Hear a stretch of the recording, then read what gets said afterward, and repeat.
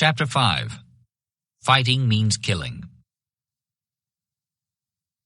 Disaster came in various forms this spring, and it moved to various tempos.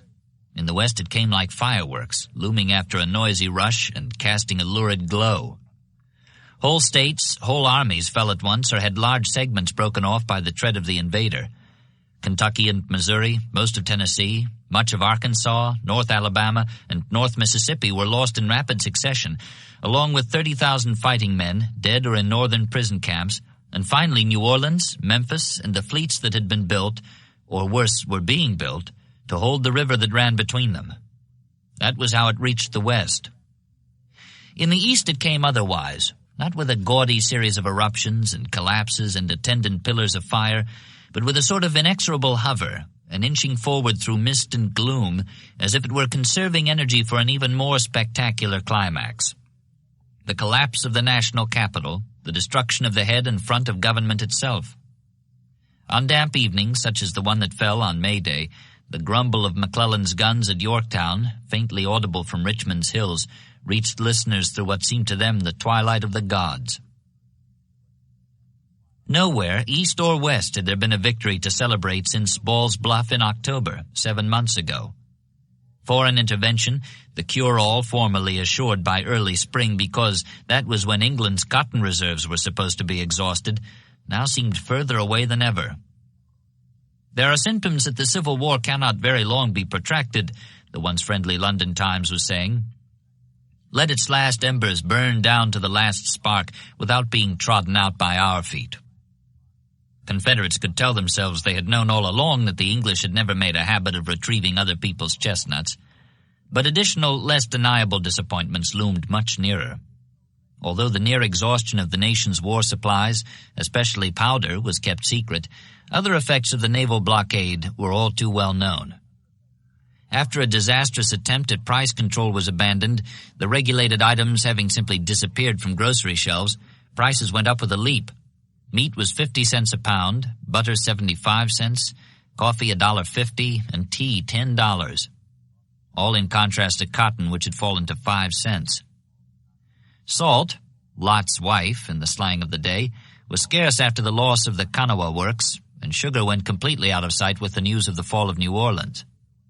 What was more, all this took place in an atmosphere not only of discouragement but also of suspicion. Treasonable slogans were being chalked on fences and walls. Union men to the rescue. Now is the time to rally round the old flag. God bless the stars and stripes. There were whispers of secret and mysterious Union meetings, and one morning a black coffin was found suggestively near the executive mansion, a noosed rope coiled on its lid. Few citizens approved of the coffin threat, but many approved of its implication as to where the blame for their present troubles lay, and so did a number of their elected representatives. The permanent Congress was different from the one that had come to Richmond from Montgomery, not so much in composition, however, as in outlook. Though for the most part they were the same men, re-elected, they served under different circumstances, the bright dawn having given way to clouds. A member who had resigned to enter the army, but who kept in touch with his former colleagues, told his wife, "It seems that things are coming to this pass. To be a patriot, you must hate Davis." They took their cue from R.B. Rhett, whose Charleston Mercury was saying, "Jefferson Davis now treats all men as if they were idiotic insects." One among them who felt that way was Yancey. Back from his fruitless European mission, he was angrily demanding to know why Virginia had 29 generals and Alabama only 4. Another was Tom Cobb, who wrote home that he and his fellows were secretly debating the deposition of Davis. He would be deposed, Cobb declared, if the Congress had any more confidence in Stevens than in him. If they could not get rid of him, they could at least try the next best thing by limiting his powers, especially in the conduct of military affairs. This had been the basis for the virulent attack on Benjamin, who administered the War Department under the close supervision of his chief. Reasoning that a professional soldier would be less pliant, they attempted to oust Benjamin by recommending R.E. Lee for the position. When Davis refused to make the change on grounds that the law required a civilian at the post, Congress retaliated with an act calling for the appointment of a commanding general who would have full authority to take charge of any army in the field whenever he thought best. Davis vetoed the measure as a violation of his rights as commander-in-chief, but at the same time, it was early March by then, ordered Lee to duty at the seat of government, where he would be charged with the conduct of military operations under the direction of the president. Thus, Davis frustrated his enemies in Congress. He gained a military secretary, an orderly sergeant, one newspaper sneered, without sacrificing one jot of his constitutional prerogative. Lee saw well enough what it came to. Returning to Richmond from his work on the South Atlantic coastal defenses, he observed, "I cannot see either advantage or pleasure in my duties, but I will not complain, but do the best I can." His best was better than might have been expected, considering the limitations of his authority and his early failures in the field. Mainly what he accomplished was done through tactful handling of the president, whose admission that events have cast on our arms and hopes the gloomiest shadows, Lee now saw at first hand was the mildest possible statement of conditions. Not only was there a crippling shortage of weapons, it now appeared probable that there soon would be a lack of men to shoulder the few they had. The so-called bounty and furlough law, having proved a failure except as a disruptive influence, few of the volunteers whose Sumter-inspired one-year enlistments would expire in April seemed willing to forego at least a vacation at home before signing up again, and many were saying quite openly that they were through with Army life for good. In the heat of their conviction that they had earned a rest, the already badly outnumbered Southern armies seemed likely to melt away just as the Northern juggernaut was scheduled to gather speed in the East as in the West. Virginia had already met the problem by providing for a general enrollment in the state militia of all citizens between the ages of 18 and 45, to be used as replacements for the men whose Army enlistments expired. Under the influence of Lee, Davis proposed more stringent measures on a larger scale. In a late March message to Congress, he recommended outright conscription, within the same age bracket, throughout the Confederacy, to make sure, he said, that the burden of fighting did not fall exclusively on the most ardent and patriotic. Congress debated hotly, then on April 16th, after lowering the upper age limit to 35, passed the first national conscription law in American history. They passed it because they knew it was necessary, but they blamed Davis for having made it necessary by adopting the dispersed defensive, which they said had dampened national enthusiasm. His reply, that without military stores, without the workshops to create them, without the power to import them, necessity not choice has compelled us to occupy strong positions and everywhere to confront the enemy without reserves, did nothing to assuage the anger of the state's writers, who saw in conscription a repudiation of the principles for which the war was being fought. Georgia's Governor Joseph E. Brown flatly declared that no act of the government of the United States prior to the secession of Georgia struck a blow at constitutional liberty so fell as has been struck by the Conscription Act. The fire eaters, already furious at having been denied high offices, renewed their attacks on Davis as a despot. He replied in a letter to a friend, "When everything is at stake and the united power of the South alone can save us, it is sad to know that men can deal in such paltry complaints and tax their ingenuity to slander because they are offended in not getting office. If we can achieve our independence, the office seekers are welcome to the one I hold."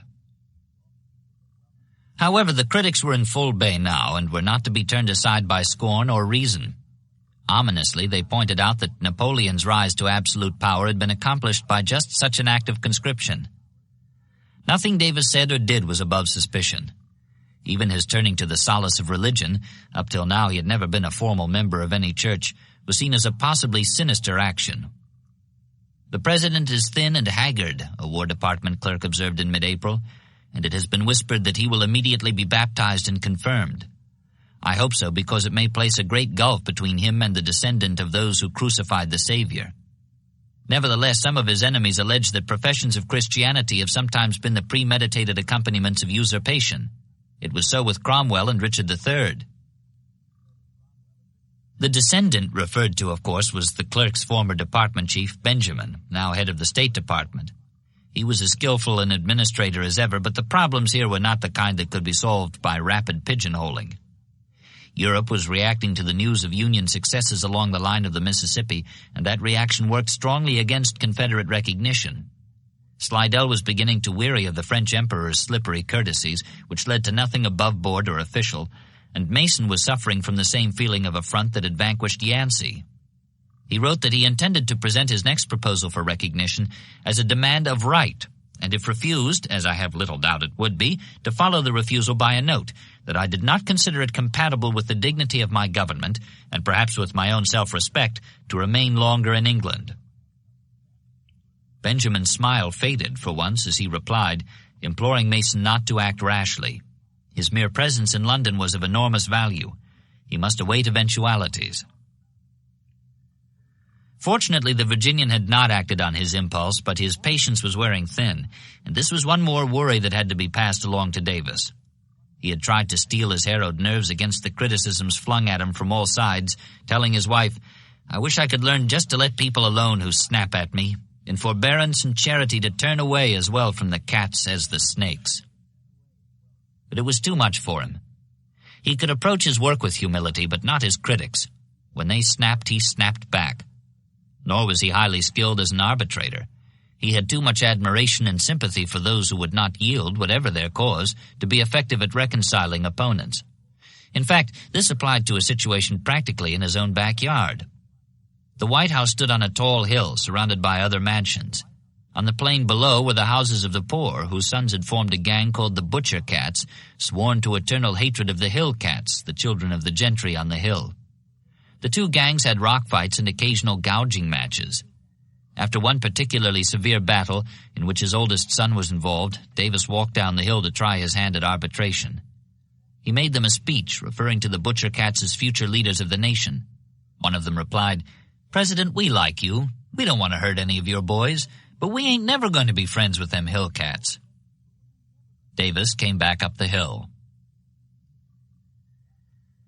Everywhere Lee had been in this war, he had arrived to find disaster looming ready-made, and this was no exception. Militarily as well as politically, the mid-March outlook in Virginia was bleak indeed. Federal combinations totaling well over 200,000 men were threatening less than 70,000 Confederates, strung out along an arc whose chord extended northwest-southeast through Richmond. At the lower end, Huger held Norfolk with 13,000, threatened from below by Burnside with the same number.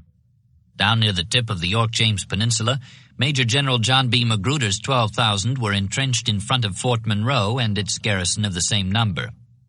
Northward, after retreating to their new position at Fredericksburg and along the near bank of the Rapidan, Johnston's 37,000 had been followed as far as Manassas by McClellan, who had 175,000 effectives in and out of the Washington defenses. Both main armies, the Army of Northern Virginia, as Lee now began to style it, and the Army of the Potomac, had detachments in the Shenandoah Valley, where Jackson, with 5,000, was falling back before Major General Nathaniel P. Banks with twice as many. Finally, at the upper or western end of this long arc, beyond Stanton, a little force of 2,800 under Brigadier General Edward Johnson prepared to do what it could to block Fremont's proposed descent of the Alleghenies with McClellan's old army of 12,500, which in time would be doubled, despite McClellan's protests, by accretions from his new one. Much of this was unknown to Lee, especially enemy strengths, which in general were overestimated. The Confederate spy system was yielding very little information these days. But one thing was quite clear. After leaving a sizable garrison to hold the Washington entrenchments, McClellan's large main body could slide anywhere along that arc, or rather under cover just beyond it, then bull straight through for Richmond, outnumbering 3-1, or for that matter 10-1, depending on where it struck, any force that stood in its path. Just now its actions were suspicious.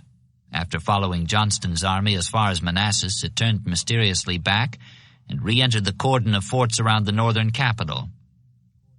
This seemed to indicate that it was about to start its slide, but before Lee could even begin to try to second-guess its destination, news arrived from the south that upset his already inadequate dispositions. Burnside had taken New Bern.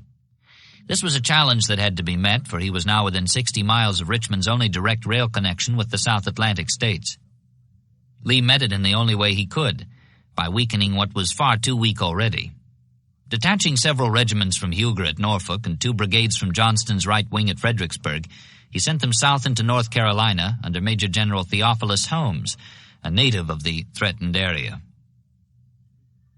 The following week, March 23rd, Stonewall Jackson turned on Banks at Kernstown, intending to inflict a terrible wound on what he thought was a small segment, but soon retreated, badly cut up himself when the segment turned out to be a full division.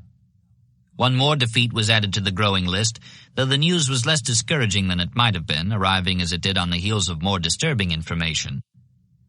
Just as Lee returned to giving the main danger, McClellan, his main attention, Huger reported by telegraph that more than 20 transports had come down Chesapeake Bay the night before and were disembarking troops at Old Point Comfort across the way. Soon afterward, this alarming news was confirmed by a wire from Magruder calling urgently for reinforcements. The force confronting him, he said, had risen to 35,000 overnight. Neither general identified the enemy units, but Lee considered their arrival a probable sign that McClellan had started his slide along the arc. However, even if Lee had been certain of this, he still could not be certain of their goal. They might be on their way to Burnside for operations in North Carolina. They might be mounting an offensive against Norfolk. They might be intended as a diversion to hold Magruder in position while the main body jumped on Johnston. Or they might be the advance of McClellan's whole army, arriving for an all-out drive up the peninsula. Until he knew which of these possibilities was, or were, at least probable, he would be taking an enormous risk in strengthening the arc at any point by weakening it at another. To lose Norfolk, for example, would be to lose the Virginia, which was all that was keeping the Federal gunboats from raking Magruder's right flank on their way up the James to bombard Richmond. Or to weaken Johnston's army, already reduced by more than 10% as a result of detaching 2 brigades for Holmes, might be to expose that mainstay of the Confederate defense to utter destruction.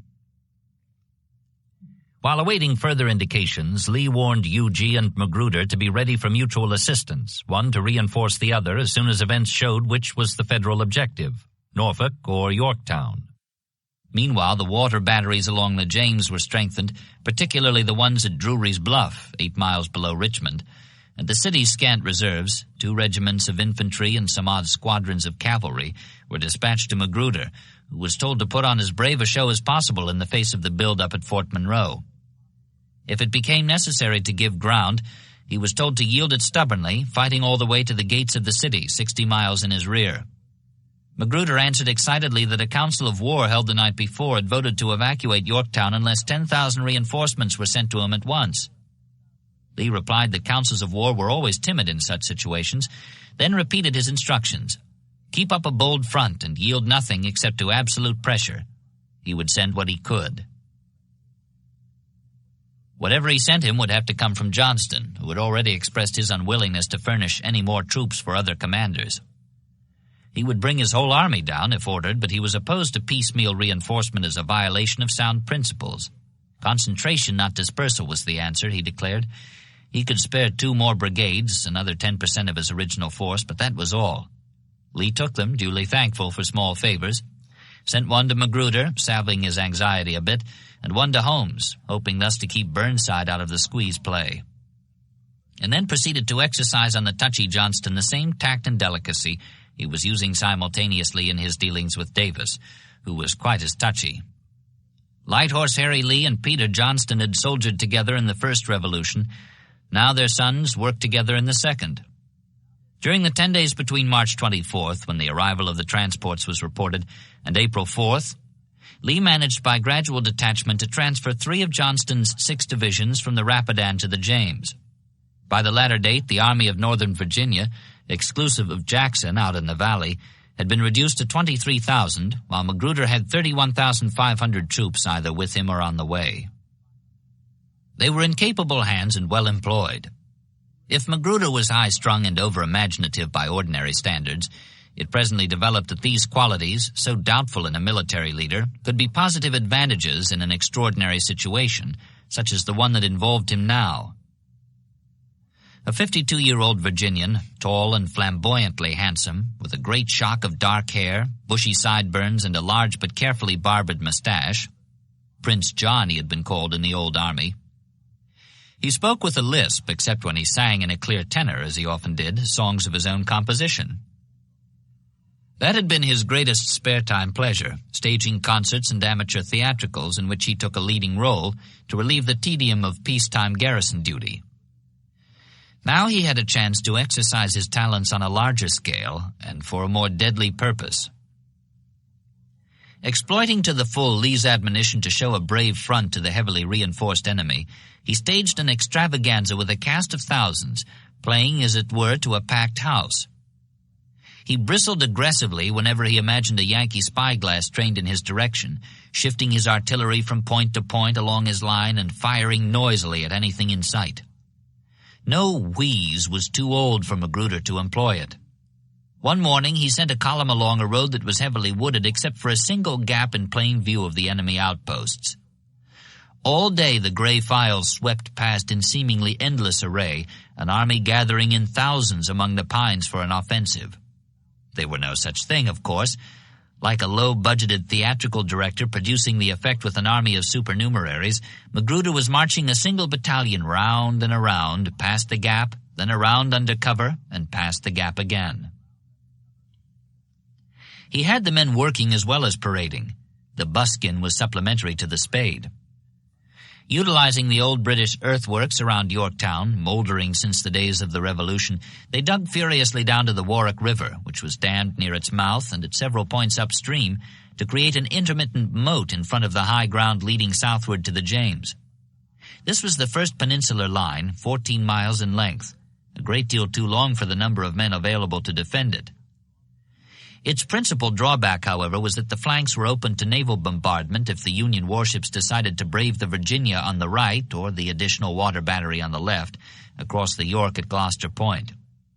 10 miles in his rear, just east of Williamsburg, Magruder was constructing a second defensive line, though in fact it was not so much a line as it was a sort of rally point in case the first gave way. Here he had two streams to protect his flanks from infantry assault, one flowing north, the other south. On the high ground in the center, just in front of the old colonial capital, he was improvising a bastioned earthwork which he or his officers, after the thespian custom of sometimes naming a theater for a star, christened Fort Magruder. This second peninsular line had all the drawbacks of the first, plus certain intrinsic weaknesses all its own. Magruder was not a skilled engineer, he admitted it and even complained about it, but he tried to make up in energy for what he lacked in skill. A dozen small redoubts were scattered about for the fort's protection. Fields of fire were cleared by felling trees. Additional rifle pits were dug, extending the line behind the tidal creeks. Magruder was doing the best he could.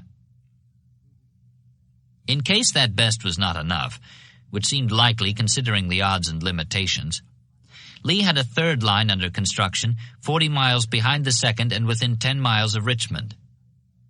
Its right was anchored on the James and its left on the Chickahominy, a boggy stream which also covered a portion of the front with a tributary known as White Oak Swamp.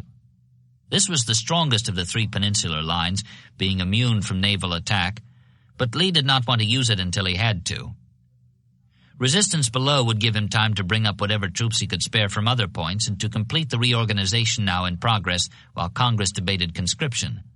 That was why he was sending all the men he could lay hands on, including half of Johnston's army, down to Yorktown. For a time he feared that he had guessed wrong. The Federals were strangely inactive at Fort Monroe.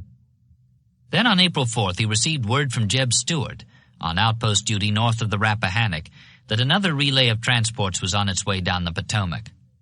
Simultaneously, Magruder reported heavy blue columns moving in his direction. These two pieces of evidence were strong, but Lee was still not sure that this was McClellan's main effort. Then, 5 days later, on the heels of the depressing news that Albert Sidney Johnston had fallen at Shiloh, a minister who had escaped from Alexandria gave a detailed account of Unionist activities at that port of embarkation, adding that he personally had seen McClellan himself board one of the steamers for the journey down the coast. For Lee, this was conclusive. He went to Davis with the evidence, and that same day, April 9th, the President ordered Johnston to report at once to Richmond, bringing his two strongest divisions along for duty on the peninsula. He arrived on the 12th. Two of his divisions, under Major Generals G.W. Smith and Longstreet, were in his wake. The third, under Major General Ewell, stayed where it was, with instructions to cooperate with Jackson if the necessity arose. Informed that his command now included the peninsula and Norfolk, Johnston left Richmond that same day for an inspection of the Yorktown and Williamsburg lines. 2 mornings later, April 14th, he was back again, waiting in the presidential office when Davis arrived for work. The bleakness of his outlook matched the brevity of his absence. Both of Magruder's defensive lines were utterly untenable, he told Davis. Not only were they improperly sited and too long, vulnerable as they were to artillery in front and amphibious landings in the rear, they would most likely prove a trap for any army that tried to hold them. In short, he favored an immediate withdrawal to the third line of defense.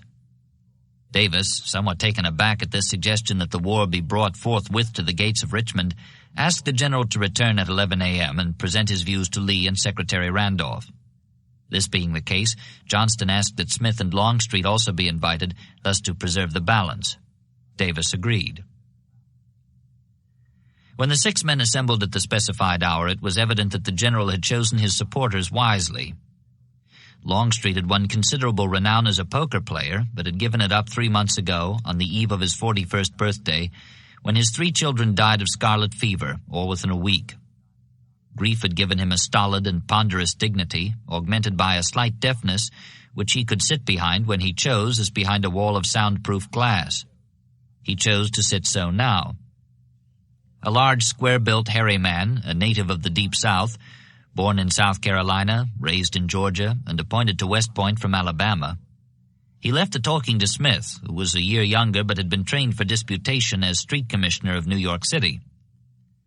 Like Mansfield Lovell, his New York deputy, Smith had joined the Confederacy late, after waiting to see what his native Kentucky would do.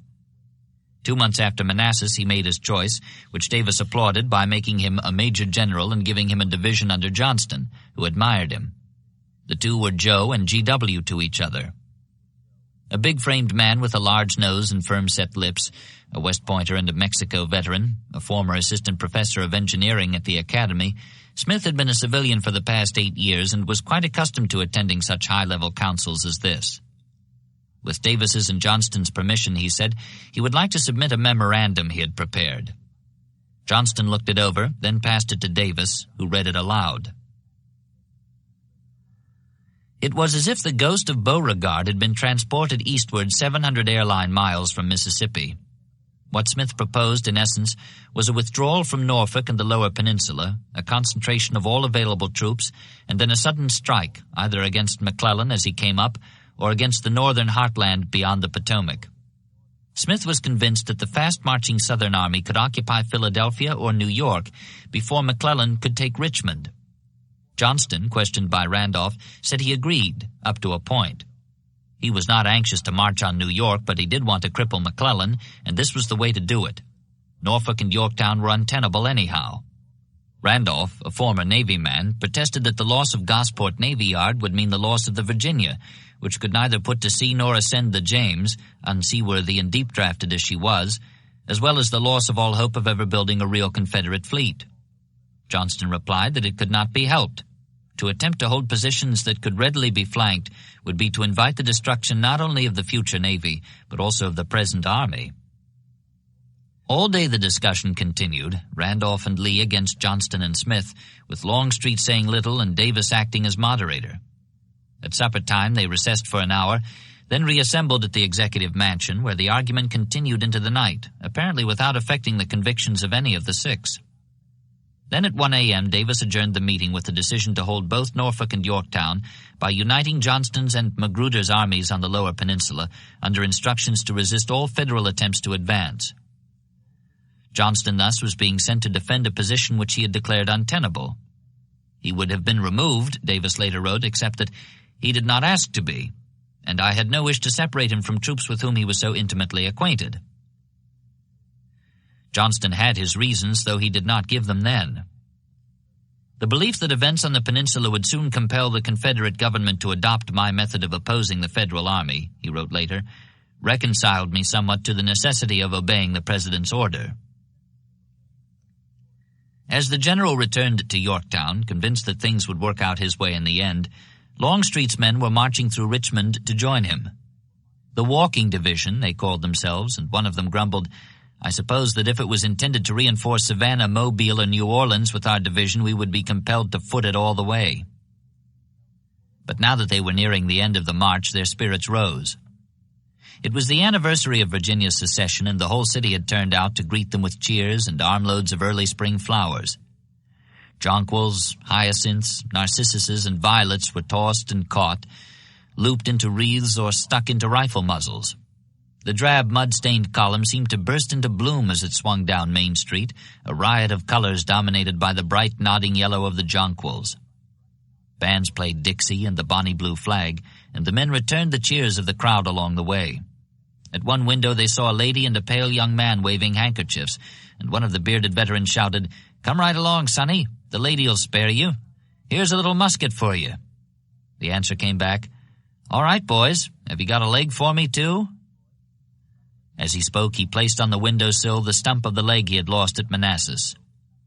The battalion made an effective apology. Wheeling spontaneously into line, it halted, presented arms, and rattled the windows of the block with cheering. Johnston found a quite different spirit around Yorktown, 50 miles below. Magruder and his men were worn out by the strain of the long bluff. Their food was poor and their uniforms in rags. What was more, the enemy had begun to probe the Warwick River line with field artillery. There were night alarms and occasional stampedes, one including a work party of several hundred slaves who broke for the rear and in their flight swept away part of the infantry support. Whatever his vaunted gallantry in the open field, the Southern volunteer did not relish this kind of warfare, huddling under bombardments and waiting to be overrun. One detachment gave way completely under the tension, a member of the relief party reporting that he had found some of these poor lads sobbing in their broken sleep like a crying child just before it sinks to rest. It was really pathetic. The men actually had to be supported to the ambulances sent down to bring them away. They had the sympathy of their new commander, who was convinced that they should not have stayed there in the first place. To the War Department, the last 10 days of April brought word of the fall of New Orleans and the opening of Halleck's campaign against Corinth, as well as a trickle of I-told-you-so dispatches from the lower peninsula. Johnston declared that Magruder's lines were even more defective than he had supposed when he made his first inspection.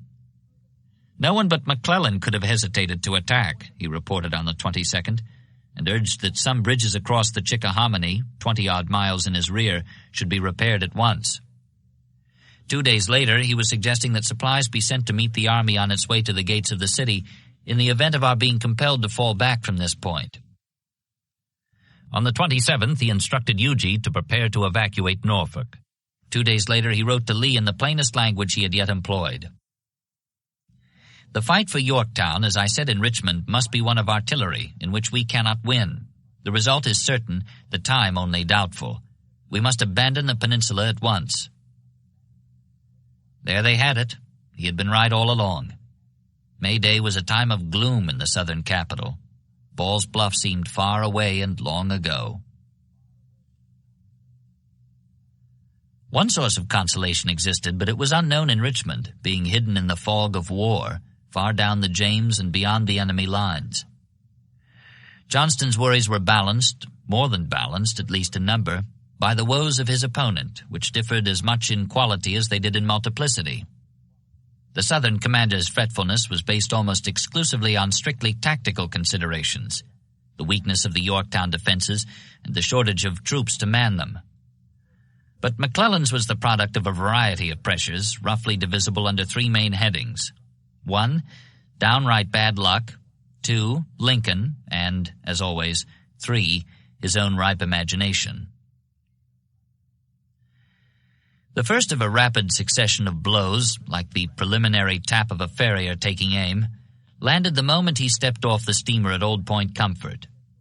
Flag Officer Goldsborough, up from the North Carolina Sounds to provide naval support for the movement up the narrow tongue of land, met him with word that the fleet would not be able to assist in reducing the enemy batteries on the York or the James.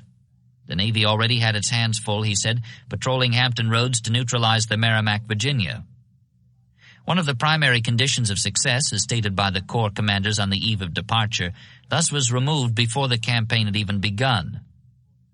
Fortunately, McClellan had a full day in which to absorb the shock of this, but after that brief respite, the blows began to land with trip-hammer rapidity.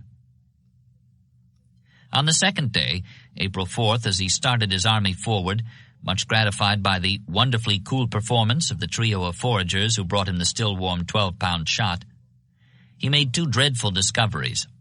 The first was that his handsome coastal survey maps were woefully inaccurate. The roads all ran the wrong way, he complained, and the Warwick River, shown on the maps as an insignificant creek flowing parallel to the James, was in fact a considerable barrier, cutting squarely across his line of march. To add to its effectiveness as an obstacle, the Confederates had dammed it in 5 places, creating 5 unwadable lakes and training their heavy artillery on the boggy intervals. McClellan was amazed at the river's location and condition. "It grows worse the more you look at it," he wailed. As he stood gazing forlornly at this waste of wetness in his path, another unexpected development overtook him, also involving water. It began to rain, and from this there grew an even worse disclosure. Those fine sandy roads, recommended as being passable at all seasons on the year, turned out to be no such thing. What they were was gumbo, and they were apparently bottomless. Guns and wagons bogged past the axles, then sat there, immovably stuck. One officer later testified that he saw a mule go completely out of sight in one of the chunk holes, all but the tips of its ears, but added in the tall-tale tradition that the mule was a rather small one. No navy, no fit maps, no transportation. McClellan might well have thought the fates had dealt him all the weal they intended. Writing to his wife of his unenviable position, the rebels on one side and the abolitionists and other scoundrels on the other, he said, "Don't worry about the wretches. They have done nearly their worst and can't do much more." He was wrong, and before the day was over he would discover just how wrong he was. The people he referred to could do a great deal more. If McClellan did not realize this, Lincoln's 2 young secretaries knew it quite well already. "General McC is in danger," one was telling the other, "not in front, but in rear." Returning to Army headquarters at the close of that same busy day, his first in bristling proximity to the enemy since the campaign in West Virginia, almost 9 months ago, McClellan found the atmosphere of the lantern-hung interior as glum as the twilit landscape of rain-soaked fields and dripping woods through which he had just ridden. Sorrow and anger, despair and incredulity were strangely combined on the faces of his staff. Soon the young Napoleon was sharing these mixed emotions, for the answer, or answers, lay in a batch of orders and directives just off the wire from Washington. The first was dated yesterday, April 3rd. Fort Monroe and its garrison of 12,000, placed under McClellan 2 weeks ago as a staging area and a pool from which to draw replacements, were removed forthwith from his control. Before he could recover from the shock of learning that he had lost not only that number of troops, but also command of his present base of operations, he was handed a second order, more drastic than the first. McDowell's corps of 38,000, still awaiting sailing orders at Alexandria, McClellan intended to bring it down in mass as soon as he decided where to land it, whether on the south bank of the York for operations against Yorktown or on the northern bank against Gloucester Point, was detached and withheld as part of the force assigned to provide close-in protection for the capital. This action was given emphasis by a supplementary order creating what was called the Department of the Rappahannock under McDowell, as well as another new one called the Department of the Shenandoah under Banks, whose corps was also declared no longer a part of the Army of the Potomac. McClellan was floored. Even without the loss of Banks, which made no actual change in dispositions, the combined detachments of Blenker, McDowell, and the Fort Monroe garrison, an approximate total of 60,000 fighting men, reduced by well over 1/3 the 156,000 he had said at the outset would be necessary for the success of his Peninsula campaign. Nor was this all. As he took to his troubled bed that night, he had something else to think about, something that seemed to him and his staff conclusive proof that the administration, disapproving of the campaign in the first place, was determined to assure its failure before the opening shot was fired. A final order dated yesterday and signed by the Adjutant General for distribution to the governors of all the loyal states put an end to the recruiting of volunteers throughout the Union. All recruiting offices were closed, the equipment put up for sale to the highest bidders, and all recruiting personnel were reassigned to other duties.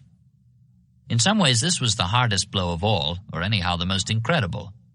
At a time when the Confederate authorities, 60 miles away in Richmond, were doing all they could to push through the first conscription law in American history, a law which could be expected to swell the ranks of the army facing him, it seemed to McClellan that his Washington superiors, twice that distance in his rear, had not only taken a full 1/3 of his soldiers from him, but then had proceeded to make certain that they could never be replaced. The fact was, on the eve of bloody fighting, Lincoln and Stanton had seen to it that he would not even be able to replace his casualties. So it seemed to McClellan. At any rate, as he went to bed that night, he could say, "They have done nearly their worst," and be a good deal closer to the truth. Next morning, if somewhat daunted by all the knocks he had had to absorb in one short night, he was back at the front probing the enemy defenses with his 3 remaining corps. Heintzelman and Keyes, on the right and left, had 2 divisions each, with a third on the way down Chesapeake Bay for both. Sumner in the center had only 1, his second was en route, and his third had been Blenker. All 3 of these brigadiers were hard-shell regulars. Sumner had put in 7 of his 43 years of Army service before McClellan was born, and both of the others were 30-year men or better. But after coming under heavy fire from long-range guns and bogging down in the flooded approaches, all agreed with the chief engineer's report that the rebel line was certainly one of the most extensive known to modern times. If the Navy had been there to wreck the batteries on the flanks, or if the weight of McDowell's corps, the largest of the original 4, could be added to the pressure the Army could exert, things might be different. As it was, however, all felt obliged to agree with Keyes, who later reported bluntly, "No part of the Yorktown-Warwick River line, so far discovered, can be taken by assault without an enormous waste of life." If the Confederate defenses could not be broken by flanking operations, if assault was too doubtful and expensive, only one method remained: a siege. McClellan would do it that way if he had to. He had studied siege tactics at Sebastopol. But he much preferred his original plan, which he now saw was impractical without his original army. As he rode back to headquarters this second night, he decided to make a final appeal to Lincoln. Under the heading, "Near Yorktown, 7:30 p.m., he outlined for the president the situation as he saw it, neglecting none of the drawbacks, and begged him to reconsider the order detaching McDowell. "In my deliberate judgment," he wrote, "the success of our cause will be imperiled by so greatly reducing my force when it is actually under the fire of the enemy and active operations have commenced. I am now of the opinion that I shall have to fight all the available forces of the rebels not far from here. Do not force me to do so with diminished numbers." Lincoln's reply the following day was a brief warning that delay on the peninsula would benefit the Confederate defenders more than it would the Federal attackers. "You now have over 100,000 troops with you. I think you better break the enemy's line from Yorktown to Warwick River at once." McClellan's first reaction, he told his wife, was to reply that he had better come and do it himself. Instead, he wired on the 7th that after the 3 recent detachments, his entire force for duty amounted to about 85,000 men, more than a third of whom were still en route from Alexandria. Lincoln took a day to study this, then replied on the 9th at considerable length. He was puzzled, he said, by a curious mystery. The general's own report showed a total strength of 108,000. How can the discrepancy of 23,000 be accounted for? Beyond this, however, the president's main purpose was to point out to McClellan that more factors were involved in this war than those which might occur to a man with an exclusively military turn of mind. In other words, this was a civil war. The general was aware of certain pressures in his rear, but Lincoln suggested in a final paragraph that he would gain more from studying those pressures and maybe finding ways to relieve them than he would from merely complaining of their presence. It was a highly personal communication, and in it he gave McClellan some highly personal advice. "Once more let me tell you that it is indispensable to you that you strike a blow. I am powerless to help this. You will do me the justice to remember I always insisted that going down the bay in search of a field instead of fighting at or near Manassas was only shifting and not surmounting a difficulty, that we would find the same enemy and the same or equal entrenchments in either place. The country will not fail to note, and is now noting, that the present hesitation to move upon an entrenched enemy is but the story of Manassas repeated. I beg to assure you that I have never written you or spoken to you in greater kindness of feeling than now, or with a fuller purpose to sustain you, so far as, in my most anxious judgment, I consistently can. But you must act." That most anxious judgment had been under considerable strain ever since McClellan's leading elements started down the coast in transports. Ben Wade and Zachariah Chandler were bombarding Lincoln with protests that the general's treasonable intent was plain at last for any eye to see. The whole campaign had been designed to sidetrack the main Union army by bogging it down in the sloughs southeast of Richmond, thus clearing the path for a direct rebel sweep on Washington with little to stand in its way. Stanton not only encouraged the presentation and acceptance of this view, but also enlarged it by assigning additional motives to account for his former intimate's treachery.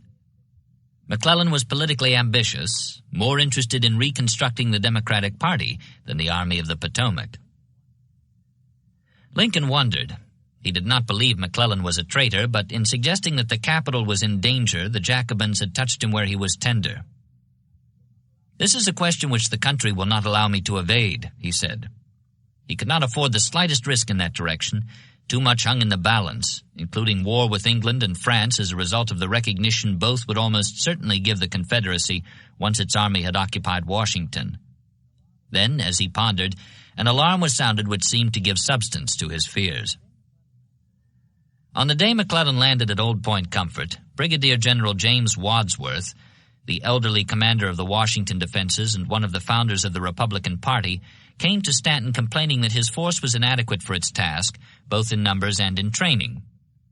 The secretary sent his military assistant, the hapless Hitchcock, and Adjutant General Lorenzo Thomas to investigate, and when they confirmed Wadsworth's report that the capital was in danger, Stanton took him triumphantly to Lincoln. McClellan's note of the day before, claiming that he had left 77,456 men behind to give Washington the stipulated entire feeling of security, was checked for accuracy. Certain discrepancies showed at once, and the harder the three men looked, the more they saw. In the first place, by an arithmetical error, the troops at Warrenton had been counted twice. Proposed reinforcements from Maryland, Pennsylvania, and New York had not arrived, though they were listed. Blenker's division, on the way to Fremont, had also been included on grounds that Banks could interrupt its march if it was needed. All these had to be subtracted. And so, for that matter, did the two divisions already with Banks in the valley. Patterson's army, out there in July, had done nothing to protect the capital after the debacle at Bull Run. In fact, by actual count, as Lincoln saw it, once McClellan's whole army had gone down the coast, there would be fewer than 29,000 men in all to stand in the way of a direct Confederate drive on Washington, 11,000 less than the general's own corps commanders had said were necessary. The way to keep this from happening was to stop one corps from going to join McClellan, and that was what Lincoln did, creating in the process the departments of the Rappahannock and the Shenandoah to give McDowell and Banks their independence. The former would make his headquarters at Falmouth, opposite Fredericksburg, and in time, conditions permitting, march overland to join his former chief in front of Richmond.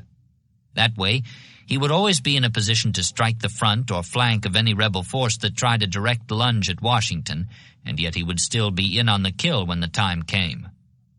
Lincoln did not want to hurt McClellan any more than he had to. In fact, on the day after telling him, "You must act," he released McDowell's lead division under Franklin, a great favorite of McClellan's, who asked in a final desperate plea that this at least not be withheld, to proceed by the water route as originally planned. Exuberantly grateful, McClellan wired on April 13th, "We shall soon be at them, and I am sure of the result." Lincoln had heard him say such things before. They were part of what made the young Napoleon at once so likable and exasperating. The president knew by now not to put much stock in such expressions, which after all only meant that McClellan was feeling good again. Lincoln himself was not. The past week had been a strain, in some ways harder than the strain which had followed defeat on the plains of Manassas. His sadness had deepened, along with the lines in his face, though he still kept his wry sense of humor. A country editor called at the White House claiming to have been the first to suggest Lincoln's nomination for president. Lincoln was busy, but when he tried to escape by saying he had to go over to the War Department on business, the editor offered to accompany him. "Come along," Lincoln said. When they got there, he told his visitor, "I shall have to see Mr. Stanton alone, and you must excuse me." He turned to enter, but then, perhaps considering this too abrupt, turned back and took the editor by the hand. "Goodbye," he said. "I hope you will feel perfectly easy about having nominated me. Don't be troubled about it. I forgive you."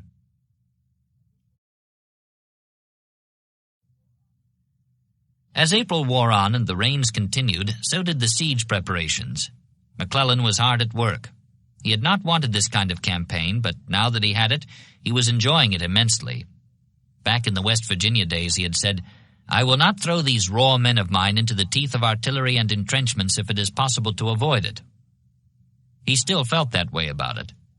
I am to watch over you as a parent over his children, he had told his army the month before, and that was what he was doing. If it was to be a siege, let it be one in the grand manner, with fascines and gabions, zigzag approaches, and much digging and shifting of earth preparatory to blasting the rebel fortifications clean out of existence. Do not misunderstand the apparent inaction here, he wired Lincoln on the 23rd, concerned lest a civilian fail to appreciate all this labor. Not a day, not an hour has been lost. Works have been constructed that may almost be called gigantic. Gigantic was particularly the word for the 15 10-gun batteries of 13-inch siege mortars being installed within 2 miles of Yorktown. On completion, they would be capable of throwing 400 tons of metal daily into the rebel defenses. 6 were installed and ready before the end of the month, but McClellan held his fire, preferring to open with all of them at once. Meanwhile, he neglected nothing which he thought would add to the final effect. On the 28th, he wired Stanton, "Would be glad to have the 30-pounder Parrotts in the works around Washington. Am short of that excellent gun." When Lincoln saw the request, his thin, stretched patience snapped. "Your call for Parrott guns alarms me," he answered on May Day, "chiefly because it argues indefinite procrastination. Is anything to be done?" McClellan replied that the Parrotts would hasten, not delay, the breaking of the enemy lines. All is being done that human labor can accomplish. The build-up continued. Then suddenly, May 4th, it paid off. The noonday Sabbath quiet of the War Department telegraph office was broken by the brief, jubilant clatter of a message from the peninsula. "Yorktown is in our possession. George B. McClellan." That there was more to it than that, in fact a great deal more, became apparent from the messages which followed. McClellan had not taken Yorktown, he had received it by default. Joe Johnston had been observing all those large-scale preparations, then had pulled back on the eve of what was to have been the day of his destruction. It was Centerville, Manassas all over again, except this time the guns he left behind were real ones. 56 heavy siege pieces, many with their ammunition still neatly stacked, and only 3 of them damaged. However, he had saved all of his field artillery and given his army a head start toward whatever defensive line he intended to occupy next. McClellan did not mean for him to do so unmolested. He sent the cavalry in pursuit at once, despite a thunderstorm that approached cloudburst proportions, and followed it with the whole army under Sumter, while he himself remained at Yorktown to launch an amphibious end run up the York, attempting to cut off Johnston's retreat by landing Franklin's division in his rear. The result was a bloody rearguard action next day in front of Williamsburg, anticipated and reviewed in 2 telegrams he sent, the first at 9 a.m. and the last at 9:40 p.m. The former was to Stanton, an announcement of intention. "I shall push the enemy to the wall." The latter was to Franklin, who was coming up by water while McClellan himself hurried overland to where Sumner's guns were growling. "We have now a tangent hit. I arrived in time." Johnston, whose men were plodding along the single miry road behind their slow-grinding wagon train, had not planned a halt until he crossed the Chickahominy, but the Union infantry was closing fast, unimpeded by wagons, and the cavalry was taking potshots at his rear guard before sundown. So he instructed Longstreet's division to delay the pursuit by holding Fort Magruder long enough to give the rest of the army time to draw off. When Sumner's men came slogging up, they were met by a spatter of musketry that stopped them for the night.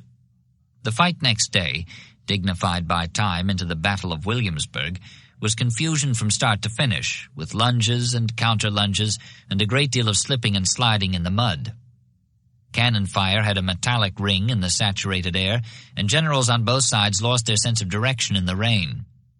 Sumner kept pushing and probing. Longstreet had to call for help, and Major General D.H. Hill countermarched his whole division and joined the melee.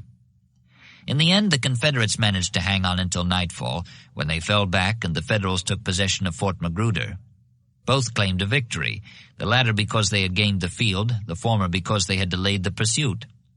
The only apparent losers were the casualties, 1,703 for the South, 2,239 for the North. Whatever else it amounted to, and that seemed very little, the day-long battle had given the troops of both sides 2 clear gains at least. The first was that, as soldiers, they were tangibly worth their salt. Despite the confusion and the milling about, which gave the action a superficial resemblance to Bull Run, The men had fought as members of military units, not as panicky individuals. This in itself was a substantial gain, one they knew was beyond value. Training had paid off. But the second was even more appealing. This was a new confidence in their respective commanding generals, in spite of the fact that neither had been present for the fighting. Johnston was toiling westward through the mud with his main body. Coming upon a deeply mired 12-pound brass Napoleon, which a battery lieutenant was about to abandon, in obedience to orders that nothing was to be allowed to impede the march, Johnston said, "Let me see what I can do." He dismounted, waded into the bog, high-polished boots, gold braid and all, and took hold of a muddy spoke. "Now, boys, all together," he cried, and the gun bounded clear of the chunk hole. After that, one cannoneer said, "Our battery used to swear by old Joe." McClellan's performance was no less endearing. Arriving just at the close of the battle, mud-stained from hard riding, his staff strung out behind him trying desperately to keep up, he went from regiment to regiment, congratulating his men for their victory and acknowledging their cheers. Often he paused for a question-and-answer exchange, strophe and antistrophe. "How do you feel, boys?" "We feel bully, General," they cried. "Do you think anything can stop you from going to Richmond?" "No, no," they shouted all together. Little Mac would give them his jaunty salute, made even flashier today by the glazed waterproof cover he was wearing on his cap, and be off down the line at a gallop to halt again in front of another regiment. "How do you feel, boys?" "We feel bully, General." "Do you think anything can stop you from going to Richmond?" "No, no." Rain-soaked and hungry, but glad to be out of the trenches, the Confederates continued their march toward the Chickahominy. Smith, in the lead, was instructed to halt at Barhamsville, 18 miles beyond Williamsburg, and guard against a flank attack from the direction of York River, while the other 3 divisions were catching up. He got there on the afternoon of the 6th, just as Franklin's men were coming ashore at Eltham Landing, 6 miles away, to execute the movement Johnson feared. Informed of this, Johnston ordered Magruder, Longstreet, and Hill to hurry forward. While they were doing so, Smith moved toward Eltham to attack. Deciding that it would be better not to try to stop the Yankees within range of their gunboats, he waited until next morning when they were a couple of miles from the landing, then hit them with Hampton's Legion and a brigade of Texans and Georgians under a 30-year-old West Pointer named John Bell Hood, a pre-war junior lieutenant in Sidney Johnston's 2nd Cavalry. Franklin's men, deep in unfamiliar country and not knowing how many graybacks might be coming at them, gave ground rapidly until they regained the covering fire of the gunboats. They had been hit harder than Johnston intended, anxious as he was to avoid the delay another general engagement would have entailed. Later he admonished the blonde-bearded 6'2" Kentucky brigadier, "General Hood, have you given an illustration of the Texas idea of feeling an enemy gently and falling back? What would your Texans have done, sir, if I had ordered them to charge and drive back the enemy?" Hood's blue eyes were somber. He said gravely, "I suppose, General, they would have driven them into the river and tried to swim out and capture the gunboats." At any rate, Smith was satisfied, Franklin was disposed of, and the wagon train was well along the road. He led his and Magruder's divisions on through New Kent Courthouse and made camp the following night beside the road, 19 miles from Barhamsville, and within easy reach of Bottom's Bridge across the Chickahominy. 5 miles downstream at Long Bridge, the divisions of Hill and Longstreet tried to sleep in a torrent of rain, which finally sent them sloshing off in search of higher ground. Whatever their discomfort, Johnston's reaction was primarily a feeling of relief that his 54,000 soldiers had escaped a trap laid by twice their number. Not that he was through retreating. Already he had notified Lee in Richmond, "The want of provision and of any mode of obtaining it here, still more the dearth of forage, makes it impossible to wait to attack the enemy while landing. The sight of the ironclad boats makes me apprehensive for Richmond, too, so I move on." The Federals were after him, moving slowly, however, along the cut-up roads. Sumner at Williamsburg and Franklin at Eltham Landing had failed to bag the retreating enemy, but McClellan was not discouraged. His men had shown all the dash a commander could ask for, and the rebels were dribbling casualties and equipment as they fled. "My troops are in motion and in magnificent spirits," he informed the War Department. They have all the air and feelings of veterans. It will do your heart good to see them. The frontal attack up the middle of the peninsula had left the foe no time to get set for another prolonged resistance, and the long end run, despite the savage repulse next day, had fully served its purpose in clearing our front to the banks of the Chickahominy. In accordance with plans made months ago, when Urbana was the intended place of debarkation, he set up his base at West Point, the terminus of the 35-mile-long Richmond and York River Railroad. Here the Mattapony and the Pamunkey converged to form the York, which afforded a deep draft supply line all the way back to Chesapeake Bay. Regiment after regiment, division after division of reinforcements could be landed here, fresh for combat, and McClellan was quick to suggest that this be done. May 8th he wired Stanton, "The time has arrived to bring all the troops in eastern Virginia into perfect cooperation. I expect to fight another and very severe battle before reaching Richmond, and with all the troops the Confederates can bring together. All the troops on the Rappahannock, and if possible those on the Shenandoah, should take part in the approaching battle. We ought immediately to concentrate everything." The wire did not have to go all the way to Washington. The secretary was at Fort Monroe. He had arrived 2 days ago with Lincoln and Chase, primarily for relaxation and a look-see, but as it turned out was lending a hand in the direction of one of the strangest small-scale campaigns in American military history. Amazed to find that McClellan had made no provision for the capture of Norfolk, outflanked by the drive up the opposite bank of the James, the president decided to undertake the operation himself, employing the fortress garrison under Major General John E. Wool. Wool was 78, 2 years older than Winfield Scott, and though he was more active physically than his fellow veteran of the War of 1812, he could still mount a horse, for instance, he had other infirmities all his own. After 25 years as Inspector General, his hands trembled. He repeated things he had said a short while back, and he had to ask his aide if he had put his hat on straight.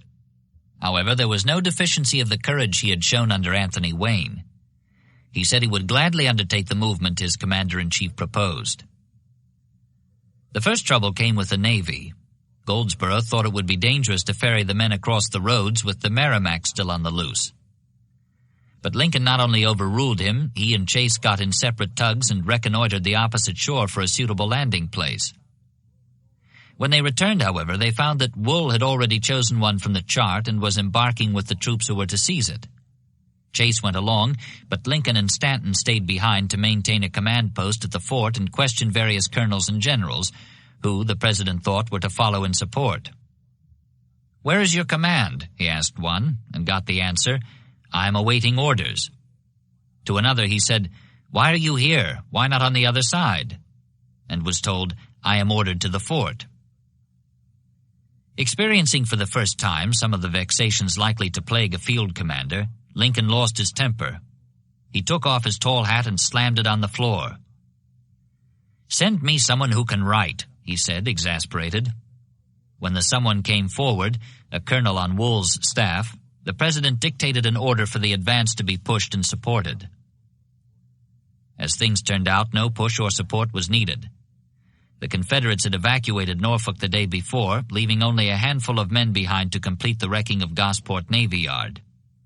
Chase and Wool were met just short of the city limits by a municipal delegation, including the mayor, who carried a large bunch of rusty keys and a sheaf of documents which he insisted on reading down to the final line before making the final formal gesture of handing over the keys.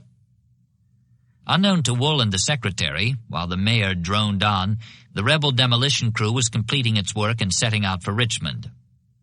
Then Chase and the general moved in with their troops and took charge, sending word back to Lincoln that his first field campaign had been a complete success, despite vexations. One demolition job remained, and it was done that night. No nation ever owed more to a single ship than the Confederacy owed the Merrimac, Virginia. Yet, with Norfolk gone, she had not only lost her home, she had lost her occupation. Josiah Tatnall, who had dipped his colors in salute to his old friend DuPont at Port Royal and had been in command of the ironclad since late March, saw two choices: either to steer her out into the roads for a suicidal finish, taking as many of the enemy with her as possible when she sank, or else to try and lighten her enough to ascend the James. In point of fact, however, there was really no choice. No matter how fitting the former seemed as a death for a gallant vessel, it obviously would not benefit the country, whereas the latter course would preserve her for future service, a second career. She now drew 23 feet as a result of recent additions to her armor, but the pilots assured the Commodore that if she could be lightened to 18 feet before daylight, they would take her up to Harrison's Landing or City Point, where she could be put in fighting trim again. Tattnall assembled the crew and told them what had to be done. They gave 3 cheers and got to work, heaving everything movable over the side except her powder and shot. She had been lightened 3 feet by midnight, when the pilots announced that a strong west wind had reduced the tide so much that she could not be taken up at all.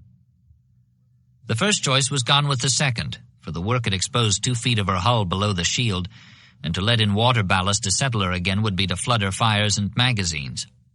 Now that she could neither run nor fight, a third choice, unconsidered at the outset, was all that remained: to destroy her. Tattnall gave the necessary orders.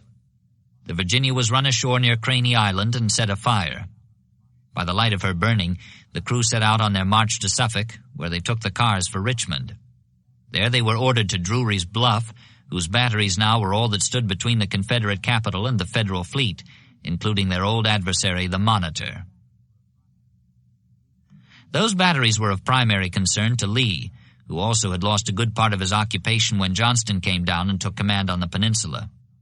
All through late April and early May, while Johnston was warning that he was about to bring the war to the outskirts of Richmond, Lee had been supervising work on the close-in defenses, of which the installations at Drury's were a part. And now that Johnston was falling back with all the speed the mud allowed, Lee continued to do what he could to protect his ancestral capital from assault. Called on at a cabinet meeting to say where the next stand could be made if the city had to be abandoned, he made an unaccustomed show of his emotions. "It would have to be along the Stanton River," he said calmly, 100 miles southwest. Then, suddenly, his eyes brimmed with tears. "But Richmond must not be given up. It shall not be given up," he exclaimed. Davis felt much the same way about it. Twice he had ridden down to Drury's with Lee to inspect the work in progress there, the hulks being sunk alongside pilings being driven across the channel, and the heavy naval cannon being emplaced on the high bluff.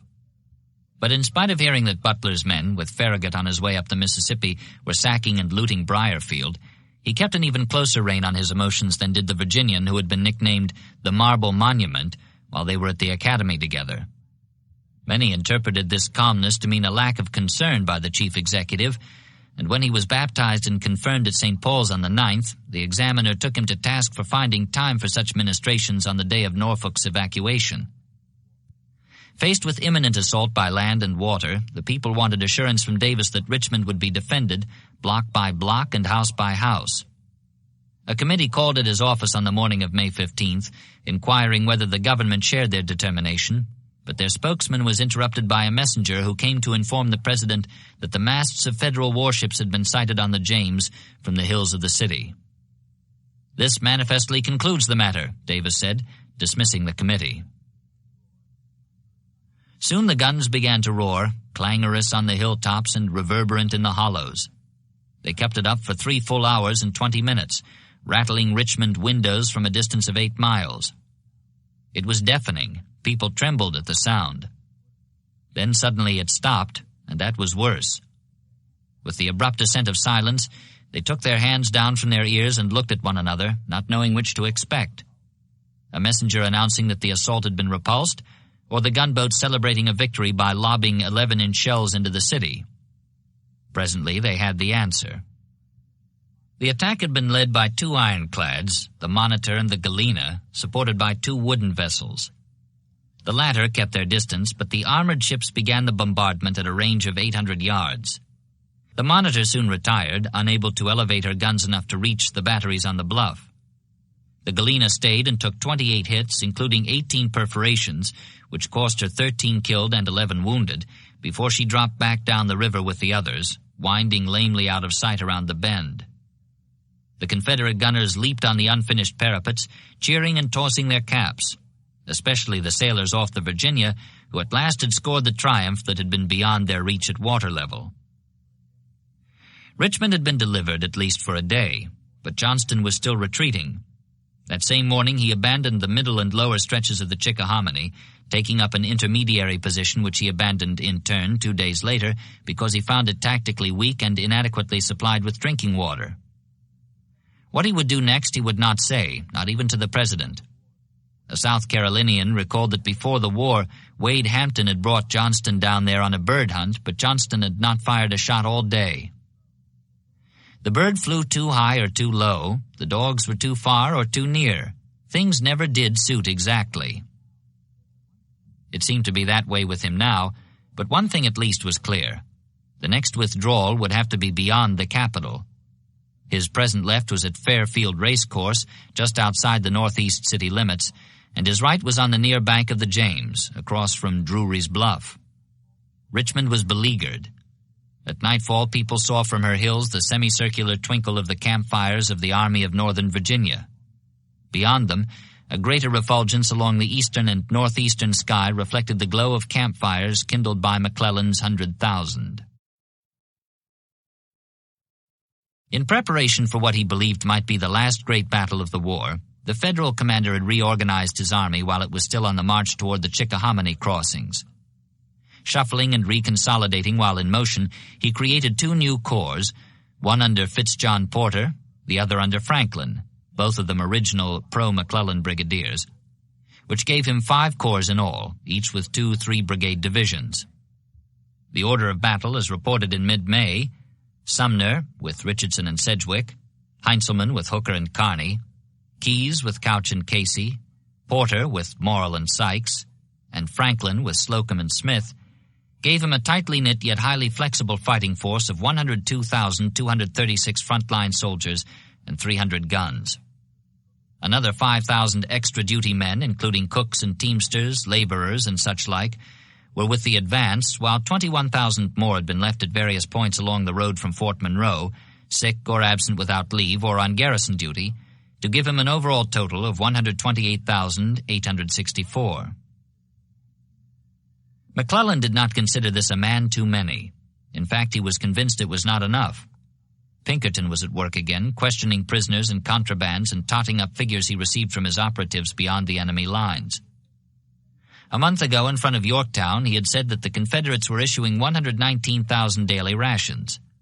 Presently, this grew to 180,000, reported along with a warning that the figure was probably low, since 200 separate regiments of Southern infantry had already been identified on the peninsula, plus assorted battalions of artillery, cavalry, and combat engineers. One corps commander wrote in his journal that 240,000 rebels were concentrated in front of the Northern Army. McClellan never believed the figure was quite that high, but he clearly believed it might be. Complaining to the War Department on May 10th that he himself could put barely 70,000 on the firing line, he continued to plead for more. "If I am not reinforced, it is probable that I will be obliged to fight nearly double my numbers, strongly entrenched." Whatever their strength, the Confederates kept falling back and McClellan continued to follow. By May 15th, he had advanced his base another 15 miles along the railroad, from West Point to the head of navigation on the Pamunkey, which gave him both water and rail facilities for bringing supplies forward. Here was a large southern mansion called the White House, where the nation's first president had courted the widow Custis, and there was a note attached to the front door. "Northern soldiers who profess to reverence Washington," it read, "forbear to desecrate the home of his first married life, the property of his wife, now owned by her descendants, a granddaughter of Mrs. Washington." The author of the note was Mrs. R.E. Lee. She had already lost one home in the path of war, Arlington near Alexandria, and McClellan respected her wishes in regard to this one. He pitched his headquarters tents in the yard and set up a permanent supply dump at the landing, but he stationed guards around the house itself to keep out prowlers and souvenir hunters, and provided an escort with a flag of truce to see the lady through the lines to join her husband. Glad of this chance to show that the practice of chivalry was not restricted to soldiers dressed in gray, he then enjoyed a brief sojourn among the relics. Even though the house itself was a reconstruction, the sensation of being on the site where Washington had slept and eaten and taken his ease gave the youthful commander a feeling of being borne up and on by the stream of history. He hoped, he said, that I might serve my country as well as he did. Riding toward the front on May 16th, he came to Old St. Peter's Church, where Washington was married. Here, too, he stopped, dismounted, and went in. That night he wrote his wife, "As I happened to be there alone for a few minutes, I could not help kneeling at the chancel and praying." What followed next day was enough to convince an agnostic of the efficacy of prayer. Officially and out of the blue, he heard from Stanton that McDowell was being reinforced by a division already on its way from Banks in the Shenandoah Valley. As soon as it got there, McClellan was told McDowell would move south to join him in front of Richmond with an additional 40,000 men.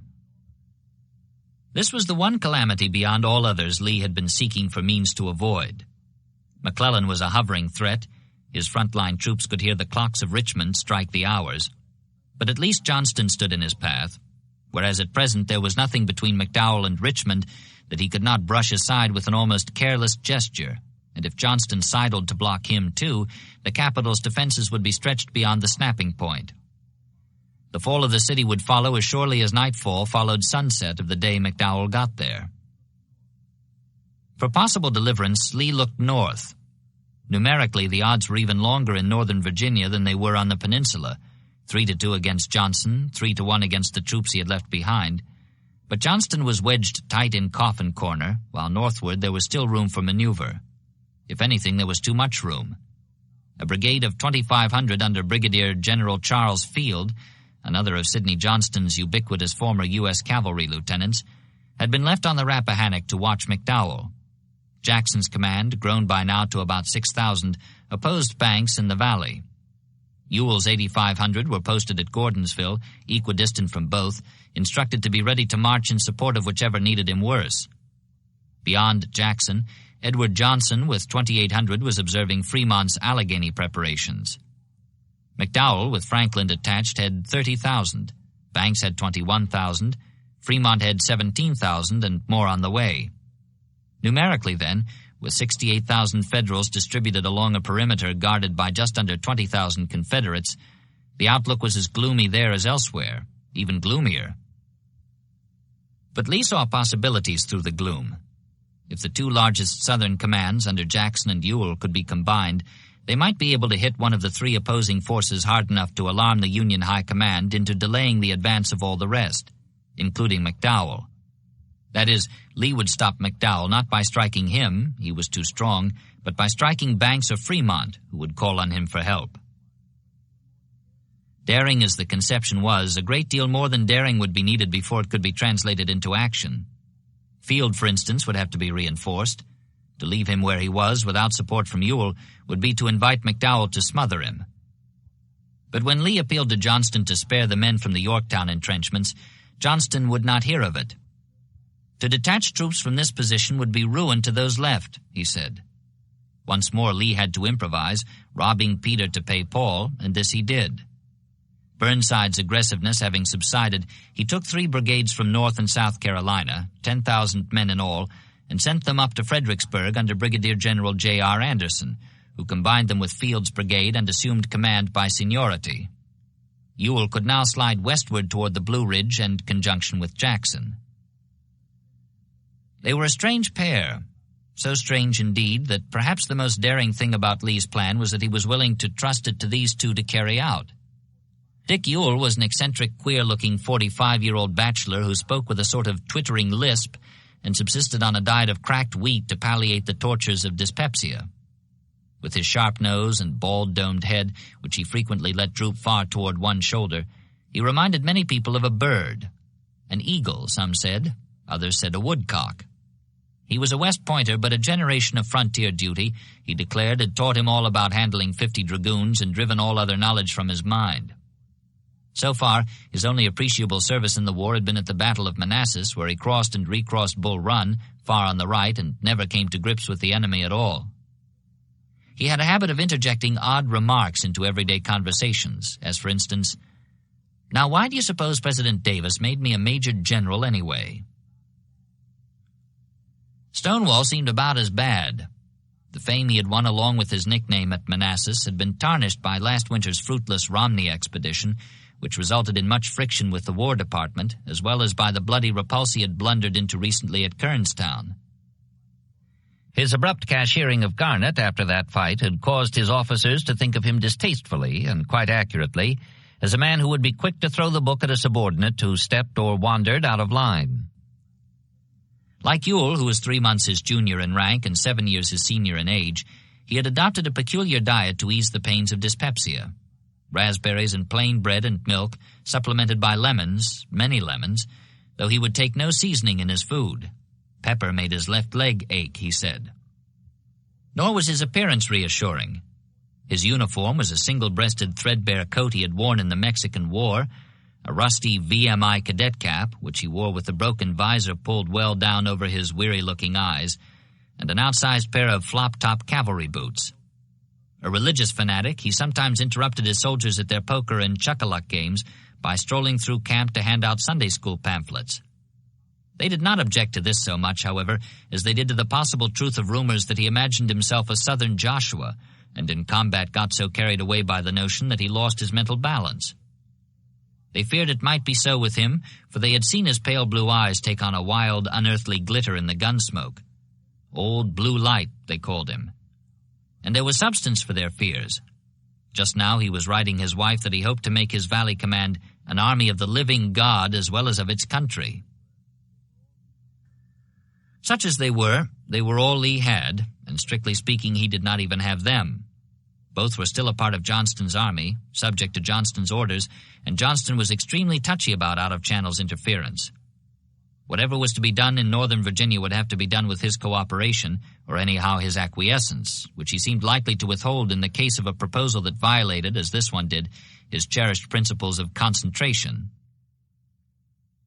On the other hand, Lee had Davis to sustain him. Unlike Lincoln, who did not count a soldier as part of the Washington defenses unless he could ride out and touch him in the course of an afternoon's round-trip carriage drive from the White House, Davis could see that a man 100 miles away might do more to relieve the pressure or stave off a threat than if he stood on the Capitol ramparts.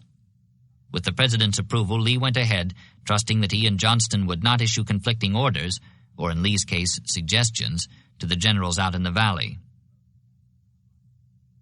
April 21st, he wrote to Jackson outlining the situation at Richmond and emphasizing the need for holding McDowell on the Rappahannock line. The key force as he saw it was Ewell's, which could be used in one of 3 ways, either by leaving it where it was or by reinforcing Field — Anderson was still on the way — or by reinforcing Jackson. Lee preferred the latter, and he was writing to find out whether Stonewall thought it practicable. If you can use General Ewell's division in an attack on General Banks and to drive him back, it will prove a great relief to the pressure on Fredericksburg. A letter went to Ewell that same day, stressing the necessity for a speedy blow. 4 days later, this emphasis on the necessity for speed was added in another note to Jackson. The blow, wherever struck, must, to be successful, be sudden and heavy. The troops used must be efficient and light. Jackson replied that he did indeed think an attack was practicable, either against Banks, who had advanced to Harrisonburg, or against Fremont's lead division, which was threatening Edward Johnson near the village of McDowell, west of Stanton. In fact, now that Ewell was at hand, Jackson had formulated 3 alternate plans of attack. 1, to reinforce Johnson for a sudden lunge at Fremont, leaving Ewell to watch Banks. 2, to combine with Ewell for a frontal assault on Banks. Or 3, to march far down the valley and strike Banks's rear by swinging around the north end of Massanutten Mountain. For the present, he wrote, he preferred the first. For if successful, I would afterward only have Banks to contend with, and in doing this would be reinforced by General Edward Johnson. That was the last Lee heard from Stonewall for a while, though on May Day Ewell informed him in a postscript to a report, "He moves toward Stanton and I take his position." Plan 1 was in the course of execution. 10 days later, the silence was broken by a wire from Jackson himself. Routed through Stanton, it was dated the 9th. "God blessed our arms with victory at McDowell yesterday." In normal times, the dispatch would have been received with an exultation to match the senders, but this was the day the Federals took Norfolk, forcing the Virginia's destruction, and Pensacola toppled, down on the Gulf. From Mississippi came news that Farragut had followed his occupation of New Orleans by forcing the upriver surrender of Baton Rouge and Natchez, while Halleck's ponderous southward advance inched closer and closer to Corinth. Worse still, from Richmond's point of view, Johnston's army was crossing the Chickahominy, near the end of its muddy retreat up the peninsula. The government archives were being loaded onto canal boats for shipment to Lynchburg in anticipation of the fall of the capital. The Treasury's gold reserve was packed aboard a special train with a full head of steam kept in its boiler, ready to whisk it out of the city ahead of the Yankees. President Davis had sent his wife and children to North Carolina, and there was talk that he and the cabinet were soon to follow. The soldiers seemed disheartened by their long retreat, and their general had submitted his resignation in a fit of pique because men under his command on the south side of the James had been ordered about by Lee. "My authority does not extend beyond the troops immediately around me," Johnston wrote. "I request, therefore, to be relieved of a merely nominal geographical command." Lee managed to calm Johnston down. "Swage him" was the term he generally employed in such cases. But the flare-up seemed likely to occur again whenever the general thought he detected signs of circumvention, which he well might do if he looked out toward the valley. It was a testy business at best. By now, too, details of Jackson's victory at McDowell had shown it to be less spectacular than the brief dispatch had indicated. As at Kernstown, more Confederates than Federals had fallen. In fact, except that the outnumbered enemy had retreated, it hardly seemed a victory at all. Meanwhile, alarming news had come from Ewell. Banks was moving northward down the valley toward the Manassas Gap Railroad, which could speed his army eastward to reinforce McDowell or McClellan. Apparently, Jackson's strategy had soured. His attack on Fremont's van seemed to have had an effect quite opposite from the one he had intended. Lee did not despair. On May 16th, the day after the repulse of the Union gunboats on the James, perhaps as McClellan knelt in prayer at the chancel of St. Peter's, he wrote to Stonewall, urging an immediate attack. "Whatever may be Banks' intention, it is very desirable to prevent him from going either to Fredericksburg or the peninsula. A successful blow struck at him would delay, if it does not prevent, his moving to either place." A closing sentence opened vistas. Banks was not the only high-ranking Federal the Valley blow was aimed at. "Whatever movement you make against Banks, do it speedily, and if successful, drive him back toward the Potomac and create the impression, as far as practicable, that you design threatening that line." 2. McDowell, the sharp but limited engagement fought 25 miles beyond Stanton on May 8th, was in the nature of a prologue to the drama about to be performed in the Shenandoah Valley. Jackson, at any rate, thought of it as such, and though, like a good actor, he gave it his best effort, all through it he was looking forward to the larger action whose cast and properties, Ewell and Banks with their two armies, and the mountains and rivers with their gaps and bridges, were already in position, awaiting the entrance of the star who would give them their cues and put them to use. In the wings there were supernumeraries, some of whom did not yet know that they were to be called on stage. McDowell, for example, who by coincidence shared his surname with the furious little battle that served as prologue and signaled the raising of the curtain. As such, it held the seeds of much that followed, and this was especially true of the manner in which Stonewall put his army in motion to reinforce Edward Johnson for the attack on Fremont's van. Stanton lay to the southwest, with Johnson west of there, but Jackson marched southeast toward Richmond, so that his men, along with whatever Federal scouts and spies might be observing, thought they were on the way to help Joe Johnston stop McClellan.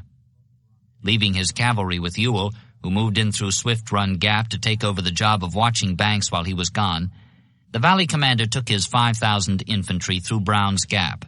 Then, apparently in rehearsal for the boggy work awaiting them on the peninsula, exposed them to a 3-day nightmare of floundering through 18 miles of ankle-deep mud before they struck the Virginia Central Railroad, 10 miles short of Charlottesville, and boarded a long string of boxcars, double-headed for speed with 2 locomotives.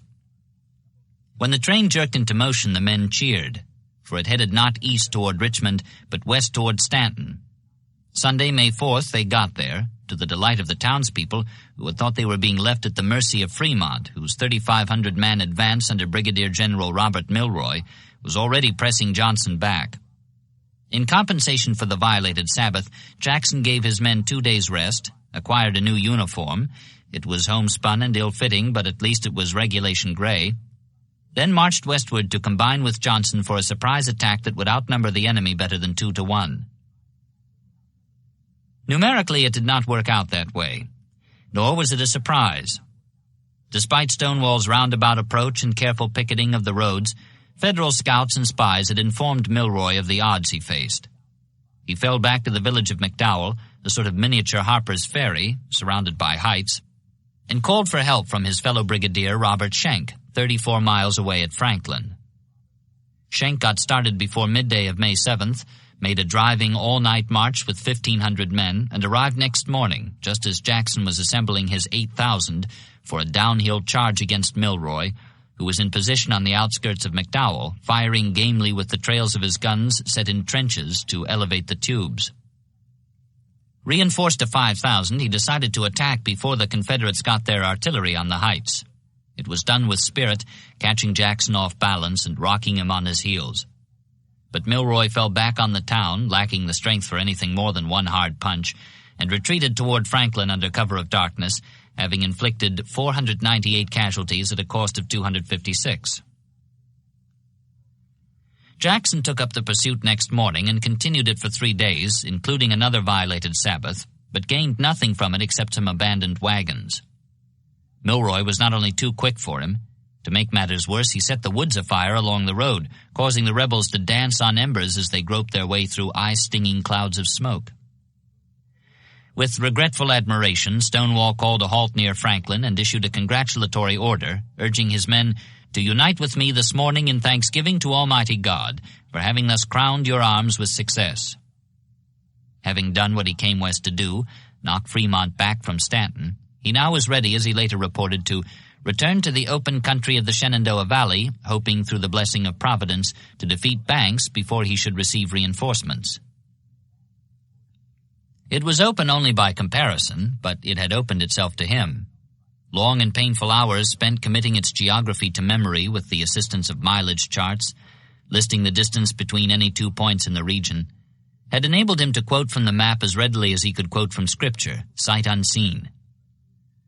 From Stanton to Winchester, 80 miles, the Valley Turnpike led northeast, cradled by the Blue Ridge and the Alleghanies. Whoever controlled the macadamized pike could move the fastest, particularly in rainy weather. But there were possibilities for maneuver. East of the pike, from Harrisonburg to Strasburg, lay a smoke-colored ridge 40 miles long called Massanutten Mountain, and an alternate road led through the narrow valley just beyond it, connected to the turnpike by roads leading westward from Conrad's Store and Front Royal around the upper and lower ends of the mountain. Embraced by the twin forks of the Shenandoah, which combined at Front Royal and flowed northward into the Potomac, the ridge could be crossed at only one point, about midway, by a road connecting Newmarket and Luray. Here was where Jackson fixed his eye, and the harder he looked, the more he saw in the way of opportunities.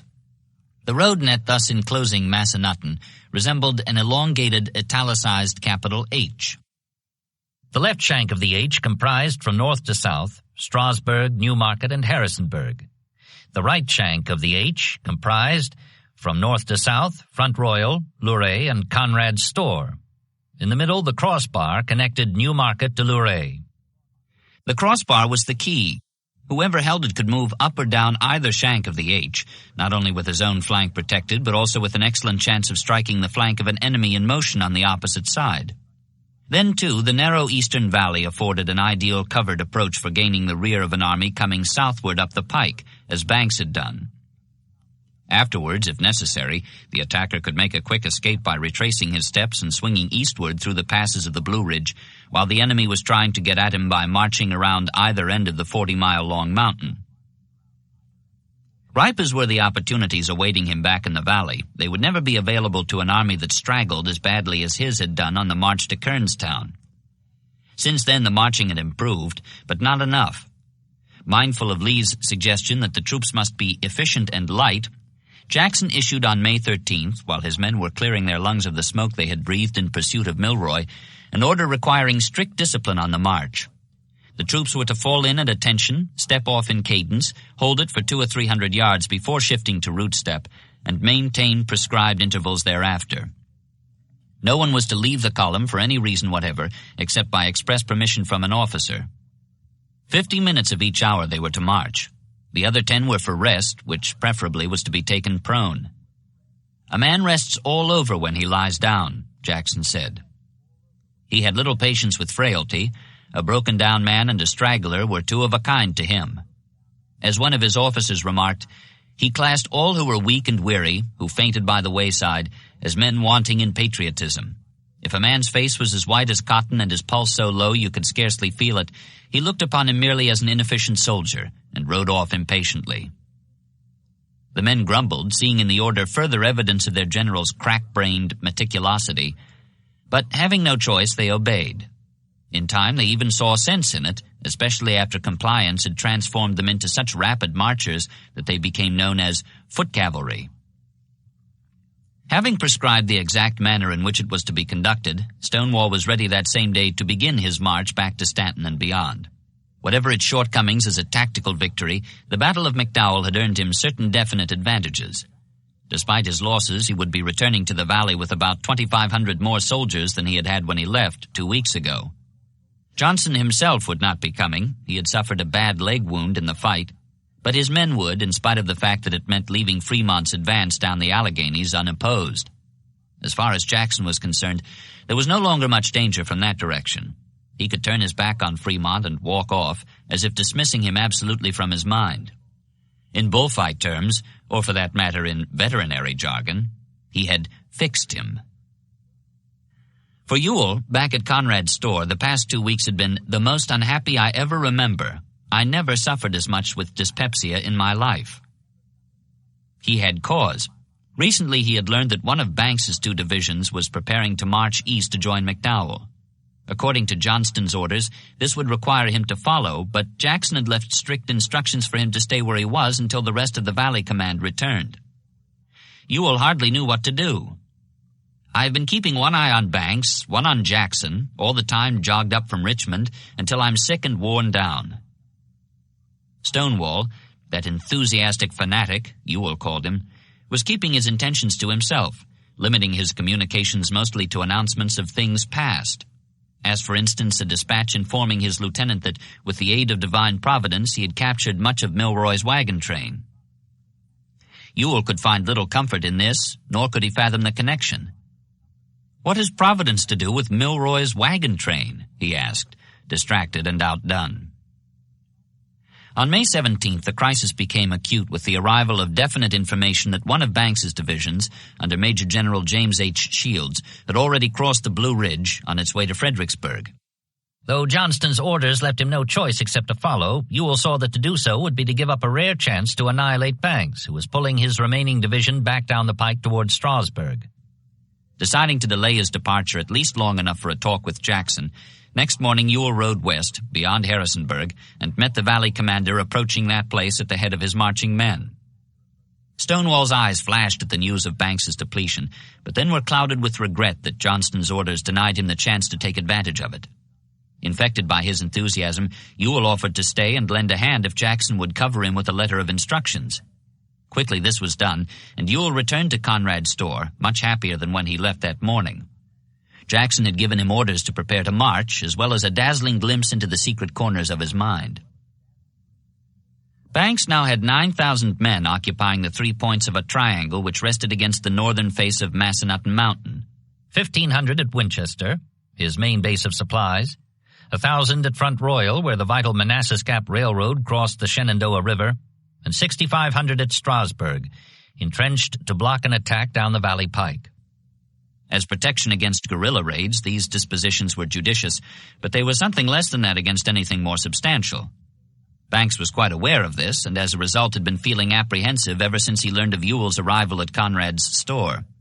In point of fact, however, he had brought this predicament on himself. A self-made man at 46, he had risen rapidly in politics and business. 3 times governor of Massachusetts, Speaker of the Federal House of Representatives, and President of the Illinois Central Railroad, he was determined to do as well in his new career, which might bring him the largest rewards of all. On April 28th, he had wired the War Department that he was entirely secure at Harrisonburg. "The enemy is in no condition for offensive movements," he declared. 2 days later, while Jackson was setting out on his roundabout march to Stanton, Banks reported him bound for Richmond. "This is the fact, I have no doubt. There is nothing to be done in this valley." There was the rub. He wanted to be where the guns were booming and reputations could be gained, not off in an inactive theater watching the war go by. That night he wired again, suggesting that his corps be sent to join McDowell or McClellan. Satisfied that this would be the most safe and effective disposition possible, he added, "I pray your favorable consideration. Such order will electrify our force." Stanton took him at his word, but not to the extent he had intended. After conferring with Lincoln, the Secretary instructed Banks to send, not bring, one, not both, of his divisions beyond the Blue Ridge to McDowell, who would move south to join McClellan's assault on Richmond as soon as the Valley troops arrived to reinforce him. Here, then, was the natural explanation for the seemingly miraculous response to McClellan's prayers at the chancel of St. Peter's. As for Banks, his plan for gaining a share of the glory available on the peninsula had resulted in nothing so far but the loss of half his force, and the better half at that, for it was Shields who had whipped Jackson at Kernstown back in March. Meanwhile, Ewell had come onto the scene, replacing the vanished Stonewall, who was presently making havoc west of Stanton. Banks, growing cautious, drew back to Strasburg and dug in, preparing to fight whatever came at him down the pike. The electrification he had sought was closer than he knew, and it would not come from Washington. After sending Ewell back to Conrad's store with instructions to advance 2 of his 3 brigades to Luray, Jackson continued his march through Harrisonburg, preceded by a screen of cavalry, and made camp just south of New Market on May 20th. Later that day, Ewell's 3rd Brigade joined him after a trek around the south end of the mountain. Jackson sat on a rail fence, sucking thoughtfully at a lemon as he watched the troops arrive. Bayonets glinting steely in sunlight, 3,000 neat gray uniforms glided past in strict alignment above the cadenced flash of white gaiters. They were Louisianians, Creoles and Irishmen, plus a battalion of New Orleans wharf rats under Robert O. Wheat, who had put his case on record at Manassas. When they reached their assigned bivouac areas, the commands to halt were given in French. Gobble talk, the Valley soldiers called it, and hooted at the sound. Presently they had more to hoot about. The bands switched to polkas, the men broke ranks, clasped each other about the waist, and began to dance. Stonewall sat and watched in silence, the lemon gleaming yellow on his beard. "Thoughtless fellows for serious work," he said. Another command crisis was threatening to cost him their services even now.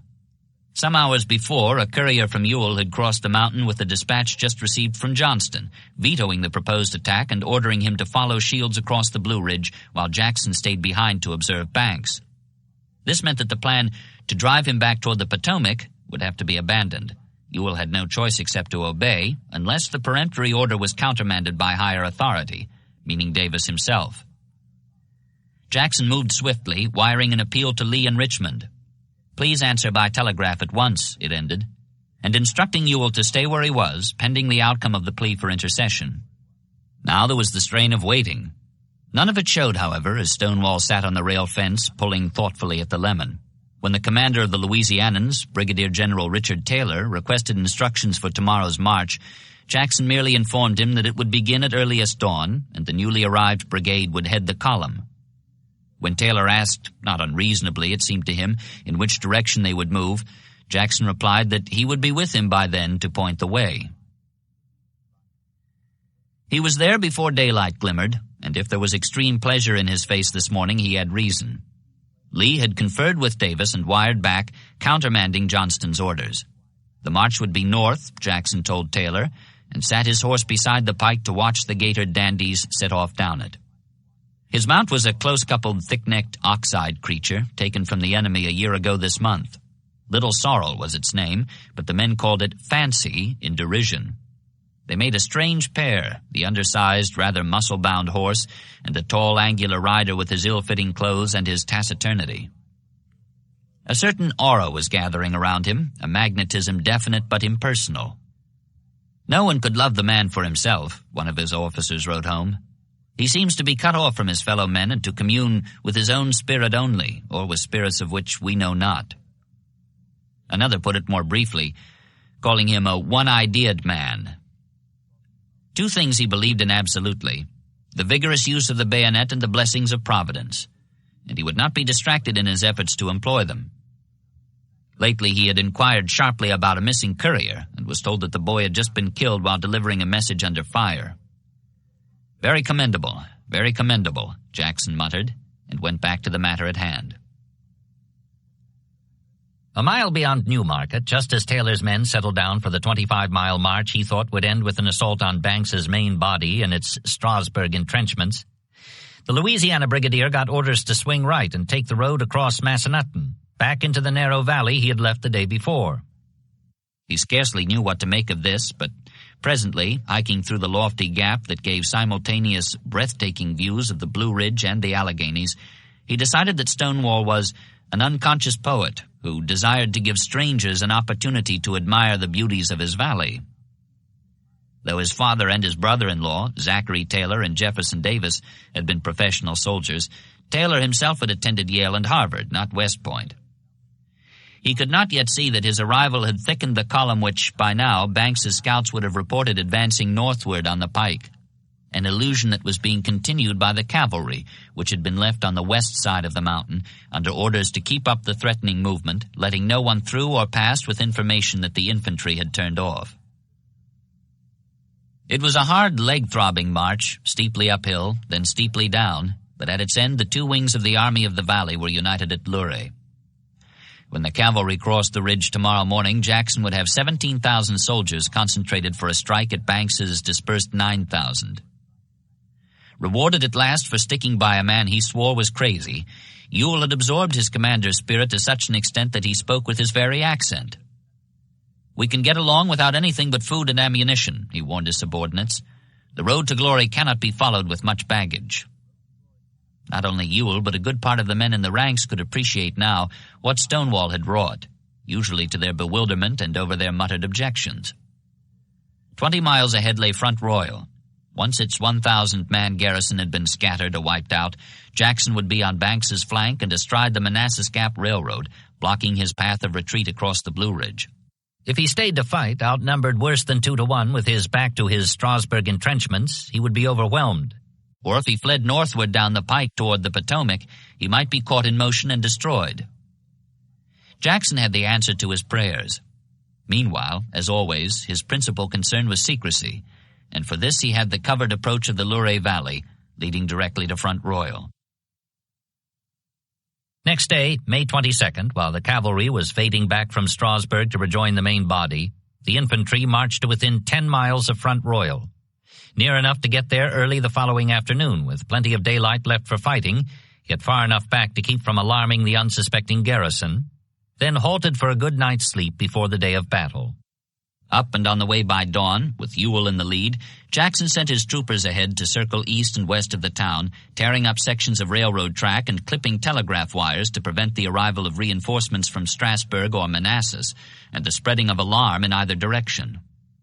The odds being what they were, 17-1, the fight could have only one outcome. But Stonewall wanted more than a lopsided victory that would yield him nothing more than control of an isolated outpost. He wanted to kill or capture every bluecoat in the place. That was about what it came to in the end, though for a time the thing was touch and go. Learning that the garrison was the Federal 1st Maryland, Ewell halted his column long enough to pass the Confederate 1st Maryland to the front. They came at a trot, anxious to have at the homemade Yankees, as they called them. About 2 o'clock they struck the advance picket, drove it back through the streets of Front Royal, and came upon the main body, drawn up north of town, preparing to resist what its colonel thought was a guerrilla raid. He soon found out better, but he continued fighting, determined to hold his ground, whatever the odds. Both forks of the Shenandoah were at his back, crossable only by 3 narrow bridges, 2 over the South Fork and 1 over the North, so that when he saw a body of grayback cavalry riding hard to cut him off, he knew it was no use. Falling back, he won the race for the North Fork Bridge, crossed it, and held off the troopers with his 2 rifled guns while his rear guard set the wooden span afire. Jackson looked down from the heights south of town and saw the Federals escaping, a compact blue column hurrying north beyond the spiral of smoke from the burning bridge whose flames kept the Confederates from pursuit. "Oh, what an opportunity for artillery! Oh, that my guns were here!" he cried, and turning to his staff he shouted, "Order up every rifled gun and every brigade in the army." It was easier said than done. The guns were far back, and only 3 of the 48 were rifled. But Stonewall did not wait for their arrival. He rode down the hill and beyond the town, where a glad sight awaited him. The skirmishers had beaten out the flames, preserving enough of the damaged span to permit a crossing by horsemen. The general sent about 250 cavalry in pursuit of the Federals, who had disappeared over a ridge. They soon caught up, forcing a stand, and charged. The bluecoats broke, tried another stand, were charged again, and scattered. By now the infantry had caught up. Gleefully, the rebel Marylanders beat the bushes, rounding up their late compatriots and neighbors. Out of 1,063, the Federals lost 904 killed or captured. Jackson had fewer than 50 casualties all told. Mostly they were cavalry, shot from their saddles in the 2 headlong charges that made his victory complete. When first reports of the disaster reached Strasburg that same Friday, Banks informed Washington that the attack had been made by a rebel force of 5,000, which had been gathering in the mountains, it is said, since Wednesday. Reinforcements should be sent us if possible. Troops would be sent, he was told in reply. Do not give up the ship before succor can arrive. He had no intention of giving up the ship, but by the following morning his estimate of the enemy's strength had risen to not less than 6,000 to 10,000. It is probably Ewell's force passing through the Shenandoah Valley. Jackson is still in our front. He added, we shall stand firm. Presently the ugly truth came home. Jackson was not in our front, nor was Ewell merely passing through. They were not only united, they were united on Banks's flank. Moving, he heard, toward Middletown, which was 6 miles in his rear, 1/3 of the way to Winchester, his main supply base. Still, Banks was determined not to budge. I must develop the force of the enemy, he kept saying. When one of his brigade commanders, Colonel G.H. Gordon, who had attended West Point with Jackson, came to reason with him, urging that the proper action would be to fall back in an attempt to save his men and supplies, the former governor said he would not hear of it. He intended to stand firm. It is not a retreat, Gordon explained, but a true military movement to escape from being cut off, to prevent stores and sick from falling into the hands of the enemy. By God, sir, Banks cried hotly, I will not retreat. We have more to fear from the opinions of our friends than the bayonets of our enemies. Gordon now saw what the trouble was. Banks was afraid of being accused of being afraid. The colonel rose. This, sir, is not a military reason for occupying a false position. He returned to his camp, saw to the packing of his stores and baggage, got the wagons headed for Winchester, and alerted his men for the order he knew was inevitable. At last it came. The army would fall back, Banks informed him. Jackson spent a good part of the night staring thoughtfully into a campfire, exploring a problem in geometry. At Strasburg and Front Royal, opposite ends of the base of the triangle resting against the northern face of Massanutten, he and Banks were equidistant from the apex at Winchester. By marching fast, he could get there first and capture or destroy the Federal supply dump. But Stonewall wanted more than Banks's supplies. He wanted his army, too. There was the nub of the problem. If he set out north in a race for Winchester, Banks might move eastward across his wake and get away eastward beyond the Blue Ridge. Or if he marched west against Strasburg, Banks might flee northward down the pike and save both his army and his stores. Morning came before the problem had been solved, but at least it had been explored. The latter being the graver risk, Jackson decided to take the former. With luck, or as he preferred to express it, with the assistance of an ever-kind Providence, he might still accomplish both his goals. Luck or Providence seemed at first to be against him. The weather had turned blustery overnight, and the wind was whipping rain in the men's faces. Slow to fall in, they were even slower in getting started. Before long, the rain turned to hail, plopping into the mud and pelting the marchers. Press on, men, press on, Jackson urged them, riding alongside. His impatience increased when he received a cavalry report that Banks was blowing up his Strasburg ammunition dump, preparing to evacuate. In hopes of catching the Federals in motion on the pike, he sent a section of artillery, supported by Wheat's Tigers, on a road that branched west to Middletown, 7 miles away, while the rest of the army continued slogging north, straining to outstrip the head of the Federal column somewhere short of Winchester, where their paths converged.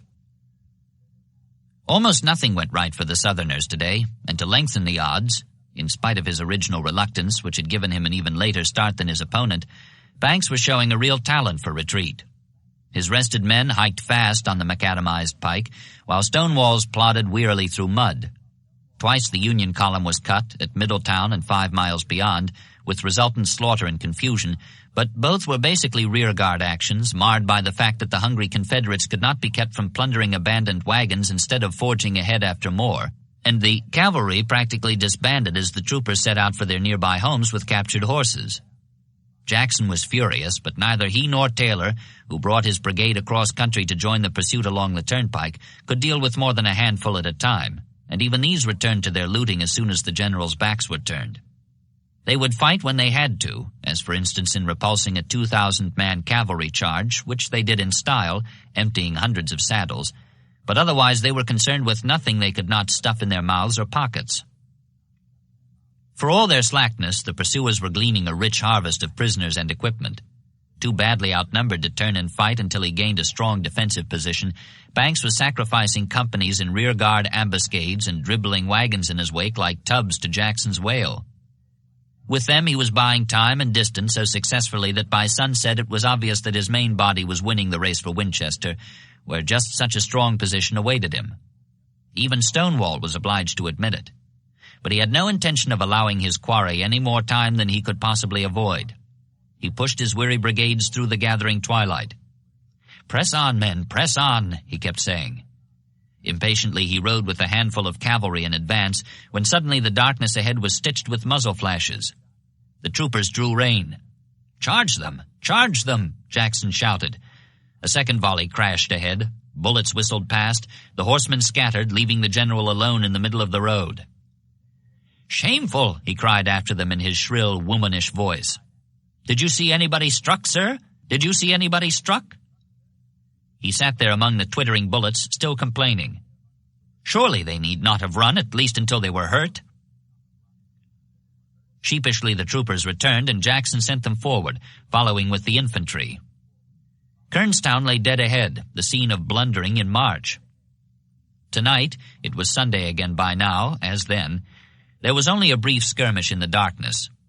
Winchester lay 4 miles beyond, and he did not intend to allow Banks time to add the natural strength of the double line of hills south of town.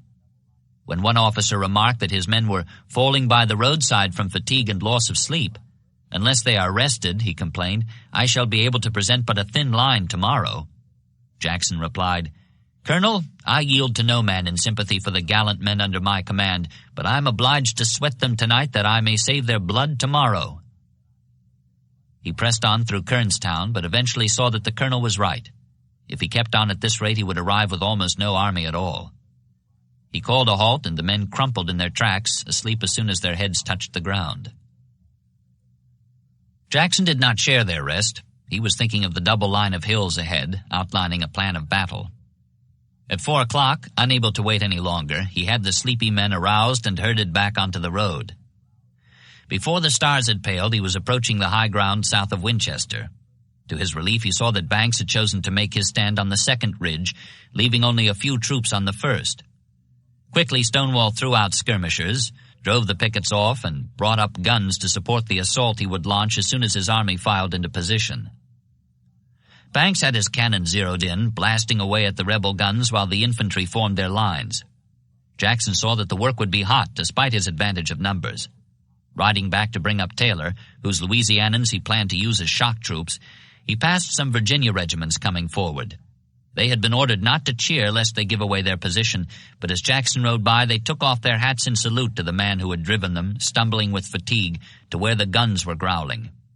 He removed his battered cap, riding in silence past the uncovered Virginians, and came upon Taylor, whom he greeted with a question. "General, can your brigade charge a battery?" "It can try." "Very good. It must do it then. Move it forward." Taylor did so. Passing along the ridge, the Louisianans came under fire from the Union guns. Shells screamed at them, tearing gaps in their ranks, and the men began to bob and weave. "What the hell are you dodging for?" Taylor yelled. "If there is any more of it, you will be halted under this fire for an hour." As they snapped back to attention, he felt a hand on his shoulder. He looked around. "I'm afraid you are a wicked fellow," Jackson said, and rode away. What followed was brief but decisive. Taylor's charge on the left was a page out of picture book war. A long line of men in gray sweeping forward after their commander, who gestured on horseback, pointing the way through shell bursts with his sword. On the opposite flank, Ewell had come into position up the front Royal Road in time to share in the assault. In the center, the Stonewall Brigade surged forward, down the first slope and up the second, where 7,000 Federals were breaking for the rear at the sight of 16,000 Confederates bearing down on them, or strictly speaking, up at them, from 3 different directions. The attackers swept over the second ridge and charged through Winchester, firing after the Bluecoats as they ran. Jackson rode among his soldiers, his eyes aglow at the sight. "Order forward the whole line! The battle's won!" he shouted. All around him, men were kneeling to fire after the scampering Yankees. He snatched off his cap and waved it over his head in exultation. "Very good," he cried. "Now let's holler!" The men took it up, and the Valley Army's first concerted rebel yell rang out so loud it seemed to rock the houses. Stonewall cheered as wildly as the rest. When a staff officer tried to remonstrate with him for thus exposing himself, he paid him no mind except to shout full in his face, "Go back and tell the whole army to press forward to the Potomac." The Potomac was 36 miles ahead, but distance meant nothing to Jackson so long as an opportunity like the present was spread before his eyes. North of Winchester, all the way to the horizon, Banks's army was scattered in headlong flight, as ripe for the saber this fine May morning as grain for the scythe in July. At Front Royal, his artillery had failed him. Today it was his cavalry. As he watched the blue fugitives scurry out of musket range, the Valley commander clenched his fists and groaned, "Never was there such a chance for cavalry. Oh, that my cavalry were in place." Attempting to improvise a horseback pursuit, he brought up the nearest batteries, had the teams uncoupled, and mounted the cannoneers. But he soon saw it would not do. The horses were worn out, wobbly from fatigue, and so were the men. The best he could manage was to follow at a snail's pace through the waning Sunday afternoon, picking up what the fleeing enemy dropped. Added to what had already been gleaned in 3 days of marching and fighting, the harvest was considerable, entirely aside from the Federal dead, the uncaptured wounded, and the tons of goods that had gone up in smoke. At a cost of 400 casualties, 68 killed, 329 wounded, and 3 missing, Jackson had taken 3,030 prisoners, 9,300 small arms, 2 rifled cannon, and such a wealth of quartermaster stores of all descriptions that his opponent was known thereafter as Commissary Banks. Those were only the immediate and material fruits of the opening phase of the campaign. A larger gain, as Lee had foreseen, or at any rate had aimed at, was in its effect on Lincoln, who once more swung round to find the Shenandoah shotgun loaded and leveled at his head. Banks put on a brave face as soon as he got what was left of his army beyond the Potomac. "It is seldom that a river crossing of such magnitude is achieved with greater success," he reported.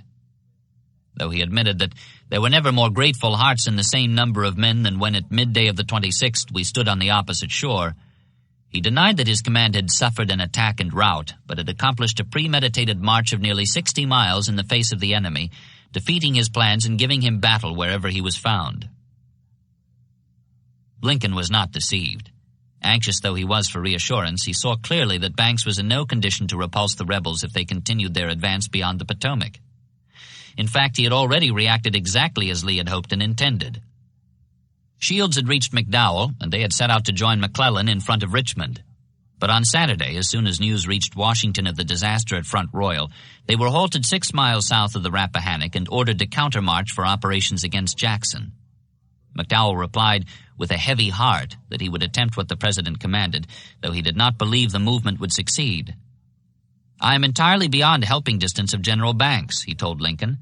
"No celerity or vigor will avail so far as he is concerned." Nor did he have a high opinion of Lincoln's scheme to use him to recover control of the valley. "I shall gain nothing for you there and shall lose much for you here. I feel that it throws us all back, and from Richmond north we shall have our large masses paralyzed." The commander-in-chief thanked him for his promptness, but rejected his advice. "For you it is a question of legs," he urged as soon as McDowell's men were on the march for the valley.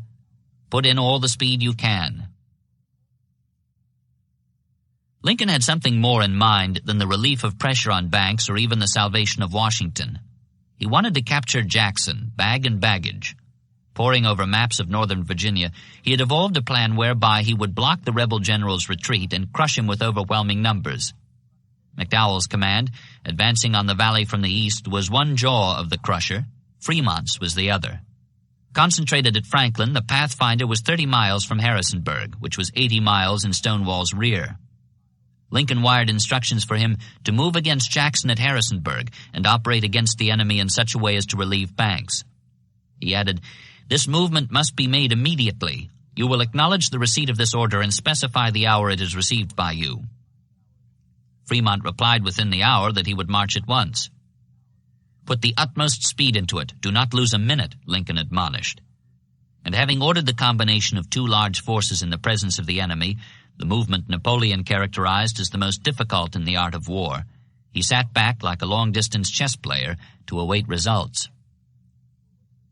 Not that he was not kept busy with other matters growing out of this one. The North was in turmoil.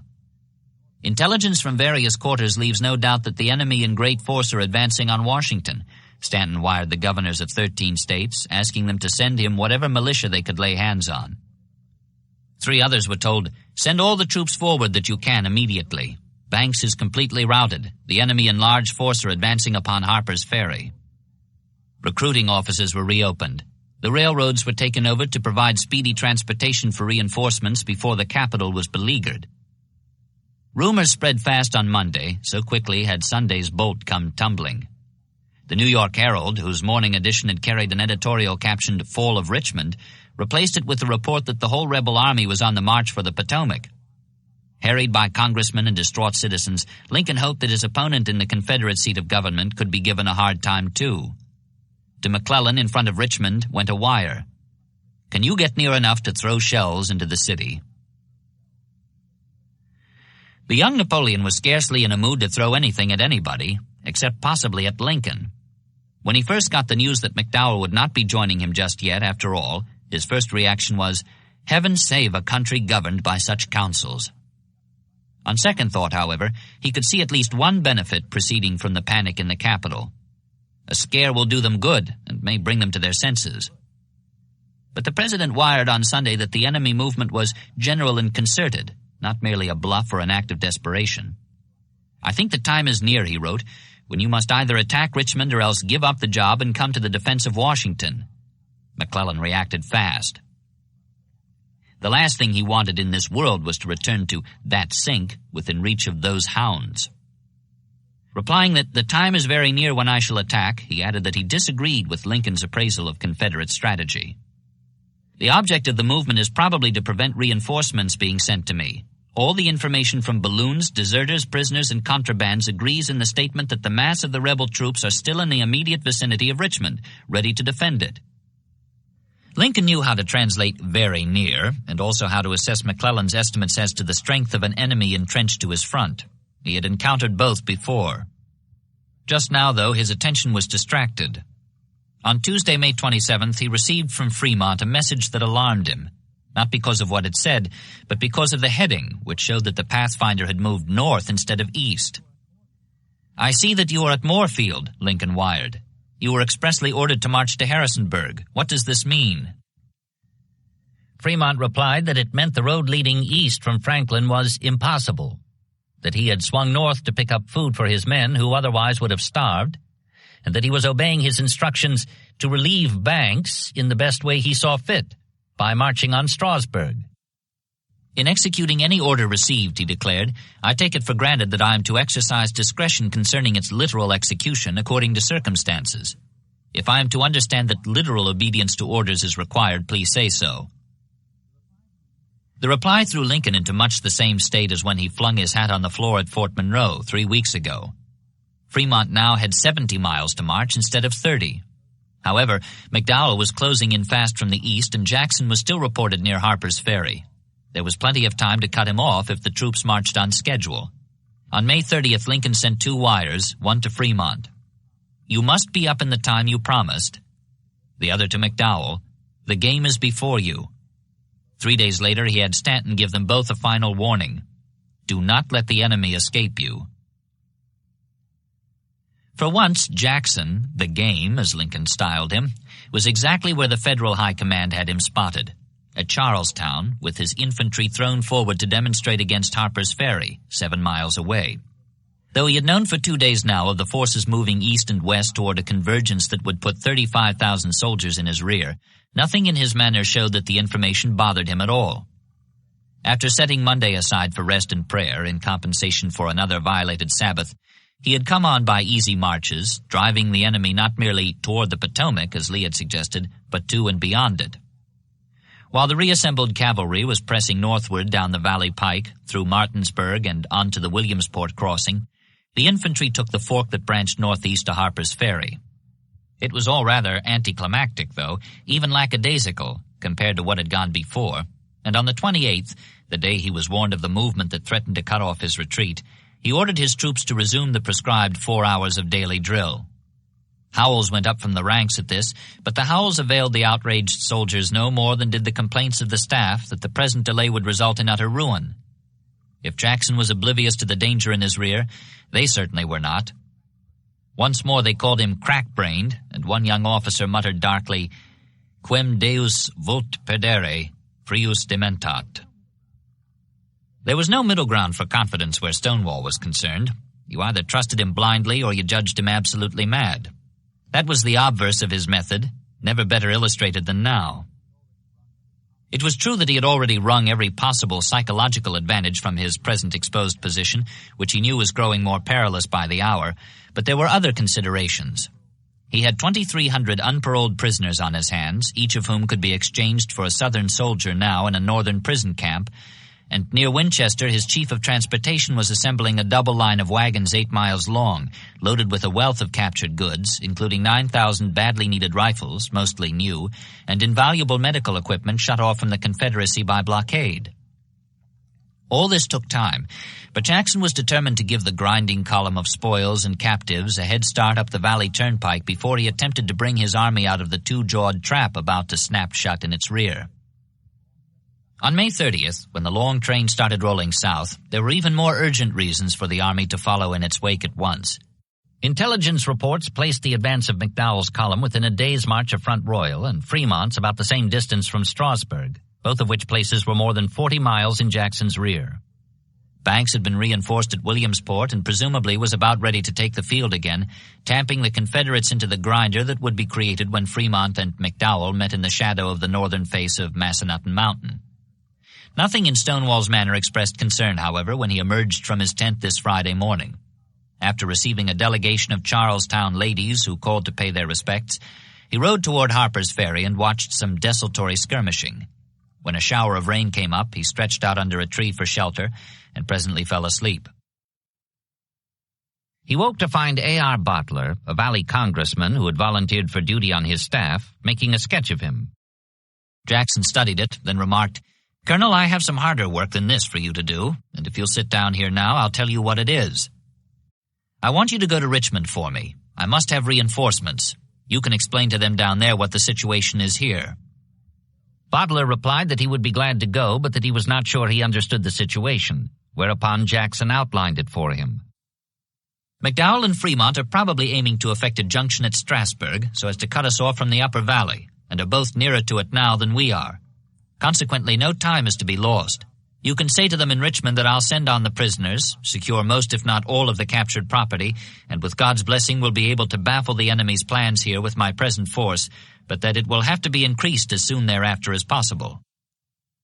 If Bottler thought the general wanted to use those reinforcements merely to help stand off the various columns now converging on him, he was much mistaken, as he discovered from what Stonewall said in closing. "You may tell them, too, that if my command can be gotten up to 40,000 men, a movement may be made which will soon raise the siege of Richmond and transfer this campaign from the banks of the Potomac to those of the Susquehanna." Riding south with all the speed he could manage, by rail to Winchester, by horseback to Stanton, by rail again to Richmond, the Congressman Colonel arrived to find that the Eastern Theater's first major engagement since Manassas, 80 miles away and 10 full months ago, had been fought at the city's gates while he was traveling. With his back to the wall and the choice narrowed to resistance or evacuation, Johnston at last had found conditions suitable for attack. In point of fact, despite his fondness for keeping the tactical situation fluid, in hopes that his opponent would commit some error or be guilty of some oversight and thereby expose a portion of the blue host to destruction, Johnston really had no choice. With McDowell poised for a southward advance, a junction that would give the Federals nearly a 3-to-1 advantage over the 53,688 Confederates drawn up east of Richmond, not even evacuation would assure the salvation of Johnston's army, which now as always was his main concern. McClellan would still be after him, and with overwhelming numbers. The only thing to do, he saw, was to strike one Mac before the other got there. Besides, the error he had been hoping for seemed already to have been committed. McClellan's 5 corps were unequally divided, 3 north and 2 south of the Chickahominy.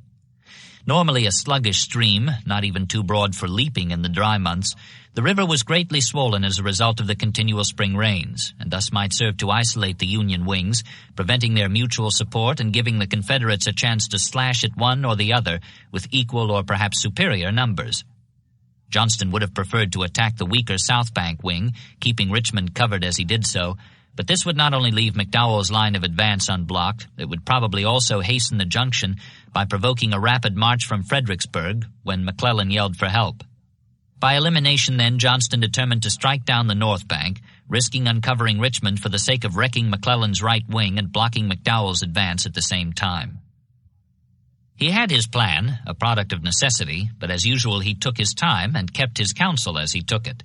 Least of all did he confer with the president, afterwards explaining, "I could not consult him without adopting the course he might advise, so that to ask his advice would have been, in my opinion, to ask him to command for me." The result, with the Federals a rapid 2-hour march away, was a terrible strain on Davis. Unable to get the general's assurance that an all-out defense of the city would be attempted, he never knew from day to day which flag might be flying over the capital tomorrow. May 22nd, riding out the Mechanicsville Turnpike with Lee, he found few troops, no fortifications, indeed no preparations of any kind, as he wrote Johnston, for blocking a sudden Union drive toward, if not to, Richmond. 2 days later, Johnston came to town for a conference, but he told his superior nothing except that he intended to be governed by circumstances. To make matters worse, while he was there, the Federals seized Mechanicsville, 5 miles north, just as Davis had predicted. Not only was this an excellent location for a hookup when McDowell made his 3- or 4-day march from Fredericksburg, but now there was nothing at all to stand in the way of such an advance, Johnston having instructed Anderson to fall back from the line of the Rappahannock. 2 days later, May 26th, while he was reviewing the situation with Lee, the president's anxiety over Johnston's undivulged intentions was so obviously painful that Lee proposed, "Let me go and see him and defer this discussion until I return." When he was gone, a dispatch arrived from Jackson, who broke his silence with an outright shout of joy. "During the past 3 days," it began, "God has blessed our arms with brilliant success. Banks had been routed and Stonewall was in pursuit, capturing the fugitives. Whether this would have the intended effect of frightening the Union high command into holding back McDowell remained to be seen, but the news was a tonic for Davis, arriving as it did at the very crisis of his concern. Presently Lee returned, to be heartened by this early yield from the seeds of strategy he had sown in the valley, and to deliver tidings that bore directly on the subject of the president's anxiety. Johnston at last had announced his decision to attack.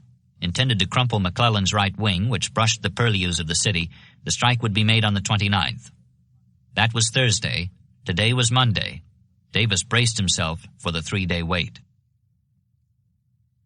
McClellan was quite aware of the danger of straddling what he called the confounded Chickahominy, but his instructions left him no choice.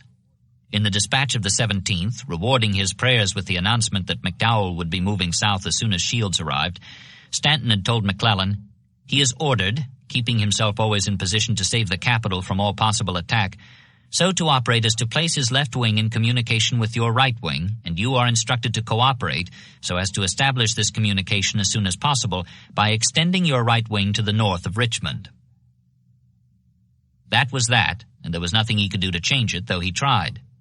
Next day, as if he knew how little an appeal to Stanton would avail him, he wired Secretary Seward, "Indications that the enemy intend fighting at Richmond. Policy seems to be to concentrate everything there. They hold central position and will seek to meet us while divided. I think we are committing a great military error in having so many independent columns. The great battle should be fought by our troops in mass, then divide if necessary. 3 days later, when this had brought no change in his instructions, he wrote to his friend Burnside, "The government have deliberately placed me in this position. If I win, the greater the glory. If I lose, they will be damned forever, both by God and men." Consoled by this prediction as to the verdict that would be recorded in history as in heaven, and reassured the following day by a message from Fredericksburg, "Shields will join me today," McDowell wrote, and announced that he would be ready to march on the 24th with 38,000 men and 11,000 animals. McClellan took heart and labored to make the dangerous waiting period as brief as possible. On the scheduled date, he sent his cavalry to drive the rebels out of Mechanicsville, thus extending his grasp north of Richmond in accordance with Stanton's instructions. Before the day was over, however, he received a telegram from the President which informed him that he was clutching at emptiness. "In consequence of General Banks's position, I have been compelled to suspend McDowell's movements." Next day, with Banks broken up into a total rout, Lincoln explained his action by combining a justification and an appeal. "Apprehensions of something like this, and no unwillingness to sustain you, have always been my reason for withholding McDowell from you. Please understand this, and do the best you can with the force you have." That was what McClellan did. Though he found the order perfectly sickening, he took comfort at least in the fact that McDowell's southward movement had been suspended, not revoked, and he worked hard to strengthen his army's position astride the river and to pave the way for the eventual junction on the right as soon as the Fredericksburg command got back from what McDowell himself considered a wild goose chase. 11 new bridges, all long and difficult with extensive logway approaches, were erected across the swollen Chickahominy between Mechanicsville and Bottom's Bridge, 12 miles apart. It was an arduous and unending task, for the spans not only had to be constructed, they often had to be replaced. The river, still rising, though it was already higher than it had been in 20 years, swept them away about as fast as they were built. While thus providing as best he could for mutual support by the two wings in event that either was attacked, he saw to the improvement of the tactical position of each. Keyes, supported by Heintzelman on the south bank, pushed forward along the Williamsburg Road on the 25th and, a mile and a half beyond Seven Pines, constructed a redoubt within 5 miles of the heart of the enemy capital. Though McClellan could not comply with Lincoln's request next day that he throw some shells into the city, he could see Richmond's tallest steeples from both extremities of his line, north and south of the river, and hear the public clocks as they struck the quiet hours after midnight. On the north bank, Porter was farthest out. Behind him were Franklin in close support and Sumner, who occupied what was called the center of the position, 8 miles downstream from Mechanicsville. The latter's corps was theoretically on call as a reserve for either wing, though the rising flood was steadily increasing its pressure on the 2 bridges he had built for crossing the river in event of an attack on Keyes or Heintzelman. To protect his rear on the north bank and to shorten McDowell's march from Fredericksburg, McClellan on the 27th had Porter take a reinforced division 12 miles north to Hanover Courthouse, where a Confederate brigade had halted on its 50-mile retreat from Gordonsville. Porter encountered the rebels about noon and after a short but sharp engagement drove them headlong, capturing a gun and 2 regimental supply trains. At a cost of 397 casualties, he inflicted more than 1,000, including 730 prisoners, and added greatly to the morale of his corps. It was handsomely done. McClellan was delighted. The sizable haul of men and equipment indicated a decline of the enemy's fighting spirit. Lying quiescent all this time in the Richmond entrenchments, despite his reported advantage in numbers, Joe Johnston seemed to lack the nerve for a strike at the divided Federal army. At this rate, the contest would soon degenerate into a siege, a type of warfare at which his young friend George was an expert. "We are getting on splendidly," McClellan wrote his wife before he went to bed that night. "I am quietly clearing out everything that could threaten my rear and communications, providing against the contingency of disaster, and so arranging as to make my whole force available in the approaching battle. The only fear is that Joe's heart may fail him." That seemed to be about what had happened Thursday morning when, after hurrying through some office work, Davis rode out to observe the scheduled attack, but found the troops lounging at ease in the woods and heard no sound of gunfire anywhere along the line. Johnston had told him nothing of canceling or postponing the battle. Davis was left to wonder and fret until late in the day when investigation uncovered what had happened. At a council of war held the previous night for issuing final instructions, something in the nature of a miracle had been announced. Only the day before, Johnston had been given definite information that McDowell was on the march. Already 6 miles south of Fredericksburg, his advance was within 30 miles of Hanover Courthouse, where Porter had been waiting since his midday repulse of the Confederate brigade. But now, at the council held on Wednesday evening, a dispatch from Jeb Stuart announced that McDowell, with nothing at all between him and a junction with McClellan, had halted his men and was countermarching them back toward the Rappahannock. It seemed entirely too good to be true, yet there it was. Johnston breathed a sigh of relief and canceled tomorrow's attack. That was why Davis heard no gunfire when he rode out next morning, expecting to find the battle in full swing. Johnston did not abandon his intention to wreck one wing of McClellan's divided army, but he was doubly thankful for the delay. For one thing, it gave him additional time, and no matter how he squandered that commodity while backing up, time was something he prized highly whenever he considered moving forward. For another, with McDowell no longer a hovering threat, he could shift the attack to the south bank of the Chickahominy, where the Federals were less numerous and reportedly more open to assault. With this in mind, he drew up a plan of battle, utilizing 3 roads that led eastward out of the capital so patly that they might have been surveyed for just this purpose. In the center was the Williamsburg Road, paralleling the York River Railroad to the Chickahominy Crossing 12 miles out. On the left was the 9-mile road, which turned southeast to intersect the railroad at Fair Oaks Station and the Williamsburg Road at 7 Pines, halfway to Bottom's Bridge. On the right, branching south from the Williamsburg Road about 2 miles out, was the Charles City Road, which reached a junction 6 miles southeast leading north to 7 Pines and Fair Oaks. Thus, all 3 roads converged upon the objective, where the advance elements of the Federal left wing were entrenched. The attack could be launched with all the confidence of a bowler rolling 3 balls at once, each one down a groove that had been cut to yield a strike. A third advantage of the delay was that it brought in reinforcements. R.H. Anderson's command, at the end of its long withdrawal from the line of the Rappahannock, was combined with the brigade that had been thrown out of Hanover Courthouse, thus creating a new division for A.P. Hill, a 37-year-old Virginia West Pointer just promoted to Major General. Another division was on the way from Petersburg under Huger, who would stop there after evacuating Norfolk. These additions would bring Johnston's total strength to nearly 75,000 men, giving him the largest army yet assembled under the Stars and Bars. What was more, the 6 divisions were ideally located to fit the plan of battle. A.P. Hill and Magruder, north of Richmond, could maintain their present positions, guarding the upper Chickahominy crossings. Smith and Longstreet were camped in the vicinity of Fairfield Racecourse, where the 9-mile road began. Longstreet would move all the way down it to strike the Union right near Fair Oaks, while Smith halted in reserve, facing left as he did so, to guard the lower river crossings. D.H. Hill was east of the city, well out the Williamsburg Road. He would advance and deliver a frontal attack on signal from Huger, who had the longest march, coming up from the south on the Charles City Road. The object was to maul Keyes, then maul Heintzelman in turn as he came up, leaving McClellan a single wing to fly on. It was a simple matter as such things went to direct the attacking divisions to their separate, unobstructed routes. On the evening of May 30th, as Johnston did so, a pelting rainstorm broke, mounting quickly to unprecedented violence and continuing far into the night.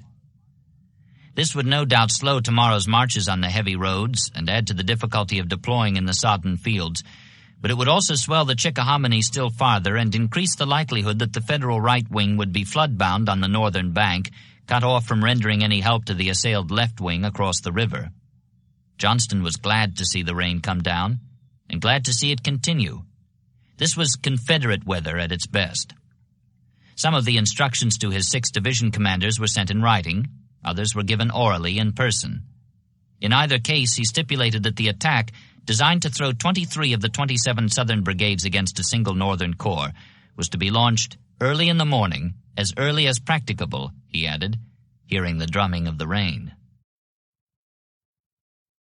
The most remarkable thing about the ensuing action was that a plan as sound as Johnston's appeared at the outset, so simple and forthright indeed as to be practically foolproof, even for green troops under green commanders, could produce such an utter brouhaha, such a Donnybrook of a battle. 7 Pines, or Fair Oaks as some called it, was unquestionably the worst conducted large-scale conflict in a war that afforded many rivals for that distinction. What it came to finally was a military nightmare, not so much because of the suffering and bloodshed, though there was plenty of both before it was over, but rather because of the confusion compounded by delay. Longstreet began it. Since his assigned route out the 9-mile road would put him under Smith, who outranked him, he persuaded Johnston to give him command of the forces on the right. As next-ranking man, he was entitled to it, he said, and Johnston genially agreed on condition that control would revert to him when the troops converged on Seven Pines. Longstreet, thus encouraged, decided to transfer his division to the Williamsburg Road, which would give him unhampered freedom from Smith and add to the weight of D.H. Hill's assault on the Union center. He did not inform Johnston of this decision, however, and that was where the trouble first began. Marching south on the outskirts of Richmond, across the mouth of the 9-mile road, he held up Smith's lead elements while his 6 brigades of infantry trudged past with all their guns and wagons. This in itself amounted to a considerable delay, but Longstreet was by no means through. When Huger prepared to enter the Williamsburg Road, which led to his assigned route down the Charles City Road, he found Longstreet's 14,000-man division to his front, passing single file over an improvised bridge across a swollen creek. Nor would the officers in charge of the column yield the right of way. First come, first served, they said. When Huger protested, Longstreet informed him that he ranked him. They stood there in the morning sunlight, the South Carolina aristocrat and the broad, hairy Georgian, and that was the making of one career and the wrecking of another. Huger accepted the claim as true, though it was not, and bided his time while Longstreet took the lead. The morning sun climbed up the sky, and now it was Johnston's turn to listen, as Davis had done 2 days ago, for the boom of guns that remained silent. As he waited with Smith, whose 5 brigades were in position 2 miles short of Fair Oak Station, his anxiety was increased by the fact that he had lost one of his divisions as completely as if it had marched unobserved into quicksand. Nobody at headquarters knew where Longstreet was, nor any of his men, and when a staff officer galloped down the 9-mile road to find him, he stumbled into the enemy lines and was captured. When at last Longstreet and his troops were found, they were halted beside the Williamsburg Road, 2 miles out of Richmond, while Huger's division filed past to enter the Charles City Road. Johnston could only presume that Longstreet had misinterpreted last night's verbal orders. The delay could be ruinous. Everything depended on the action being completed before nightfall. If it went past that, McClellan would bring up reinforcements under cover of darkness and counterattack with superior numbers in the morning. As the sun went past the overhead, Johnston remarked that he wished his army was back in its suburban camps and the thing had never begun. He could no more stop it, however, than he could get it started. All he could do was wait, and the waiting continued. Lee rode out from Richmond, determined not to spend another day like the office-bound day of Manassas. Johnston greeted him courteously, but spared him the details of the mix-up. Presently there came from the southeast an intermittent, far-sounding rumble of cannon. It grew until just after 3 o'clock, with 10 of the 15 hours of daylight gone. The rumble was vaguely intensified by a sound that Lee believed was musketry. No, Johnston told him. It was only an artillery duel. Lee did not insist, although it seemed to him that the subdued accompaniment was rising in volume. Then at 4 o'clock a note came from Longstreet informing the army commander that he was heavily engaged in front of Seven Pines and wanted support on his left. That was the signal Johnston had been awaiting. Ordering Smith's lead division to continue down the 9-mile road until it struck the Federal right, he spurred ahead to study the situation at first hand. As he rode off, the president rode up, so that some observers later said that the general had left in haste to avoid an irksome meeting. Davis asked Lee what the musketry meant.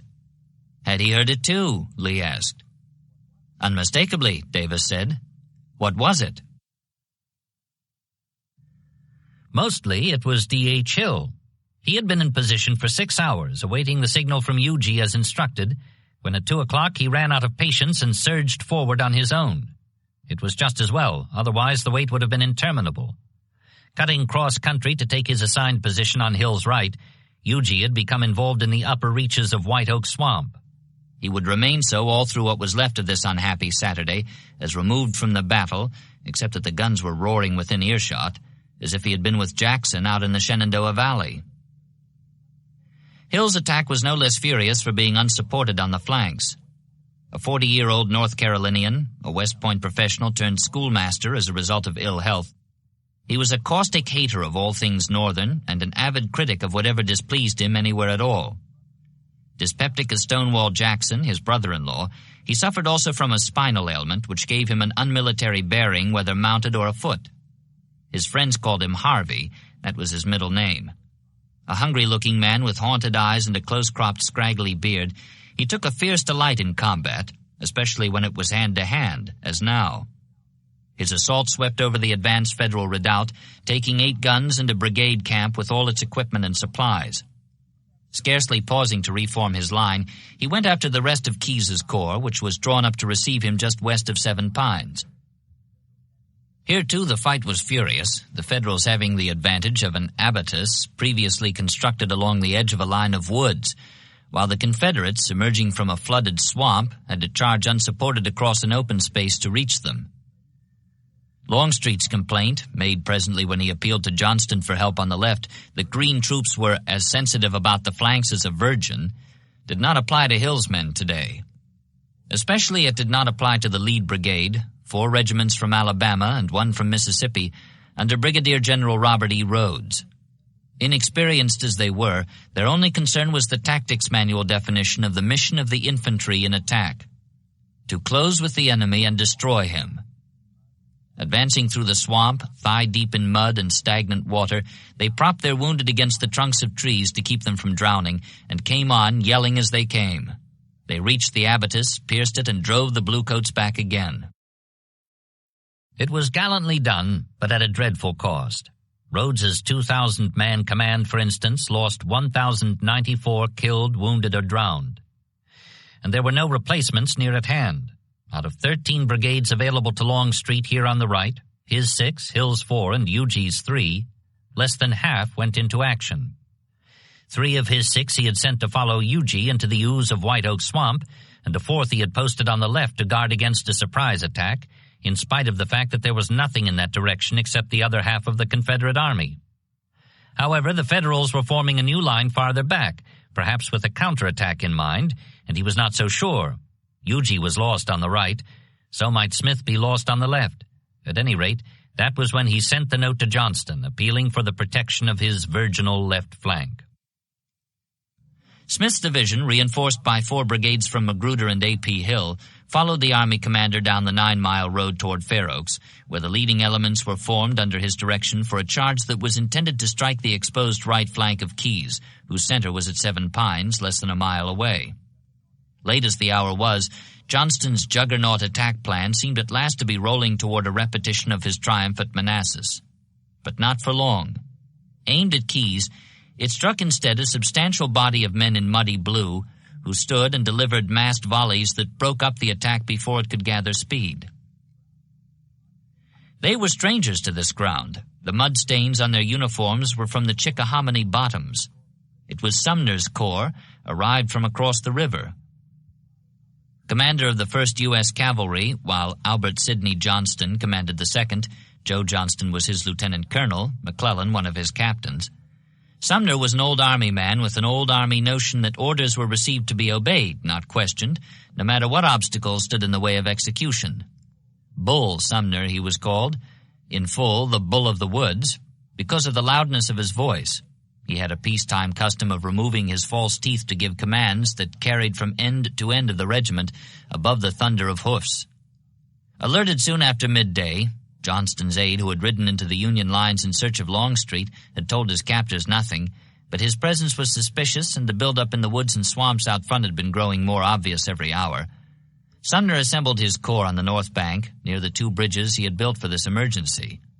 Foaming water had buckled them. Torn from their pilings, awash knee-deep in the center, they seemed about to go with the flood.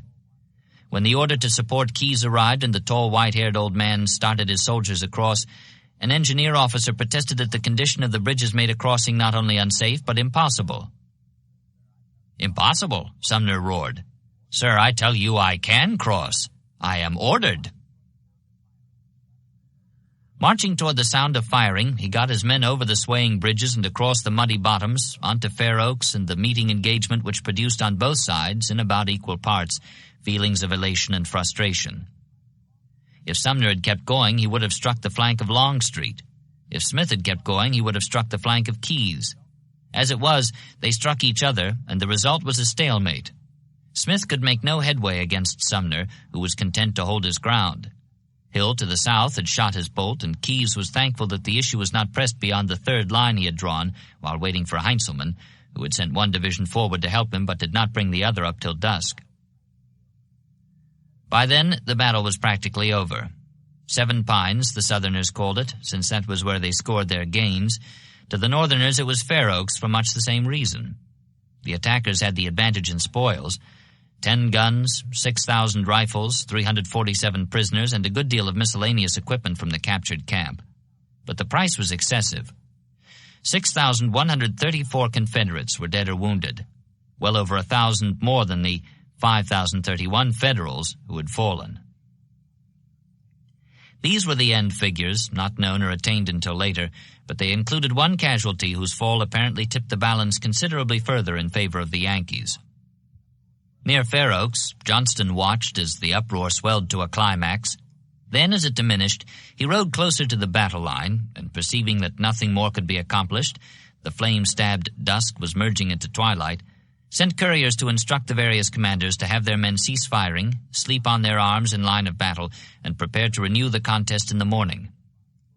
Just then he was hit in the right shoulder by a bullet. As he reeled in the saddle, a shell fragment struck him in the chest and unhorsed him. 2 aides carried the unconscious general to a less exposed position and were lifting him onto a stretcher when the President and Lee came riding up. As they dismounted and approached, Johnston opened his eyes and smiled.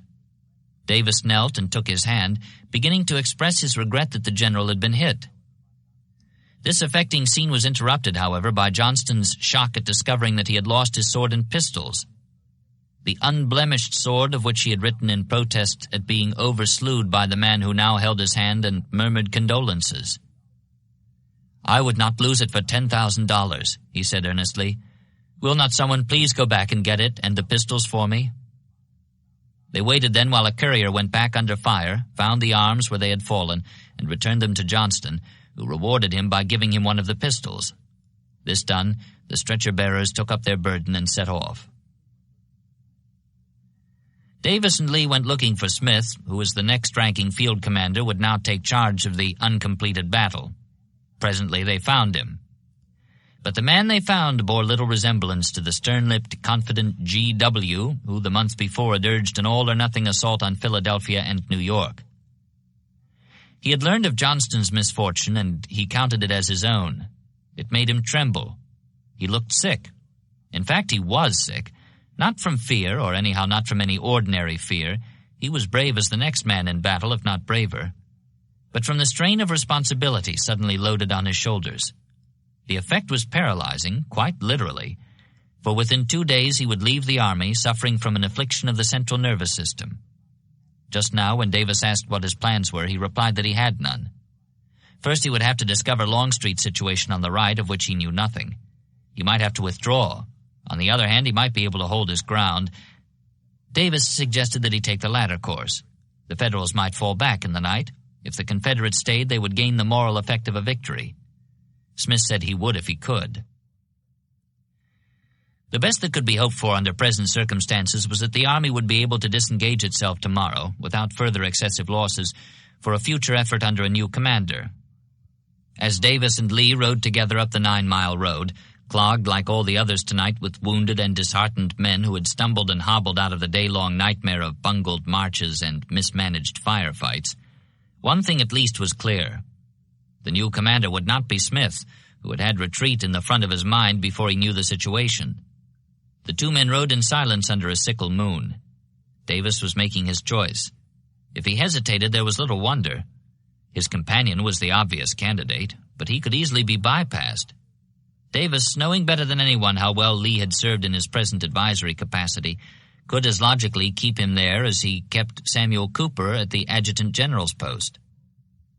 Evacuating Lee, the press had called the 55-year-old graybeard, and with cause. Disappointing lofty expectations, he had shown a woeful incapacity to deal with high-strung subordinates in the field, and Johnston's army had perhaps the greatest number of high-strung troop commanders per square yard of any army ever assembled. Besides, in the more than 13 months of war, Lee had never taken part in a general engagement. Today, in fact, riding about the field as an observer, he had been under close-up rifle fire for the first time since Chapultepec, nearly 15 years ago. Nevertheless, by the time the lights of beleaguered Richmond came in sight, Davis had made his decision. In a few words, lost to history, but large with fate for the two riders and their country, he informed Lee that he would be given command of the army known thereafter as the Army of Northern Virginia. In a telegram to McClellan, written while the guns were roaring around Seven Pines and Sumner was assembling his corps for its march across the Chickahominy, Lincoln described the geometrical dilemma he had created for the Confederates in the Shenandoah Valley. A circle whose circumference shall pass through Harper's Ferry, Front Royal, and Strasburg, and whose center shall be a little northeast of Winchester, almost certainly has within it this morning the forces of Jackson, Ewell, and Edward Johnson. Quite certainly they were within it 2 days ago. Some part of their forces attacked Harper's Ferry at dark last evening and are still in sight this morning. Shields, with McDowell's advance, retook Front Royal at 11 a.m. yesterday and saved the bridge. Fremont, from the direction of Moorefield, promises to be at or near Strasburg at 5 p.m. today. Banks at Williamsport with his old force and his new force at Harper's Ferry is directed to cooperate. He added, by way of showing that the picture was brightening all over, Corinth is certainly in the hands of General Halleck. The circle was not quite complete, however. There was still the Front Royal-Strasburg gap, and Jackson, who knew as well as Lincoln that for him, as for the blue columns attempting a convergence, the question was one of legs, was making for it with all the speed he could coax from his gray marchers. Leaving the Stonewall Brigade to continue the demonstration against Harper's Ferry, he had boarded the train yesterday at Charlestown for a fast ride to Winchester, where the rest of the army was being assembled for the race up the Valley Turnpike. Time was running out now, and he knew it. Still, nothing in his manner showed distress. Folding his arms on the back of the seat ahead, he rested his face on them and went to sleep. He was wakened by a mounted courier who flagged the train to a stop and handed him a message through the window.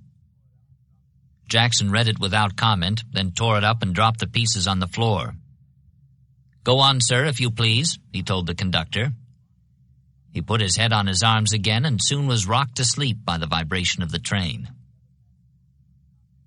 At Winchester, when the other passengers learned the contents of the dispatch that had been delivered en route, they wondered that Stonewall had not blenched.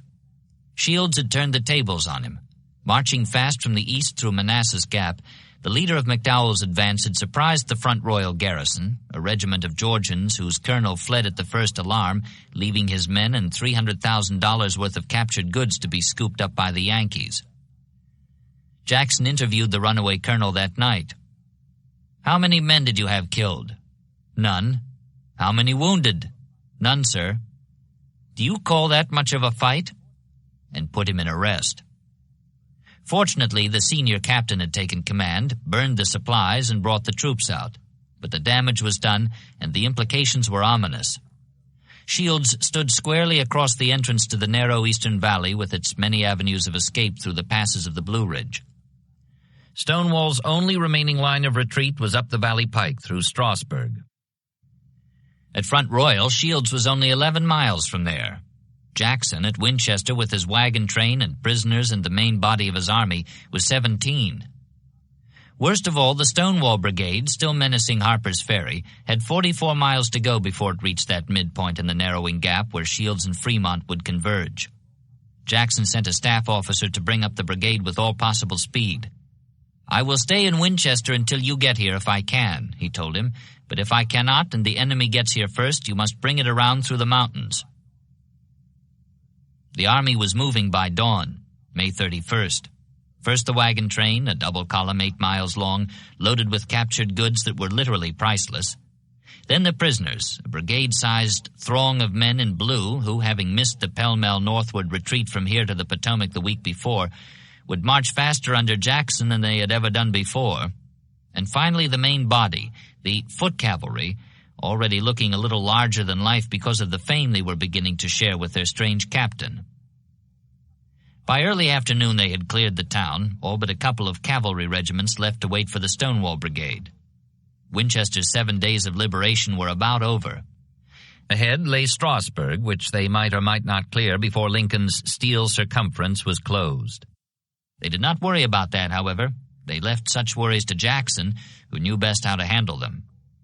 The worst it could mean was fighting, and they had fought before. Nor did they worry about the rain, a slow drizzle that gave promise of harder showers to come. In fact, they welcomed it. They had macadamized pike to march on, while their opponents slogged through mud. Press on, men," Stonewall urged them. They pressed on, halting for 10 minutes out of every hour as prescribed, and joking among themselves that Jackson would never allow the train to be captured. He had his reserve supply of lemons in one of the wagons. Presently, sure enough, good news was passed back down the line. The head of the column had entered Strasburg and found the gap unclosed. To the east and west, the cavalry was skirmishing within earshot, but the infantry saw no sign of bluecoats as they swung into sight of the little town and made camp for the night. 18 miles they had marched today, despite the long wait for the wagons and the prisoners to clear the road ahead, and now they had reached the rim of the map-drawn circle. They were into the clear. Good news came from the rear as well. By midnight, the Stonewall Brigade was 4 miles south of Winchester, the men dropping dog-tired in their tracks after a record-breaking march of 35 miles. Next morning, they were off again on wobbly legs, cursing their old commander for having left them far in the rear to fight the whole compounded Yankee army. Always he gave them the dirty end of the stick, lest he be accused of favoritism, and now they were to be sacrificed for the sake of this glory hunter's mad gyrations. So they complained. Approaching Strasburg, however, they heard a spatter of musketry from the west, mixed in with the boom of guns. It was Jackson, fighting to hold the gap ajar for the men of his old brigade. Their hearts were lifted. Once more they sang his praises. "Old Jack knows what he's about. He'll take care of us, you bet." It was a strange day, this June 1st Sunday, particularly for Ewell. Except for a feint by one brigade, repulsed the afternoon before, Shields seemed to be resting content with the retaking of Front Royal. But Fremont was hovering dangerously close in the opposite direction, as if he were tensing his muscles for a leap at the west flank of the long column. Ewell was given the task of holding him back while the Stonewall Brigade caught up with the main body, plodding southward up the pike behind the train and the leg-weary captives. He was warned not to bring on a general engagement. All Jackson wanted was a demonstration that would encourage the Pathfinder to hesitate long enough for the Stonewall Brigade to pass through Strasburg. The warning seemed superfluous, however. Contact was established early, but nothing would provoke Fremont into close-up fighting. He stopped as soon as his skirmishers came under fire. If Fremont was not provoked, Ewell was. "I can't make out what those people are about," he said. "They won't advance, but stay out there in the woods making a great fuss with their guns." Taylor suggested that he place his brigade on the Federal flank and then see what developed. "Do so," old Baldy told him. "That may stir them up, and I'm sick of this fiddling about." Taylor gained the position he wanted, then walked down Fremont's line of battle until he came under fire from Ewell's other brigades. There he stopped, and they came up alongside him. Fremont gave ground, refusing to be provoked into what he evidently thought was rashness. After all that marching, 70 miles in 7 days, lashed by rain and pelted by hail as he picked his way over mountain roads, the Pathfinder seemed to want no part of what he had been marching toward. It was strange. At last, about mid-afternoon, the Stonewall Brigade passed Strasburg. Ewell broke off the fight, if it could be called that, and followed the main body up the turnpike. Fremont again became aggressive, slashing so savagely at the rear of the moving column that Taylor's men and the cavalry had all they could do to hold them off. Up front, Jackson was having his troubles too. 12 miles beyond Strasburg, a portion of the train fell into confusion and presently was overtaken by the lead brigade. The result was turmoil, a seemingly inextricable mix-up of wagons and men and horses. Stonewall came riding up and rebuked the infantry commander. "Colonel, why do you not get your brigade together, keep it together, and move on?" "It's impossible, General. I can't do it." "Don't say it's impossible. Turn your command over to the next officer. If he can't do it, I'll find someone who can, if I have to take him from the ranks." He got the tangle straightened out and pressed on southward under a scud of angry-looking clouds and jagged streaks of lightning. Soon after sunset, the tempest broke. Rain came down in torrents. Near Strasburg, Fremont called a halt for the night, wiring Lincoln, Terrible storm of thunder and hail now passing over. Hailstones as large as hens' eggs. Jackson kept moving, having just received word that he was now involved in another race. McDowell had joined Shields at Front Royal and had sent him south up the Luray Valley to parallel Jackson's advance on the opposite side of Massanutten Mountain.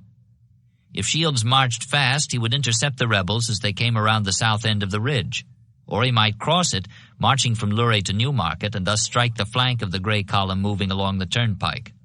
Either way, Jackson would have to stop and deploy, and Fremont could then catch up and attack his rear, supported perhaps by Banks, who had re-entered Winchester, urged by Lincoln to lend a hand in accomplishing Jackson's destruction.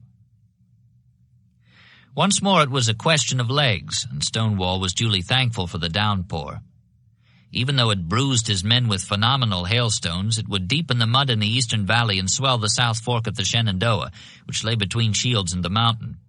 To make sure he did not cross it, Jackson sent a detail to burn the bridges west of Luray.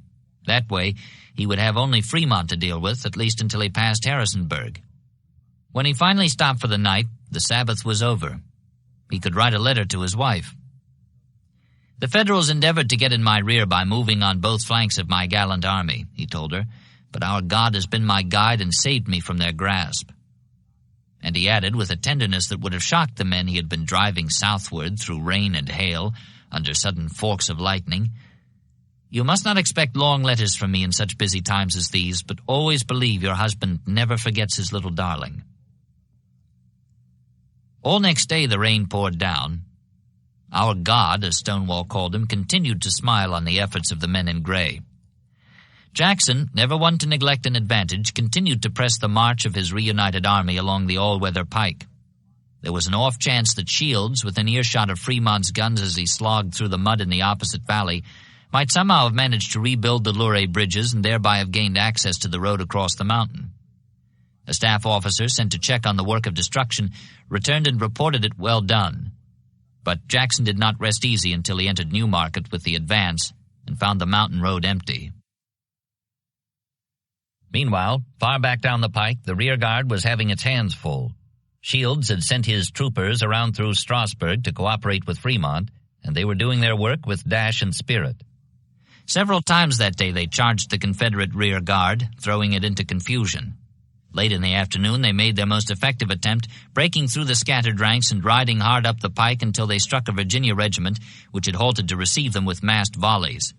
The result was as if they had ridden into a tripwire. Saddles were emptied and horses went down screaming. All except one of the attackers were killed or captured. That night, reporting the incident to Jackson, the Virginia colonel expressed his regret at having had to deal so harshly with such gallantry. The general heard him out, then asked, "Colonel, why do you say you saw those Federal soldiers fall with regret?" Surprised at Stonewall's inability to appreciate chivalrous instincts, the colonel said that it was because he admired their valor. He hated to have to slaughter such brave men. "No," Jackson said dryly. "Shoot them all. I do not wish them to be brave." He had in mind the expectation that he would soon be facing them in battle. Not a series of piecemeal rearguard actions fought to gain time for retreating, but a full-scale conflict into which he would throw every soldier in his army. Having employed defensive tactics to escape the first and second traps at Strasburg and Newmarket, he now was thinking of ways to assume the offensive in dealing with the third, which he would encounter somewhere beyond Harrisonburg when he rounded the south end of Massanutten. At that point he might be able to turn on one or another of the Federal columns and give it a mauling before the other could come to its relief.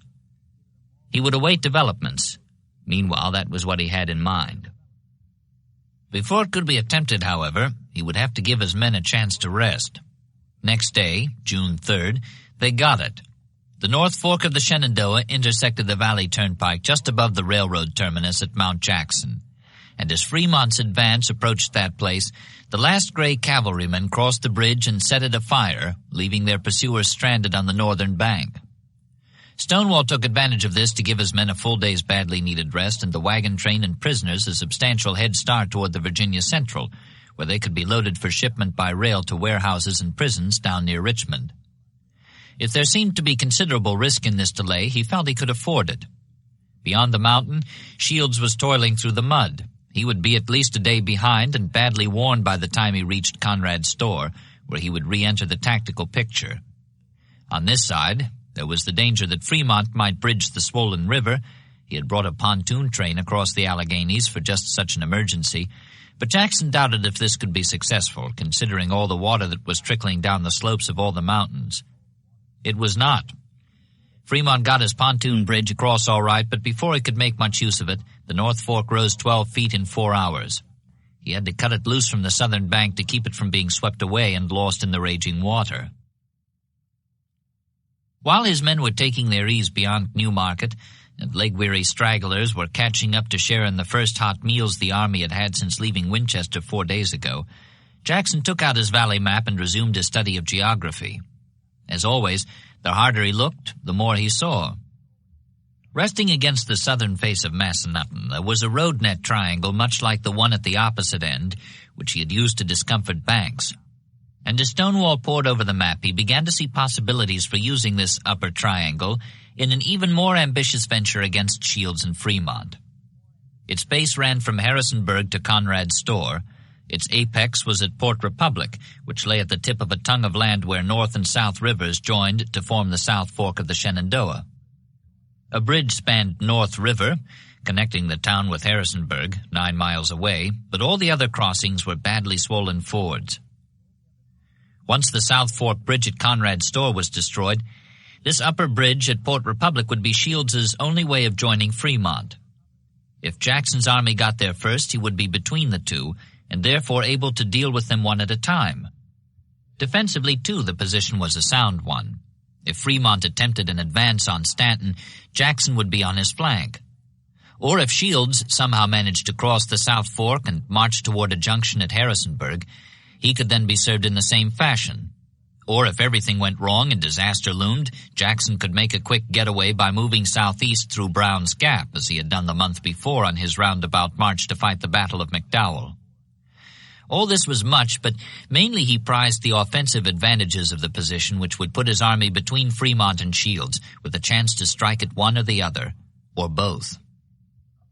Resuming the march that afternoon, he dispatched 2 mounted details to perform 2 separate but allied tasks. One to burn the bridge at Conrad's store, the other to establish a signal station on the southernmost peak of Massanutten Mountain. The first would frustrate Shields when he attempted to turn west. The second would observe his reaction. Meanwhile, fed and rested, each man carrying 2 days' cooked rations and a fresh supply of ammunition on his person, the main body made good time up the turnpike. The rain had slacked to a drizzle, which meant that Fremont would soon be able to recommission his pontoon bridge. But for the present, the Valley soldiers enjoyed an unmolested march. After stopping for the night just short of Harrisonburg, they entered that place next morning, June 5th, and turned southeast toward Port Republic and the execution of Stonewall's design. As soon as they left the turnpike, they encountered what Shields had had to cope with all along, Napoleon's fifth element, mud. Presently it became obvious that they were not much better at coping with the stuff than they had been on the nightmare march near here 5 weeks ago. By nightfall, the head of the column was approaching North River, but the tail was no more than a mile from Harrisonburg, while the rest of the army was strung out along the 6 or 7 intervening miles of boggy road. Jackson's wrath was mollified, however, by the return of the detail he had sent to Conrad's store. They had won the race and done their job. From the signal station, high on Massanutten, came a message that Shields had halted 2 miles north of the burned bridge, which placed him 14 muddy miles from Port Republic. Fremont was a good deal farther back. He had crossed North Fork above Mount Jackson, but the cavalry was hacking away at the head of his column, impeding his progress up the pike. Reassured, though still regretful, Stonewall called a halt. The rain had slacked to a mizzle by now. Perhaps tomorrow the road would be firmer. It was. Saturday, after an early start, Ewell's division stopped just beyond the hamlet of Cross Keys, 6 miles from Harrisonburg, to stand in Fremont's path when he came up. Jackson's plodded another 3 miles and went into position on the heights above the confluence of the rivers at Port Republic, overlooking the low-lying opposite bank of the South Fork, where the road wound southwest from Conrad's store. This would be Shields's line of advance, and the guns on the heights would enfilade his column at close range. Neither of the Union forces was yet in sight, however, so the Valley soldiers had time for reading their mail, which had just been forwarded along with the latest newspapers. Elated by their victories, the editors had broken out their blackest type. The Charleston Mercury called Stonewall a true general and predicted that he would soon be leading his unconquerable battalions through Maryland into Pennsylvania. By way of contrast, gloomy reports from the northern press were reprinted in adjoining columns, and the Richmond Whig combined a mock protest with a backhand swipe at the administration. This man Jackson must be suppressed, or else he will change the humane and Christian policy of the war and demoralize the government. The men, of course, enjoyed this flood of praise. Jackson, too, had an ache for fame, an ambition boundless as Cromwell's, Taylor called it, and as merciless. But he considered this a spiritual infirmity, unbecoming in a Christian and a deacon of the Presbyterian Church. Also, he was pained that the glory was not ascribed to its true source, God Almighty. Members of his staff observed that from this time on he gave up reading the papers, perhaps for the same reason he had given up drinking whiskey. Why, sir, because I liked the taste of it, and when I discovered that to be the case, I made up my mind to do without it altogether. Included in the packet of mail was a congratulatory letter in the handwriting of the president. Congressman Bottler had delivered Jackson's request for more troops. Davis regretted that none were available. Were it practicable to send you reinforcements, it should be done, and your past success shows how surely you would, with an adequate force, destroy the wicked designs of the invader of our homes and assailer of our political rights. For the present, however, the chief executive added, "It is on your skill and daring that reliance is to be placed. The army under your command encourages us to hope for all which men can achieve." Welcome though the praise was, the letter itself was disappointing. Without substantial reinforcements, Jackson knew he could not hope to drive Shields and Fremont from the valley as he had driven Banks. In fact, unless they came against him in his present strong position, which seemed unlikely considering their caution, neither was yet in sight. He could scarcely even hope to give them a prod. So he began thinking of alternatives, including the possibility of taking his little army down to the peninsula for a knockout combination against his old academy classmate McClellan. Replying that same day, not to Davis but to Johnston, who he thought was still in charge despite his wound, Stonewall wrote, "Should my command be required at Richmond, I can be at Meacham's River Depot on the Central Railroad the second day's march, and part of the command can reach there the first day, as the distance is 25 miles. At present," he added, unhappy in the middle of what seemed to be a stalemate, "I do not see that I can do much more than rest my command and devote its time to drilling." In this he was much mistaken. He could, and indeed would have to, do a great deal more, as he found out next morning in a most emphatic manner.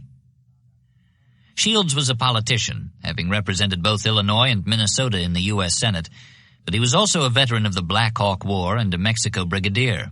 A 56-year-old native of Tyrone County, Ireland, he had proved his fighting ability by whipping Jackson at Kernstown back in March, and now that his opponent's fame had risen, he was anxious to prove it again in the same way. From Conrad's store, where he had paused to let his division catch its breath near the end of its wearing march up the narrow valley, he sent 2 brigades forward along the right bank of the South Fork to explore the situation at Port Republic.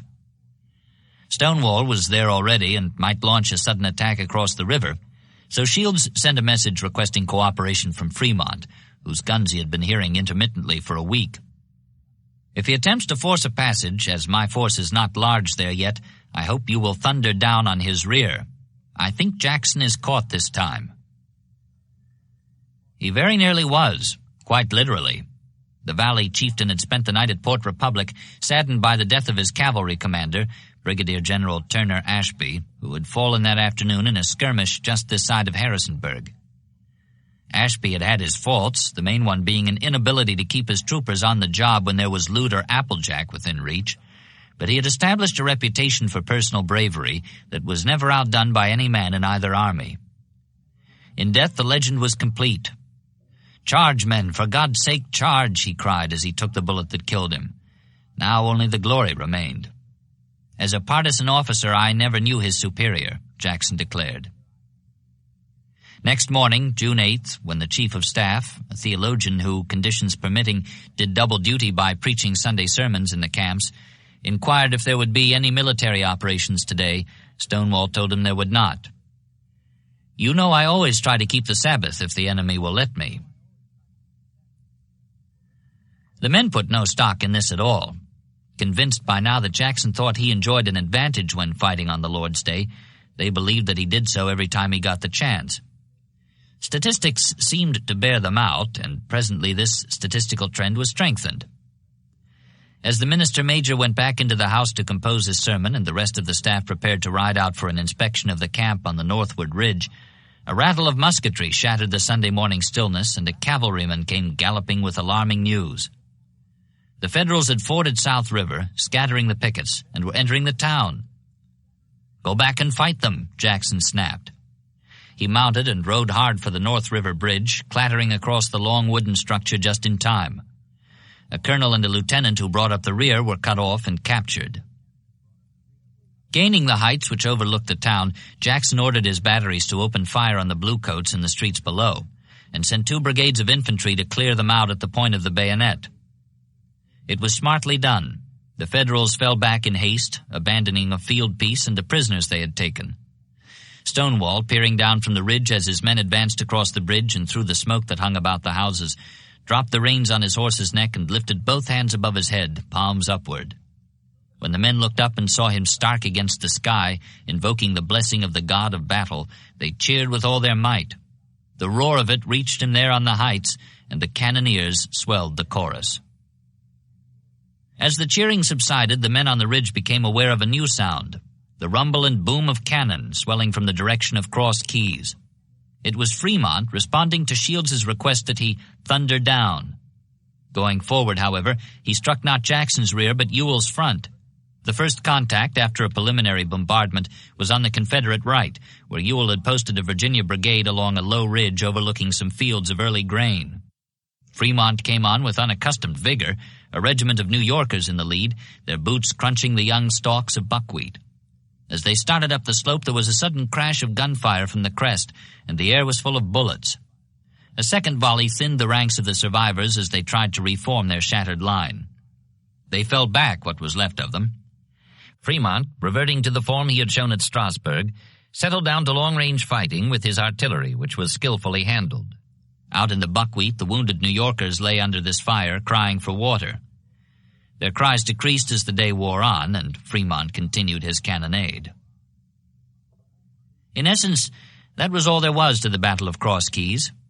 Ewell, fretting because he could not get the Pathfinder to make another attack, at last pushed forward for more than a mile until he occupied the ground from which the Federals had advanced that morning. There he stopped, having been warned not to put too much space between the two wings of the army. Fremont, with 10,500 infantry effectives, faded back before Ewell's 5,000. It was finished. The North had lost 684 men, nearly half of them lying dead of their wounds in the grain fields. The South had lost 288, only 41 of them killed. Jackson's trust in Old Baldhead was confirmed. Except for a quick ride out to see how things were going, he had let Ewell fight his own battle while he himself remained on the heights above Port Republic. Asked if he did not think there was some danger that Shields would advance to help Fremont, whose guns were within earshot, Stonewall gestured toward his batteries and said grimly, "No, sir. No, he cannot do it. I should tear him to pieces." As he stood there listening to the sound of Ewell's battle, intoxicated as if by music, he remarked to his ministerial chief of staff, "Major, wouldn't it be a blessed thing if God would give us a glorious victory today?" One who overheard him said that as he spoke he wore the expression of a child hoping to receive some favor. But, childlike, having received it, he was by no means satisfied. He wanted more. That night he issued orders for Ewell to leave a reinforced brigade in front of Fremont and march the rest of his division through Port Republic to join the other wing for a combined assault on the Union troops beyond the river. Once Shields was properly broken up, they could both return and fall on Fremont, completing the destruction Ewell had begun today. The march began at earliest dawn of what was to be a lovely sun-drenched day. Jackson's division came down off the heights, crossed the North River Bridge, filed through the town, and forded South River. The Stonewall Brigade was in the lead. under 33-year-old Brigadier General Charles S. Winder, a tall, wavy-haired Maryland West Pointer who, by strict discipline and a resolute bearing under fire, had gained the respect of his men, despite their resentment at losing Garnett. For an hour the advance up the right bank of the South Fork continued. Then at 7 o'clock word came back that Federal pickets had been encountered. Jackson studied the situation briefly, then told Winder to go ahead and drive them. He did not know the enemy's strength, but he believed more would be gained by a sudden assault than by a detailed reconnaissance of the position. Besides, Ewell would soon be coming up, and Stonewall wanted to get the thing over with quickly so as to return and deal with Fremont before the Pathfinder, discovering the weakness of the force to his front, pushed it back into Port Republic and burned the bridge. Winder went forward, driving hard, but entered a maelstrom of bullets and shells that stopped the charge in its tracks. Once more, as at Kernstown against these same men, Jackson's old brigade had to pay in blood for his rashness. What was worse, by way of indignity, though he did not know it, there were only 2 small brigades before him, fewer than 3,000 soldiers. But they made up in fury and grit for what they lacked in numbers. Their commander, Brigadier General E.B. Tyler, had placed 6 of his 16 guns in a lofty charcoal clearing on his left. While the Blue Infantry held in front, these guns delivered a rapid and accurate fire, enfilading the stalled ranks of the attackers. Winder sent 2 regiments to flank and charge the battery, but they were met by volleys of grape and flung back with heavy losses. All this time the Stonewall Brigade was being decimated, its ranks plowed by shells from the guns in the coaling. Jackson was dismayed, seeing his hopes dissolve in the boil and swirl of gun smoke.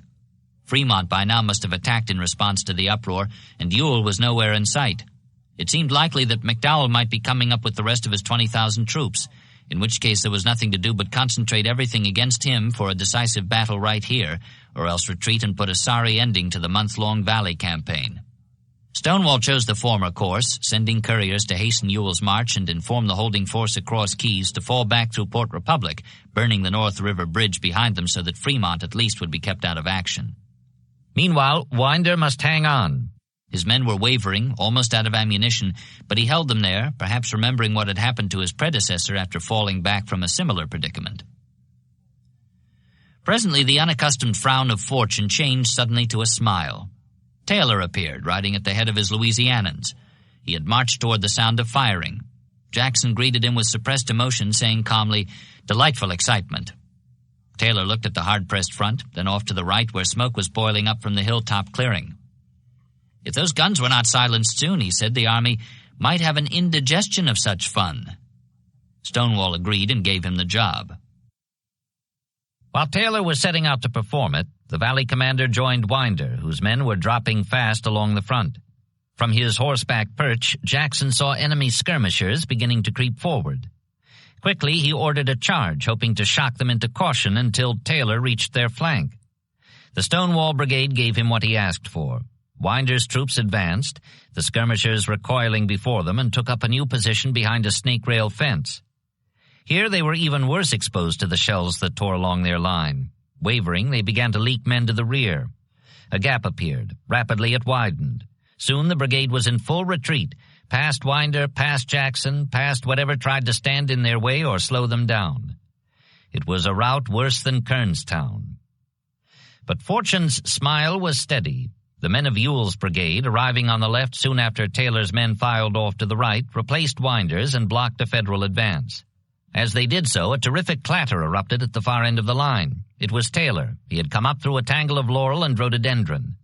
3 charges he made against double-shotted guns, and the 3rd charge took them, though the cannoneers fought hard to the last, swinging rammer staffs against bayoneted rifles. Then, as the Union commander attempted a left wheel, intending to bring his whole force against Taylor, Ewell's 3rd Brigade arrived in time to go forward with the 2nd. Outnumbered 3-1, fighting now with both flanks in the air and their strongest battery turned against them, the Federals fell back, firing erratically as they went. For the Confederates, it was as if all the pieces of a gigantic jigsaw puzzle had fallen suddenly into place of their own accord. Eyes aglow, Stonewall touched Ewell's arm and pointed. "He who does not see the hand of God in this is blind, sir, blind." It was now 11 o'clock. A good 8 hours of daylight remained for pursuit. Pursuit was easier said than done, however. Tyler's men withdrew in good order, covering the retreat with their 10 remaining guns. Jackson had to content himself with gleaning 800 muskets from the field while the cavalry pressed the retreating column, picking up prisoners as they went. Soon the ambulances were at work. When all the wounded Confederates had been gathered, the aid men gave their attention to the Federals. However, this show of mercy was interrupted by Fremont. Free at last to maneuver, he put his guns in position on the heights across the river and, now that the battle was over, began to shell the field. Jackson, much incensed, ordered the ambulances back. Federal casualties for the day were 1,018, most of them inflicted during the retreat, including 558 prisoners. Stonewalls were in excess of 800, the heaviest he had suffered. The battle was over, and with it the campaign. Jackson put his army in motion for Brown's Gap before sundown, following the prisoners and the train which had been sent ahead that morning. By daylight he was astride the Gap, high up the Blue Ridge, well protected against attack from either direction, and within a day's march of the railroad leading down to Richmond, which the past month's fighting in the valley had done so much to save. He intended to observe Shields and Fremont from here, but that turned out to be impossible. Lincoln ordered them withdrawn that same day. Fremont was glad to go. He had expended his troops' last effort in reaching Port Republic, he reported. But not Shields, who said flatly, "I never obeyed an order with such reluctance." Jackson came down off the mountain, sent his cavalry ahead to pick up 200 sick and 200 rifles Fremont abandoned at Harrisonburg, and recrossed South River, making camp between that stream and Middle River.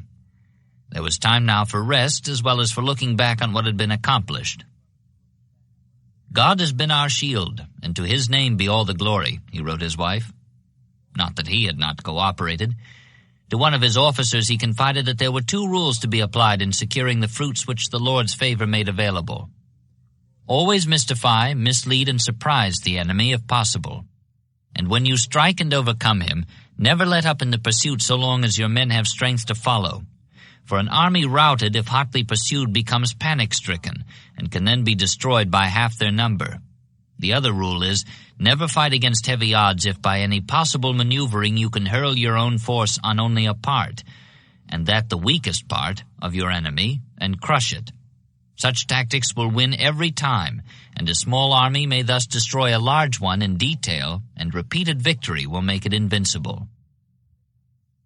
Application of these strategic principles, plus of course the blessing of Providence, particularly in the form of such meteorological phenomena as cloudbursts and hailstones large as hen eggs, had enabled Stonewall, with 17,000 troops, to frustrate the plans of 60,000 Federals whose generals were assigned the exclusive task of accomplishing his destruction. 4 pitched battles he had fought, 6 formal skirmishes, and any number of minor actions. All had been victories, and in all but one of the battles he had outnumbered the enemy in the field anywhere from 2 to 17 to 1. The exception was Cross Keys, where his opponent showed so little fight that there was afterwards debate as to whether it should be called a battle or a skirmish. Mostly this had been done by rapid marching.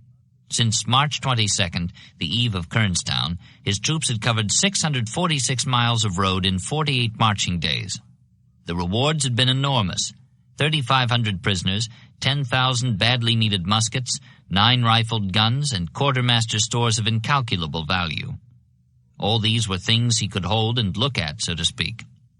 An even larger reward was the knowledge that he had played on the hopes and fears of Lincoln with such effect that 38,000 men, doubtless a first relay soon to have been followed by others, were kept from joining McClellan in front of Richmond.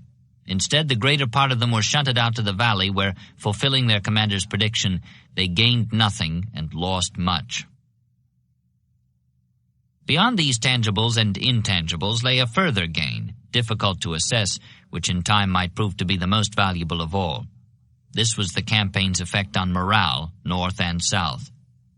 Federals and Confederates were about equally fagged when the fighting was over, but there was more to the story than that. There was such a thing as a tradition of victory. There was also such a thing as a tradition of defeat. One provoked an inner elation, esprit de corps, the other an inner weariness. Banks, Fremont, and Shields had all 3 had their commands broken up in varying degrees, and the effect in some cases was long-lasting. The troops Stonewall had defeated at McDowell were known thereafter by friend and foe as Milroy's Weary Boys, and he had planted in the breasts of Blenker's Germans the seeds of a later disaster. Conversely, repeated victory, as Jackson phrased it, had begun to give his own men the feeling of invincibility. Coming as it did after a long period of discouragement and retreat, it gave a fierceness to their pride in themselves and in their general. He marched their legs off, drove them to and past exhaustion, and showed nothing but contempt for the man who staggered. When they reached the field of battle, spitting cotton and stumbling with fatigue, he flung them into the uproar without pausing to count his losses until he had used up every chance for gain. When it was over and they had won, he gave the credit to God. All they got in return for their sweat and blood was victory. It was enough. Their affection for him, based mainly on amusement at his milder eccentricities, ripened quickly into something that very closely resembled love. Wherever he rode now, he was cheered. "Let's make him take his hat off," they would say when they saw him coming. Hungry as they often were, dependent on whatever game they could catch to supplement their rations, they always had the time and energy to cheer him. Hearing a hullabaloo on the far side of a camp, they laughed and said to one another, "It's old Jack or a rabbit."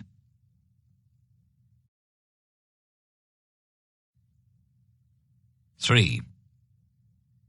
Confederate authorities at the seat of government did what they could to keep the news of Johnston's wound and the subsequent change of commanders out of the papers. Enterprising newsboys sometimes wandered out beyond the fortifications, profitably hawking their journals in the Union camps, and the authorities feared that the enemy might find comfort and encouragement in the news. They were right. "I prefer Lee to Johnston," McClellan declared when he heard of the shift, meaning that he preferred him as an opponent. "The former is too cautious and weak under grave responsibility. Personally brave and energetic to a fault, he yet is wanting in moral firmness when pressed by heavy responsibility and is likely to be timid and irresolute in action." He wrote this under the influence of a new surge of confidence and elation. At the time of Fair Oaks, in addition to the depression he felt at hearing that McDowell was being withheld, he had been confined to bed with neuralgia and a recurrent attack of malaria, contracted long ago in Mexico. But he was feeling much better now.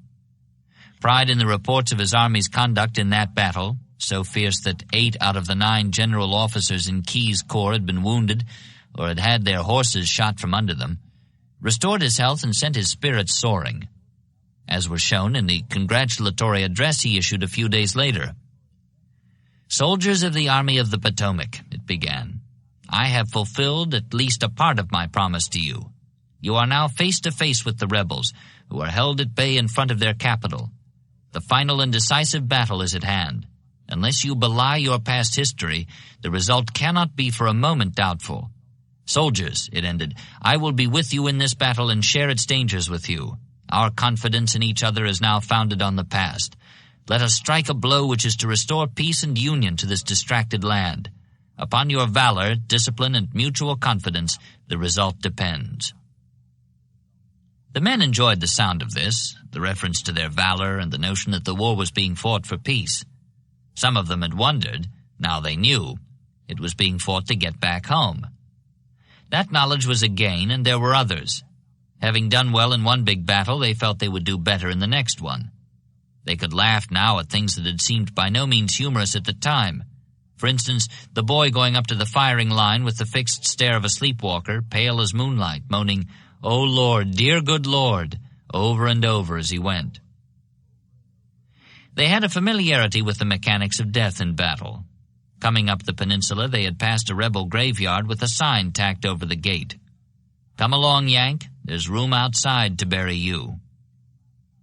Since then, many of them had served on burial details, fulfilling the implication, and undertakers were doing a rush business with both the quick and the dead, embalming the latter and accepting advance payments from the former in return for a guarantee of salvation from a nameless grave in this slough they called the Chicken Hominy. The going price was $20 for a private and up to $100 for an officer, depending on his rank. The main consolation was McClellan. He gave the whole thing meaning and lent a glitter to the drabness of their camps. They cheered him as he rode among them. They took their note of confidence from him. Presently, after fretful news from the Shenandoah Valley, they saw his confidence increase. He had just been informed that Lincoln had called off the goose chase after Jackson and was bringing McDowell back to Fredericksburg with orders to resume the advance on Richmond as soon as his men recovered from their exertions. Best of all, as a cause for immediate rejoicing, the 9,500-man division of Brigadier General George A. McCall, left on the Rappahannock while the rest of the First Corps was crossing the Blue Ridge, had been ordered to join McClellan at once, moving by water to assure the greatest speed. Their transports began to arrive at White House June 11th, 5 days after the march order was issued. As these reinforcements came ashore, a dispatch arrived from Stanton. "Be assured, General, that there has never been a moment when my desire has been otherwise than to aid you with my whole heart, mind, and strength since the hour we first met. You have never had and never can have anyone more truly your friend or more anxious to support you." Next day, Army headquarters moved to the south bank of the Chickahominy, where 3 of the 5 corps now were. Keyes on the left at White Oak Swamp, Heintzelman covering the Williamsburg Road in the center, and Sumner on the right astride the railroad. Porter and Franklin were still on the north bank, the former advanced to Mechanicsville, the latter in support. When McCall arrived, he would be assigned to Porter, whose strength would be 27,500 men, and Franklin would join the main body, taking position between Sumner and the river. The Army then would present an unbroken front, anchored firmly on the left and extending a strong right arm to meet McDowell, who had wired on June 8th, "McCall goes in advance by water. I will be with you in 10 days with the remainder by land from Fredericksburg." McClellan had plenty to do while he waited. The rains had returned with a vengeance, taking the bridges out again, flooding the bottoms and sweeping away the corduroy approaches. "The whole face of the country is a perfect bog," he informed Washington. "The men are working night and day up to their waists in water." Lincoln and Stanton kept wanting to know when he would be ready to attack, and he kept stalling them off with a series of loopholed replies. A week after Fair Oaks, he told them, "I shall be in perfect readiness to move forward and take Richmond the moment McCall reaches here, and the ground will admit the passage of artillery." 6 days later, with McCall on hand and 4 corps consolidated south of the Chickahominy, he declared, "I shall attack as soon as the weather and the ground will permit." June 18th, the rain slacked, and he wired, "After tomorrow we shall fight the rebel army as soon as Providence will permit." It was a tantalizing progression of near commitments and evasions. First McCall, then the weather, and finally Providence itself. Lincoln and Stanton scarcely knew what to think. McClellan knew, though. He had read rumors that the powers in Washington were engaged in a frenzy of backbiting over the recent fiasco in the Valley. "Alas, poor country that should have such leaders," he groaned, adding, "When I see such insane folly behind me, I feel that the final salvation of the country demands the utmost prudence on my part, and that I must not run the slightest risk of disaster. For if anything happened to this army, our cause would be lost." He saw his way to victory. According to the Pinkertons, the rebels had the advantage of numbers, but he had the advantage of superior training and equipment. Therefore, he would make the contest a siege. Employing the utmost prudence to avoid the slightest risk, he had evolved a formula for victory, ponderous but sure. He kept it from Lincoln and Stanton, who would neither approve nor understand, but he told it gladly to his wife, who would do both. "I will push them in upon Richmond and behind their works. Then I will bring up my heavy guns, shell the city, and carry it by assault." Whether Lee was cautious, weak, wanting in moral firmness, timid, and irresolute remained to be seen, but part at least of McClellan's judgment of his opponent had already been confirmed. He was energetic, and Southern soldiers agreed with the Northern commander that it was to a fault. Reverting to his former role as King of Spades, he had them digging as they had never dug before. Their reaction was the one he had encountered in the Carolinas, that entrenchments were cowardly affairs and that shoveling dirt wasn't fit work for a white man. Lee's reply was that hard work was the very means by which McClellan has been and is advancing.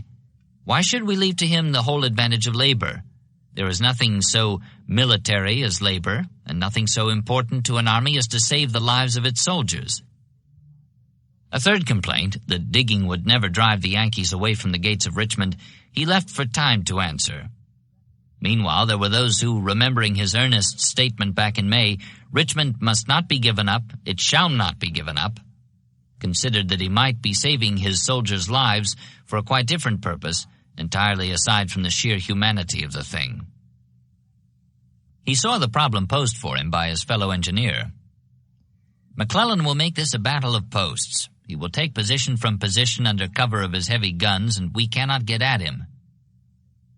What Lee needed in the face of this was time, and he got it. The first 10 days of June were solid rain. "You'll see nothing like the roads on the Chicky Bottom," he reported thankfully. McClellan's big guns were immobilized unless he brought them forward on the York River Railroad, and Lee moved quickly to block this route by mounting a long-range 32-pounder on a railway truck and running it eastward to outrange the swamp-bound Federal ordnance. This was the birth of the railroad gun, fathered by necessity and Lee. The men could appreciate this kind of thing, its benefit being immediately apparent. They could appreciate, too, the new administrative efficiency which brought them better rations and an equitable distribution of the clothes and shoes it prized from quartermaster warehouses. There was a rapid improvement of their appearance and, in consequence, their tone. Lee himself was frequently among them, riding the lines to inspect the progress of their work on the entrenchments. Tall, handsome, robust, much younger looking up close than from a distance, he had a cheerful dignity and could praise them without seeming to court their favor. They began to look forward to his visits and even take pride in the shovel work they had performed so unwillingly up to now. The change for the better was there for everyone to see, including their old commander, convalescent in Richmond. "No, sir," Johnston said manfully when a friend remarked that his wound was a calamity for the South. "The shot that struck me down is the very best that has been fired for the Southern cause yet. For I possess in no degree the confidence of our government, and now they have in my place one who does possess it, and who can accomplish what I never could have done. The concentration of our armies for the defense of the capital of the Confederacy." This, in fact, was a main key to Lee's success in the course of his first weeks as head of the army in Virginia. He knew how to get along with Davis. Unlike Johnston, who had kept his intentions from the president as assiduously as if the two had been engaged as opponents in high-stakes poker, Lee sought his advice and kept him informed from day to day, even from hour to hour. One of the first letters he sent from the field was to Davis, describing certain administrative difficulties in one of the commands. "I thought you ought to know it," he wrote. "Our position requires that you should know everything, and you must excuse my troubling you."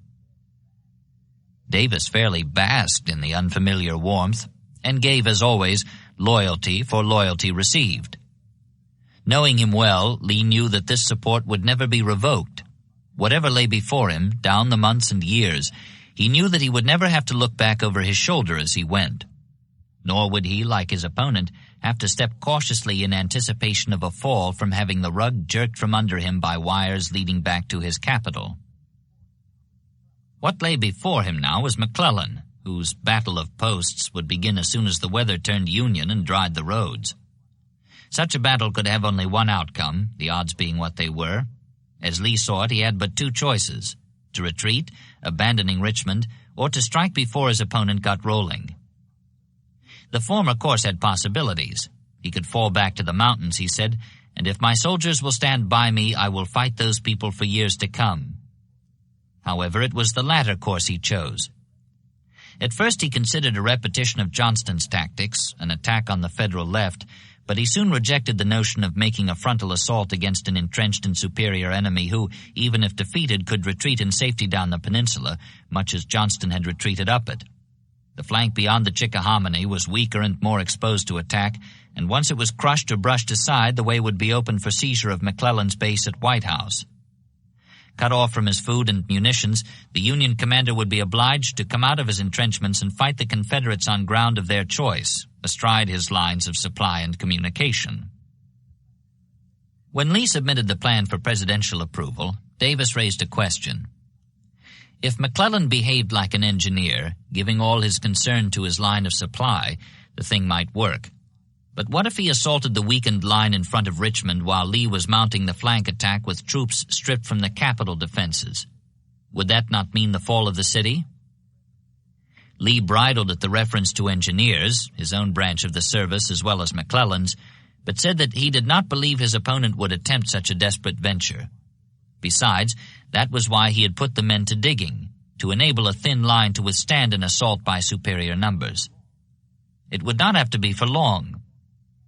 If you will hold as long as you can at the entrenchments and then fall back on the detached works around the city, I will be on the enemy's heels before he gets here." So he said, and Davis, after consideration, agreed that the long odds required long chances. He approved the plan of attack. The first problem, once the plan had been approved, was the securing of reinforcements. No matter how ingenious the tactics, 61,000 Confederates could not hope to drive more than 100,000 Federals from a position they had been strengthening ever since their repulse of the full-scale assault 2 weeks before. As a problem, it was thorny. South Carolina could spare no men at all, Charleston being menaced by an amphibious force assembling at Hilton Head. But Burnside seemed to be resting on his New Bern laurels, so that the rest of Holmes's division could be brought from North Carolina, adding 6,500 bayonets to the ranks. Georgia could furnish a single brigade. Lee sent it to Jackson. "We must aid a gallant man if we perish," he said, having already weakened his army for this purpose. Besides, it was in the nature of a loan. Stonewall was to use the troops offensively if the opportunity arose, discouraging the Washington authorities from sending reinforcements to the peninsula from the valley or the line of the Rappahannock. Then, when everything was ready for the leap at McClellan, he was to leave his cavalry and his least effective infantry units in their present location and take the cars for Richmond, adding 18,500 veterans to the column of assault. This would bring Lee's total strength to 86,000, still about 20,000 short of McClellan's. Total strengths were not as important, however, as critical strengths at the point of vital contact. And that was where Lee proposed to secure the advantage. He would hold the Richmond entrenchments with the combined commands of Magruder, Huger, and Holmes, while those of Longstreet, the Two Hills, and Jackson struck the isolated enemy corps on the north bank of the Chickahominy. In round figures, 30,000 men would be facing 75,000 to the east, while 55,000 assaulted 30,000 to the north. Or, more roughly speaking, 1/3 of Lee's army would resist 3/4 of McClellan's, while the remaining 2/3 attacked the remaining 1/4. The risk was great, as Davis said, but not so great as the possibilities for gain.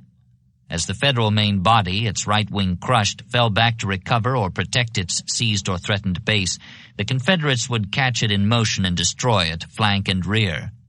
Richmond would be delivered. No matter how devoutly this consummation was to be wished, a great deal remained to be done before it could begin to be accomplished. Jackson's approach march from the railroad would be along the ridge between the Chickahominy River and Totopotomoy Creek, an affluent of the Pamunkey. Lee knew that McClellan had withdrawn Porter's troops from Hanover Courthouse soon after the junction with McDowell was suspended, but he did not know the present location of Porter's right or the condition of the roads in that direction. Both of these necessary pieces of information could be gathered, along with possibly much else, by a reconnaissance in force. That meant cavalry, and cavalry meant Jeb Stuart. Accordingly, on June 10th, Lee sent for him and told him what he wanted. Stuart was delighted. A brigadier at 29, square-built, of average height, with china blue eyes, a bushy cinnamon beard, and flamboyant clothes, thigh-high boots, yellow sash, elbow-length gauntlets, red-lined cape, soft hat with the brim pinned up on one side by a gold star supporting a foot-long ostrich plume. He had had no chance for individual distinction since the charge that scattered the fire zouaves at Manassas. He had a thirst for such exploits, both for his own sake and his troopers, whose training he was conducting in accordance with a credo. If we oppose force to force, we cannot win, for their resources are greater than ours. We must substitute esprit for numbers. Therefore, I strive to inculcate in my men the spirit of the chase. That partly explained the gaudy fox hunt clothes, and it also explained what he proposed as soon as Lee had finished speaking. Once he was in McClellan's rear, he said it might be practicable to ride all the way around him. Lee might have expected something of the sort, for Stuart had been an industrious collector of demerits as an adventurous cadet at the Point, while his fellow Virginian was superintendent. At any rate, in the written instructions sent next day, while Jeb was happily selecting and assembling 1,200 troopers for the ride, the Army commander warned him explicitly against rashness. You will return as soon as the object of your expedition is accomplished, and you must bear constantly in mind, while endeavoring to execute the general purpose of your mission, not to hazard unnecessarily your command or to attempt what your judgment may not approve, but be content to accomplish all the good you can without feeling it necessary to obtain all that might be desired.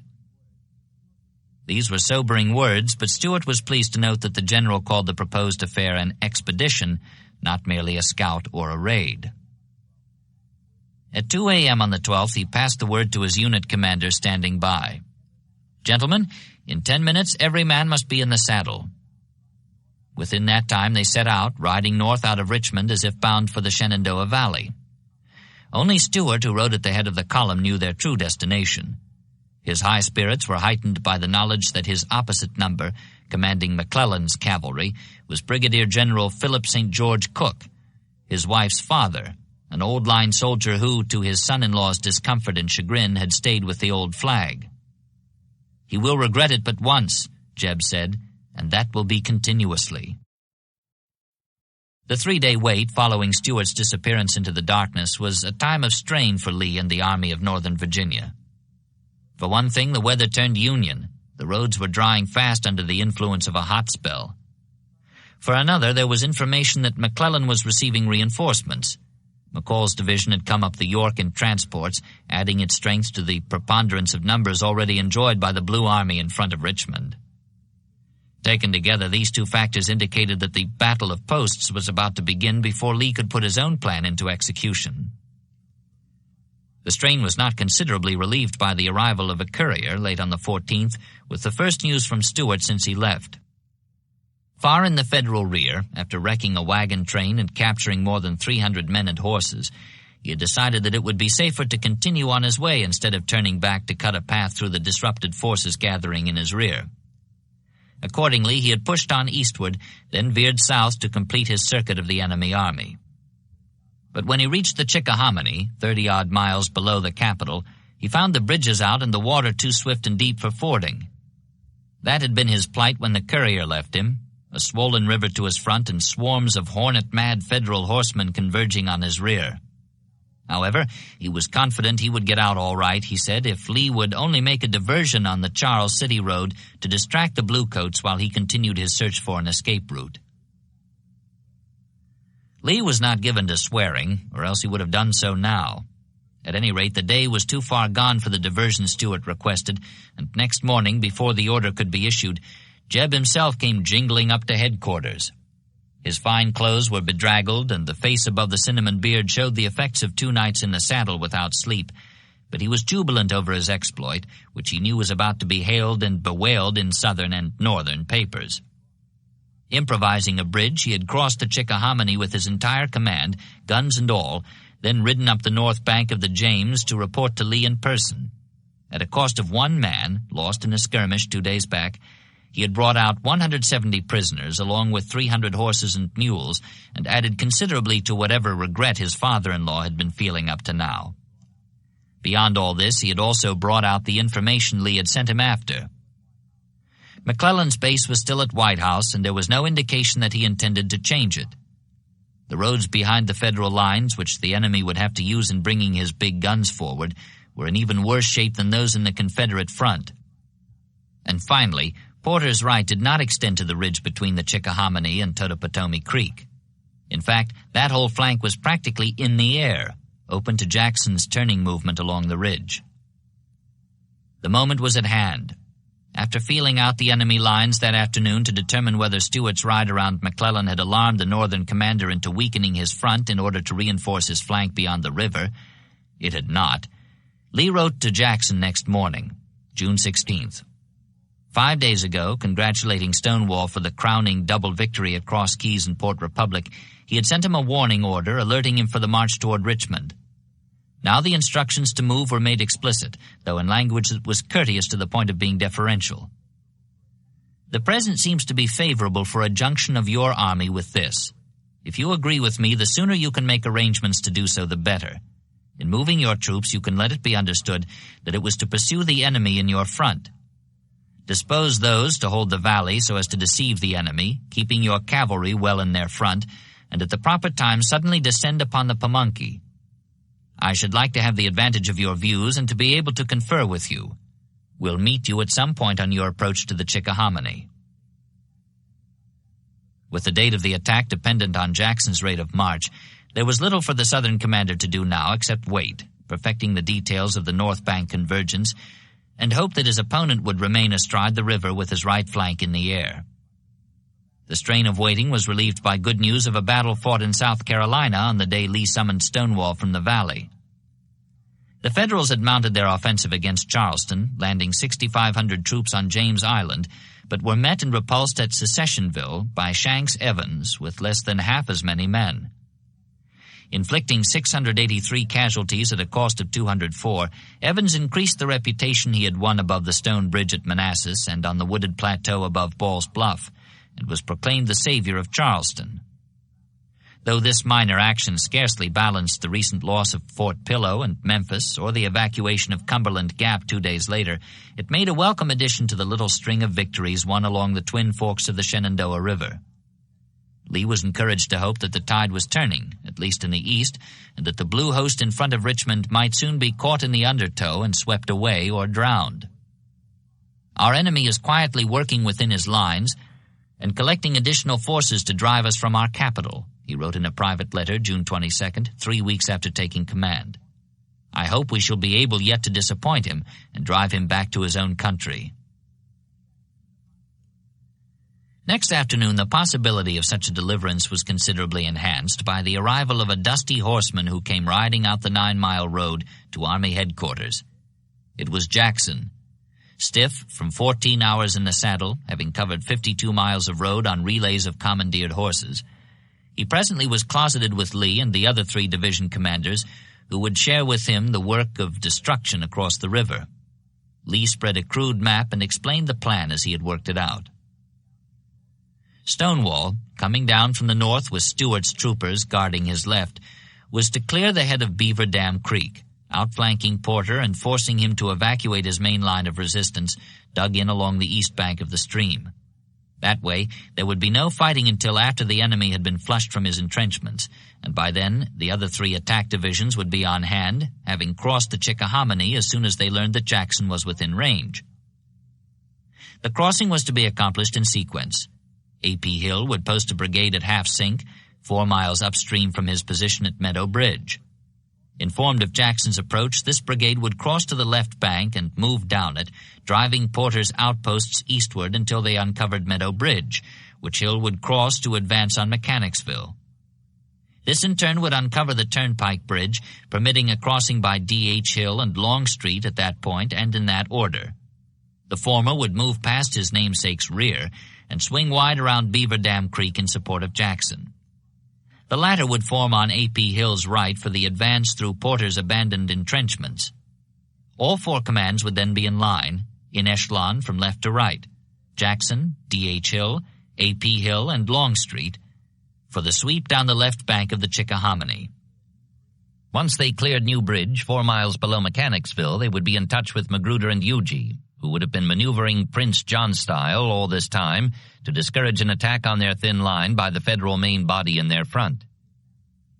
With contact reestablished between the 2 Confederate wings, the danger of such an attack would have passed, as Lee said they would be on the enemy's heels in case he tried it.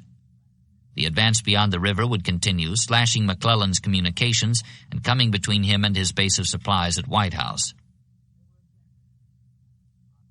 There were objections. Harvey Hill had expressed the opinion that an attack on the Federal left would be more rewarding. McClellan might respond to the assault on his right by changing his base to the James, beyond reach of the attackers. Lee had pointed out, however, that this would involve the army in the bogs of White Oak Swamp and rob it of the mobility which was its principal asset. Besides, Stewart's reconnaissance had shown that the Union base was still at White House, and Lee did not believe the Federals would attempt to make the shift while under attack. Longstreet, too, had indicated what he thought were disadvantages, the main one being the great natural strength of Porter's position along Beaver Dam Creek. However, this objection would be nullified by Jackson, whose approach would maneuver Porter out of his entrenchments by menacing his rear, and if he fell back to another creek bank stronghold, there were several such in his rear at more or less regular intervals along the north bank of the Chickahominy, The same tactics could be applied, with the same result.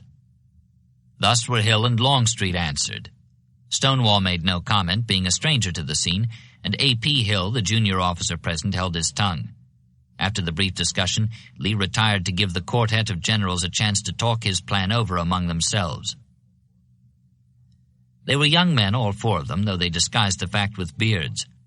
Longstreet was the oldest, 41, A.P. Hill the youngest, 37. D.H. Hill was 40, Jackson 38. They had been at West Point together 20 years ago. Longstreet spoke first, asking Jackson to set the date for the attack, since his was the only command not on the scene. "The 25th, Jackson replied without hesitation. Longstreet demurred, advising him to take an extra day to allow for poor roads and possible enemy interference. "All right," Jackson said, "the 26th. Presently Lee returned and approved their decision. Today was Monday. The attack would be made on Thursday at the earliest possible hour. He would send them written orders tomorrow. The council broke up about nightfall. Jackson had spent most of the previous night in the saddle, but he would take no rest until he rejoined his men on the march. Mounting, he rode through the darkness, accompanied as before by a single aide, whom he had instructed to call him colonel as a precaution against being recognized before he got his army into position to come booming down along McClellan's flank. While Stonewall clattered north along unfamiliar roads to rejoin the valley soldiers moving to meet him, McClellan sat alone in his tent, winding up a long day's work by writing to his wife. For various reasons, some definite, some vague, but all disturbing, he felt uneasy. Intelligence reports showed that his army was badly outnumbered, and Stuart's circumferential raid had not only afforded hostile journalists much amusement at the young Napoleon's expense, it had also emphasized the danger to his extended flank and to his main supply base, both of which lay on the far side of what he still called the confounded Chickahominy. He had protested, for McDowell's sake as well as his own, against the instructions requiring that general's overland advance and an extension of my right wing to meet him. Such dispositions, he warned Stanton, may involve serious hazard to my flank and line of communications, and may not suffice to rescue him from any peril in which a strong movement of the enemy may involve him. Nothing having come of this, he was obliged to keep Porter where he was. The danger to his base was another matter, one in which he could act on his own, and that was what he did. On the day Stuart returned to his lines and reported to Lee, McClellan ordered a reconnaissance toward James River, intending to look into the possibility of establishing a new base in that direction. 3 days later, June 18th, he began sending transports loaded with food and ammunition from White House down the Pamunkey and the York up the James to Harrison's Landing. Gunboats, stationed there to protect them, would also protect his army in case it was thrown back as a result of an overwhelming assault on its present all-too-vulnerable position astride the Chickahominy. Meanwhile, he continued to reconnoiter southward, sending cavalry and topographical engineers beyond White Oak Swamp to study the largely unknown country through which the army would have to pass in order to reach the James. He had the satisfaction of knowing that he was doing what he could to meet such threats as he could see. However, there were others, vague but real, invisible but felt, against which he could take no action, since all he could feel was their presence, not their shape.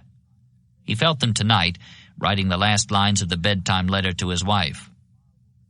I have a kind of presentiment that tomorrow will bring forth something. What, I do not know. We will see when the time arrives. What tomorrow brought was a rebel deserter who gave his captors information confirming McClellan's presentiment of possible disaster.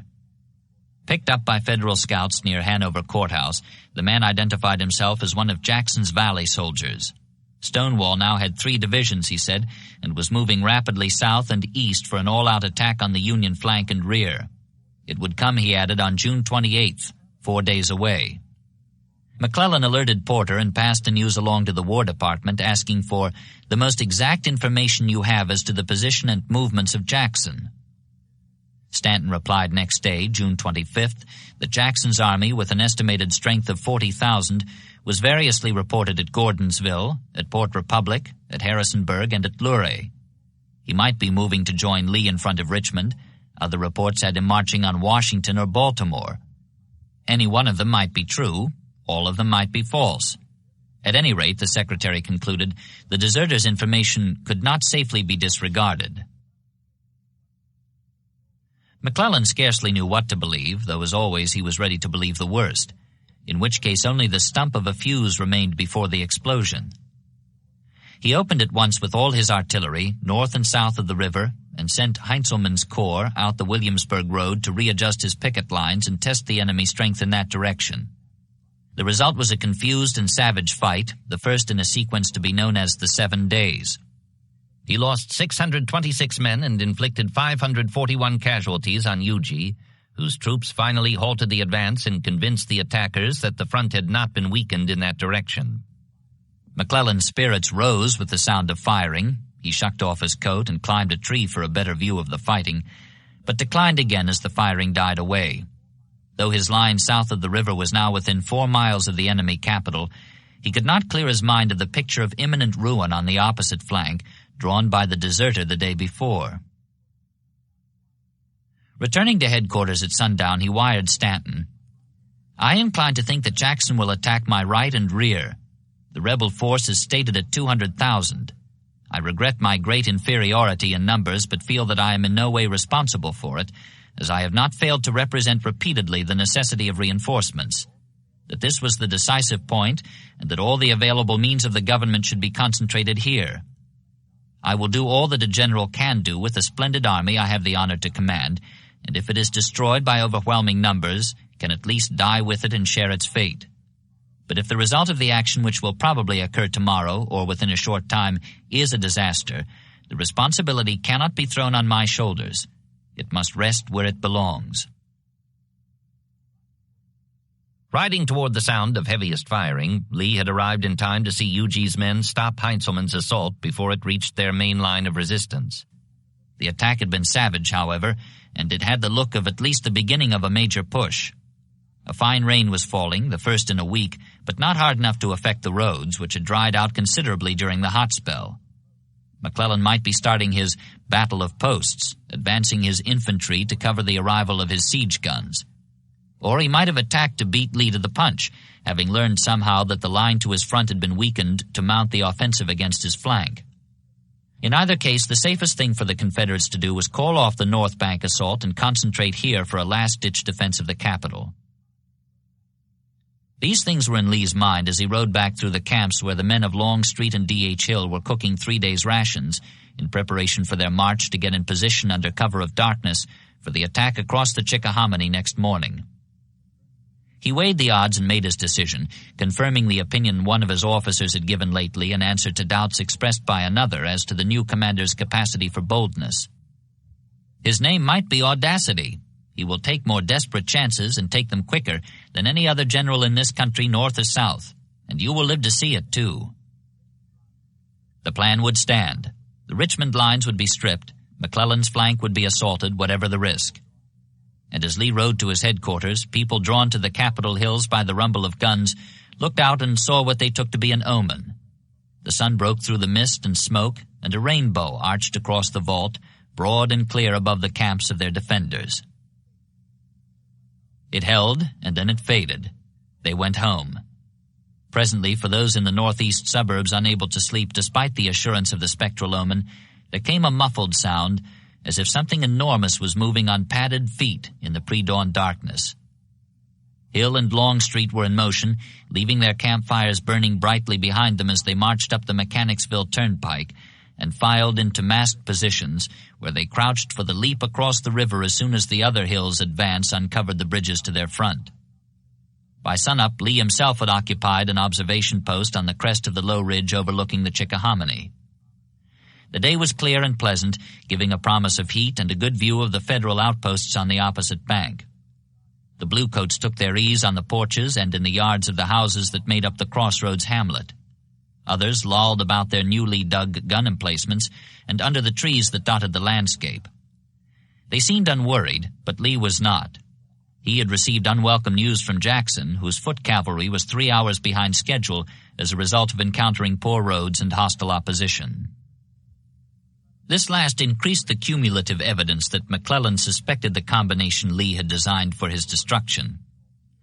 At any moment the uproar of the Union assault feared by Davis might break out along the 4-mile line where Magruder, his men spread thin, was attempting to repeat the theatrical performance he had staged with such success at Yorktown back in April.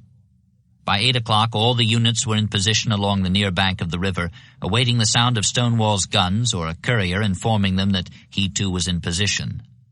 But there was only silence from that direction. A.P. Hill sent a message to the brigade posted upstream at Half Sink. "Wait for Jackson's notification before you move unless I send you other orders." Time wore on. 9 o'clock, 10 o'clock.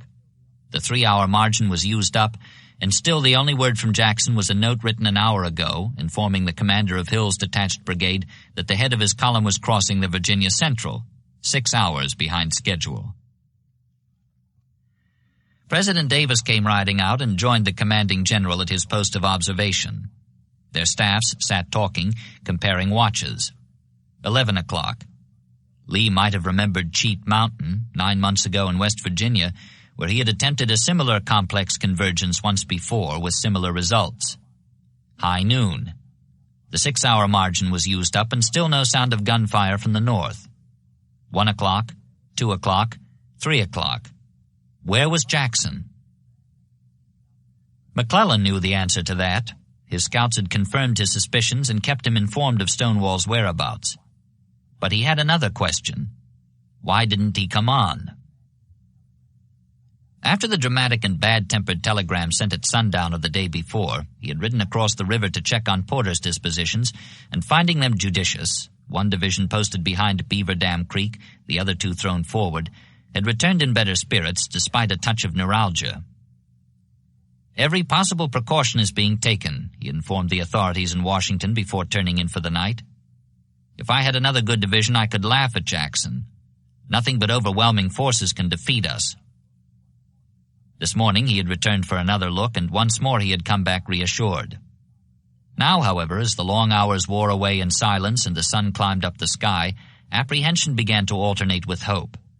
At noon he wired Stanton, "All things very quiet on this bank of the Chickahominy. I would prefer more noise."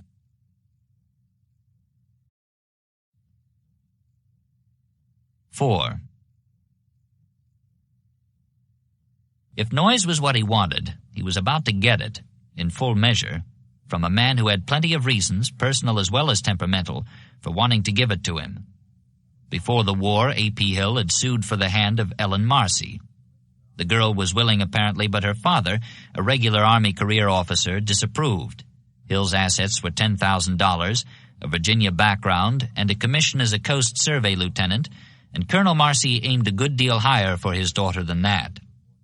Ellen obeyed her father, whose judgment was rewarded shortly thereafter, when George McClellan, already a railroad president at 33, with an annual income amounting to more than the rejected lieutenant's total holdings, made a similar suit and was accepted, thereby assuring the daughter's freedom from possible future want and the father's position within a year as chief of staff to the commander of the Army of the Potomac.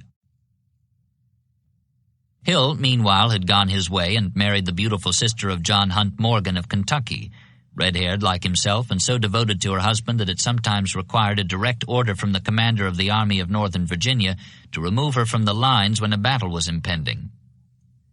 Hill then had in fact more cause to feel gratitude than resentment toward the enemy chief of staff and commander for rejecting and supplanting him. However, he was a hard fighter with a high-strung intensity and a great fondness for the offensive, so that in time McClellan's soldiers, familiar with the history of the tandem courtships, became convinced that the Virginian's combativeness was a highly personal matter, provoked by a burning determination to square a grudge. Once at least, as Hill's graybacks came swarming over the landscape at them, giving that high-throated fiendish yell, one of McClellan's veterans, who had been through this sort of thing before, shook his head fervently and groaned in disgust, "God's sake, Nellie, why didn't you marry him?" A narrow-chested man of average height, thin-faced and pale, with flowing hair, a chiseled nose, and cheekbones jutting high above the auburn bush of beard, Hill had a quick, impulsive manner and a taste that ran to the picturesque in clothes. Today, for instance, as always when fighting was scheduled, he wore a red wool deer hunter's shirt. His battle shirt, he called it, and his men, knowing the sign, would pass the word, Little Powell's got on his battle shirt. More and more, however, as the long hours wore away in front of Meadow Ridge, they began to think he had put it on for nothing.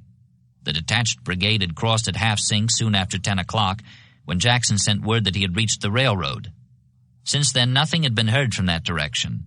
5 hours had passed, and barely that many still remained of daylight. Hill chafed and fretted until he could take no more. At 3 o'clock, rather than hazard the failure of the whole plan by longer deferring it, as he subsequently reported, I determined to cross at once. From his post on the heights overlooking the river, Lee heard a sudden popping of musketry from upstream. As it swelled to a clatter, he saw bluecoats trickling eastward from a screen of woods to the northwest, followed presently by the gray line of skirmishers who had flushed them. Then came the main body in heavy columns, their bayonets and regimental colors glinting and gleaming silver and scarlet in the sunlight. The Yankees were falling back on Mechanicsville, where tiny figures on horseback gestured theatrically with sabers, forming a line of battle. East of the village, the darker foliage along Beaver Dam Creek began to leak smoke as the Union artillery took up the challenge. Far to the north, directly on Jackson's expected line of advance, another smoke cloud rose in answer. Stonewall's guns were booming. As Little Powell's men swept eastward, the troops of D.H. Hill and Longstreet advanced from their masked positions along the turnpike and prepared to cross the Chickahominy in support. Late as it was, past 4 now, with the sun already halfway down the sky, the plan was working. All the jigsaw pieces were being jockeyed into their assigned positions to form Lee's pattern of destruction for the invaders of Virginia. As usual, there were delays. The turnpike bridge had to be repaired before Harvey Hill and Longstreet could go to the assistance of A.P. Hill, who was fighting alone on the north bank, prodding the makeshift Yankee line back through Mechanicsville. Lee sent him word not to press too close to the guns massed along Beaver Dam Creek until support arrived, and Jackson had had time to outflank the fortified position. While the repairmen were still at work on the bridge, a cavalcade of civilians, mostly congressmen and cabinet members, clattered across in the wake of President Davis, who was riding as always toward the sound of firing. D.H. Hill and Longstreet followed, and at 5 o'clock Lee came down off the heights and crossed with them. The plain ahead was dotted with bursting shells and the disjointed ragdoll shapes of fallen men. A.P. Hill had taken the village, and by now there were no armed Federals west of Beaver Dam Creek. But there were plenty of them along it, supporting the guns creating havoc on the plain. Unable to remain out in the open in clear view of the Union gunners, Hill's men had pushed eastward, against Lee's orders, to find cover along the near bank of the creek. Here they came under infantry fire as well, taking additional losses, but fortunately the artillery was firing a little too high, otherwise they would have been slaughtered. Several attempts to storm the ridge beyond the creek had been bloodily repulsed. The position was far too strong, and Porter had too many men up there, almost as many, in fact, as Longstreet and both Hills combined. Everything depended on Jackson, who should have been rounding their flank by now, forcing them to withdraw in order to cover their rear. However, there was no sign of this. The Federals stood firm on the ridge, apparently unconcerned about anything except killing the Confederates to their front. The question still obtained: where was Stonewall? And now Lee learned for the first time that Little Powell had crossed the Chickahominy with no more knowledge of Jackson's whereabouts than Lee himself had, which was none at all. To add to his worries, there on the plain where Union shells were knocking men and horses about and wrecking what few guns A.P. Hill had been able to bring within range, Lee saw Davis and his cavalcade, including the Secretaries of State and War, sitting their horses among the shell bursts as they watched the progress of the battle. A single burst might topple them like 10 pins any minute. Lee rode over and gave Davis a cold salute. "Mr. President, who is all this army and what is it doing here?" Unaccustomed to being addressed in this style, especially by the gentle-mannered Lee, Davis was taken aback. "It is not my army, General," he replied evasively. Lee said icily, "It is certainly not my army, Mr. President, and this is no place for it." Davis shifted his weight uneasily in the saddle. "Well, General," he replied, "if I withdraw, perhaps they will follow." He lifted his wide-brimmed planter's hat and rode away, trailing a kite-tail of crestfallen politicians. Once he was out of sight, however, he turned back toward the battle, though he took a path that would not bring him within range of Lee. He did not mind the shells, but he wanted no more encounters such as the one he had just experienced. This minor problem attended to, Lee returned to the major one at hand, the unequal battle raging along Beaver Dam Creek, where he had not expected to have a fight at all. Jackson's delay seemed to indicate that McClellan, having learned in advance of the attempt to envelop his flank, had intercepted Stonewall's march along the Totopotomoy Ridge. Still worse, he might be mounting an overwhelming assault on the thinly held entrenchments in front of Richmond before Lee could get in position to be on his heels. Immediately, the Southern commander sent messages ordering Magruder to hold his lines at all costs and instructing Huger to test McClellan's left with a cavalry demonstration. Daylight was going fast. Until Lee reached New Bridge, 2 miles beyond the contested ridge, both wings of his army would be fighting in isolation. McClellan well might do to him what he had planned to do to McClellan. If the Federals were not dislodged from Beaver Dam today, they might take the offensive in the morning with reinforcements brought up during the night. In desperation, Lee decided to attempt what he had been opposed to until now. He would storm the ridge beyond the creek. All of A.P. Hill's men had been committed, but Harvey Hill's were just arriving. Lee ordered the lead brigade to charge on the right near the river and flank the Federals off the ridge. They went in with a yell, surging down the slope to the creek, but the high ground across the way exploded in their faces as the Union guns took up the challenge. Shattered, the Graycoats fell back over their dead and wounded, losing more men as they went. The sun went down at 7:15, and the small arms fire continued to pop and sputter along the dusky front. By 9 o'clock it had stopped. The enemy artillery fired blind for another hour, as if in mockery of the attackers. Then it too died away, and the cries of the wounded were heard along the creek bank. The Army of Northern Virginia's first battle was over. It was over, and it was lost, primarily because of the absence of the 18,500 troops whose arrival had been intended to unhinge the Federal line along the ridge. The persistent day-long question, where was Jackson, still obtained. In a way, that was just as well, for in this case, disturbing as the question was, the answer was even more so. Finding his advance expected and contested by enemy cavalry, Stonewall had moved cautiously after crossing the Central Railroad 6 hours late. At 4:30 that afternoon, after a southward march of 7 miles in 7 hours, he was now 10 hours behind schedule, he reached his objective, Hundley's Corner. From there he could hear the roar of guns along Beaver Dam, 3 airline miles away. However, with better than 3 hours of daylight still remaining, he neither marched toward the sound of firing nor sent a courier to inform Lee of his arrival. Instead, he went into bivouac, apparently satisfied that he had reached his assigned position, however late. His men were much fatigued, being unaccustomed to the sandy roads and dripping heat of the lowlands, and so was their commander, who had had a total of 10 hours' sleep in the past 4 nights. If Lee wanted him to fight the Yankees, let him drive them across his front as had been arranged. While Stonewall's veterans took their rest, A.P. Hill's Green troops were fighting and losing their first battle. Lee's ambitious plan for a sweep down the north bank of the river, cutting the enemy off from his base and forcing him to choose between flight and destruction, had begun with a total and bloody repulse that left McClellan a choice of 2 opportunities, both golden. He could reinforce his right and take the offensive here tomorrow, or he could hold the river crossings and bull straight through for Richmond on the south, depending on which he wanted first, Virginia's army or Virginia's capital. Such was the result of Lee's first battle. Hill's impetuosity and Jackson's lethargy were to blame, but the final responsibility was the army commander's. He had planned the battle, and he had been present to direct it. Comparatively speaking, though there was little time for assessment, it had been fought in such a disjointed fashion as to make even 7 Pines seem a masterpiece of precision. Of the 56,000 men supposedly available on this bank of the Chickahominy, Lee had got barely 1/4 into action, and even these 14,000 went in piecemeal. Mercifully, the casualty figures were hidden in the darkness and confusion, but time would disclose that the Confederates had lost 1,350 soldiers, the Federals 361.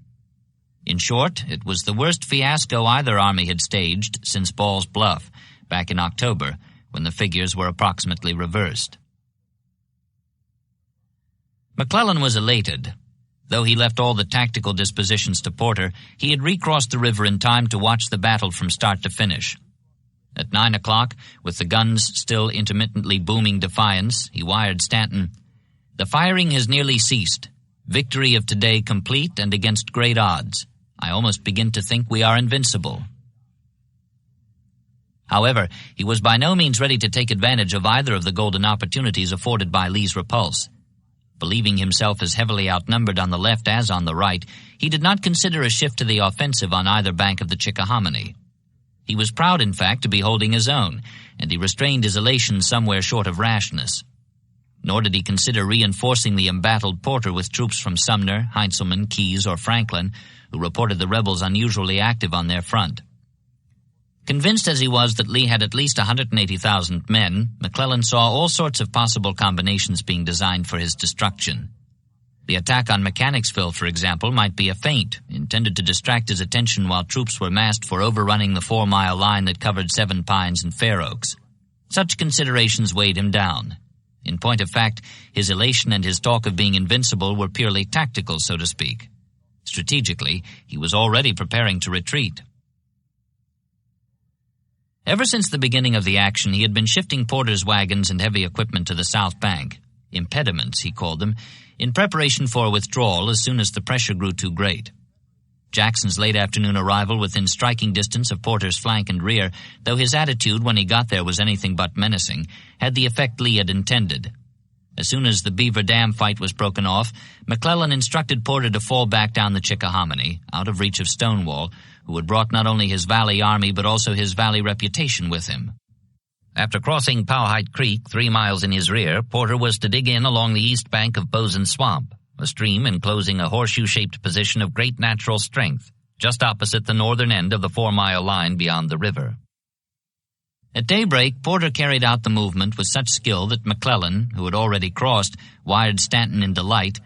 This change of position was beautifully executed under a sharp fire, but with little loss. The troops on the other side are now well in hand, and the whole army so concentrated that it can take advantage of the first mistake made by the enemy. Lee's safest course after yesterday's repulse would have been to recross the Chickahominy at Mechanicsville Bridge and concentrate for a defense of his capital by occupying in all possible strength the line of entrenchments now thinly held by Huger and Magruder. But he no more considered turning back, apparently, than McClellan had considered moving forward. After sending a staff officer to locate Jackson and instruct him to continue his march eastward beyond the Union flank, Lee ordered a renewal of the assault on the ridge overlooking Beaver Dam, which the Bluecoats seemed to be holding as strongly as ever. He intended to force its evacuation by a double turning movement, right and left. But before it could be organized, the Federals pulled back. They were only a rear guard after all.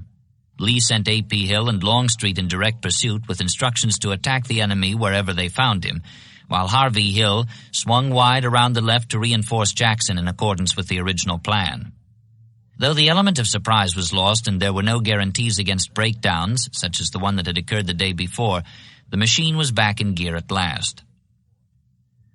About 9:30, Lee rode forward, doubling Longstreet's column, and mounted the ridge beyond the creek, where burning stores and abandoned equipment showed the haste with which the enemy had departed. 2 miles eastward he came upon Jackson and A.P. Hill standing together in a country churchyard. Hill soon left, but Lee dismounted and sat on a cedar stump to confer with Stonewall. The two were a study in contrast, the immaculate Lee and the dusty Jackson, and so were their staffs, who stood behind them, looking each other over. Any advantage the former group had in grooming was more than offset by the knowledge that the latter had worn out their clothes in fighting. Now that D.H. Hill had joined him, Stonewall had 14 brigades under his command, 2 more than Longstreet and the other Hill combined. Lee expected the enemy to make a stand at Powhite Creek, just over a mile ahead, and his instructions were for Jackson to continue his march to Cold Harbor, 3.5 miles east. There he would be well in the rear of the Federals and could cut them off or tear their flank as they came past him, driven by A.P. Hill and Longstreet. Jackson nodded approval, then mounted and rode away. Lee overtook the head of A.P. Hill's column as it approached Powhite Creek. It was now about noon, and the gravest danger of the original plan was past. Hill's advance had uncovered Newbridge. The 2 wings of the army were again in contact. Magruder could be reinforced from across the Chickahominy if McClellan lunged for Richmond on that side. Ahead, as Lee had expected, enemy riflemen held the high ground beyond the creek. Determined to force a crossing without delay, Little Powell sent his lead brigade forward unsupported. After a short firefight centered around a brick and timber structure known as Gaines Mill, there was a dam there with a spillway and a sizable pond above it, placid, shaded by oaks, a cool, unwarlike place of refuge on a hot day in any June but this. The Federals withdrew. Hill's men followed, crossing the creek and occupying the high ground without further opposition. Unlike yesterday, rashness had paid off. It had been easy. Too easy, Lee thought, as he mounted the slope and reached the seized position. Then he found out why. Ahead there was a sudden tearing clatter of musketry, and the men of Hill's lead brigade came stumbling wild-eyed out of the wooded valley into which they had pursued the fleeing bluecoats. "Gentlemen, we must rally those men," Lee told his staff, riding forward. Now he knew. Not here along the Powhite, as he had expected, but somewhere down in that swale, or just beyond it, the enemy was at bay. While the panicked troops were being rallied, a good many more of them had gone in than had come back out. Hill brought up 3 additional brigades, and at 2:30, with Longstreet just arriving on the right, sent them forward. Again that sudden clatter erupted, now with the boom of guns mixed in, and again the men came stumbling back, as wild-eyed as before. Penetrating deeper into the swampy woods, they had come face to face with the death-producing thing itself. 3 separate lines of Federal infantry dug one above another into the face of a long, convex hill crowned with guns. McClellan, with his engineer's skill, had chosen a position of enormous strength, moated along its front by a boggy stream called Bosun's Swamp. Rising below Cold Harbor, 2 miles east of Gaines Mill, it flowed southwest, then turned back east and south around the face of Turkey Hill, affording a clear field of fire for Porter's 3 successive lines and the batteries massed on the dominant plateau. None of this was shown on the crude map Lee was using, not even Bosun's Swamp. Hill had had to find it for him, groping blind and paying in blood for discouraging information. Now he knew the worst. Yesterday's Union position overlooking Beaver Dam had been strong enough to shatter everything he had been able to throw against it, but today's was infinitely stronger. McClellan had found himself a fortress ready-made. Lee's hope was that Jackson, threatening the Federal right from the direction of Cold Harbor, would cause Porter to weaken his left by shifting troops to meet him. Until that happened, to continue the assault would be suicidal. In fact, the shaken condition of Hill's men made it doubtful whether they would be able to hold their ground if the enemy counterattacked. Sending word for Longstreet to discourage this with a demonstration on the right, Lee set out for the left to find the answer to yesterday's question, which applied again today. Where was Jackson? On the way, he met Ewell and found out. Harvey Hill had reached Cold Harbor, but Stonewall had been delayed by taking a wrong road. Riding ahead, he had found Hill deploying for attack, precisely what Lee across the way was hoping for, and had stopped him. Lee's instructions were for him to strike the Federals after they had been dislodged, not before. To stave off disaster while he digested this bad news, Lee told Ewell to go in on A.P. Hill's left, supporting him, while he himself rode on to talk with Jackson. Ewell's veterans started forward with a shout. "You need not go in," Little Powell's troops called out when they saw them coming. "We are whipped. You can't do anything." The Valley men did not falter. "Get out of our way," they growled as they went by. "We'll show you how to do it." Yelling, they went in on the double. Again there was that uproarious clatter as if a switch had been tripped, and that triple line of fire ripping back and forth across the face of Turkey Hill, and the roar of guns from the crest. Still on the double, the Valley soldiers came back out again. It was more than they had bargained for, despite the warning, and they were considerably fewer now than when they started forward. Robert O. Wheat was lying dead in there, along with hundreds of others who had been through Kernstown, Winchester, Cross Keys, and Port Republic. Dick Taylor was not. He had been confined to an ambulance with a mysterious ailment that paralyzed his legs. Missing his firm grip, the gaitered Louisianans broke within sight of the fuming hill and had to be withdrawn. The rest of Ewell's survivors hung on, deep in the swampy woods alongside hills, while concentrations of shell and canister flailed the brush around them. Their aim distracted by a constant shower of broken twigs and branches, they kept up a blind, long-range fire across Bosun's Swamp. Riding toward the left, Lee heard a welcome sound from that direction, the popping of muskets and the quaver of the rebel yell. Jackson at last had realized the changed situation and had unleashed Harvey Hill against the Union right, meanwhile sending word to his other division commanders, "This affair must hang in suspense no longer. Sweep the field with the bayonet." He sounded like himself again, and presently Lee saw him approaching, horse and rider covered with dust, the dingy cadet cap pulled so far down over his face that the bill almost touched the lemon he was sucking. "Ah, General," Lee said as he rode up, "I'm very glad to see you. I had hoped to be with you before." Stonewall jerked his head at the implied rebuke and muttered something indistinguishable in the din. Ewell's attack was reaching its climax. Jackson's division under Winder would go in on Ewell's right, filling a widening gap between him and A.P. Hill. "That fire is very heavy," Lee said. "Do you think your men can stand it?" Jackson listened, then replied, raising his voice to be heard above the racket, "They can stand almost anything. They can stand that."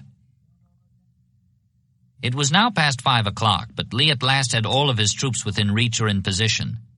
Far on the right, Longstreet had examined the enemy line with deliberate care and found it too strong to be affected by a feint. Only an all-out attack would serve, he said, and he was prepared to deliver one. Lee approved, having reached the same conclusion everywhere along the front. The sun was near the land line. Time was running out. At this late hour, no matter what it cost in blood, nothing less than a general assault, all down the line, D.H. Hill and Ewell on the left, Jackson in the center, A.P. Hill and Longstreet on the right, could possibly convert defeat into victory by sweeping the Federals off the face of Turkey Hill and back across the plateau where their massed guns boomed defiance. Fitzjohn Porter was holding his own, and he intended to go on holding it, whatever the rebels brought against him. His 3 divisions had been reinforced by a 4th from Franklin, sent him by McClellan, along with a message expressing his pride in the fighting qualities of the men on the north bank. "Send word to all your troops that their general thanks them for their heroism, and says to them that he is now sure that nothing can resist them. Their conduct and your own have been magnificent, and another name is added to their banners. I look upon today as decisive of the war. Try to drive the rascals and take some prisoners and guns." Much of the credit was due to the division on the right. Its members were U.S. regulars to a man, all 6,000 of them, and they fought with the same steady determination they had shown at Bull Run, where they had been fewer than 1,000. Their commander, now as then, was George Sykes, then a major, but now a major general. He was from Delaware, 40 years old, and he held his lines today with a special doggedness, knowing the attacks were launched by Harvey Hill, who had been his roommate at West Point.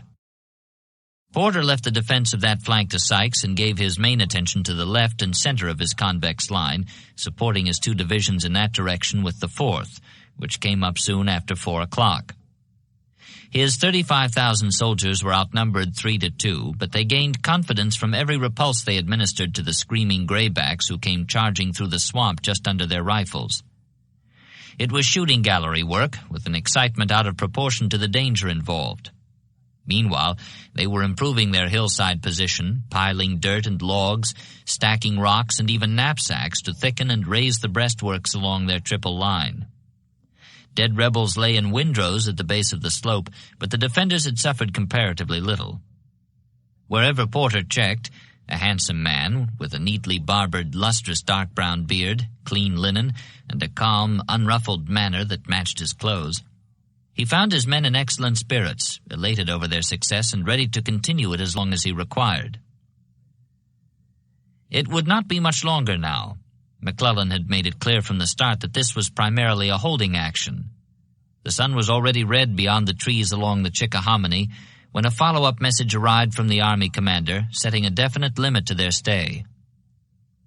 "I am ordering up more troops. Do your best to hold your own until dark." But the blow was about to fall. Except for 2 brigades that were coming up now in rear of A.P. Hill, Lee had all his men in position along a nearly semicircular 3-mile arc. He planned to use these late arrivers for a breakthrough at the point where Little Powell had tried and failed. One of the 2 was the Texas Brigade, under John B. Hood, which had shown an aptitude for this kind of work at Eltham Landing.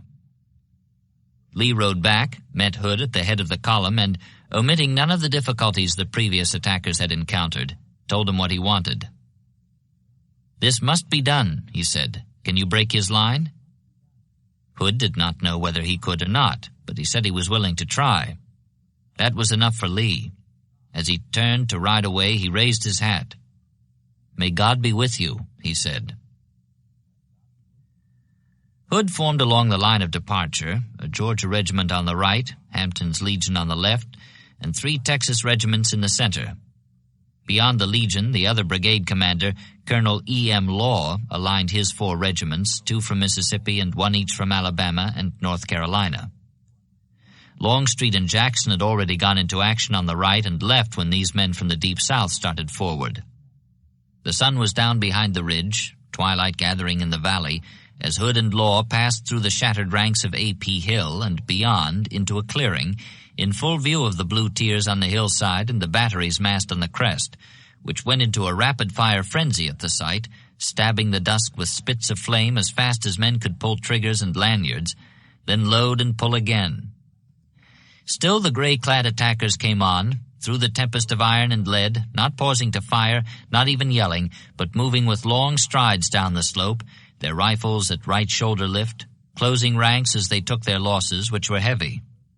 If they had looked back, they would have seen the ground behind them strewn with their dead and wounded. Nearly 1,000 had fallen before they reached the near bank of Boson Swamp, where they paused to fix bayonets and dress their line. But they did not look back. They looked forward, moving now at the double, across the creek and up the slope on the enemy side, yelling as they came on. Not a shot had been fired by the charging men, but their rifles were now at a carry, the bayonets glinting. 20 yards from the Union line, then 10, and the bluecoats scattered in unison, scrabbling uphill and swamping the second line, which joined them in flight, overrunning the third. In the lead, the Texans fired their first volley at a range where every bullet lodged in flesh, then surged over the crest and onto the plateau, where they fired again into a heaving mass of horses and men as the cannoneers tried to limber for a withdrawal. Too late. Hood was out front, tall and blond, gesturing with his sword. 14 guns were taken here, while 2 full regiments from Pennsylvania and New Jersey threw down their arms in surrender, along with other large detachments. Lee now had the breakthrough he had asked for. Longstreet and Jackson widened the breach in both directions, pumping additional volleys into the wreckage and turning back a desperate cavalry charge, delivered balaclava style, which accomplished nothing except the addition of pain-crazed riderless horses to the turmoil. Ewell, moving forward beyond Jackson, outflanked Sykes and forced him to fall back under pressure from D.H. Hill. 8 more guns were taken and several hundred more prisoners were rounded up in the gathering dusk. However, there was too much confusion and too little daylight for the final concerted push that might have swept the Federals off the sloped plateau and into the boggy flats of the Chickahominy. Besides, in retreat as in resistance, the signs were clear that McClellan's was a very different army from the one that had broken and scattered in the twilight at Manassas. Whereas the Confederates, now as then, were too disrupted for pursuit. Not only did Sykes's regulars maintain their reputation by retiring in good order, but as the frightened survivors of the other 3 divisions broke for the bridges leading south to safety, they met 2 brigades coming up from Sumter, reinforcements ordered north by McClellan, while the battle racket was swelling toward its climax. The fugitives cheered and rallied. Porter saved his reserve artillery and got his soldiers across the river in the darkness, using these fresh troops and the unshaken regulars to cover the withdrawal. Profoundly grateful to Almighty God, Lee sent a dispatch informing Davis that the Army of Northern Virginia had won its first victory. 22 guns and more than 2,000 prisoners had been taken, together with a great deal of excellent equipment and a clear road leading eastward to the Union base at White House. But it had been accomplished at a fearful price. Lee had lost 8,500 fighting men, the bravest and best the South could ever give him. Porter had lost 6,837. Numerically, here at the critical point of contact, the odds were growing longer every day. Its right wing drawn in, shaken but uncrushed, McClellan's army was now assembled as a unit for the struggle that lay ahead, while the Southern army was still divided. "We sleep on the field," Lee closed his dispatch to the President, "and shall renew the contest in the morning."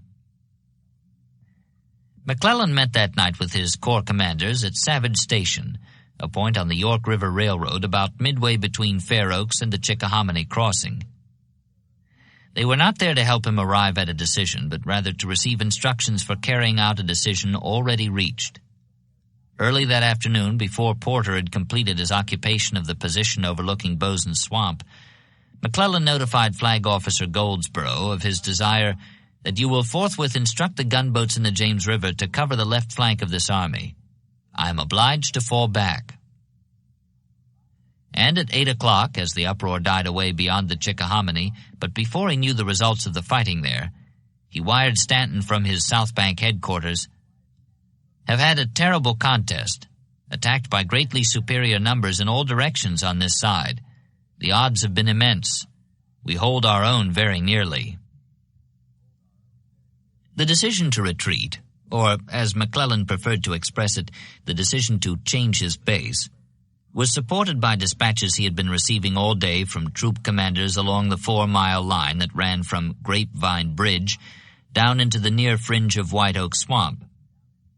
Here, Prince John Magruder had repeated his Yorktown performance with such remarkable success, marching and countermarching his men, demonstrating noisily and retiring stealthily to threaten or seem to threaten other points along the front, thundering aggressively all the while with his guns. "They have it in mind to advance," Joseph Hooker of Heintzelman's corps reported. "I can be whipped before the reserve will get up." That all 4 of the South Bank corps commanders were apprehensive that they were about to be swamped, individually and collectively, by overwhelming numbers. Late in the day, when McClellan asked what additional troops they could spare to help Porter, they replied that they needed all they had in order to hold their ground.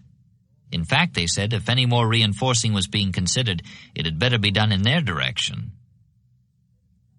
By nightfall, having combined these tactical reports with information received from Pinkerton, McClellan was convinced that Lee was jabbing with his left in preparation for throwing a knockout right. The thing to do, if time permitted, was to step back before it landed, or if not back, then sideways. Porter's withdrawal across the Chickahominy had given the Confederates access to the York River supply line and a clear shot at the left flank of McClellan's moving column if he attempted to retreat back down the peninsula. The only way to go was south to the James, where his foresight had provided a sanctuary under the guns of the fleet and a landing place for the reinforcements Lincoln would be obliged to send now that a near disaster had proved the need for them. Accordingly, at the Savage Station Conference, he issued instructions for a withdrawal in that direction. Keyes, being farthest south, would cross White Oak Swamp in the morning, followed by Porter as soon as he completed the retirement now in progress. Together they would guard the flank against an attack below the swamp, while Franklin, Sumner, and Heintzelman held the present lines above it and the Chickahominy crossings to the north, covering the passage of the Army train with its 25,000 tons of food, ammunition, and medical supplies. Once the train was across the swamp with its 3,600 wagons, 700 ambulances, and a herd of 2,500 beeves, the remaining corps would follow, guarding the rear on the way to Harrison's Landing. It was well conceived, well thought out. McClellan took pride in the foresight and coolness which had enabled him to improvise the details under pressure. He did not consider the movement a retreat. It was a readjustment, a change of base required by a change in conditions. However, once the conference was over and the corps commanders had gone out into the night with their instructions for tomorrow, he began to consider the adverse reaction that might follow. Not among his soldiers, they would understand, but among the members of the body politic, the public at large, and especially among the molders of public opinion, the editors and later the historians. The record would speak for itself in time. He was confident that it would show how Lincoln and Stanton had thwarted him, diverting his troops when his back was turned and ignoring his pleas for reinforcements in spite of documentary evidence that he was facing an army twice the size of his own. Meanwhile, though, he was not only in danger of being condemned and ridiculed, about to undertake one of the most difficult maneuvers in the art of war, the transfer of an army from one base to another across a fighting front, he was in danger of being physically destroyed. In that event, the record would indeed have to speak for itself, since he would not be there to supplement it before the bar of judgment. Therefore, it had better be supplemented in advance, bolstered so as to present the strongest possible case in the strongest possible language. Shortly after midnight, before retiring to sleep for what he knew would be a grinding day tomorrow, he got off a wire to Stanton. "I know now the full history of the day," it began. After saying flatly, "I have lost this battle because my force was too small," he got down to cases. "I again repeat that I am not responsible for this, and I say it with the earnestness of a general who feels in his heart the loss of every brave man who has been needlessly sacrificed today. If at this instant I could dispose of 10,000 fresh men, I could gain a victory tomorrow.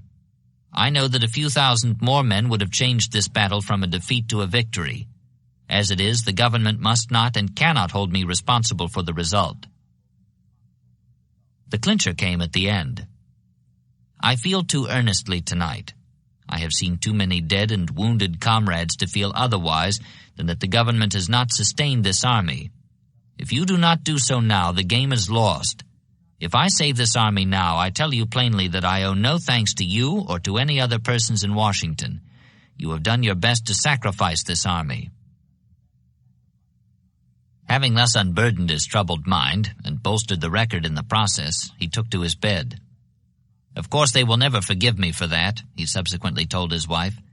"I knew it when I wrote it, but as I thought it possible that it might be the last I ever wrote, it seemed better to have it exactly true." Saturday's dawn, June 28th, showed Confederate ambulances moving about the field where thousands of wounded soldiers from both armies had suffered through the night. Lee was there before sunrise. Presently, couriers began to arrive from Longstreet and Jackson, informing him that Porter had pulled out. They had pushed down toward the Chickahominy without encountering any live Federals except the injured and stragglers, including one of McCall's brigade commanders, Brigadier General John F. Reynolds, who had slept too long in the woods and was captured. The bridges had been burned, they said, and guns were massed on the ridge beyond to challenge any attempt to rebuild them. Lee did not mind the watchful guns or the wrecked bridges. He had no intention of crossing the river here. However, the original plan for marching in force down the left bank to get astride McClellan's communications could not be followed until he knew for certain in which direction the Federals were retreating, toward White House, toward Williamsburg, or conceivably toward the James. Or whether indeed they might not be massing on the right bank for a drive on Richmond, slicing between the divided wings of the Confederate army to get there. A move in the wrong direction would throw Lee out of position for interfering with either of McClellan's remaining alternatives. Until he knew, he was stymied. For the present, all he could do was order Stuart to press on down the left bank, supported by Ewell's division, and cut the railroad at or near Dispatch Station, the advanced Union supply base just east of the river. McClellan's reaction to that would tell him much. Meanwhile, there was little to do but attend the wounded, bury the dead, and take such rest as fretfulness would permit. A sort of wanderlust came over the army in its idleness. Too much had happened too fast these past 2 days, apparently, for the troops to sit still now. As the sun climbed up the sky, giving promise of much heat, they began to roam the field, singly or in groups, mingling with the burial squads in their search for missing friends and relatives. Even Stonewall was infected. Examining the terrain where Hood and Law had made their breakthrough, the dead still lying thick to mark the path of their assault, he shook his head and exclaimed in admiration, "The men who carried this position were soldiers indeed." Lee, too, took time to ride in search of his youngest son, Robert, an 18-year-old cannoneer in a Virginia battery. At first the boy could not be found, but a comrade finally spotted him sleeping under a caisson, unresponsive to the shouts. Prodded with a sponge staff, he came out into the sunlight, grimy and blinking. Lee spoke to him and rode on, and nobody seemed to think it strange that the son of the army commander should be serving in the ranks. Information began to trickle in. Shortly before midday, one of Ewell's brigadiers reported that a man he had sent up a tree with a spyglass had seen the Federals moving south in heavy columns. As if in confirmation, a widening cloud of dust began to darken the sky beyond the river, rising over the treetops. Then came flashes, followed by the crump and rumble of distant explosions and pillars of smoke standing tall along the horizon. Magazines were being fired. McClellan was unquestionably on the march. But where to? Lee did not know, though presently he learned at least that it was not toward White House. A courier arrived from Stuart. He had cut the railroad at Dispatch Station, encountering only token resistance, and the Federal horsemen, falling back, had burned the Chickahominy trestle. Definitely, then, McClellan was abandoning his base on the Pamunkey. 3 alternatives were left to him: a retreat down the peninsula, a change of base to the James, or a lunge at Richmond. Without anything resembling definite evidence, any one of the 3, for instance, might be preceded by a movement south, Lee now began to consider the second of these choices the most likely. This belief was arrived at by a process of elimination, rejecting those movements which did not seem to him to be in keeping with the character of his opponent. He did not think McClellan had the boldness to adopt the latter course, nor did he think he would willingly risk the damage to his prestige that would result from adopting the former. If this logic was correct, then he was making for the James, in which case there was a need for haste if Lee was to cut him off before he reached the shelter of his gunboats. But the stakes were too great and the odds too long for a gamble based on logic. Confederate guns, shelling the wooded ridge beyond the Chickahominy, were receiving return fire. The Federals were still there, and as long as that was so, Lee could not afford to risk throwing 3/4 of his army out of position by sending it off on what might turn out to be an empty chase. Sunset came, then nightfall. The long day was over, and all Lee knew for certain was that McClellan was not reacting as he had expected him to do. Early Sunday morning, 2 of Longstreet's engineers made a reconnaissance across the river, and soon after sunrise, Lee received a message from them which added considerable weight to yesterday's logic. The extensive fortifications covering the key Federal position opposite the mouth of Powhite Creek had been abandoned. This meant that McClellan had no intention of making a lunge at Richmond. He was retreating, and almost certainly he was retreating in the direction of the James, since neither Stuart nor Ewell had reported any movement toward the lower crossings of the Chickahominy. It was not conclusive evidence. The Federals' non-arrival at Bottom's Bridge or Long Bridge, another 5 miles downstream, might have been caused by a bungled march or a late start. But it shortened the odds at least enough for Lee to risk a gamble. His original plan had been designed to force the enemy to fall back from in front of Richmond or else come out from behind his entrenchments where he could be hit. McClellan had obliged by doing both. In doing so, however, he had moved in an unexpected direction and had gained a full day's head start in the process. Lee's problem now was to devise a new plan, one that would take advantage of the opportunities created by the old one, now outmoded, and at the same time overcome the advantage his opponent had made for himself. In brief, Lee wanted a plan by which he could overtake McClellan and destroy him. Before he could be overtaken, however, he would have to be impeded, and Lee's principal asset in this regard was White Oak Swamp. A sort of miniature Chickahominy, it rose southwest of Seven Pines in the angle between the Williamsburg and Charles City roads and flowed in a slow crescent across the Federal line of march, emptying into the Parent River midway between Bottom's Bridge and Long Bridge. Scantily spanned and badly swollen, impenetrable along most of its length, the stream disguised its quicksand deadliness behind a mazy screen of vines and creepers, luring the Northern commander toward an excellent possibility of destruction.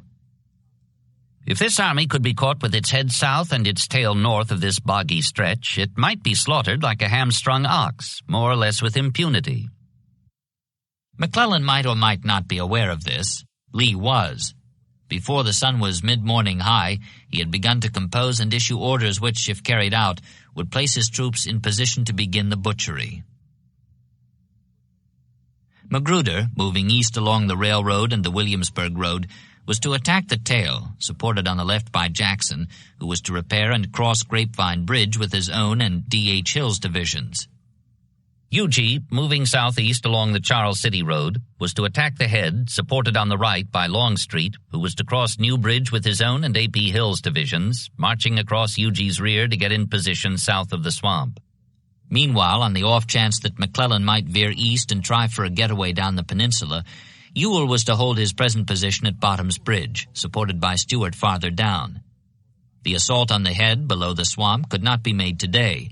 Longstreet and Little Powell had 15 dusty miles to go before they would be in position. Their attack would have to be launched on Monday. However, the assault on McClellan's hindquarters could and should be made without delay, since it would impede him further by causing him to have to turn in mid-career and fight a rearguard action north of White Oak Swamp. Once more, then, with his orders issued, Lee had to wait for the execution of another ambitious convergence. If this one worked, McClellan's oxhide would hang dripping on the Confederacy's barn door before tomorrow's sun went down. Now as before, however, the first move was up to Stonewall and Magruder. Prince John had been having his troubles all along. In fact, so wholly had he flung himself into the part he was playing, his method presaged that of Stanislavski, who would not be born till the following year, 5,000 miles away. His theatrical exertions had been as hard on his own nervous system as on those of the blue-coated spectators out front. This intensity had infected his supporting players, too. Yesterday, for example, one of his brigadiers, fiery slack-mouthed Robert Toombs, Georgia statesman turned Georgia troop commander, had got so carried away that he converted a demonstration into a full-scale assault on the heavily manned federal entrenchments. The result, of course, was a bloody repulse, and Magruder believed a decided increase in the likelihood that the enemy would discover the true weakness behind the ferocious mask. Ever since then, like an actor with the illusion lost and the audience turned irate, he had been expecting to be booed and overrun. This morning, after dosing himself with medicine in an attempt to ease the pangs of indigestion, he decided to stage an attack. The enemy guns had slacked their fire and then had fallen silent in the fortifications to his immediate left front. Mindful of his instructions to keep pressure on the Union lines, he was determined to develop the situation in strength. However, when he sent word to Lee of his intention, the Army commander replied facetiously that a forward movement was indeed in order, but that in storming the works he was to exercise care not to injure Longstreet's 2 engineers who had already occupied them. Chagrined, Magruder advanced and was relieved to find it true. Not that there was any lessening of the general tension. Whatever victories had been scored on the far side of the Chickahominy, the peril here on the south bank, now that all 5 of the Federal corps were united in his front, seemed to him even greater today than yesterday or the day before. Presently, with the arrival of Lee's orders for overhauling and destroying McClellan, Prince John's alarm increased at once to the point of horror and unbelief. Except for the doubtful assistance of that unpredictable eccentric Stonewall Jackson, who had yet to arrive anywhere on time, it seemed to Magruder that he was being required to assault the whole 100,000-man Yankee army with his one frazzled 13,000-man division. Lee rode over before midday and explained in person just what it was he wanted. Magruder was to push eastward along the railroad, making contact with Jackson south of Grapevine Bridge, and together they would assail the Union rear. Magruder listened and nodded distractedly. Lee rode on, convinced that his orders were understood. However, Prince John's misgivings were by no means allayed. He got his men into assault formation, straddling the tracks so that Lee's big railway gun protected his center, and started forward. At Fair Oaks, surrounded by piles of smoldering equipment abandoned by the Federals in haste, he came under long-range artillery fire, whereupon he halted and called for help from Huger, who was advancing down the Charles City Road. Huger countermarched with 2 brigades, stayed with him briefly, then went his way, unable to see that he was needed. Magruder went forward again, but with mounting misgivings. Sure enough, just short of Savage Station, 2 miles down the track, he came under heavy close-up fire and saw bluecoats clustered thickly in his front, supported by batteries massed in their rear. It was 5 o'clock. Magruder was where Lee wanted him, due south of Grapevine Bridge, in position to press the Federals when Jackson came slamming down on their flank. But now it was his turn to ask the question others had been asking for the past 2 days. Where was Jackson? There was no sign of him off to the left, no sound of his guns, not even any dust in that direction.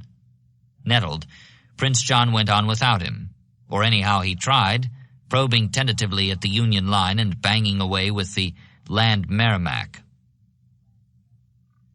None of it did any good. The Federals repulsed every advance and concentrated so much counter-battery fire on the railway gun that it was forced to backtrack and take shelter in a cut. Night came on, and the cannon kept up their long-range quarrel. Then at 9 o'clock a thunderstorm broke and ended the Battle of Savage Station, in which about 500 men had fallen on each side. Magruder had advanced 5 miles in the course of the day, but the Federals had not yielded a single unwilling inch. Fighting stubbornly, they had preserved the integrity of their line wherever challenged. More important, they had covered the retreat of the slow-grinding wagon train, which wound southward unmolested. In fact, McClellan had gained another day in his race against time and Lee. The one person most responsible for this success was not the Union commander or any of his lieutenants, however stubbornly they had fought. Nor was it Magruder, who had fumbled his way forward and then had fought without conviction. It was Jackson, who had not fought at all. Thursday and Friday he had had reasons for failing to strike or threaten the Federal flank on schedule. Not good ones, but anyhow reasons. He had been delayed on the march. He had gotten lost. Today, as the sound of Magruder's guns rolled up from the south, he replied to a request for help by saying that he had other important duties to perform. Presumably, this was the repairing of Grapevine Bridge, so listlessly attempted that it turned out to be an all-day job. At any rate, he had kept his men on the north bank of the Chickahominy while Magruder's were fighting and dying at Savage Station. Consequently, there were some who recalled an early rumor as to how he won his battle name on the field of Manassas. According to this version, B had called him Stonewall, not in admiration of his staunchness, but in anger at his refusal to come to his assistance there on the forward slope of Henry Hill. What the South Carolinian had really said, men whispered now about the camps, was, "There stands Jackson like a damned stone wall." Lee now knew the results of the day, and mostly they were worse than disappointing. North of the swamp, where Magruder had faltered and Jackson had stood stock still, the limited attack had probably done more to assist than to impede McClellan's withdrawal. Southward, the situation was not much better. Delayed by a countermarch which had served no purpose, Huger had moved a scant half-dozen miles down the Charles City Road and had gone into camp without making contact with the enemy. But even this poor showing put him well in advance of Longstreet and A.P. Hill, who had been stopped by darkness and a thunderstorm, 6 miles short of tomorrow's objective. Such encouragement as there was came from Stuart, and it was more of a negative than of a positive nature. McClellan had destroyed his base at White House and severed all connections with the Pamunkey and the York. Thus assured that there was now not even an outside chance that his opponent had it in mind to veer off down the peninsula, Lee could withdraw Ewell's division from its post at Bottom's Bridge and add its weight to the attempted strike at McClellan's flank and rear. Also, he learned from Richmond, Holmes's division had crossed from Drury's Bluff, so that it too would be available when and if the retreating Federal host was brought to bay. To effect this end, while thunder pealed and lightning described its garish zigzag patterns against the outer darkness where the men of his scattered divisions took such rest as they could manage in the rain-lashed woods and fields, Lee gave his attention to the map, once more studying ways and means to correct a plan that had gone awry. For all its sorry showing today, the army was approximately in position for the destructive work he had assigned it for tomorrow. 3 roads led southeast below White Oak Swamp, roughly parallel to each other and perpendicular to the Federal line of retreat: the Charles City Road, the Darbytown Road, and the Newmarket Road. Huger was on the former, nearest the swamp. Holmes was on the latter, nearest the James. Longstreet and A.P. Hill were in the center. Advancing, all 3 columns would enter the Long Bridge Road, which led east-northeast to the Chickahominy crossing that gave it its name, and encounter McClellan's southbound column in the vicinity of Glendale, a crossroads hamlet located at the intersection of the Charles City and the Long Bridge roads. These 4 divisions, reinforced by Magruder, who would countermarch on the Williamsburg Road, then swing south and take position as a general reserve well down the Darbytown Road, would constitute the striking force. Its mission was to intercept and assail the head and flank of the enemy column, while Jackson and Harvey Hill, rejoined by Ewell, would continue, or rather begin, to press the Federal rear to and beyond White Oak Swamp. Caught in the resultant squeeze, with 45,000 graybacks on his flank and another 25,000 in his rear, so that, observed from above, his predicament somewhat resembled that of a thick-bodied snake pursued by hornets, McClellan would be forced to stop and fight, strung out in the open as he was, thereby affording Lee the best chance so far to destroy him. His orders written and given to couriers who rode out into the slackening storm, Lee could sleep at last for what he hoped would be a happier tomorrow. Seeking to avoid delay, the main cause of disappointment up to now, he had instructed his troop commanders to move at dawn. Yuji, being nearest the enemy, was to signal the opening of the battle by firing his guns as soon as he made contact, whereupon the others were to close in for the destruction according to plan. Unless today's ragged performance was improved, however, that goal would never be attained. Lee knew this, of course, and the knowledge made him edgy. So much so, in fact, that in his concern he rebuked not Jackson, the principal offender, but Magruder, the only one of his generals who had struck a blow in the past 2 days. "I regret very much that you have made so little progress today in the pursuit of the enemy," he informed him by courier. "In order to reap the fruits of our victory, the pursuit should be most vigorous. We must lose no more time, or he will escape us entirely."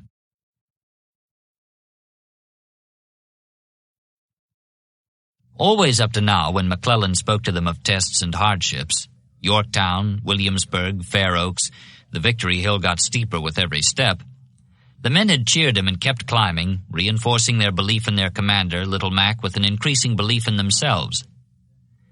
Now there was this sterner downhill test. In some ways, the past 4 days had been harder on the Federals south of the Chickahominy than on those who were fighting for their lives on the opposite bank.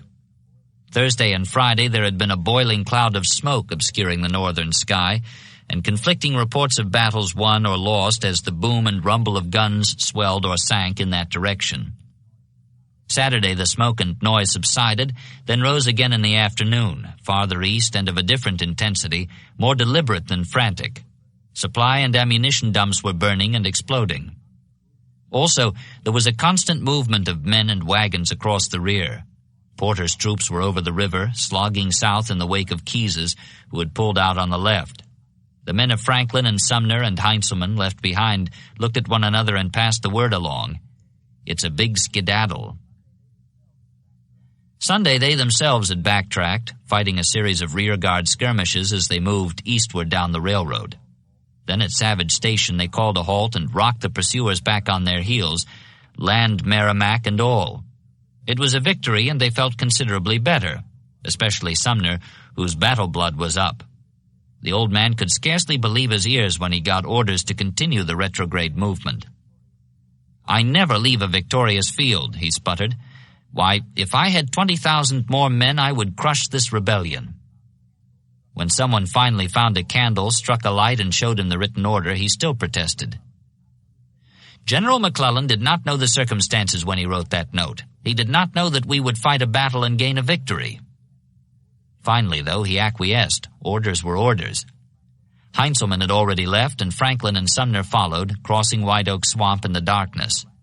By 10 o'clock next morning, the last man was safely across, and the bridge had been burned to discourage pursuit. It had not been accomplished without losses. A hospital camp of 2,500 sick and wounded was abandoned at Savage Station, together with an ample supply of medicines and surgeons who volunteered to stay behind with their charges. At the Chickahominy Railroad crossing, loaded ammunition trains were set afire and run full tilt off the wrecked bridge, with spectacular results. Sunday's landscape was smudged with the acrid smoke of burning cloth and leather, relieved from time to time by the more pleasant aroma of coffee and bacon given to the flames instead of to the rebels. The price, in fact, had been heavy, but so was the gain. Whatever else might be in store, McClellan's army was not going to be caught astride the only natural obstacle that lay athwart its line of march to the James. Monday was Lee's last best chance for the canny he had been seeking all along, and as usual he was early on the scene. The main blow, as he designed it, would be delivered by Longstreet and A.P. Hill just south of Glendale. If successful, this would sever the Union column, interrupt its retreat, and expose its disjointed segments to destruction in detail. But much depended also on the commanders of the various other columns of attack. On Yuji, who would open the action on the left, on Jackson, who would force a crossing of White Oak Swamp and press the Federal rear, on Magruder, who would come up in support of the center, and on Holmes, who would advance on the right so as to bring the disorganized Bluecoat survivors under his guns as they fled past him, reeling from the effect of the multiple blows. Since Magruder had the longest march, Lee rode over to Savage Station before sunrise to make certain he understood the orders and started promptly. The first commander he encountered there was not Prince John, however, but Jackson, who had finally repaired Grapevine Bridge and started his men across it before dawn. Both generals dismounted and advanced for a handshake, Lee removing his gauntlet as he came forward. According to a young artillery officer who observed the meeting, Stonewall appeared worn down to the lowest point of flesh consistent with active service. His hair, skin, eyes, and clothes were all one neutral dust tint, and his badges of rank so dulled and tarnished as to be scarcely perceptible. Yesterday's strange lethargy had left him, along with his accustomed reticence. He began talking in a jerky, impetuous way, meanwhile drawing a diagram on the ground with the toe of his right boot. He traced two sides of a triangle with promptness and decision, then, starting at the end of the second line, began to draw a third projected toward the first. This third line he traced slowly and with hesitation, alternately looking up at Lee's face and down at the diagram, meanwhile talking earnestly. Suddenly, as the third line intersected the first, he stamped his foot, apparently indicating the point at which McClellan would be wrecked beyond repair. "We've got him," he said decisively, and signaled for his horse. Lee watched him go, that strange man in another of his strange guises, then mounted too and continued his search for Magruder. Presently he found him. After making certain that Prince John understood today's orders as well as Stonewall did, Lee hurried down the Darbytown road to establish Army headquarters in rear of the proposed center of the impending battle. As events turned out, however, there was no need for haste, at any rate not on his part. Longstreet's men were going forward, supported by Hill's, but it was noon by the time they formed their line near the junction with the Long Bridge Road, facing eastward to await the already overdue boom of UG's guns, signaling contact on the left. What came instead was a message. The South Carolinians' progress was obstructed, whatever that meant. Lee was left wondering. Southward, Holmes was silent too, nor was there any indication that Jackson was pressing down from the north against the enemy rear. Somewhere out beyond the screening pines and oaks, east of where Lee stood waiting for his lost columns to converge, the Federals were hurrying southward past the point where he had intended to stage his canny. He might still stage it. 7 hours of daylight still remained, if he could find the answer to certain questions. What had delayed UG? What had happened to Holmes? And again, as so often before, where was Jackson? UG had the shortest march of all, and what was more, he had made an early start. But he went slowly, fearing ambush, for which the terrain was particularly suited. This had been tobacco country in the old days, checkerboard neat for the most part, but in time the soil had leached out. Neglected, it had gone back to a second-growth scrub timber, broken here and there by clearings where men still tried to scratch a living from it. The general's natural caution was further increased by the presence of White Oak Swamp, which afforded a covered approach to his left flank. Presently, to make matters worse, word came back that the road ahead was obstructed, the Yankees having chopped down trees that fell across it as they retreated. Instead of leaving his artillery behind or trying to clear the fallen timber from his path, UG ordered a new road cut through the woods, parallel to the old one.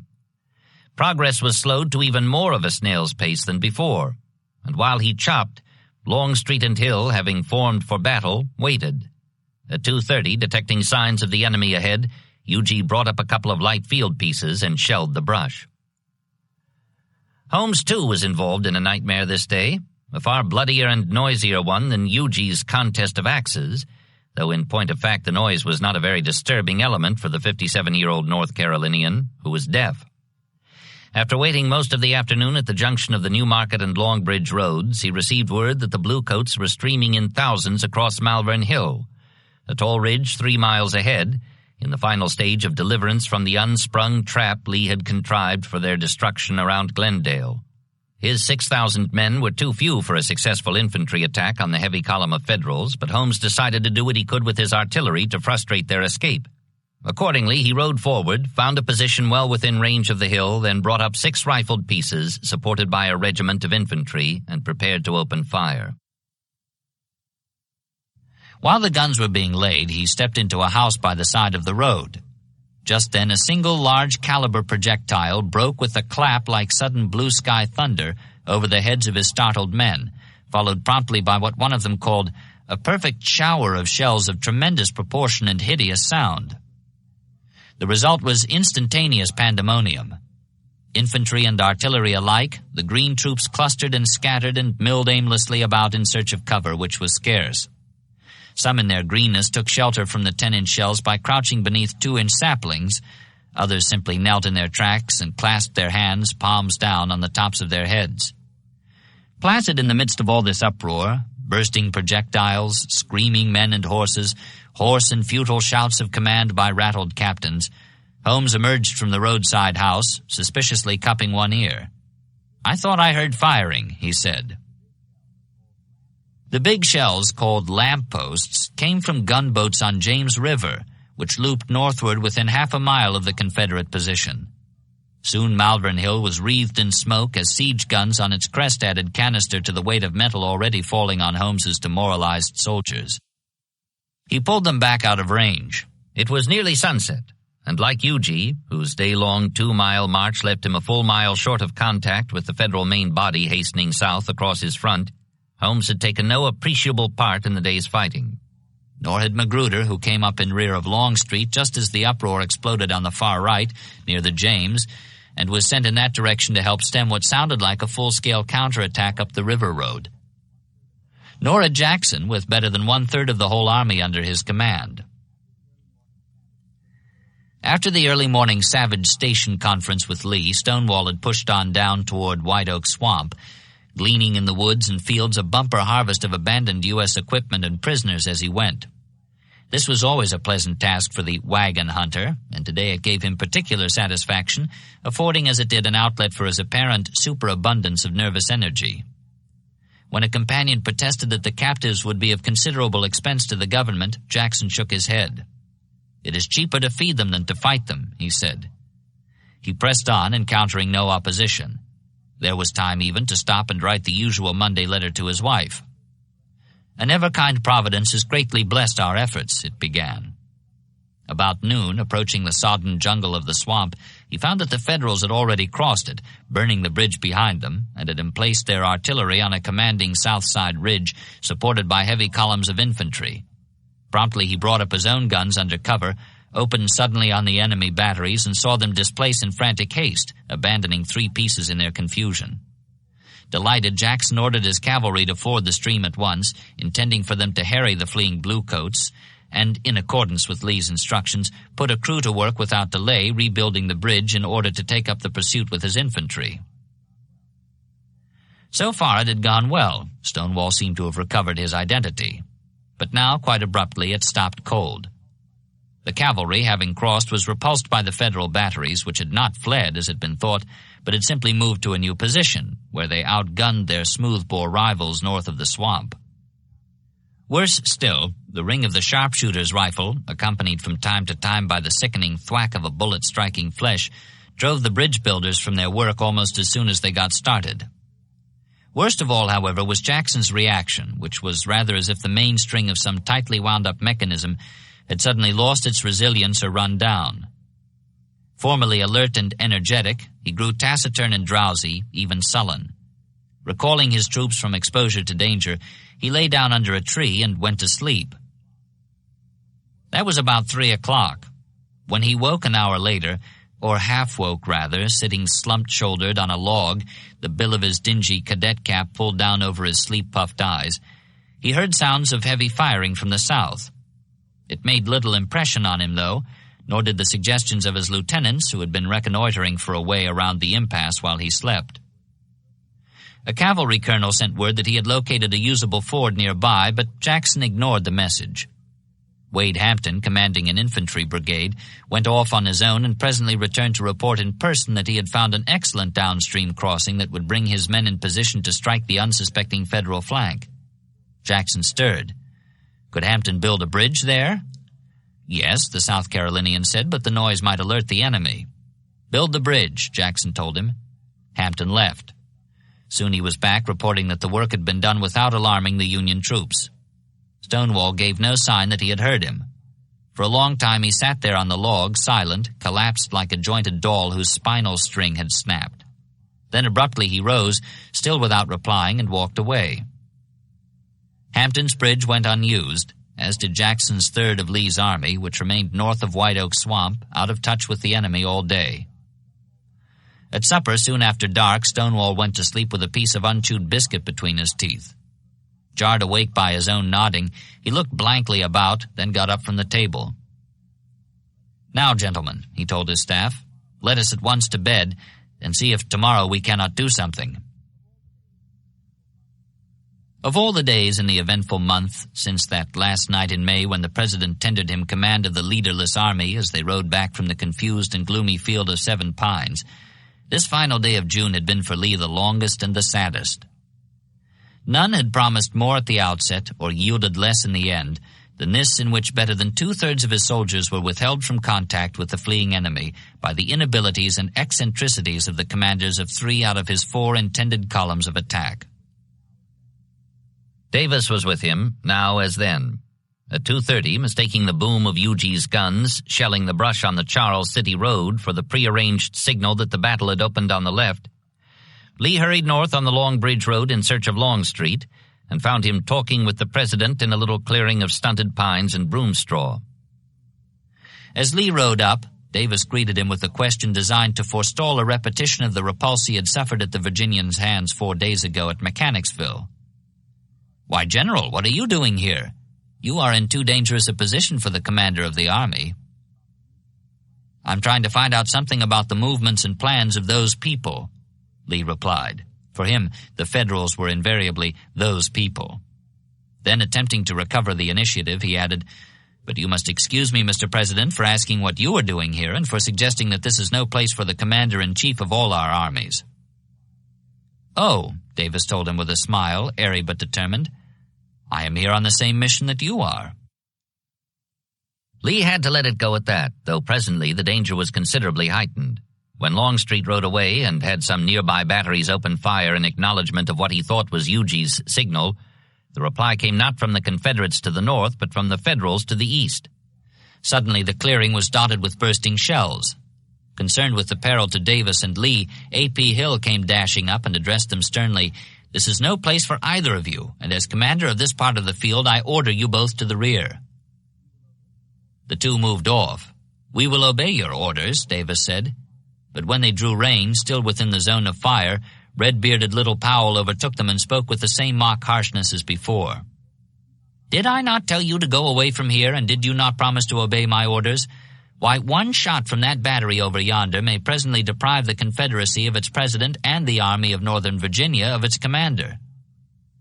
Abashed, the two withdrew beyond range of the exploding shells and the explosive Hill. It was then that Lee received unwelcome news that McClellan was closer to safety than he had supposed. A cavalry commander, patrolling ahead of Holmes on the river road, informed him by courier that the enemy, undamaged and unhindered, was crossing Malvern Hill within gunshot of the James. Lee at once rode down and saw for himself the truth of the report.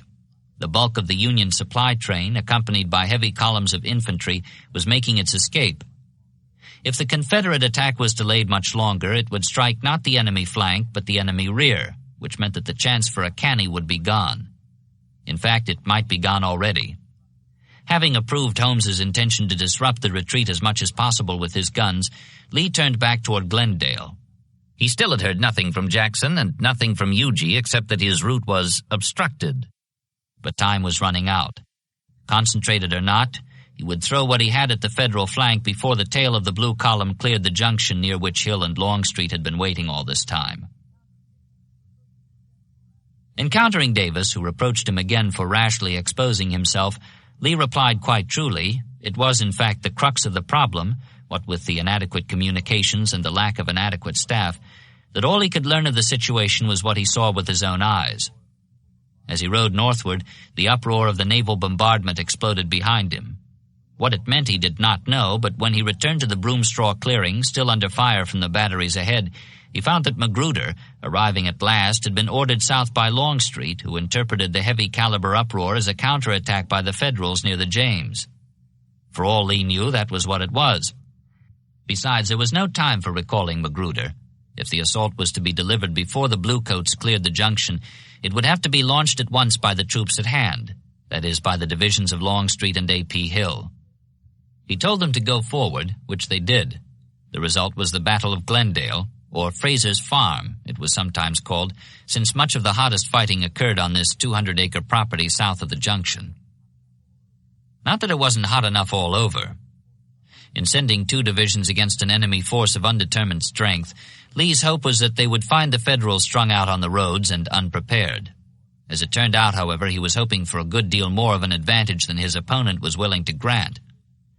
McClellan had disposed his 11 divisions with several eventualities in mind, and in fact was readier for this than for any other. Keyes's 2 divisions, along with 2 of Porter's, were already in position on Malvern Hill. 2 more, one from Sumner and one from Franklin, were on rear guard duty, observing the quiescent Jackson across White Oak Swamp. Franklin's other division was astride the Charles City Road, blocking UG. The remaining 4, Heintzelman's 2 and 1 each from Sumner and Porter, were in front of Glendale, ready for whatever came their way. The result was a savage stand-up fight beginning 2 hours before sundown and continuing through twilight into darkness. Longstreet went in, driving hard and capturing guns in the rush, but presently encountering stiffer resistance as the blue mass absorbed the blow, called for help. Hill's men charged with a yell on the left and right, their backs to the setting sun. Again the Federals yielded, again they rallied. The fighting now was hand to hand. Bayonets crossed and musket butts cracked skulls. More guns were taken, lost, and retaken as the lines surged back and forth in the dusk, across clearings and through woods. Longstreet remained calm, feeding men into the Holocaust and matching his skill against the odds. When a group of jubilant Virginians brought him a captured brigadier, he recognized an old Army comrade, George McCall, commander of Porter's 3rd Division.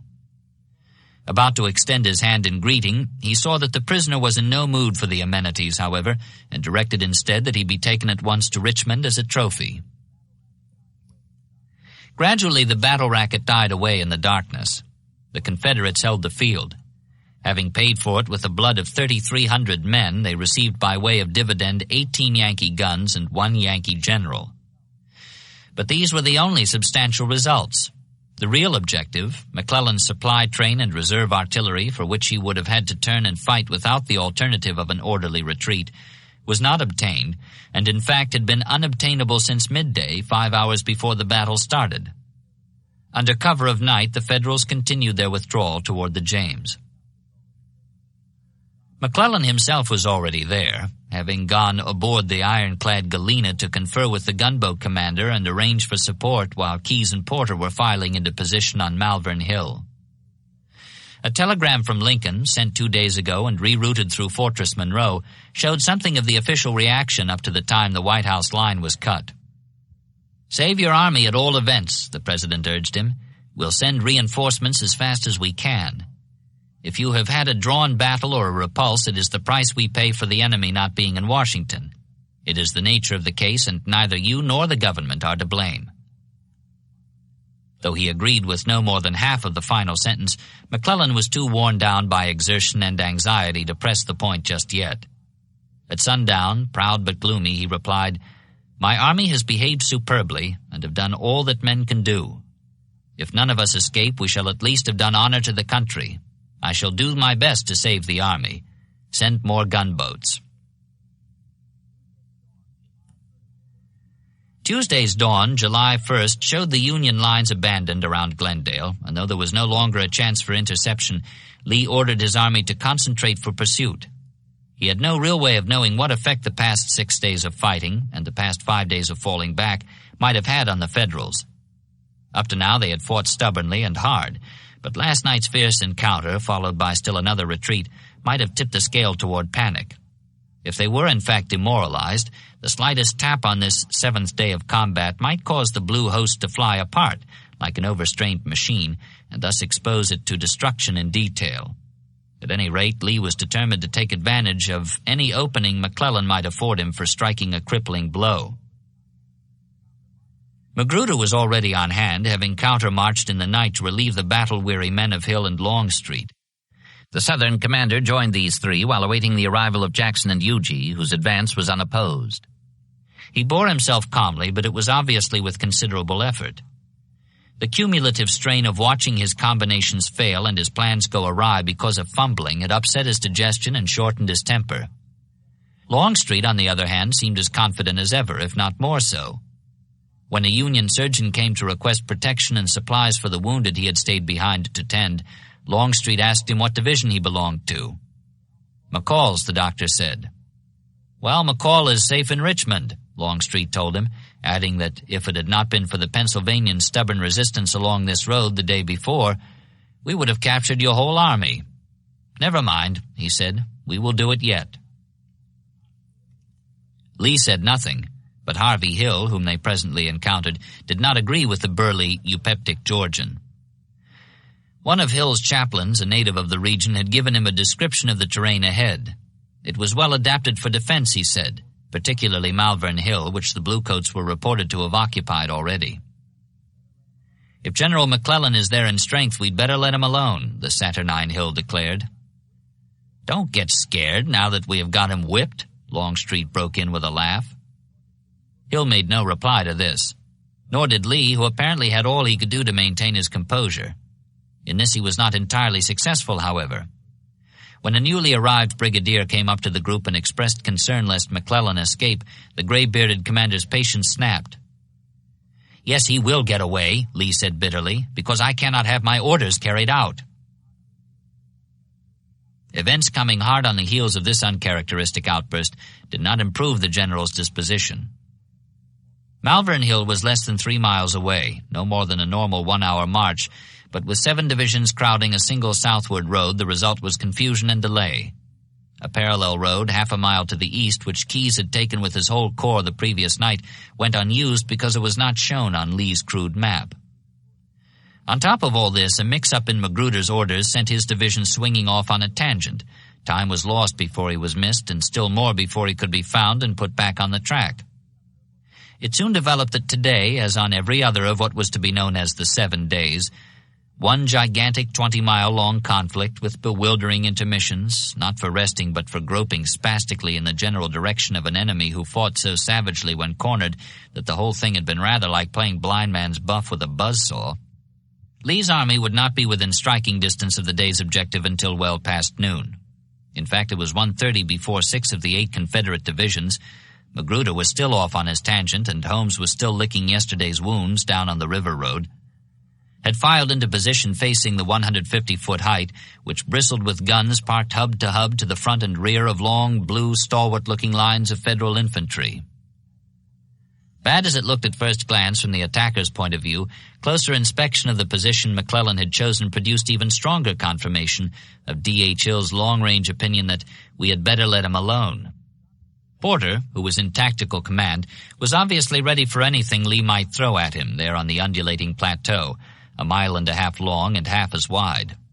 He and Keyes, with 2 divisions each, held a line about midway up the slope. Heintzelman was in immediate reserve with 2 more, while Sumner and Franklin remained on call in case their 4 were needed, which seemed unlikely considering the narrow front, the apparently unassailable flanks, and the direct support of more than 100 guns. These last were what made the position especially forbidding, and it was on them that Porter seemingly placed his chief reliance.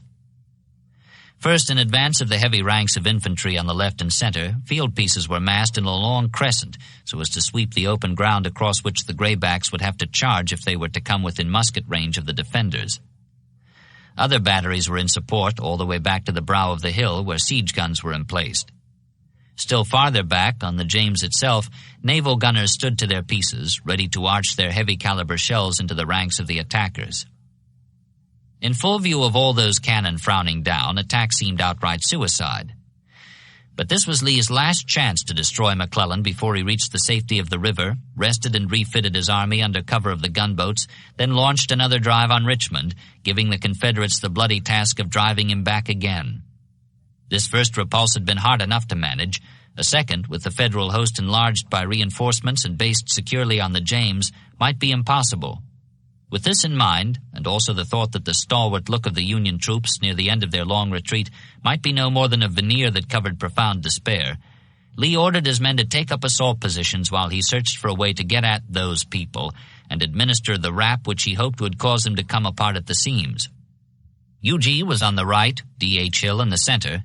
Magruder would form between them when he arrived. Jackson and Ewell were on the left. Longstreet and A.P. Hill, still weary from yesterday's fight, were in reserve. Holmes, around on the river road, would cooperate as developments permitted. This arrangement left much to be desired, but it would have to do until a better could be evolved. What that would be, Lee did not know until he was on his way to reconnoiter Jackson's front, which seemed to offer the best chance for success. As he set out, a message came from Longstreet, who reported that he had found a good artillery position on the right, a terraced knoll with a direct line of fire to the Union batteries. From there, he added, he could see on the Confederate left an open field, which also afforded an excellent position. If guns were massed at these 2 points, Longstreet said, 40 on the right, say, and twice that many on the left, a converging fire would throw the northern batteries into confusion and open the way for an attack by the Southern infantry. Lee saw in this the opportunity he was seeking. A charge in the style of the one across Bosun's Swamp 4 days ago, with even greater rewards to follow success. Accordingly, he ordered the guns to occupy the 2 positions and notified his frontline commanders of the plan. One of Huger's brigades, posted closest to the enemy, would be able to judge best the effect of the bombardment. If it was successful, the brigade would go forward with a yell, which in turn would be the signal for an end-to-end assault by the whole Gray Line, the object being to close with the Blue Army and destroy it there on the rolling slopes of Malvern Hill. It was not going to be easy. It might even be impossible, but as a last chance, Lee thought it worth a try. In any case, if the bombardment failed in its purpose, the infantry need not advance. Already they were taking punishment from the siege guns on the brow of the hill as they filed through the wooded and swampy lowlands to get in position for the jump-off. The heavy-caliber fire was deliberate and deadly, as Harvey Hill could testify. While his troops were forming under a rain of metal and splintered branches, the North Carolinians sat at a camp table on the exposed side of a large tree, drafting orders for the attack. When one of his officers urged him at least to put the trunk between him and the roaring guns, "Don't worry about me," Hill said. "Look after the men. I'm not going to be killed until my time comes." With that, a shell crashed into the earth alongside him, the concussion lifting the predestinarian from his chair and rolling him over and over on the ground. Hill got up, shook the dirt from his coat, the breast of which had been torn by a splinter of iron, and resumed his seat on the far side of the tree. This and what followed were perhaps the basis for his later statement that with Confederate infantry and Yankee artillery, he believed he could whip any army in the world. What followed was a frustrating demonstration that Southern gunners were no match for their Northern counterparts, not here and now at any rate. On the right and left, batteries came up piecemeal, no more than 20 guns in all, less than a fifth the number Longstreet had recommended, and piecemeal they were bludgeoned by counter-battery fire. Nowhere in this war would Federal artillerists have a greater advantage, and they did not neglect it. Sometimes concentrating as many as 50 guns on a single rebel battery, they pounded it to a pulp and wreckage before changing deflection to repeat the treatment on the next one down the line. Half an hour was all they needed. By 2:30, with the whole Union position still billowing smoke and coughing flame, one 6-gun battery near the center, for example, fired 1,300 rounds in the course of the afternoon. Not a single Confederate piece with a direct line of fire remained in action. What had been intended as a preliminary bombardment, paving the way for the infantry, had been reduced to a bloody farce. If Lee's soldiers were to come to grips with the bluecoats on that gun-jarred slope, they would have to do it some other way than this. The Southern commander resumed his reconnaissance on the left, hoping to find an opening for an attack that would flank the Federals off the hill. Far on the right, UG's lead brigade was working its way forward. In its front was a large field of wheat, lately gleaned, with sharpshooters lurking behind the gathered sheaves of grain. Little would be gained by taking the wheat field. On its far side, just beyond musket range, the crescent of guns, standing hub to hub, could clip the stubble as close as the scythe had lately done. But UG's men, bitterly conscious that theirs was the only division which had done no real fighting since the opening attack 6 days ago, were determined to have a share in the bloody work of driving the invaders. Taking their losses, they surged ahead and finally took cover in a gully at the near edge of the wheat field, well in advance of the rest of the army, while the sharpshooters fell back on their guns. Magruder, arriving about 4 o'clock to assume command of the right, notified Lee that he was on hand at last and that Huger's men had driven the enemy and made a substantial lodgment. Lee, meanwhile, had found what he thought might be an opening on the left and had sent word for the men of Longstreet and A.P. Hill to come forward and exploit it. Weary though they were all he had. Just then, however, as Lee rode back toward the center, the message arrived from Magruder, together with one from the left reporting signs of a Federal withdrawal. That changed everything. This first advantage, if followed up, might throw McClellan's army into panic and open the way for an all-out flank-to-flank assault. Quickly, he gave verbal orders, which the messenger took down for delivery to Magruder. General Lee expects you to advance rapidly. He says it is reported the enemy is getting off. Press forward your whole command. By now, Prince John had had a chance to look into the situation a bit more carefully on the right, and as a result he was feeling considerably less sanguine. However, Lee's 3-hour-old order calling for a general advance if the preliminary bombardment was successful reached him soon after he arrived. Since it bore no time of dispatch, Magruder assumed that it was current, an assumption presently strengthened by the prompt arrival of the message directing him to press forward your whole command. That was what he did, and he did it without delay, despite the unpromising aspect which a hasty examination had revealed on this shell-torn quarter of the field.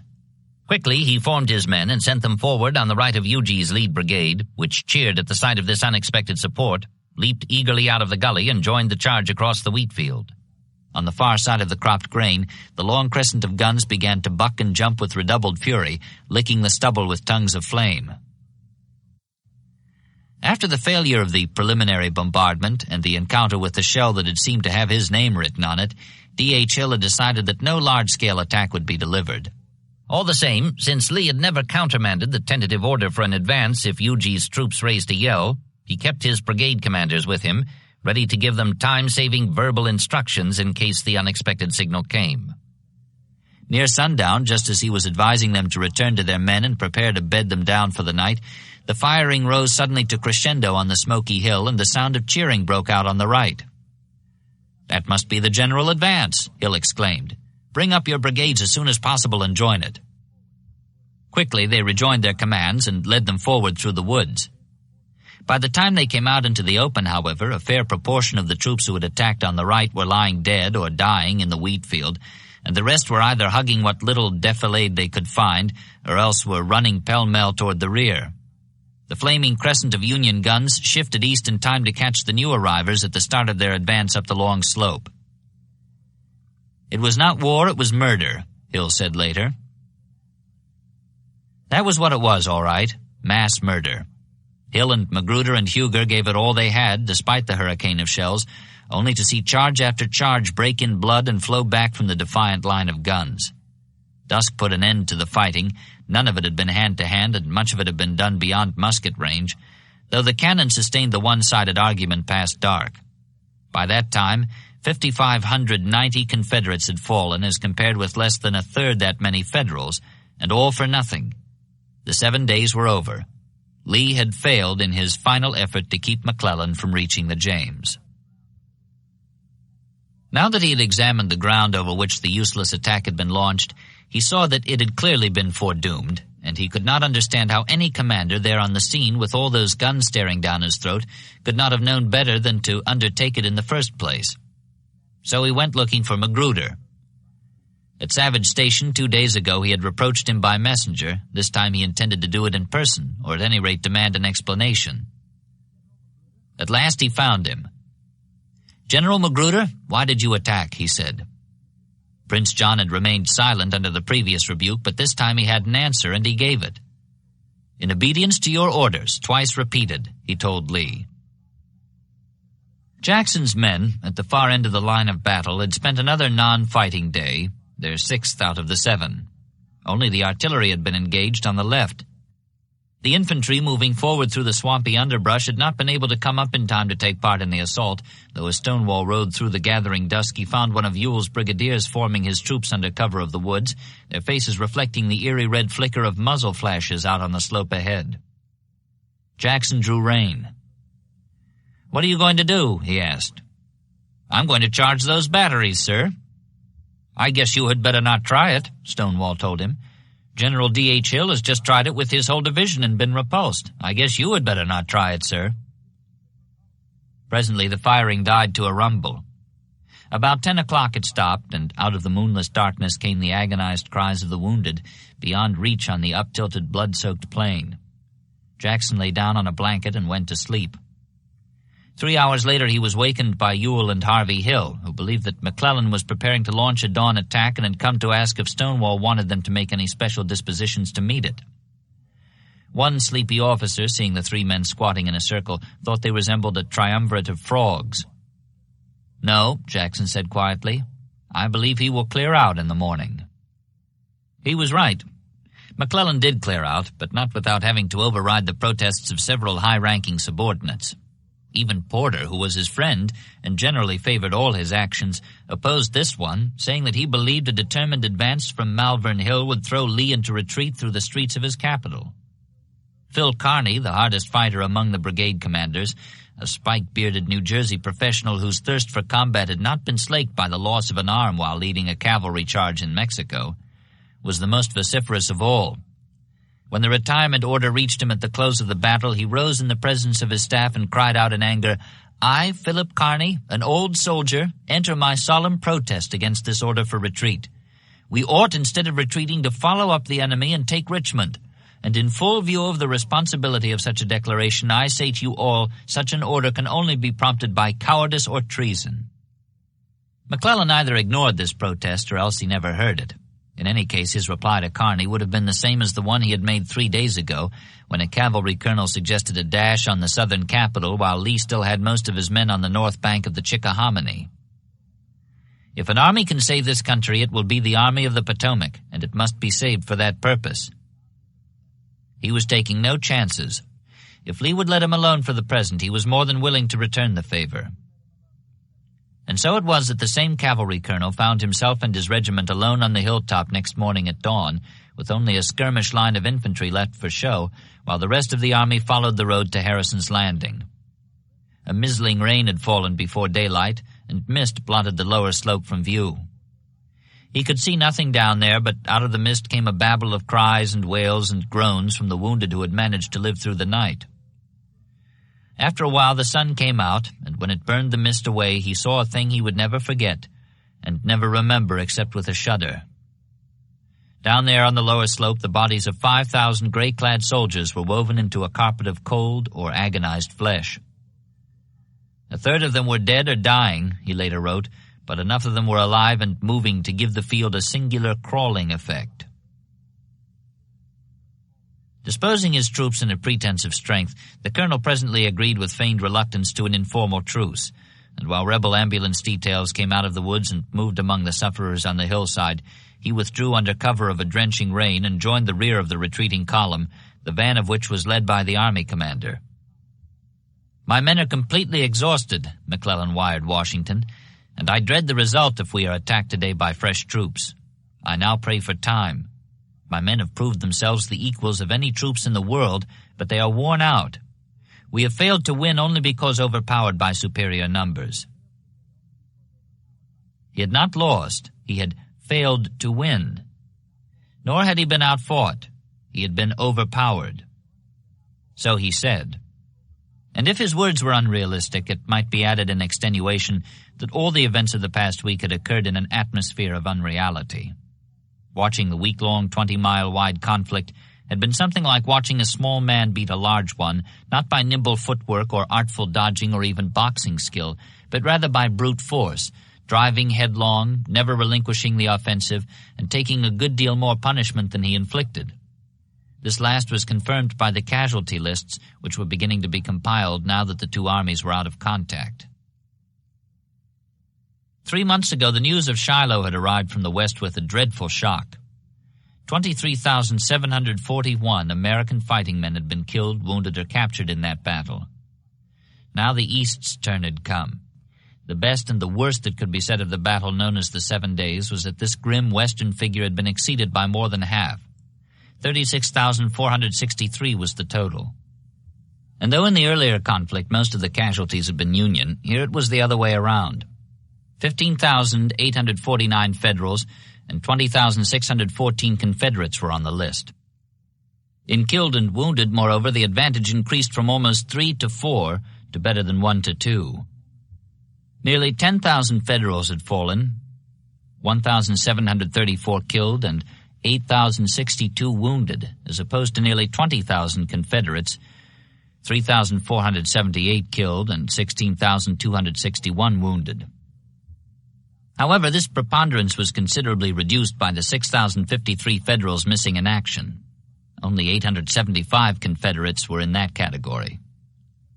In the end, since approximately half of the uncaptured wounded would return in time to the ranks of their respective armies, this made the actual loss of fighting men somewhat lower for the Confederates, 8,000 of whom would be returning, whereas half of the Federal wounded had been captured, leaving only half of the remainder to return, about 2,000, so that the actual loss in combat strength after recuperation of the injured would be 14,000 Federals and 12,500 Confederates. Knowing as he did that the South could not afford a swapping game on anything like a man-for-man basis of exchange, Lee found little solace in such figures.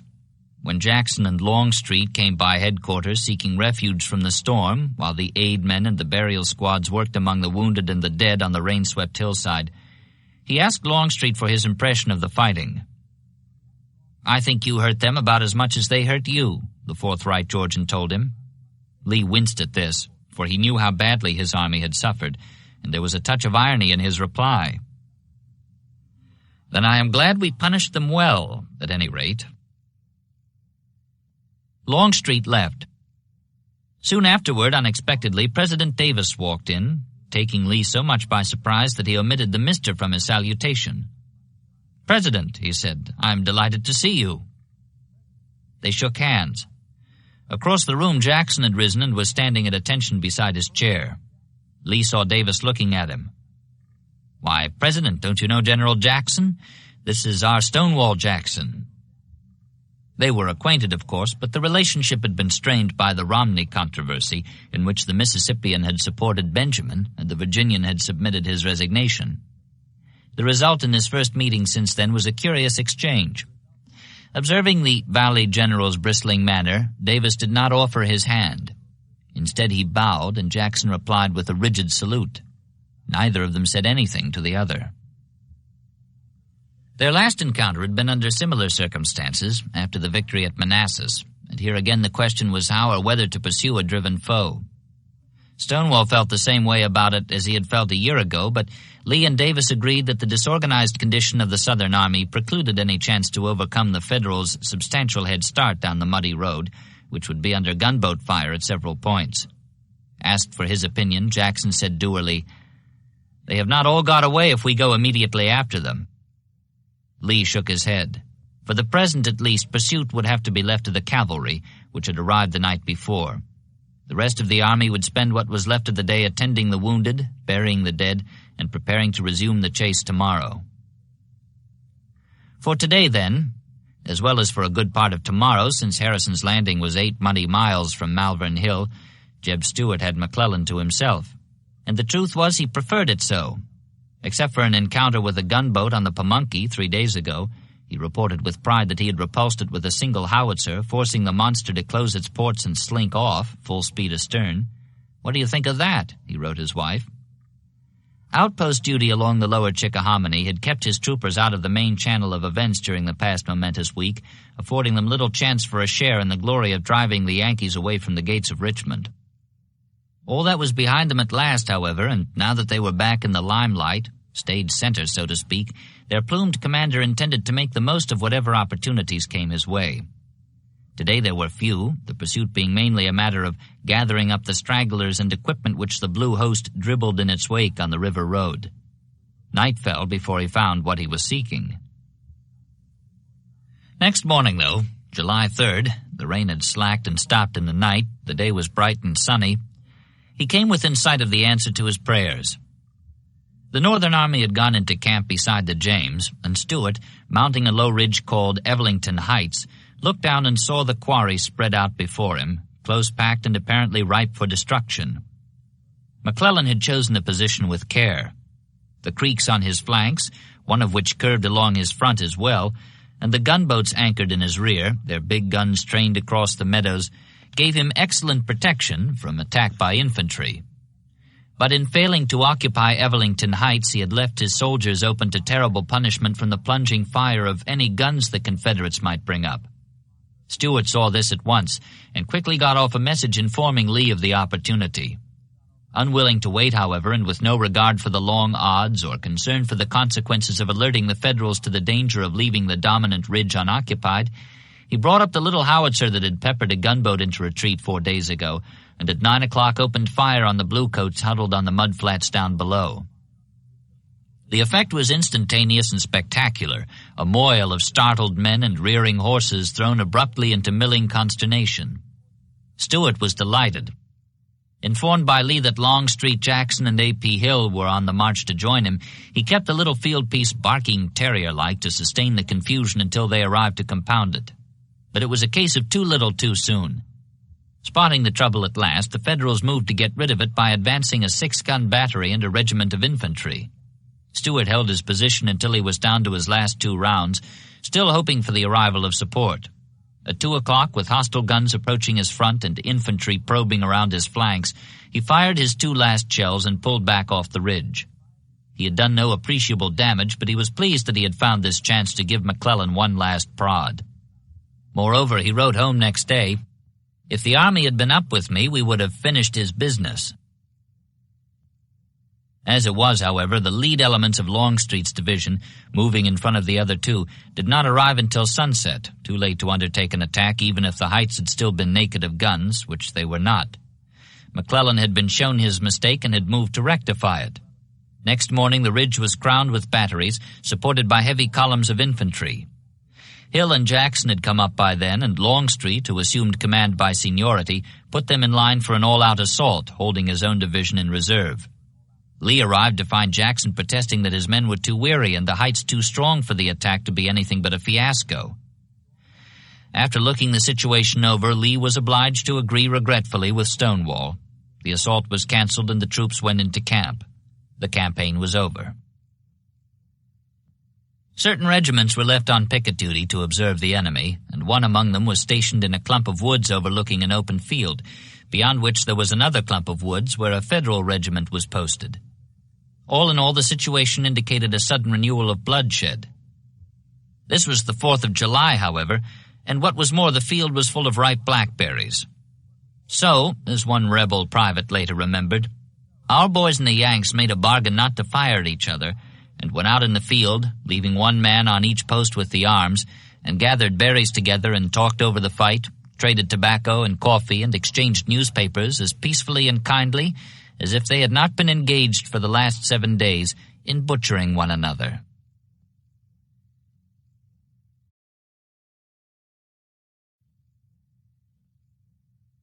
Part 3. Chapter 6. The Sun Shines South. Napoleon was taking the waters at Vichy when news of the 7 days reached him in mid-July. Hard on its heels came John Slidell, with an offer of 100,000 bales of cotton if France would denounce the Federal blockade. Unable to act alone in the matter, however eager he might be to feed his country's looms, the Emperor, called Napoleon the Little to distinguish him from his illustrious uncle, promptly telegraphed his foreign minister, "Demandez au gouvernement anglais s'il ne croit pas le moment venu de reconnaître le Sud." Across the Channel, the mills were hungry too, and though Mason was somewhat handicapped by the impracticality of offering an Englishman anything so indelicate as a bribe, the time was propitious from the Confederate point of view. There is an all but unanimous belief that you cannot subject the South to the Union, an influential partisan of Northern interests was informing a friend across the ocean. I feel quite convinced that unless cotton comes in considerable quantities before the end of the year, the governments of Europe will be knocking at your door.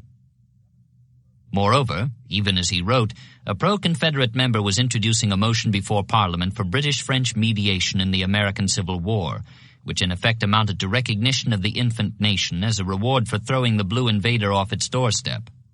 Fortunately, however, from the federal point of view, The long vacation was underway, and before the issue could be forced, the cabinet was scattered from Scotland to Germany in pursuit of grouse and relaxation. Action was deferred. Distracting as these transatlantic dangers were, or might have been, the truth was Lincoln had more than enough material for full-time worry here at home. Hedged in by cares, blamed alike by critics right and left of the hostile center, he later said of the period under question, "I was as nearly inconsolable as I could be and live." In contrast to the adulation heaped on Davis, whose critics had been muzzled by the apparent vindication of his policies, and whose countrymen now hailed him as a second Hezekiah, the Northern leader heard himself likened unto Sennacherib, the author and director of a ponderous fiasco.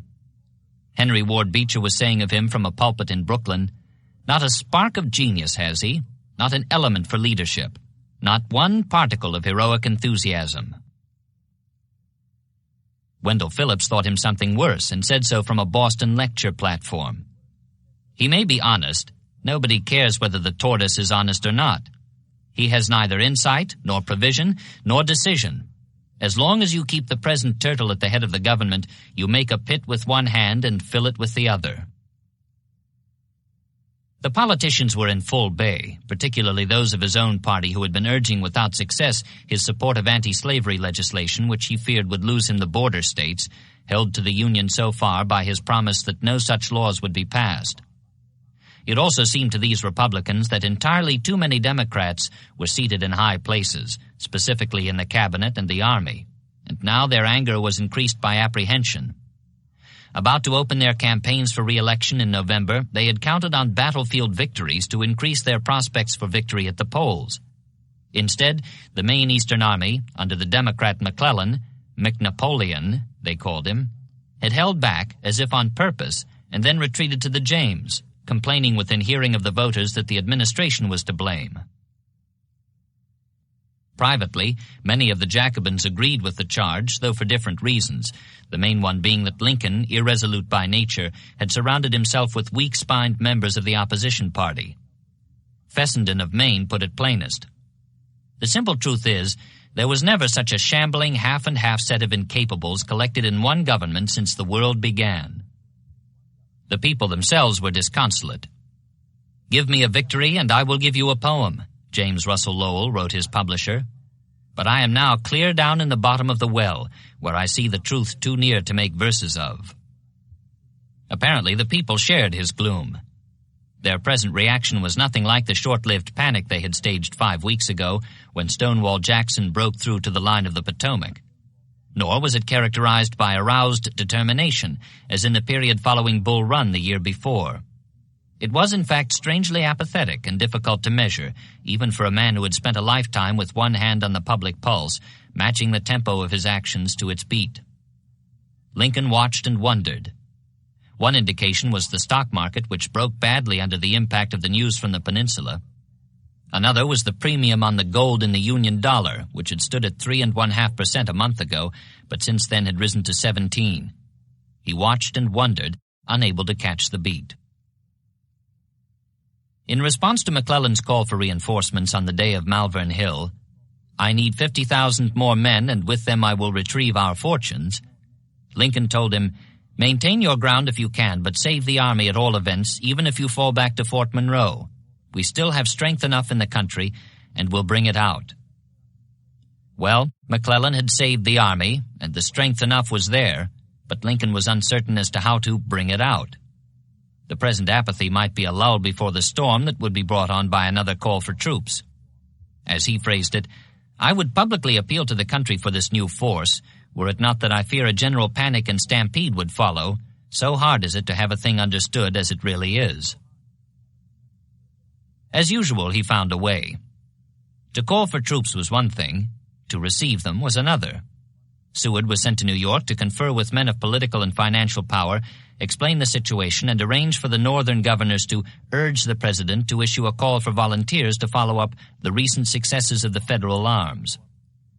Lest there be any doubt as to whether the administration intended to fight this war through to a finish, Seward took with him a letter. "I expect to maintain this contest until successful, or till I die, or am conquered, or my term expires, or Congress or the country forsake me. Yours very truly, A. Lincoln. 17 governors, plus the president of the Military Board of Kentucky, responded promptly by affixing their signatures to a communication written by Seward, addressed to the chief executive, and saying in part, "We respectfully request, if it meets with your entire approval, that you at once call upon the several states for such number of men as may be required to garrison and hold all of the numerous cities and military positions that have been captured by our armies, and to speedily crush the rebellion that still exists in several of the southern states, thus practically restoring to the civilized world our great and good government." Being thus urged, Lincoln took his cue and in early July, fully concurring in the wisdom of the views expressed to me in so patriotic a manner, issued a call for 300,000 volunteers. In fact, so entirely did the request meet with his approval, he followed this first call with another, 1 month later, for 300,000 more. Lowell, clear down in the bottom of the well, had said he could produce no poem unless he received a victory as payment in advance. But lesser talents apparently required a lesser fee. J.S. Gibbons found in this second call a subject fit for his muse, and Stephen Foster set the result to music. "If you look up all our valleys where the growing harvests shine, you may see our sturdy farmer boys fast forming into line, and children from their mothers' knees are pulling at the weeds and learning how to reap and sow against their country's needs, and a farewell group stands weeping at every cottage door. We are coming, Father Abraham, 300,000 more." Reinforcements would be welcome all along the line. There was scarcely a mile of it that did not have some general calling plaintively or angrily for more soldiers. But more soldiers, even 500,000 of them, would not solve the basic problem, which was one of high command. For 4 months now, ever since the abrupt relief of McClellan back in March, the overall conduct of the war had been directed by Lincoln and Stanton, a sort of two-headed, four-thumbed amateur, with results just short of disastrous in the theater which had received their main attention. Stonewall Jackson, for example, had frightened Stanton and decoyed Lincoln into breaking up the combinations McClellan had designed for taking Richmond, so that Davis and Lee, professionals both, had been able to turn the tables on the Army of the Potomac, effecting counter-combinations that drove it headlong to the James. Part of the fault could be assigned to flaws that developed in subordinate commanders, on the one hand Fremont's ineptness, on the other McClellan's lack of aggressive instincts, but most of it lay with the overall direction, which had permitted the enemy to bring pressure on those flaws. Lincoln could see this now in retrospect, much of it at any rate, and in fact he had begun to suspect it soon after the failure of his chessboard combinations in the valley. In his distress, before the blow fell on the peninsula, his mind turned back to Winfield Scott, the one general who had shown thus far that he really knew what war was all about. The old man was in retirement up the Hudson at West Point, too infirm for travel. So on June 23rd, a Monday, the first of the 7 days was 2 days off, Lincoln boarded a special train and rode north to see him. What they talked about was a secret, and it remained so.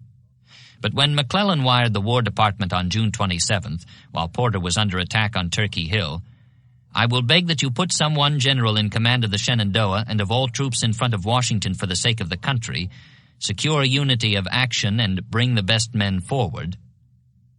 Lincoln, who had returned 2 days before, had already done what he suggested, even before his visit up the Hudson. That is, he had united the troops under one commander. Whether he had brought the best man forward remained to be seen. John Pope was the man. Halleck had praised him so highly he had lost him.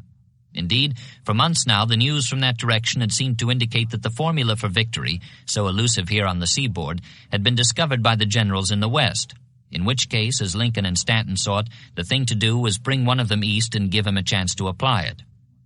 Grant's record having been tarnished by Shiloh and the subsequent rumors of negligence and whiskey, Pope was the more or less obvious choice, not only because of Island 10 and Halleck's praise of his aggressiveness during the campaign against Corinth, but also because Lincoln, as a prairie lawyer pleading cases in Pope's father's district court, had known him back in Illinois. There were objections. Montgomery Blair, for instance, warned that old Judge Pope was a flatterer, a deceiver, a liar, and a trickster. All the Popes are so. But the president could not see that these were necessarily drawback characteristics in a military man.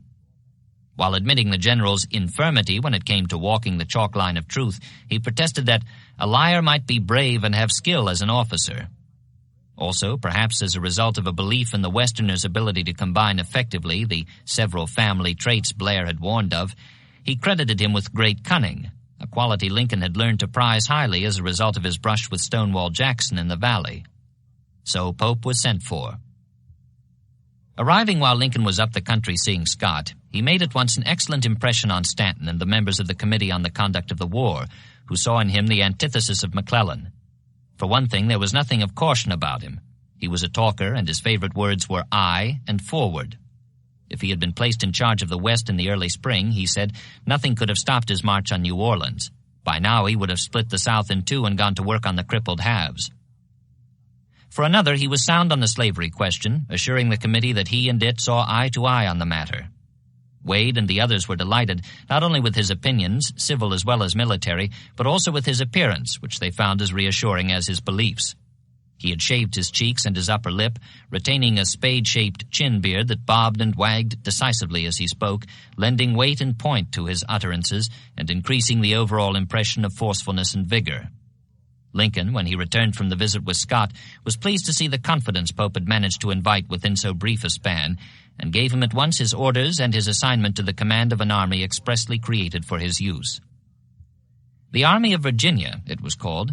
Its strength was 56,000 men, and its mission was to move in general down the line of the Orange and Alexandria Railroad, just east of the Blue Ridge Mountains, so as to close in on the Confederate capital from the west and north, while McClellan's Army of the Potomac applied pressure from the east.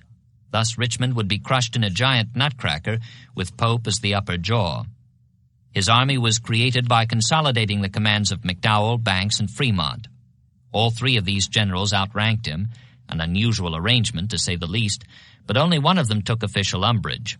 This was Fremont, which solved another problem. His protest resignation was accepted, and Lincoln replaced him with Franz Sigel, whose appointment, though it involved a 1,000-mile transfer, was considered especially felicitous since so many of the troops involved were of German extraction. Pope's instructions, issued June 26th as part of the order creating his army, required him to operate so as to protect Washington from danger or insult, and to render the most effective aid to relieve General McClellan and capture Richmond.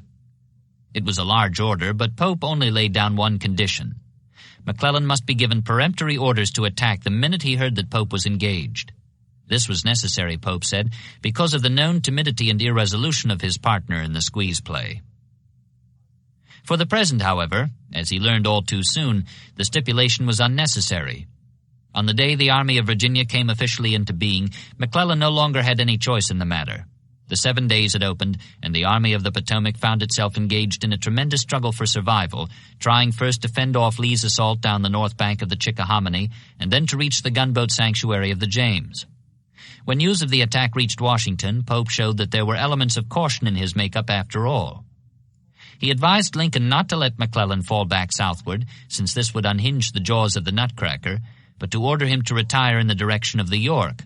That way, Pope said, he could eventually go to his assistance, and vice versa in case the Army of Virginia ran into similar trouble moving south. But there was nothing Lincoln could do about it, even if he had wanted to. The wires were cut, and the Army of the Potomac was already in motion for the James. Pope began to see the handwriting on the wall. It warned him plainly that there was an excellent chance that he would be entirely on his own as he moved down the road that led to Richmond.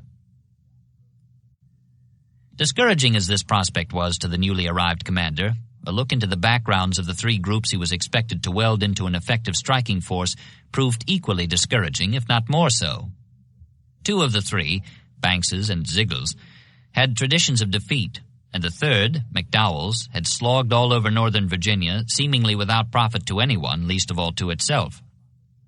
Unquestionably, even in their own eyes, Milroy's weary boys were a case in point, this was the second team, restricted to an occasional scrimmage which served primarily to emphasize its lack of style, while the first team got the cheers and glory on the peninsula.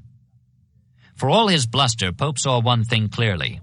However second-rate his material might be in some respects, he had here the makings of a first-class disaster, unless he could somehow restore or establish confidence in the breasts of his downhearted charges. Accordingly, as a first step before he took the field, he issued an address to the officers and soldiers of the Army of Virginia, giving them, along with much else in the way of advice, a chance to see what manner of man was about to lead them against the rebel force that had just finished mauling the first team and flinging it back from the goalpost gates of Richmond. "Let us understand each other," he told them. "I have come to you from the West, where we have always seen the backs of our enemies, from an army whose business it has been to seek the adversary and to beat him when he was found, whose policy has been attack and not defense. I presume that I have been called here to pursue the same system and to lead you against the enemy. It is my purpose to do so, and that speedily." He supposed they longed for distinction in the jar and shock of battle, and he was prepared to show them how to win it. In any event, he said, "I desire you to dismiss from your minds certain phrases which I am sorry to find so much in vogue amongst you. I hear constantly of taking strong positions and holding them, of lines of retreat, and of bases of supplies. Let us discard such ideas. The strongest position a soldier should desire to occupy is one from which he can most easily advance against the enemy. Let us study the probable lines of retreat of our opponents, and leave our own to take care of themselves. Let us look before us and not behind. Success and glory are in the advance. Disaster and shame lurk in the rear." The words had a Stantonian ring, which Pope explained long afterwards by identifying the secretary himself as their author.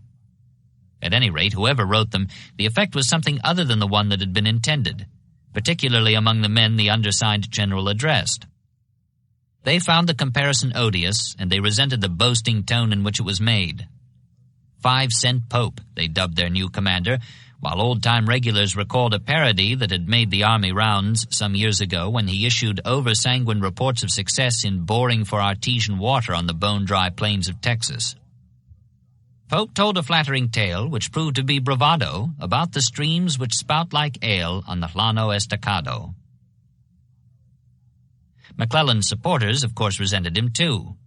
Fitzjohn Porter, for example, who declared that Pope had written himself down as what the military world has long known, an ass. If the theory he proclaims is practiced, you may look for disaster. Beyond the lines, where the address enjoyed wide circulation, the Confederate reaction combined contempt and amusement. Reports that this new spread-eagle opponent was heading his dispatches headquarters in the saddle prompted a revival of the old Army jibe that he had his headquarters where his hindquarters ought to be. By the time Pope's flamboyant address was issued in mid-July, Lincoln had been down to the peninsula and back. Between the two boat rides, going and coming, he not only made a personal inspection of the Army of the Potomac and questioned its chief and subordinate generals, but he also made up his mind about a matter he had been pondering ever since his visit to Winfield Scott 3 weeks ago. A command decision involving this and all the other armies of the Union. Within 2 days of his July 1st plea for 50,000 men, with which to retrieve our fortunes after the bloodletting of the 7 days, McClellan doubled the ante. 100,000 would now be needed, he declared. Lincoln replied on the 4th that any such figure within a month or even 6 weeks is impossible. Under these circumstances, the defensive for the present must be your only care. Save the army, first where you are if you can, secondly by removal if you must. He added, perhaps ironically, P.S. If at any time you feel able to take the offensive, you are not restrained from doing so.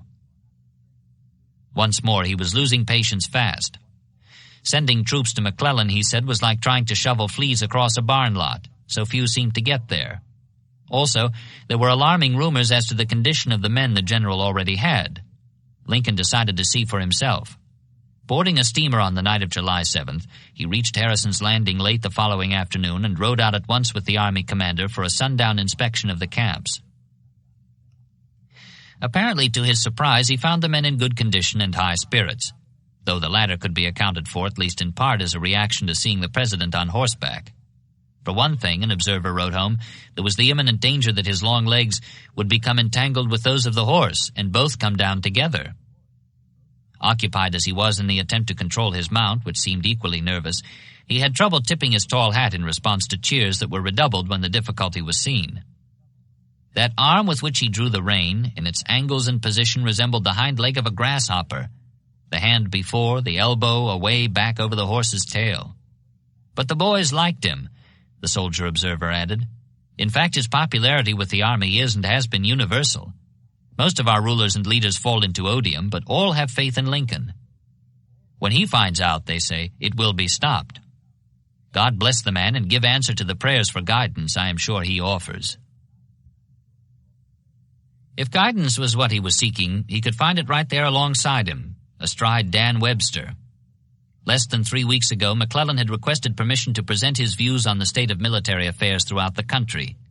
Lincoln had replied that he would be glad to have them, preferably in a letter, he said, if their presentation would not divert too much of the general's time and attention from his immediate duties. So tonight, when they returned to headquarters, McClellan handed the president a letter covering the whole ground of our national trouble and setting forth the conditions under which he believed the struggle could be won. The rebellion, he said, had now assumed the character of a war, and as such it should be conducted upon the highest principles known to Christian civilization. It should not be a war looking to the subjugation of the people of any state in any event. It should not be at all a war upon population, but against armed forces and political organizations. Neither confiscation of property, political executions of persons, territorial organization of states, or forcible abolition of slavery should be contemplated for a moment. This last was a point he emphasized, since a declaration of radical views in this direction would rapidly disintegrate our present armies. More strictly within the military province, he advised concentration as the guiding rule. The national force should not be dispersed in expeditions, posts of occupation, and numerous armies, but should be mainly collected into masses and brought to bear upon the armies of the Confederate States. Those armies thoroughly defeated, the political structure which they support would soon cease to exist, and the Southern people, unembittered by depredations, would turn against the willful men who had misled them out of the Union and sue at once for peace and re-entry. So he saw it. However, no matter what system of policy was adopted, he strongly urged the appointment of a general-in-chief, one who possesses your confidence, understands your views, and who is competent to execute your orders. He did not ask that post for himself, he said, but he made it clear that he would not decline the reappointment, since he was willing to serve you in such position as you may assign me, including this one. In closing, he added a final explanation and disclaimer.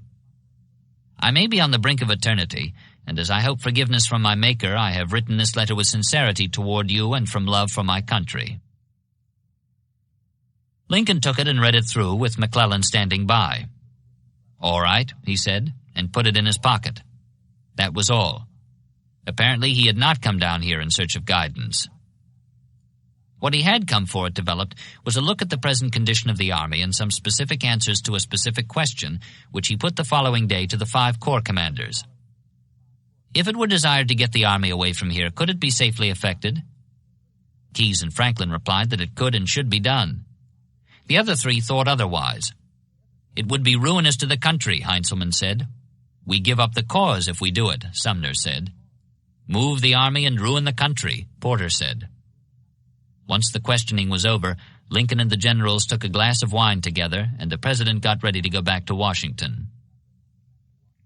McClellan was upset, particularly by the evidence that the administration might order him to evacuate the peninsula. After seeing Lincoln off next morning, he wrote his wife that he feared the president had some paltry trick up his sleeve. His manner, he said, seemed that of a man about to do something of which he was ashamed. For a week the general brooded and delivered himself of judgments. Lincoln was an old stick, and of pretty poor timber at that, while Stanton was the most unmitigated scoundrel I ever knew, heard, or read of. He believed he saw which way the wind was blowing. Their game seems to be to withhold reinforcements and then to relieve me for not advancing, well knowing that I have not the means to do so. Accordingly, in mid-July, he wrote to his friend William A. Aspinwall, asking the New York transportation tycoon to be on the lookout for a job for him.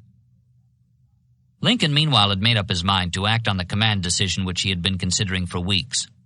All through the previous autumn, old General Scott had held out in Washington for as long as he could, putting up with McClellan's snubs and digs for the sake of Halleck, who was on his way from California. It was Scott's hope that old Brains would be there to take his place when he retired as general-in-chief. But the way was long and the digs were sharp. The old man gave up before Halleck got there, and McClellan got the job. Since then, the contrast in accomplishments east and west seemed to reinforce Scott's original opinion, which he repeated when the president came to West Point on the eve of the 7 days. Lincoln saw merit in the recommendation, but he thought he would have a talk with Halleck before he acted on it. Back in Washington in time for the outbreak of the 7 days, he wired the Western commander, "Please tell me, could you make me a flying visit for a consultation without endangering the service in your department?" Halleck did not want to come and said so. Even if he did, he added, "I could advise but one thing, to place all the Eastern forces under one head and hold that head responsible." Refusal was always provocative for Lincoln. In the course of the war, several men were to learn that the surest way to get something from him was to pretend they did not want it. He almost made up his mind then and there. Down on the peninsula, however, the matter was more or less cinched by McClellan himself.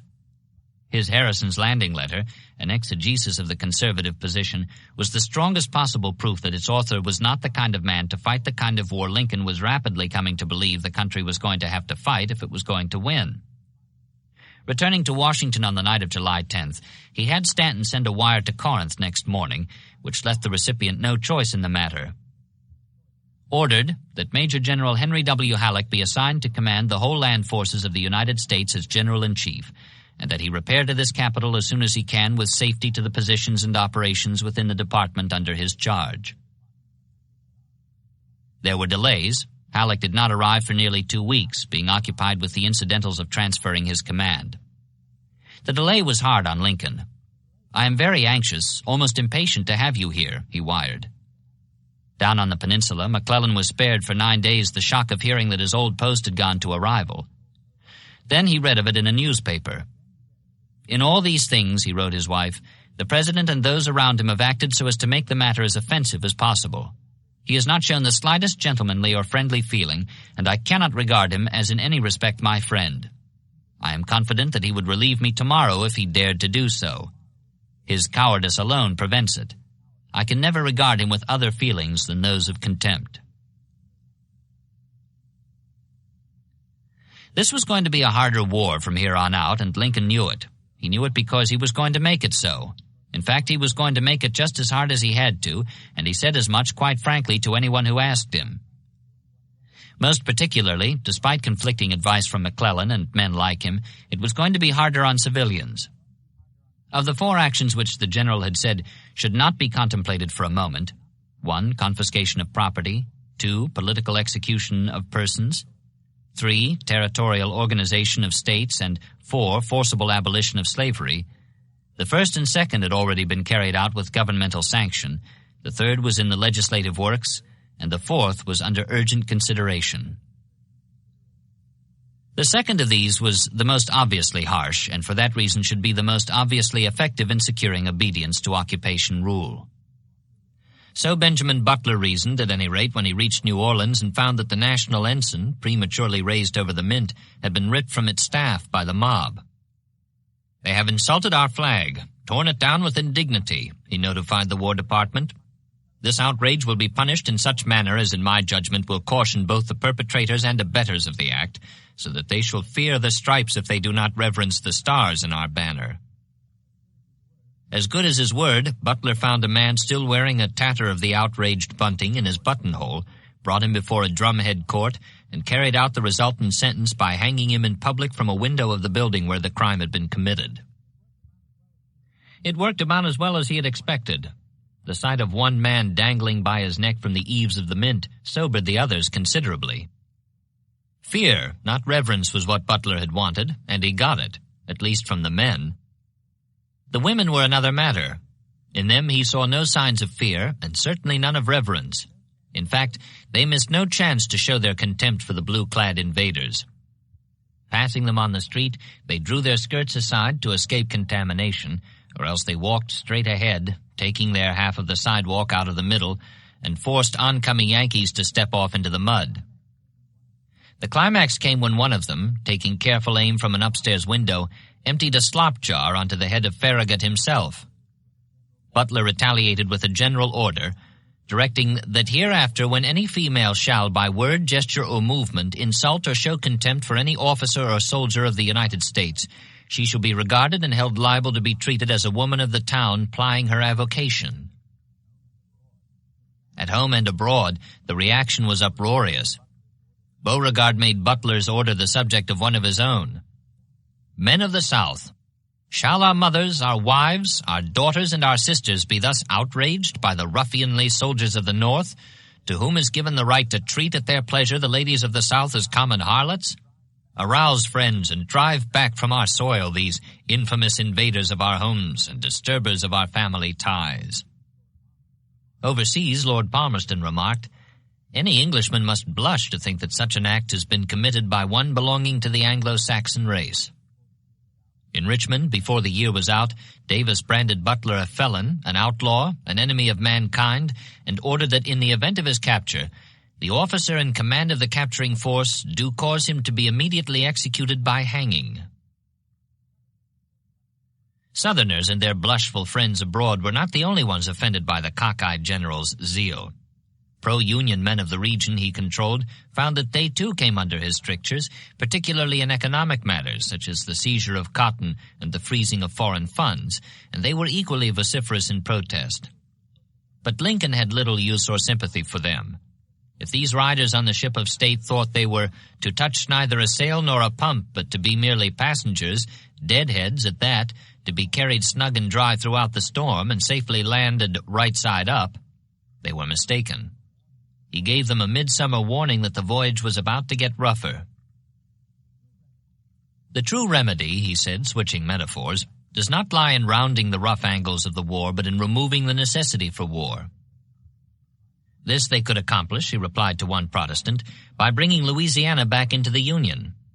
Otherwise, it is for them to consider whether it is probable I will surrender the government to save them from losing all.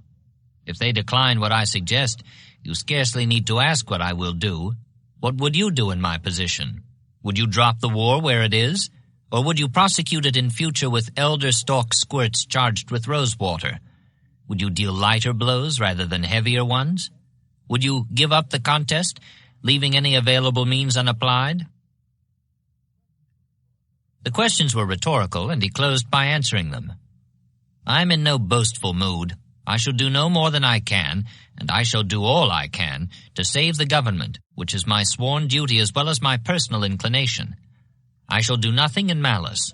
What I deal with is too vast for malicious dealing."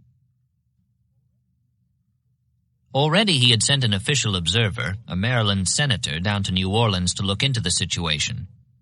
But when the senator reported that there was indeed much harshness and irregularity, Butler's brother was getting rich on confiscated cotton, and the general himself had been given the nickname Spoons, implying considerable deftness in the execution of his duties, as well as much disturbance of the master-slave relationship by the enlistment of Negroes in labor battalions, Lincoln was even more forthright in his statement of conditions and intentions. "The people of Louisiana, all intelligent people everywhere, know full well that I never had a wish to touch the foundations of their society or any right of theirs. With perfect knowledge of this, they forced a necessity upon me to send armies among them, and it is their own fault, not mine, that they are annoyed." Here again the remedy was re-entry into the Union. And might it not be well for them to consider whether they have not already had time enough to do this? If they can conceive of anything worse, within my power, would they not better be looking out for it? I am a patient man, always willing to forgive on the Christian terms of repentance. Still, I must save this government if possible. What I cannot do, of course, I will not do, but it may as well be understood once for all that I shall not surrender this game, leaving any available card unplayed. The unplayed card was emancipation. Mindful so far of his inaugural statement, "I have no purpose, directly or indirectly, to interfere with the institution of slavery in the states where it exists. I believe I have no lawful right to do so, and I have no inclination to do so." Lincoln had resisted all efforts to persuade him to repudiate his words. He resisted mainly on practical grounds, considering the probable reaction in the border states. "We should lose more than we should gain," he told one Jacobin delegation.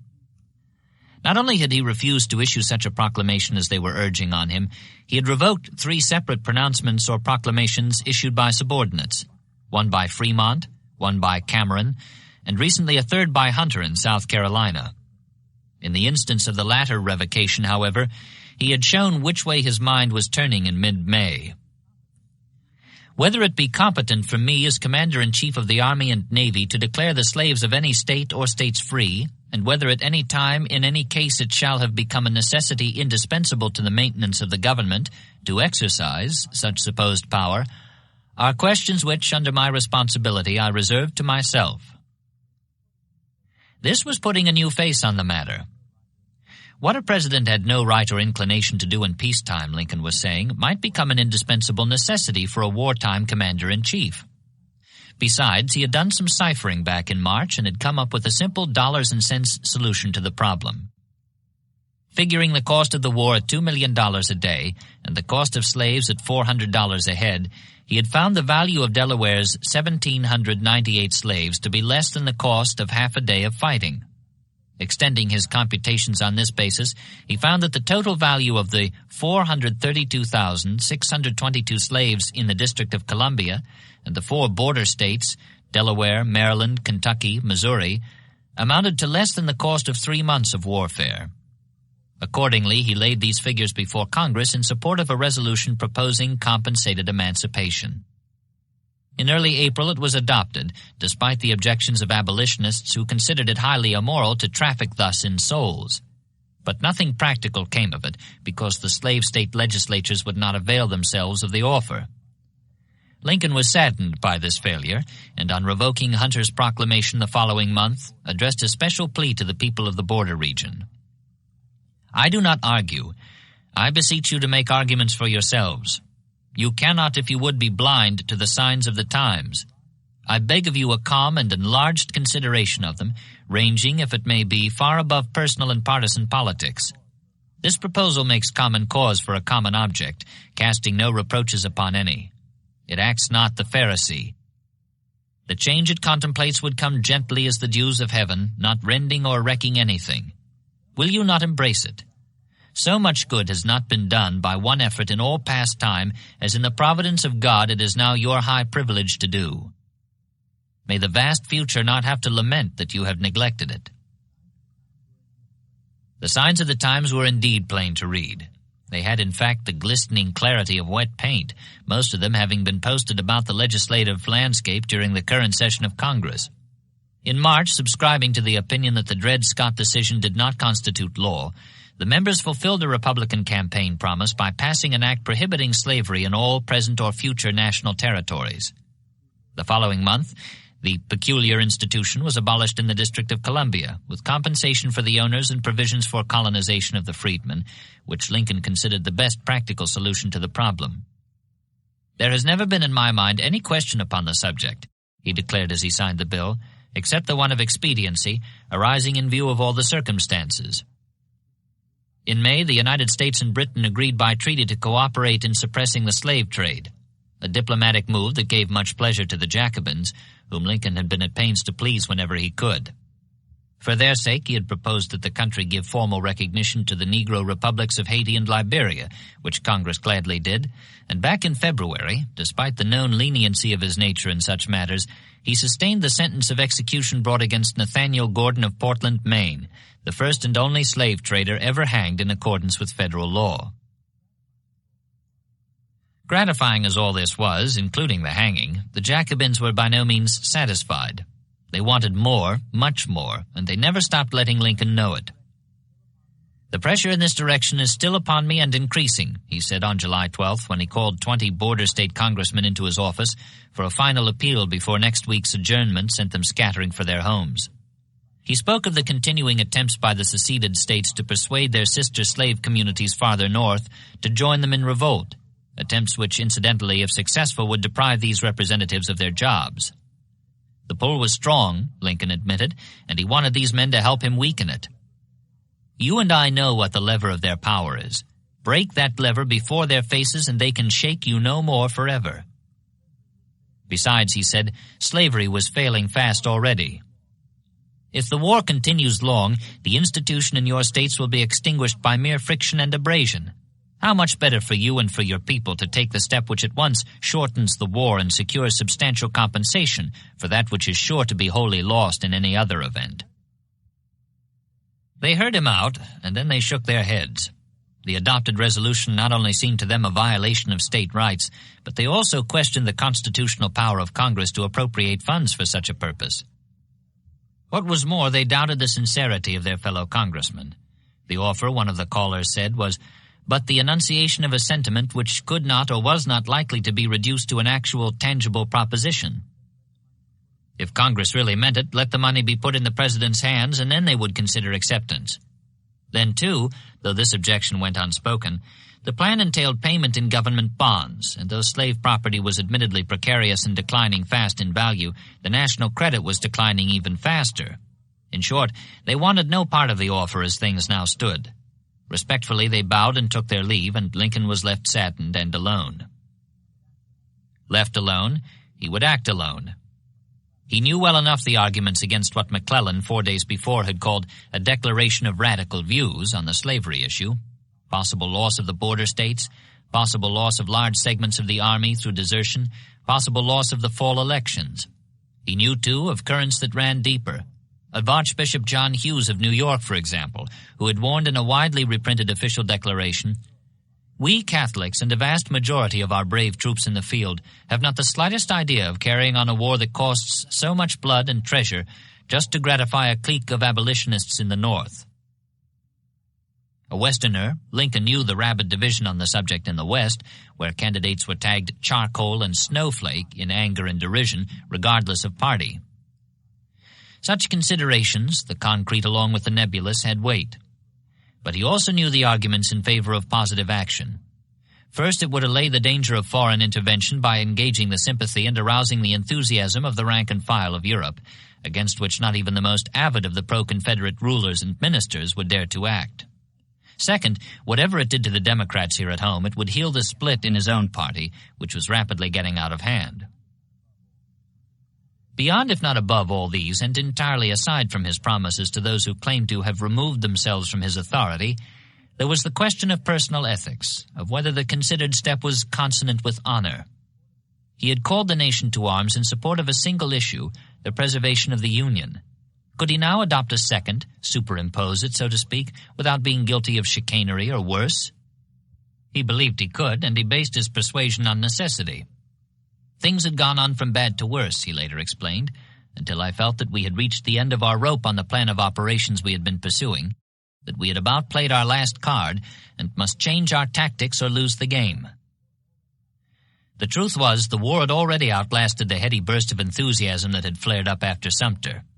What was needed was a new cause, not to supplant but to supplement the old, and this was it. Having appealed at the outset to reason, he now would appeal to conscience. He would translate the conflict into the terms of a holy war, a crusade for which Julia Ward Howe had already composed the anthem. In the beauty of the lilies, Christ was born across the sea. As he died to make men holy, let us die to make men free, while God is marching on. Before the night was over, though the details were still to be worked out, he had completed his decision. He would do it. And next afternoon, much to their surprise, since always before, as one of them said, he had been prompt and emphatic in denouncing any interference by the general government with the subject, he spoke of it to 2 members of his cabinet. The occasion was a funeral.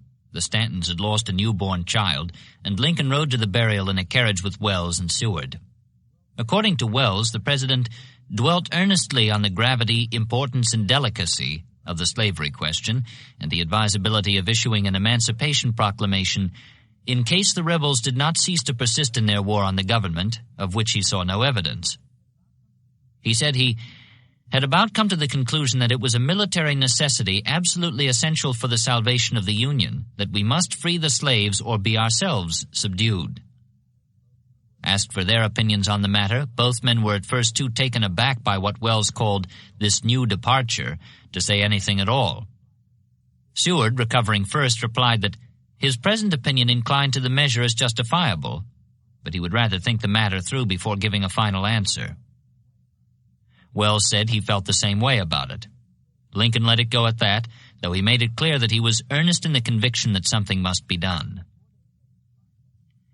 4 days later, July 17th, Congress came very close to stealing his thunder.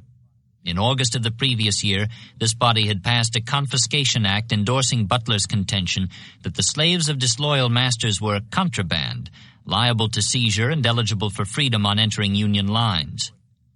Now, in the final hours before adjournment of the current session, a second such act was passed. Considerably sharper-toothed than the one that had gone before, it provided that every person who shall hereafter commit the crime of treason against the United States and shall be adjudged guilty thereof shall suffer death, and all his slaves, if any, shall be declared and made free. Discretion was left to the courts as to whether a prison term and or a fine should be substituted in lieu of the death penalty, but no leeway was allowed as to the disposition of a traitor's slaves, who were automatically freed upon his conviction. At first glance, with nearly the whole slave region in rebellion, this appeared to be the very proclamation Lincoln was considering. However, closer reading showed it to be no such thing. No slave was to be freed by it until his master had been convicted of treason in a federal court. There was the rub. Secession, or rebellion as the Jacobins preferred to call it, might be treason, but no court had ever said so, or ever would say so, no matter what opinion the radicals had on the matter.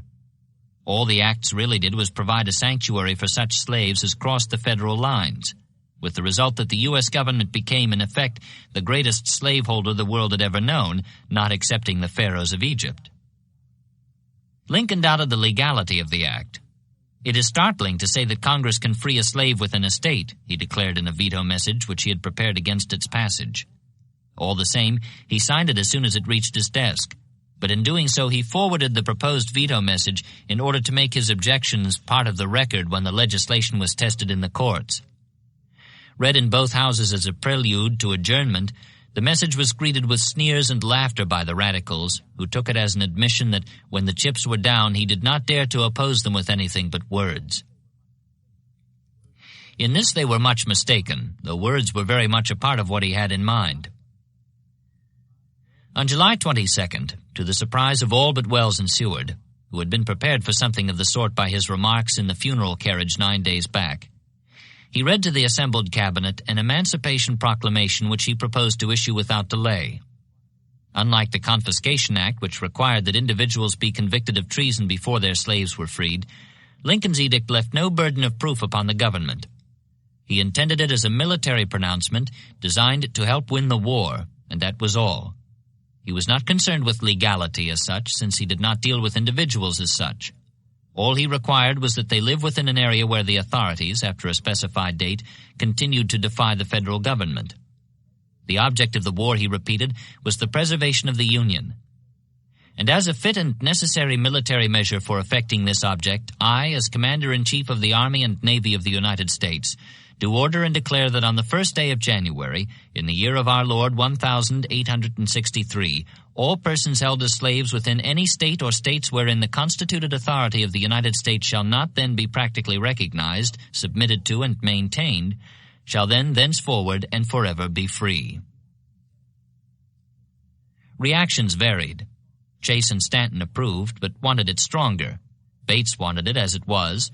Wells wanted it weaker. Blair and Smith did not want it at all, or at least not before the fall elections. Then Seward spoke, having turned the matter over in his mind. "Mr. President," he said, "I approve of the proclamation, but I question the expediency of its issue at this juncture.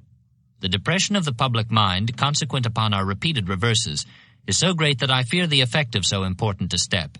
It may be viewed as the last measure of an exhausted government, a cry for help. The government stretching forth its hands to Ethiopia, instead of Ethiopia stretching forth her hands to the government. It will be considered our last shriek on the retreat. Now, while I approve the measure, I suggest, sir, that you postpone its issue until you can give it to the country supported by military success, instead of issuing it, as would be the case now, upon the greatest disasters of the war." Lincoln had not considered this aspect of the question, but now that he did so, he perceived its wisdom and acted in accord with Seward's view. "I put the draft of the proclamation aside," he later told an artist friend, "as you do your sketch for a picture, waiting for a victory."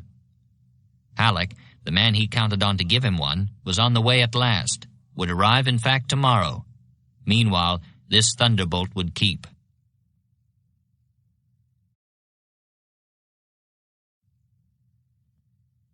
Two. There was gloom in the West as in the East, but it was of a different nature, proceeding from different causes. Here, too, the advance had stalled, yet it was precisely in this apparent similarity that the difference obtained. McClellan had been stopped by Lee, but Halleck stopped himself. Curiously enough, or perhaps not curiously at all, the men on the peninsula who had fought and fallen back, fighting as they went, had developed a fierce pride that burned brighter at the end of their retreat than it had ever burned before. They had fought well, and they knew it. Whereas Halleck's soldiers felt less elation at the end of their burrowing advance than at the start, not having fought at all. That was the source of a different kind of gloom. Sherman did not share it, still being happy with the new stars on his shoulders and the sense of having found himself in the ordeal of Shiloh. But when he called by Army headquarters not long after the fall of Corinth, he heard something that caused him to suspect that his friend Grant was in lower spirits than ever. Halleck happened to remark that Grant had applied for a 30-day leave. He was going away next morning. Halleck said he did not know why, but Sherman took it to mean that Grant, chafing under the slights, intended this as a first step in submitting his resignation. Determined to stop him if he could, Sherman rode over and found him sitting in his tent, sorting some letters and tying them into bundles with red tape. Grant said it was true that he was leaving, and when the red-headed general asked him why, he replied, "Sherman, you know I am in the way here. I have stood it as long as I can and can endure it no longer." Where was he going? St. Louis, Grant said. Did he have any business there? Not a bit, Grant said. So Sherman, being then in what he called high feather, began to argue with him, illustrating Grant's case with his own. Look at him, he said. They had called him crazy as a loon, but he had hung on through Shiloh, and that single battle had given me new life. Besides, if Grant went away, events would go right along and he would be left out, whereas if he remained, some happy accident might restore him to favor and his true place. This had its effect. Grant promised to wait, or at any rate not to leave without seeing Sherman again or sending him word. Satisfied, Sherman left, and before the week was out received a note from Grant. He had reconsidered. He would stay. Sherman replied that he was glad to hear it, for you could not be quiet at home for a week when armies were moving. Armies were moving now, though not in the direction of the Confederates who had fallen back before them. Like a man riding an oversized mettlesome horse, which he feared might take the bit in its teeth and bolt off with him any minute, Halleck kept as close a rein as possible on his 120,000-man army. Even so, the advance had already covered more ground than he had intended. Once he had accomplished what he set out for, in particular control of a sizable stretch of the Memphis and Charleston Railroad, he was more than ready to call a halt and consolidate his gains. 4 days after the occupation of Corinth, he warned the commander of the pursuit against goading the rebels into rashness. All he wanted, he said, was for them to fall back far enough to be beyond reach of the railroad. And he added, "There is no object in bringing on a battle if this object can be obtained without one. I think by showing a bold front for a day or two, the enemy will continue his retreat, which is all that I desire."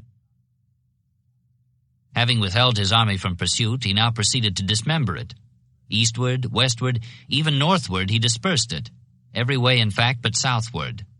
On June 9th, he instructed Pope, who presently was on his way to Washington, superseded by Rosecrans, to draw back closer to Corinth and take up outpost positions to defend it. And that same day the scattering began, a scattering that divided the Grand Army into 4 main parts, rather as if the aforementioned timid rider had decided not only to get rid of his mettlesome horse, but to do so by having it drawn and quartered. Buell was ordered east with 4 divisions to make connection with Ormsby Mitchell, who had encountered so much difficulty in North Alabama. His goal was Chattanooga, which would put him within possible reach of Knoxville or Atlanta. Sherman was sent west. He would garrison Memphis with 2 divisions, repairing the railroad on the way and doing what he could to restore the wrecked economy by assuring all country people that they will be permitted to take their cotton freely to market and that the ordinary channels of trade will be immediately reopened. McClernand, with a similar force, was given a similar mission, except that his destination lay 50 miles north at Jackson, Tennessee. He, too, was to repair the lines of supply and give the country people whatever assurance was needed to make them happy.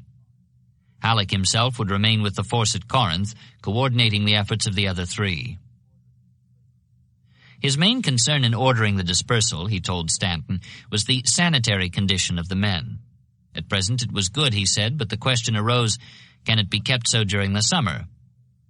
He thought it could, provided he steered clear of a southward advance. For if we follow the enemy into the swamps of Mississippi, there can be no doubt that the army will be disabled by disease. At least one of the general's wool-clad soldiers agreed with him.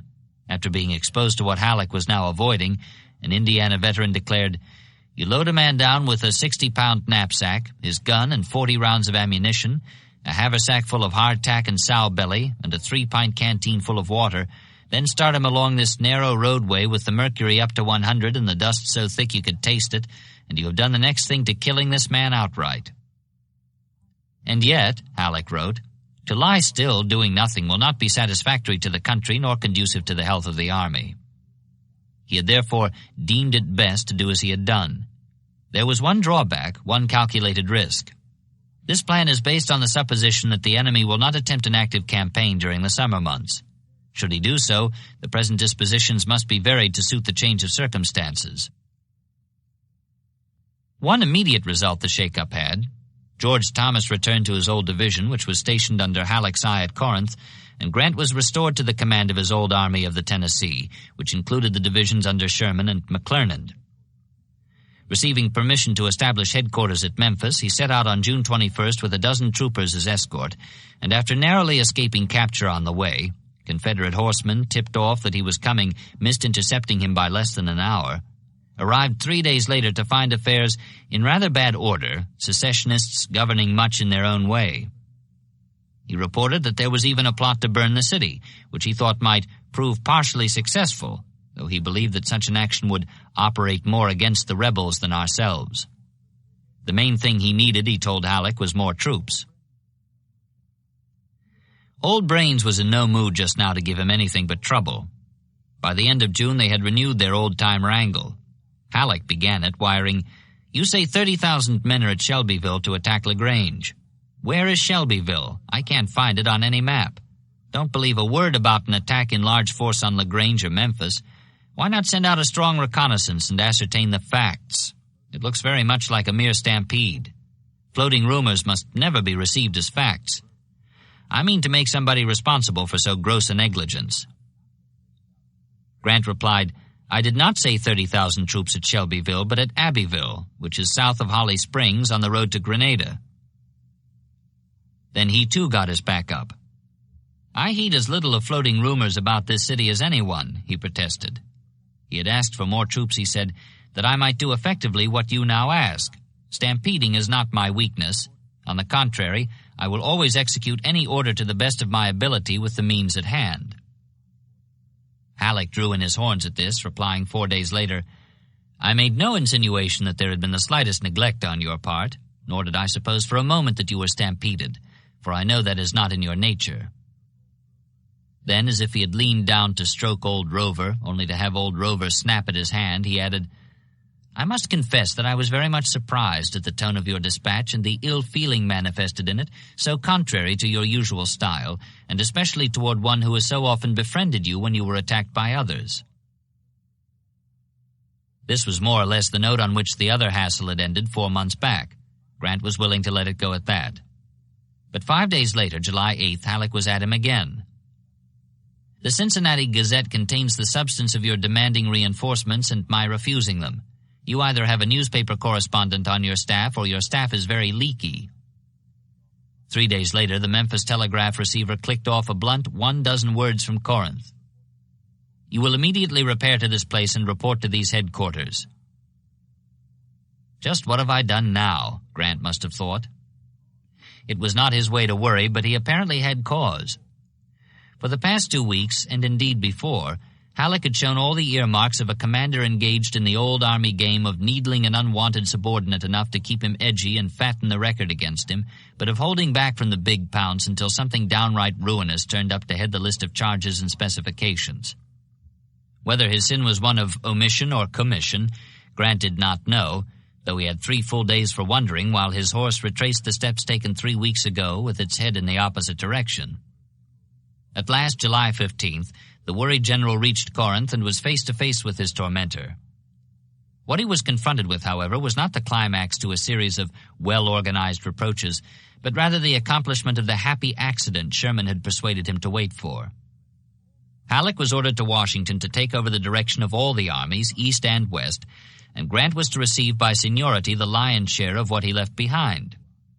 Specifically, this included command of 2 armies, his own now under McClernand and Sherman, and Pope's now under Rosecrans, and of the department embracing North Mississippi, West Tennessee, and Kentucky west of the Cumberland River. He had what he wanted, but not as he preferred it. The fact was he disapproved of nearly all that had been done since Halleck's arrival from St. Louis, later saying, "For myself, I am satisfied Corinth could have been captured in a 2 days campaign commenced promptly on the arrival of reinforcements after the Battle of Shiloh." Most of all, he disapproved of what had been done or left undone since Beauregard's sly evacuation of Corinth. With the Mississippi in Union hands, northward above Baton Rouge and southward below Memphis, the Confederates at the west were narrowed down for all their communication with Richmond to the single line of road running east from Vicksburg. That was the true goal now, that city, that stretch of river, that railroad. To dispossess them of this would be equal to the amputation of a limb and its weakening effects. As he saw it, after the capture of Corinth, a movable force of 80,000 men, besides enough to hold all the territory acquired, could have been set in motion for the accomplishment of this great campaign for the suppression of the rebellion. Thus Grant, by hindsight. But Halleck could not see it, or else he feared to undertake it, and the work of depletion commenced. Even so, when he wound up his paperwork and departed for Washington 2 days later, he left his successor in immediate command of more than 80,000 troops, which Grant afterwards said would have been enough for the taking of Vicksburg that summer. The trouble was, they were far from movable, except when they were needed as reinforcements in adjoining departments. Before he had been at his post a week, he was ordered to send a division to strengthen Samuel Curtis, who had marched from northwest Arkansas to Helena, where the St. Francis River flowed into the Mississippi, 50 airline miles below Memphis. Still, this left Grant with well over 75,000 effectives. Sherman had 16,000 at Memphis, and McClernand had 10,000 around Jackson. Another 7,500 were stationed at Columbus, Cairo, and Paducah, while the rest of the Army of the Tennessee, 12,000 men under Major General E.O.C. Ord, a West Point classmate of Halleck's just arrived from Virginia, were at Corinth. Rosecrans's Army of the Mississippi, 32,000 strong, was spread along a 35-mile front that extended from south of Corinth to Cherokee, Alabama. It was a sizable force, but deep in enemy country as he was, charged with the consolidation of all that had been gained since Donelson and Shiloh, Grant found that its very size increased his major immediate problem, which was how to keep it fed and equipped. Just as the foregoing spring had set records for rainfall, so now the summer was breaking records for drought, and as a result the Tennessee River was all but worthless as a supply line. So was the Memphis and Charleston Railroad, for the rebels had torn up the track between Chewalla and Grand Junction, and west of there the line had to be abandoned for lack of rolling stock. All that was left him, except in Memphis, which of course could be supplied by river, the Mississippi never got really thirsty, was the slender thread of the Mobile and Ohio, stretching back to Columbus across more than 100 miles of guerrilla-infested West Tennessee, vulnerable throughout its length to attack by bands of regular and irregular cavalry, equally skilled at burning bridges and wrecking culverts, of which there were many. Tactically, too, the problems were not simple. Principal among them was the presence in North Mississippi of a highly mobile Confederate force, reckoned at 35,000 men, under the command of the resourceful and diabolical Earl Van Dorn, who sooner or later was probably going to succeed in one of his hair-trigger schemes. Its strength was less than half Grant's own, but its advantages were large. Van Dorn, for example, did not have to post a single man on guard in his rear, and best of all, or worst, he could choose the point of attack. He could strike the unconnected extremities, Corinth at one end, Memphis at the other, or he could pierce the lightly held center and knife straight through for Bolivar, Jackson, or Brownsville. What was more, he could choose the time. Grant did not look forward to the coming months.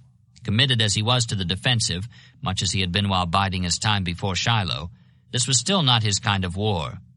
It was true he had learned from what had happened then. From now on he would keep in close touch with his field commanders and see to it that they had their men in trench. But he still did not like it, and he declared long afterwards that these midsummer months had been for him the most anxious period of the war. Discontent was general, amphibious, so to speak. For the Navy, too, the successes of late spring and early summer, up and down the falling river, north and south of Vicksburg, were followed by a hot weather season of doubts and tribulations. Every victory was accompanied by a setback, and the fruits thereof were bitter, their savor turning to ashes in the mouth. For Flag Officers Farragut and Davis, as for Grant, the midsummer word was anxious. Davis ran into trouble first. As if Plum Run Bend had not been proof enough that his ironclads were vulnerable, it was presently reproved in backwoods Arkansas, and on one of the resurrected victims of that earlier disaster. In the course of his eastward march from Pea Ridge to Helena, Curtis had to cross White River, a task that was complicated by the presence of a Confederate fort at St. Charles, 60 miles from the mouth. Given orders to reduce it immediately after his Memphis triumph, Davis assigned the mission to 4 gunboats and an Indiana regiment which went along in transports. Raised, pumped out, and patched, the Mound City had the flag. This was her first outing since her encounter with the Van Dorn back in May. When the flotilla came within sight of the fort, June 17th, the Hoosier colonel requested permission to assault by land. There were only just over 100 rebels in the place, but the naval commander refused to yield or even share the honors. Closing with the flagship, he opened fire at point-blank range, whereupon the fort replied with a 42-pound solid that pierced the Mound City's casemate and went right through her steam drum, scalding to death or drowning 125 out of her crew of 175 men, injuring 25 more, and leaving only 25 unhurt. It was freakish in more ways than one, including arithmetically, for the round-looking casualty figures were exact.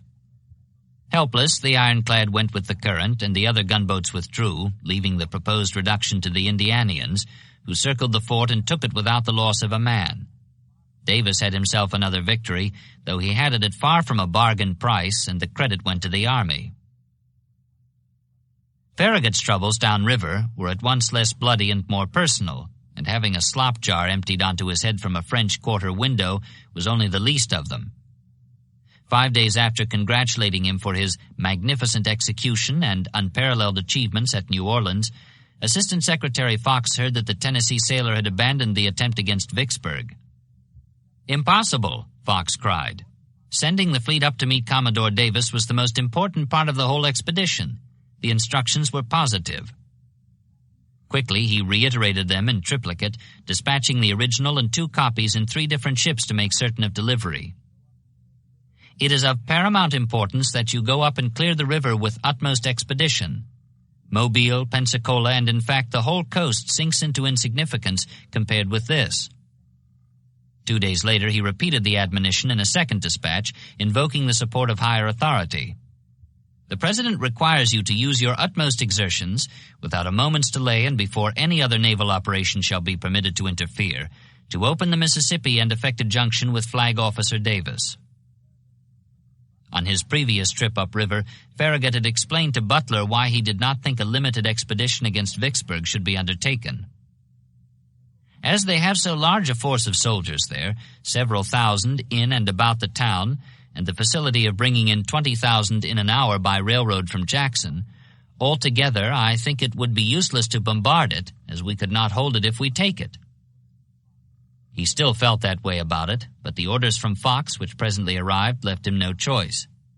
He put the fleet in order for the 400-mile ascent, taking part of Porter's mortar flotilla with him this time, as well as 3,000 men from Butler, and came within sight of Vicksburg's red clay bluff on the same day the Mound City took the solid through her boiler. He was back again, and though he still did not like the task before him, he wrote home that he was putting his trust in the Lord. "If it is his pleasure to take me, may he protect my wife and boy from the rigors of a wicked world." He spent 10 days re-examining the problem and giving the mortars time to establish ranges. Then, on the night of June 27th, he made his run.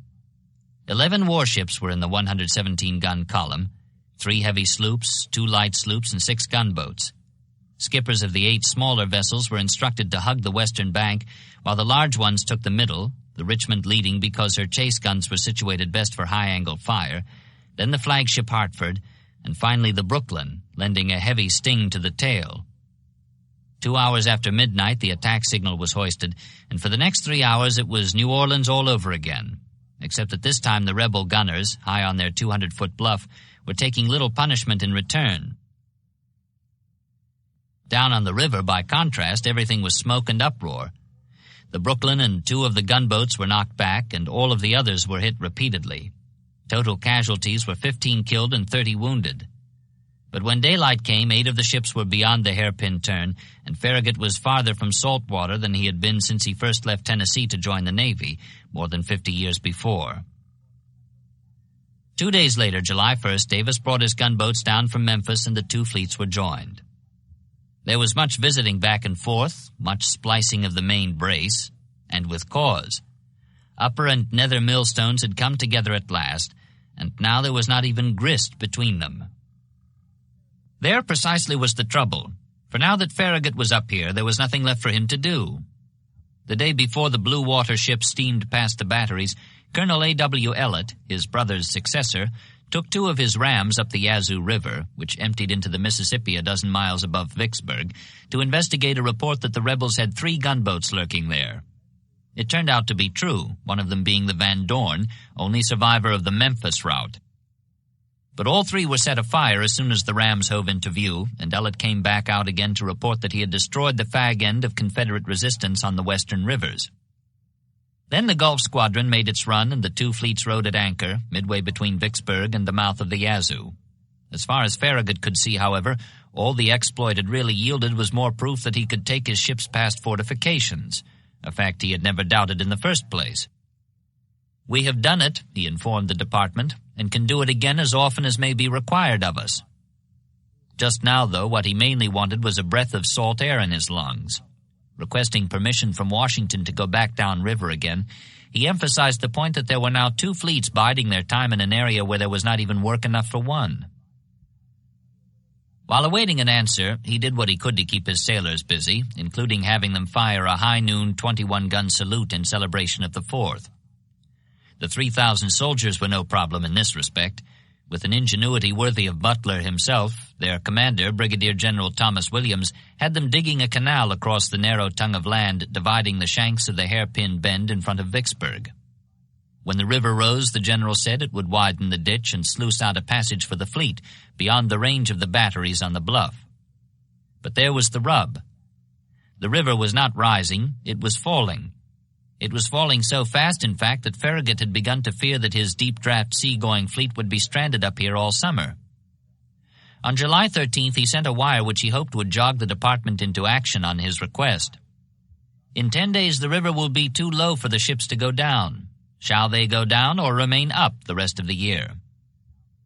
One problem more there was, though he did not consider it a matter for real concern, never having had much of an ear for rumor.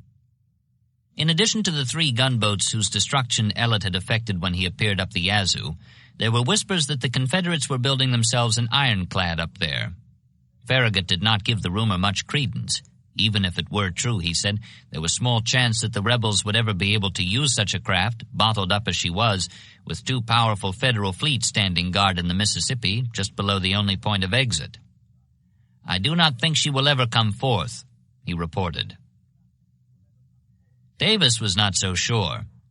Unlike Farragut, he had Plum Run Bend in his memory, which had taught him what havoc a surprise attack could bring.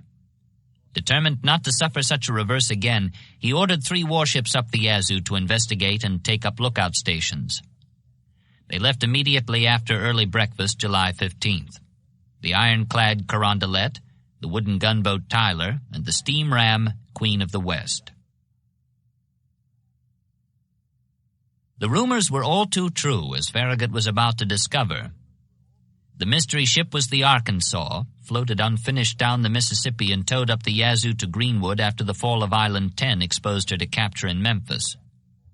Naval Lieutenant Isaac Newton Brown, a 45-year-old Kentuckian who had held the same rank as a Veracruz veteran in the Old Navy, which he had entered from Mississippi nearly 30 years ago, was given command of her in late May, together with orders to finish and equip that vessel without regard to expenditure of men or money. He did not realize what a large order this was until he got to Greenwood and saw her. Unfinished was not the word. She was scarcely even begun. The vessel was a mere hull, without armor. The engines were apart, guns without carriages were lying about the deck. A portion of the railroad iron intended as armor was at the bottom of the river, and the other and far greater part was to be sought for in the interior of the country. So he later reported, but now he got to work. After a day spent fishing up the sunken iron, he towed the skeleton Arkansas 150 miles downriver to Yazoo City, where the facilities were better, though not much.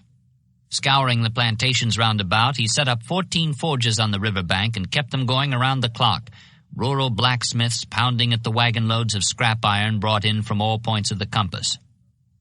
200 carpenters added to the din, hammering, sawing, swarming over the shield and hull. Perhaps the biggest problem was the construction of carriages for the guns. Nothing of the sort had ever been built in Mississippi, but this too was met by letting the contract to 2 gentlemen of Jackson, who supplied them from their Canton wagon factory. Other deficiencies could not be overcome and were let go. Since there was no apparatus for bending the iron around the curve of the vessel's quarter or stern, for example, boilerplate was tacked over these parts, for appearance sake, Brown explained. Also, the paint was bad. She was intended to be chocolate brown, the color of the river, but no matter how many coats were applied, she kept her original hue, rusty red. Despite all this, the work in the improvised yard went on. Within 5 weeks, according to one of her lieutenants, we had a man of war, such as she was, from almost nothing. By July 12, she was as finished as she would ever be. Brown sent the mechanics ashore and dropped down to Sartasha Bar, where, as he later said, I now gave the executive officer a day to organize and exercise his men. In the crew of about 175, 2/3 were from the recently burned gunboats. The rest were infantry volunteers distributed among the 10 gun crews serving weapons of various calibers, 3 in each broadside, 2 forward and 2 aft. July 14th, the descent resumed. 15 miles below, at the mouth of the Sunflower River, the guns of the 2 Union fleets engaged in target practice out on the Mississippi were plainly audible from here. It was discovered that steam from the engines and boiler had penetrated the forward magazine. Brown tied up alongside a sawmill clearing, landed the wet powder, and spread it on tarpaulins to dry in the sun. By constant shaking and turning, he reported, we got it back to the point of ignition before the sun sank below the trees. Packing what they could of it into the after magazine, the gun crews came back aboard, and the Arkansas continued on her way, guns cast loose and men at quarters, expecting every moment to meet the enemy. At midnight, her commander called a rest halt near Haynes Bluff. Then, at 3 a.m., July 15th, continued down the river. Information received from Vicksburg put the number of enemy warships at 37, and Brown intended to be among them by daylight with every possible advantage of surprise. It was not to be. The twin-screw vessel's engines had a habit of stopping on dead center, one at a time, which would throw her abruptly into bank, despite the rudder, and this was what happened now in the pre-dawn darkness. While the rest of the crew was engaged in getting her off again, a lieutenant went ashore in search of information. He came to a plantation house, but found that the residents had fled at the first sound of a steamer on the river. All that was left was one old Negro woman, and she would tell him nothing, not even the whereabouts of her people. In fact, she would not admit that they had been there in the first place. They have but just left, the lieutenant insisted. The beds are yet warm. Don't know about that, and if I did, I wouldn't tell you. Do you take me for a Yankee? Don't you see I wear a gray coat? Certain you's a Yankee, the woman said. Our folks ain't got none them gumboats. It took an hour to get the unwieldy Arkansas underway again. The lieutenant returned from his profitless excursion with time to spare. Attempting to get back on schedule, Brown called for all the speed the engineers could give him, but it was by no means enough. When daylight filtered through, the ironclad was still in the Yazoo. The sun came up fiery as she entered Old River, a 10-mile lake formed by a cutoff from the Mississippi, and the lookout spotted 3 Union warships dead ahead, steaming upstream in line abreast, the Carondelet in the center, flanked by the Tyler and the Queen of the West. Brown made a brief speech ending, "Go to your guns." Stripped to the waist in the early morning heat, with handkerchiefs bound about their heads to keep the sweat from trickling into their eyes, the gun crew stood to their pieces. The officers, too, had removed their coats and paced the sanded deck in their undershirts. All but Brown, who remained in full uniform, his short, tawny beard catching the breeze as he stood on the shield, directing over the bow guns, which he ordered not to fire until the action was fully joined, lest by doing so we should diminish our speed. He and the Carondelet's captain, Henry Walk, had been friends in the old Navy, messmates on a voyage around the world, and he wanted nothing to delay this first meeting since they had gone their separate ways. The Federal skippers reacted variously to their first glimpse of the rust-red vessel bearing down on them out of nowhere. The Queen of the West, unarmed and with her speed advantage canceled by the current, turned at once and frankly ran. The Carondelet and Tyler stayed on course, intending to fire their bow guns, then swing round and make a downstream fight with their stern pieces, hoping the noise would bring help from the rest of the fleet. Both fired and missed. By the time they had turned to run for safety, the Arkansas was upon them. She chose the Carondelet, the slower of the two, pumping shells into her lightly armored stern, which aided her vitals and slowed her even more. The return shots glanced off the Arkansas's prow, doing no considerable damage except to one seaman who, more curious than prudent, stuck his head out of a gun port for a better view and had it taken off by a bolt from an 8-inch rifle. The headless body fell back on the deck, and a lieutenant, fearing the sight would demoralize the rest of the gun crew, called upon the nearest man to heave it overboard. "Oh, I can't do it, sir. It's my brother," he replied. Other casualties followed, one among them being Brown himself. Most of the shots from dead ahead struck the inclined shield and were deflected back and upwards, ricocheting, but presently one did not carom high enough, and Brown received what he later called a severe contusion on the head. He thought he was done for until he drew a handful of clotted blood from the wound and failed to find any particles of brain mixed in. He stayed at his post, continuing to direct both the gunnery and the navigation. Just then, however, the Tyler dropped back to help the crippled Carondelet, her riflemen firing volleys at Brown, the only live target outside the shield. A Minnie struck him over the left temple, tumbling him down a hatchway and onto the forward guns. When he regained consciousness, the aidmen were laying him among the dead and wounded below deck. He promptly got up and returned to his place on the shield. The Carondelet was much closer now, he saw, and so was the mouth of the river. Just as she reached it, and just as he was about to ram her stern, she veered into bank, leaking steam and frantic survivors from all her ports. Brown did not stay to complete her destruction or force her surrender. Instead, he took up pursuit of the Tyler, which by now had entered the Mississippi and was doing all she could to overtake the Queen. Aboard the fleet, the sailors had heard the firing, but had assumed that the boats were shelling snipers in the woods. Now they saw better, though they still did not understand what they saw. Observing the gunboat returning with a strange red vessel close on her heels, one officer remarked, "There comes the Tyler with a prize." They soon learned better. Within range of the fleet, a forest of masts and smokestacks, Brown called it, in every direction except astern, our eyes rested on enemies. Noting that the Army rams were anchored behind the bigger ships in position to dart out through the intervals, the Confederate skipper told his pilot, "Brady, shave that line of men of war as close as you can so that the rams will not have room to gather headway in coming out to strike us." Brady gave him what he asked for, and the second battle opened. At its beginning, steam down, guns unloaded, not a single Federal vessel was prepared for action. But this was presently so thoroughly corrected that Brown could later say, "I had the most lively realization of having steamed into a real volcano." Guns were flashing, and as he advanced, the line of fire seemed to grow into a circle constantly closing. Even so, he saw one definite advantage to fighting solo from an interior position, and the Arkansas was not neglectful of it, firing rapidly to every point of the circumference without the fear of hitting a friend or missing an enemy. Now, though, she was taking about as much punishment as she gave. The big ocean-going sloops had run their guns out, and the Davis ironclads were firing for all they were worth. The Arkansas took hits from all directions. An 11-inch solid broke through her casemate armor and laid a 16-man gun crew dead and dying on her deck. A rifle bolt laid out 11 more. Shrapnel quickly gave her stack the look of a nutmeg grater, so that for lack of draft the pressure dropped from 120 pounds to 20, barely enough to turn the engines. The temperature in the fire room soared to 130 degrees, and the engineers worked 15-minute shifts, by the end of which they had to be hauled up, half-roasted, and relieved by men from the guns. 60 dead and wounded men were in her. Her cast-iron snout was broken off. One whole section of plating was ripped from her flank. Her boats were shot away and dragging. However, she still was giving as good as she got or better. Out on the Shield, where he had had his spyglass shot from his hands, her captain had never stopped calling orders to the pilot house and guns. A ram broke into the clear at last, driving hard in a final effort to block the way. "Go through him, Brady," Brown shouted. But one of the bow guns averted the need for a collision by putting a shell through the Federal's boiler.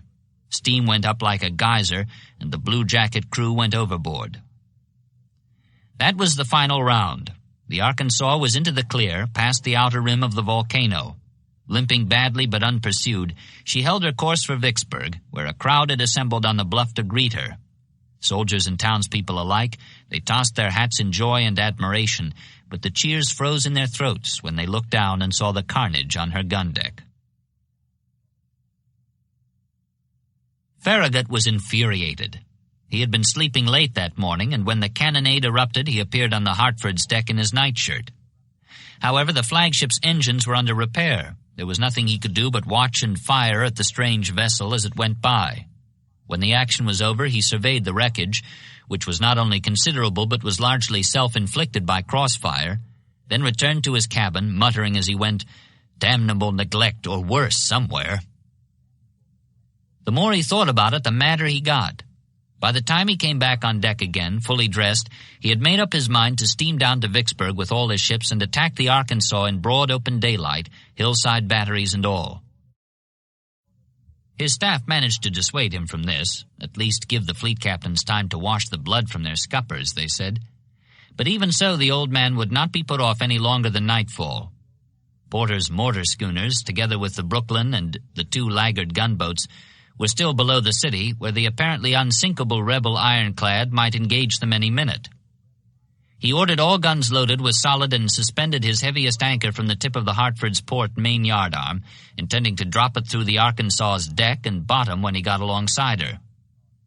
The Davis gunboats and the Porter mortars would give covering fire, above and below, while he went in and dragged the upstart monster from its lair. Just before sunset, he hoisted the familiar pennant for attack, and the fleet moved downriver. It did not work out at all the way he intended. For one thing, in the ruddy murk between sunset and dusk, the rust-red boat was almost invisible under the red clay bank. The first each skipper saw of her as the ships came past in single file, taking in turn a pounding from the batteries overhead, was the flash of her guns as he crossed her line of fire. By then it was too late to attempt to check up and grapple. All there was time for was one quick broadside in reply before the current swept him out of range. Aboard the Arkansas, dismay at having to fight the day's third battle, tied to bank and with less than half her crew still functional, gave way to elation as the action progressed. One by one, the ships glided past with their towering spars in silhouette against the glow of the western cloud bank, and one by one they took them under fire, as if in a gigantic shooting gallery. But when the Hartford stood in close, groping blindly with the anchor swaying pendulous from her yardarm, and they loosed a broadside at her, she thundered back with a tremendous salvo. An 11-inch solid pierced the side of the Arkansas just above the waterline, crashed through the engine room, killing and mangling as it went, and lodged in the opposite casemate armor, making what one of her officers called a bulging protuberance outside. She kept firing until the river stopped sending her targets. Then once more there was silence. Farragut was where he wanted to be, south of the infernal Bluff, and he had made the downstream run with fewer casualties than before, 5 killed, 16 wounded, only a handful more than his adversary had suffered. But he was far from satisfied. He wanted that ram, and he intended to have her whatever the cost. At daylight, he sent an urgent message to Davis, proposing that both fleets go in together at high noon and fight the rebel to a finish. Davis declined the invitation, counseling prudence and self-control. "I have watched 8 rams for a month," he replied, "and now find it no hard task to watch one." He continued to resist the pressure which Farragut kept applying. 5 days later, July 21st, the Arkansas having ventured out meanwhile on a sortie that was aborted by another engine failure, he agreed to make an attempt next morning with the ironclad Essex and the Queen of the West. The plan was for the gunboat to shove the rebel vessel hard against bank and hold her there, sitting duck fashion, so that the ram could butt a hole in her side and send her to the bottom. But this did not work either. Brown had the Arkansas moored with her head upstream, and when he saw the Essex coming at him, he slacked his bow line and presented his sharp armored prow to the blunt-nosed gunboat, which swerved at the last minute to avoid being sliced in two, taking and giving punishment as she passed. The Queen, following close behind, anxious to redeem her performance up the Yazoo the week before, could manage no more than a glancing blow. She worked her way back upstream, rejoining Davis, but the Essex went with the current, her engines badly shot up in the melee, and joined the fleet below. Farragut threw up his hands at this. Fuel was low, and what with the need for keeping up steam in case the Arkansas staged another sudden appearance, was getting considerably lower every day. Sanitation was also a problem, as Halleck had foreseen. The swampy Mississippi heat had nearly half of Farragut's sailors on the sick list, along with 3/4 of the canal-digging soldiers. The falling river seemed about to make good its threat to strand him up here, out of circulation for the rest of the year. Besides, a message from Wells, sent before the Secretary learned of the rebel ram's emergence, had just arrived. Go down the river at discretion. That was what Farragut did, and he did it without delay. Starting south on July 26th, he dropped the orphaned Essex and 2 of the smaller wooden gunboats off at Baton Rouge, along with Williams's shovel-weary soldiers, and put into New Orleans for repairs that would fit the rest of his saltwater ships for more agreeable blockade duty along the Gulf. Back in his native element at last, able to breathe all the way to the depths of his lungs, he said goodbye to the Mississippi. Forever, he hoped. Davis pulled out northward that same day, transferring his base to Helena, 200 miles upstream. Vicksburg was delivered, along with the great stretch of the river between Napoleon and Natchez.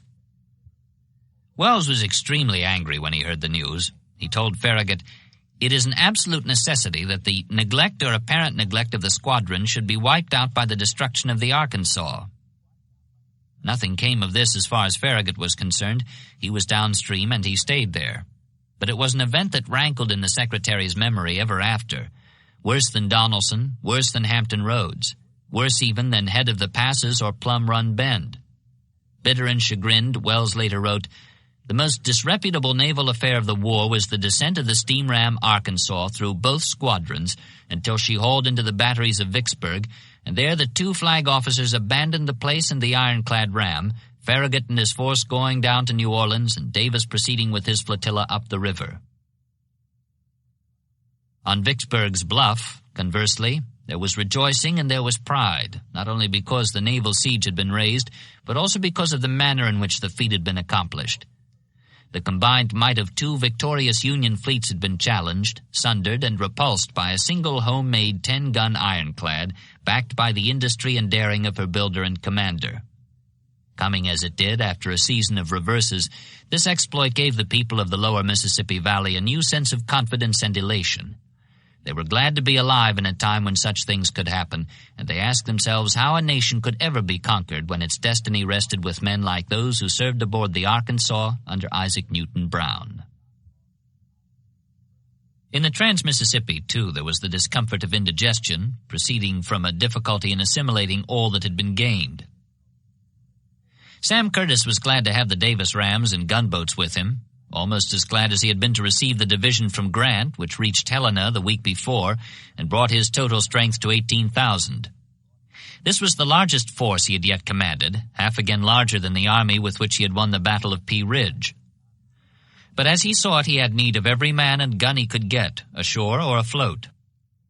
Looking back on that savage conflict, which involved the repulse of a slashing double envelopment by Price and McCulloch, with Van Dorn hovering wild-eyed in the background and swarms of painted Indians on his flank, he perceived 100 things that might have spelled defeat if they had gone against instead of for him. It seemed to him now in late July that events were building up to another such encounter in which the scales, balanced against him he believed as they had been in early March, might tip the other way. For a time it had been otherwise. Through April and May he had occupied a vacuum, so to speak. Van Dorn and Price had crossed the Mississippi and left Arkansas to him. On the final day of May, however, this leisure season ended with the Confederate appointment of Major General Thomas C. Hindman, a Helena lawyer and congressman who had led a division at Shiloh, to command the area including Missouri, Arkansas, Louisiana south to the Red, and Indian Territory. A dapper little man just over 5 feet tall, addicted to ruffled shirts and patent leather boots, Hindman, like his predecessor Earl Van Dorn, made up in activity for what he lacked in size. He had need of all his energy now. The situation on his arrival was about as bad as it could be, the scarcity of volunteers lending support to the post-war tall tale that the entire state of Montana was afterwards populated by rebel fugitives from Elkhorn Tavern.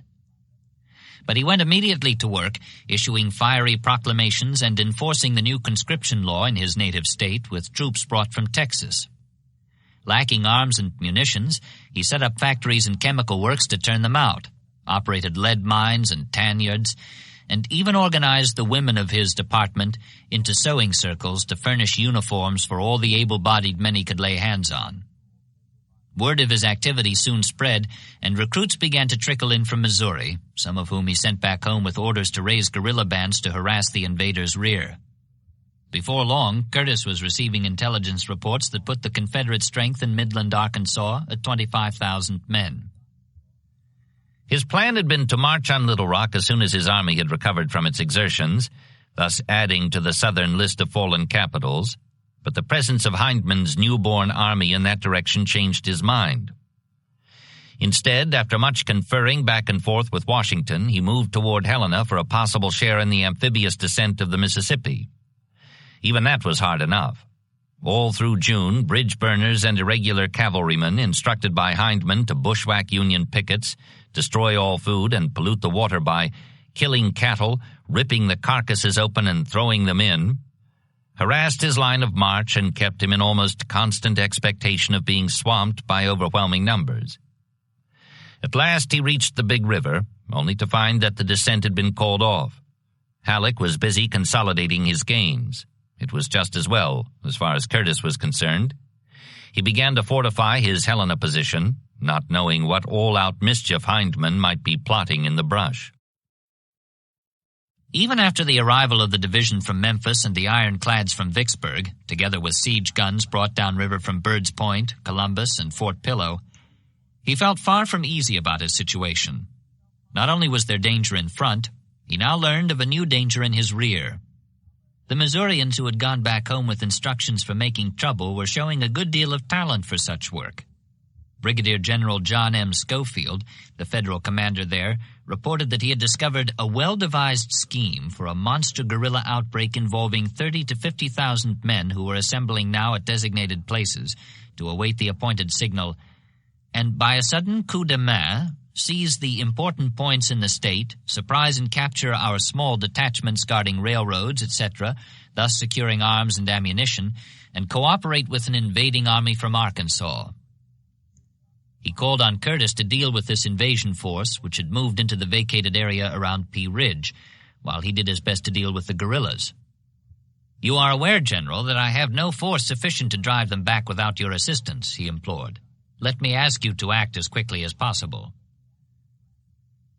Curtis could not help him. If it came to the worst, he wasn't even sure he could help himself. He had all sorts of troubles. As a result of trying to encourage trade in cotton, he said, his camp was infested with Jews, secessionists, and spies. Then, too, his health was failing, or as he put it, "I am not exactly well." At any rate, whatever rebel hosts were gathering in northwest Arkansas, the last thing he intended was a retracing of his steps on the harried march he had just completed. All he could do was hold what he had, probing occasionally at the country round about as the long, hot summer wore on toward a close. Schofield's fears for Missouri were soon fulfilled, though in a less concerted fashion than he had predicted. No less than 80 skirmishes were fought there during July and August, including one that resulted in the capture of Independence by guerrillas under Charles Quantrill, who presently was commissioned a Confederate captain as a reward for this exploit. Kansas, too, was threatened. Jim Lane, the grim Jayhawk chieftain, was raising Negro troops. Zouaves d'Afrique, they were called, for they drilled in baggy scarlet pantaloons Stanton had purchased in the emergency from France. North of there, in the absence of soldiers transferred south and east, the Minnesota Sioux went on the warpath, massacring settlers by the hundreds. Everywhere Curtis looked, he saw trouble, though most of it was fortunately well beyond his reach at Helena. Remaining in the fine big house on a hill overlooking the river, it was Hindman's, or it had been. Curtis had taken it for his headquarters. He improved his fortifications, put his trust in the Mississippi as a supply line, and shook his head disapprovingly at the chaos all around him. "Society is terribly mutilated," he reported. At the opposite end of the western line, Buell was moving eastward, where he had been anyhow until he encountered troubles he would gladly have swapped for those of Curtis and Grant combined, with Schofield's thrown in for good measure. As it turned out, he not only had supply and guerrilla problems as acute as theirs. Presently it became obvious, too, that his was the column that was to receive the main attention of the main Confederate army in the West, beginning with the twin thunderbolts, Morgan and Forrest, who were thrown at him soon after he got started. In giving him instructions for the eastward move 10 days after the fall of Corinth, Halleck was heeding the repeated suggestion of Ormsby Mitchell, who for a month had been signaling frantically that he could see the end of the war from where he stood in northeast Alabama. If he were reinforced, he said, he could march straight into Chattanooga, then turn south and take Atlanta. From there, he added, the way lay open to Richmond's back door through a region that was completely unprotected and very much alarmed. Old Brains could see merit in this, and he also saw a possible variation. Knoxville, too, lay beyond that mountain gateway, an objective he knew was dear to the heart of Lincoln, who was anxious to disenthrall the pro-Union citizens of East Tennessee and gain control of the railroad connecting Virginia and North Georgia. Accordingly, Halleck gave Buell his instructions on June 9th for a lateral offensive, the only one of any kind that he intended to launch in the West this summer, simultaneously notifying Washington of the intended movement, and 2 days later received the expected reply. Lincoln was greatly delighted. The extent of the president's delight was shown before the month was out. Alarmed by Lee's assault on McClellan, who was crying for reinforcements as he fell back, the War Department called on the Western commander for 25,000 troops to be shifted to the east. But when Halleck replied that to send them would mean that the Chattanooga expedition would have to be abandoned or at least be diminished, the reaction was immediate and negative, and it came in the form of a telegram from Lincoln himself. This must not be done on any account, he said. To take and hold the railroad at or east of Cleveland in East Tennessee, I think fully as important as the taking and holding of Richmond. By that time, Buell was well on his way. He had by no means reached Cleveland, a junction 30 miles beyond his immediate objective, where the railroad, coming down from Knoxville, branched west to Chattanooga and south to Atlanta. But he had advanced his 4 divisions to Huntsville, having ferried the Tennessee River at Florence, and had repaired the Memphis and Charleston line as far east as Decatur. He had about 35,000 men in his present column, including cavalry and engineers, and Mitchell was waiting up ahead with 11,000 more. Off to the north, ready to cooperate as soon as Knoxville became the goal, George Morgan occupied Cumberland Gap with a division of 9,000, which was also a component of Buell's Army of the Ohio. In addition to these 55,000 troops, Thomas was at Iuka, awaiting orders to march east with his own division of 8,000, plus 2 from Grant, which had been promised in case they were required. Just now, however, Buell did not want them. He was having trouble enough feeding the men he had, and the problem got progressively worse as he moved eastward, lengthening his supply line. The 300 tons of food and forage needed daily, 3¼ pounds for a man, 26 for a horse, 23 for a mule, were more than the guerrilla-harried railroads could supply.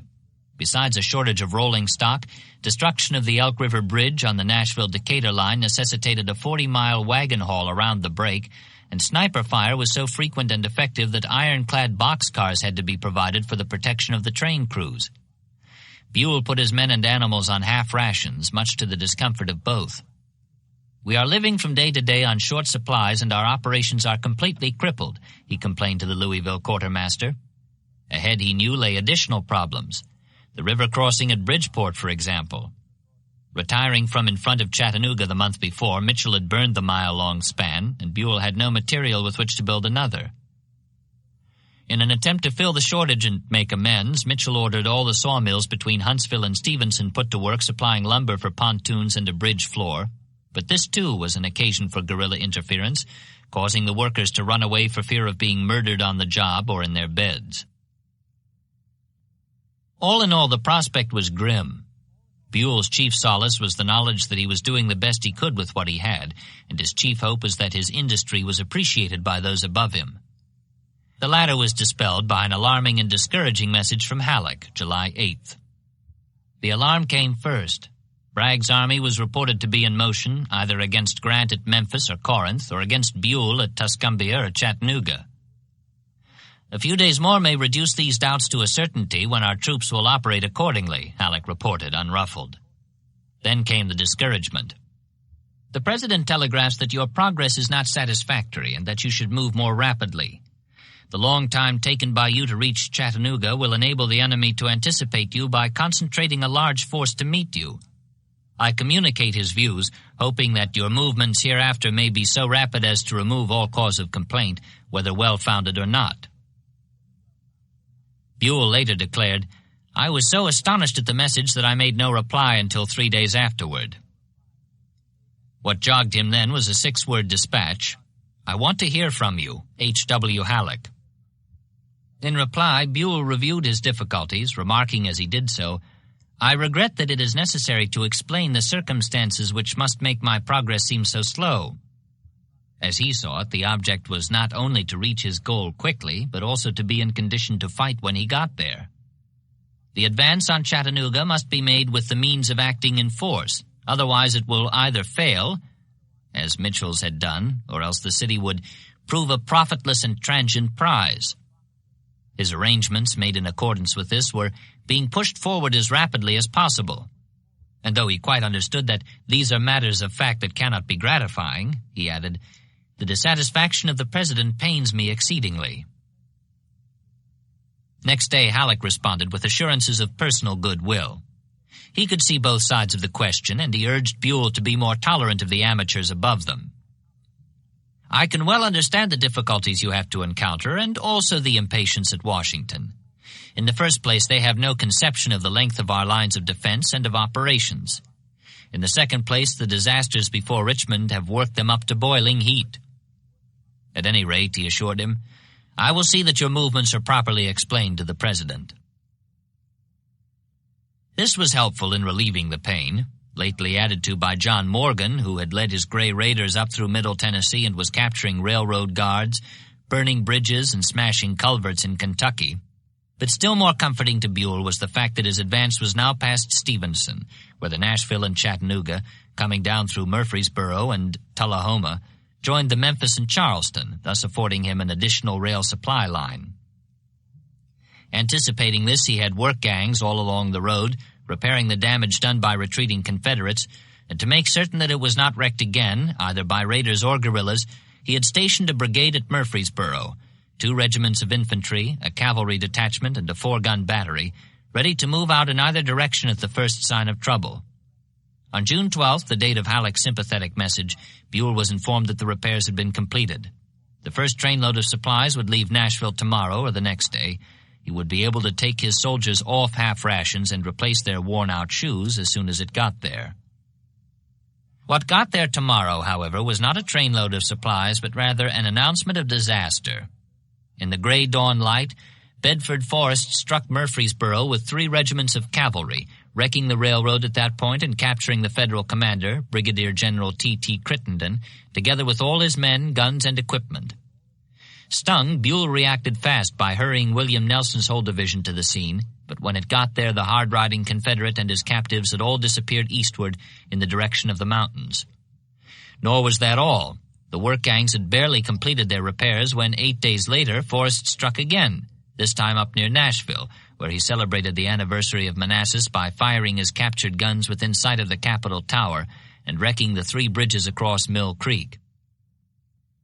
When Nelson's division marched from Murfreesboro to intercept him, he took a side road, camped for the night within earshot of the Bluecoats tramping northward on the pike, then once more made his escape into the mountains beyond McMinnville.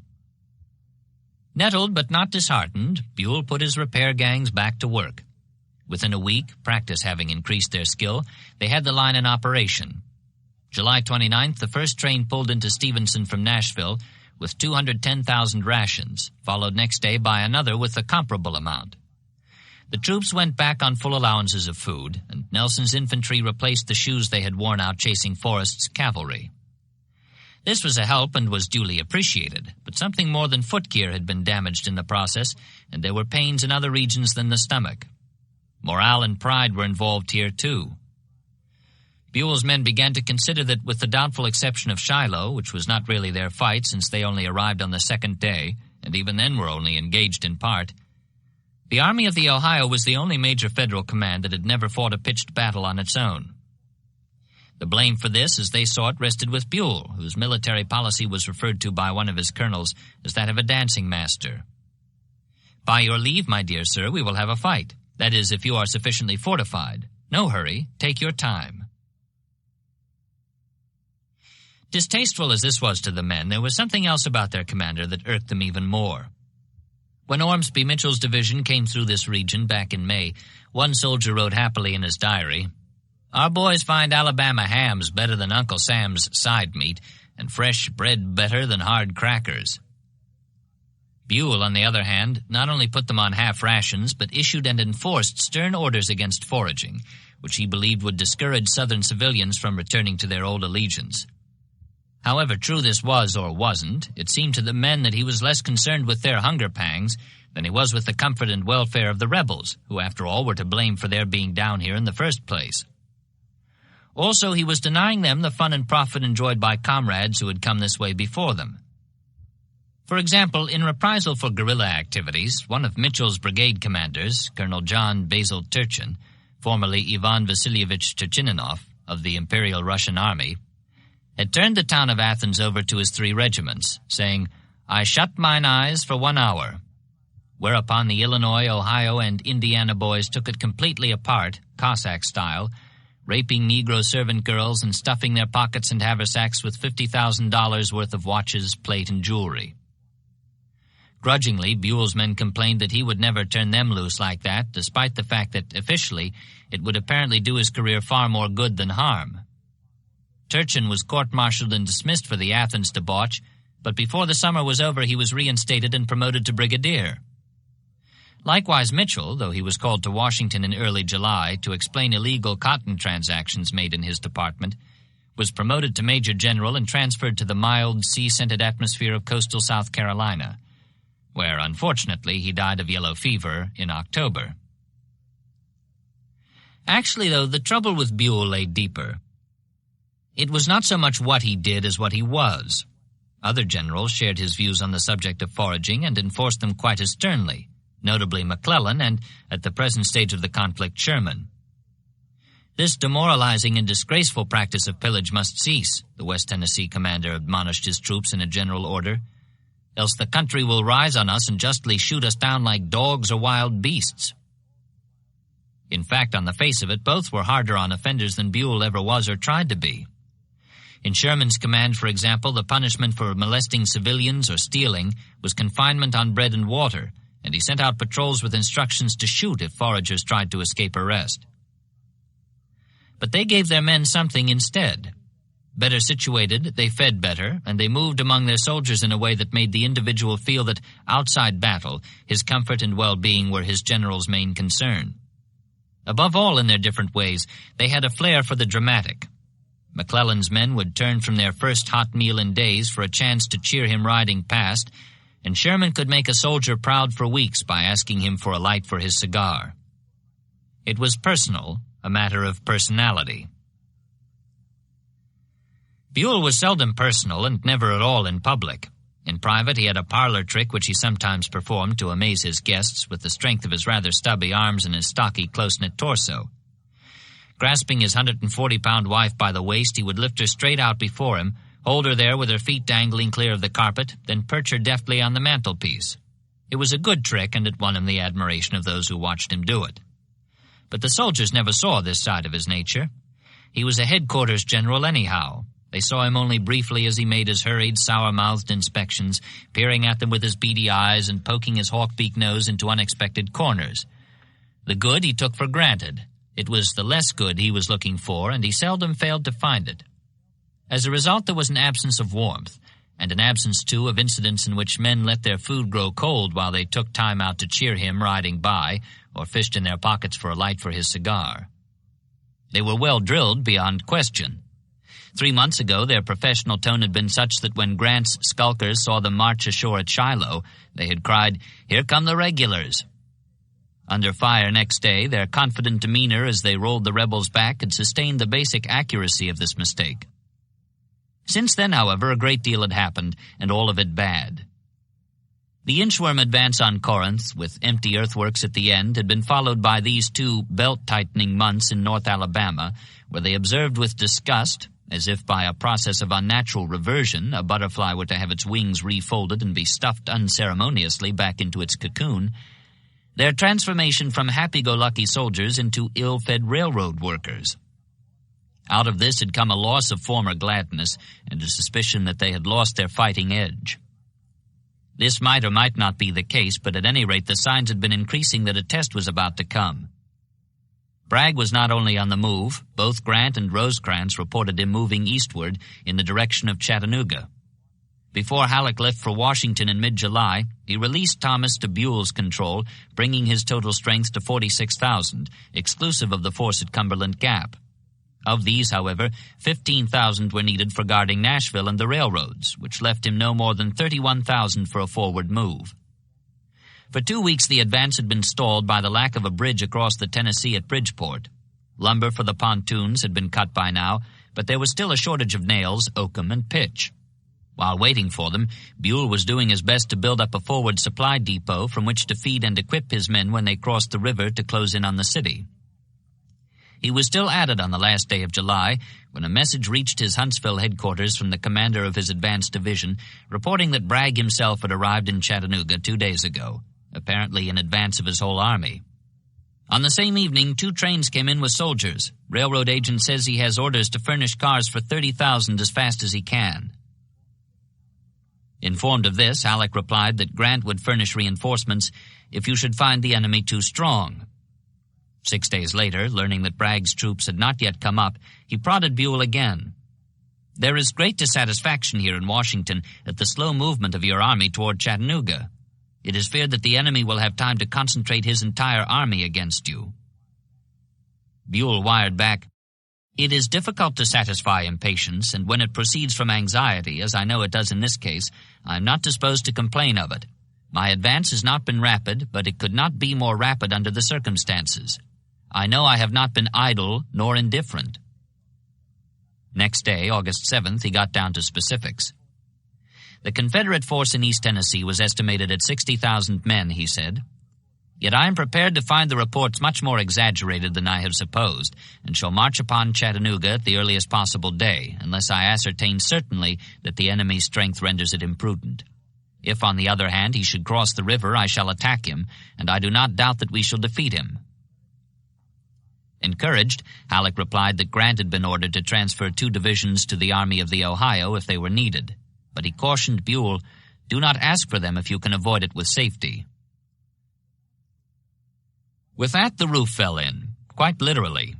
John Morgan had left Kentucky in late July, but now he suddenly reappeared in Middle Tennessee. On August 12th, he captured the guard at Gallatin above Nashville and wrecked the L&N Railroad by pushing blazing boxcars into the 800-foot tunnel 7 miles north of there so that the timbers burned and let the dirt cave in. Unplugging it would be a long-term, if not an impossible job, and with the Cumberland River too low for shipping, Buell was cut off from his main supply base at Louisville, which meant that his army would have to eat up the rations collected at Stevenson for the intended drive on Chattanooga. Learning next that a Confederate force estimated at 15,000 had left Knoxville, bound for Nashville and other points in his rear, he called for the 2 divisions from Grant and on the 16th detached William Nelson to go to Kentucky with a cadre of experienced officers to organize such troops as could be got together there to reestablish our communications and operate against Morgan's incursions. Nor was that all, for the pressure came from various directions, including Washington. 2 days later, when Halleck threatened to fire him if he did not speed up his operations, "So great is the dissatisfaction here at the apparent want of energy and activity in your district that I was this morning notified to have you removed. I got the matter delayed till we could hear further of your movements." Buell replied forthrightly, "I beg that you will not interpose on my behalf. On the contrary, if the dissatisfaction cannot cease on grounds which I think might be supposed, if not apparent, I respectfully request that I may be relieved. My position is far too important to be occupied by any officer on sufferance. I have no desire to stand in the way of what may be deemed necessary for the public good." Either he was past caring, or else he recognized a bluff when he saw one. At any rate, whatever satisfaction this gave him, he had only a short time to enjoy it. Next morning, August 19th, he learned that Bragg's army was crossing the river in force at Chattanooga. This was the eventuality in which he had said, "I shall attack him." But now that he was faced with the actual thing, it began to seem to him that his first responsibility was the protection of Nashville, lying exposed in his rear. Accordingly, he shifted his headquarters to Detchard, 40 miles northeast on the railroad leading back to the capital. 4 days later, by which time Bragg was reported to have crossed the Tennessee with 50 regiments, well armed and with good artillery, he had made up his mind. Orders went to the commanders of the 2 divisions on their way from Grant. They were to change direction and move by forced marches on Nashville. Simultaneously, the officer in charge of the advance depot at Stevenson was told to expedite the shipment of stores in every possible way and be ready to evacuate the place at a moment's notice. The work of nailing and caulking the floats for the 1,400-yard-long span at Bridgeport had been completed 2 weeks before, and this too was remembered. Let engineers quietly prepare the pontoons for burning, and when you leave, destroy everything that cannot be brought away. Presently, like the campaign itself, the unused bridge went up in smoke. "Don Carlos won't do. He won't do," one division commander muttered when he received the order to retire. Others protested likewise, but to no avail. Before the end of August, the withdrawal was complete, and the Detchard provost marshal, describing himself as weak, discouraged, and worn out, recorded in his diary, "The whole army is concentrated here or near here, but nobody knows anything except that the water is bad, whiskey scarce, dust abundant, and the air loaded with the scent and melody of 1,000 mules."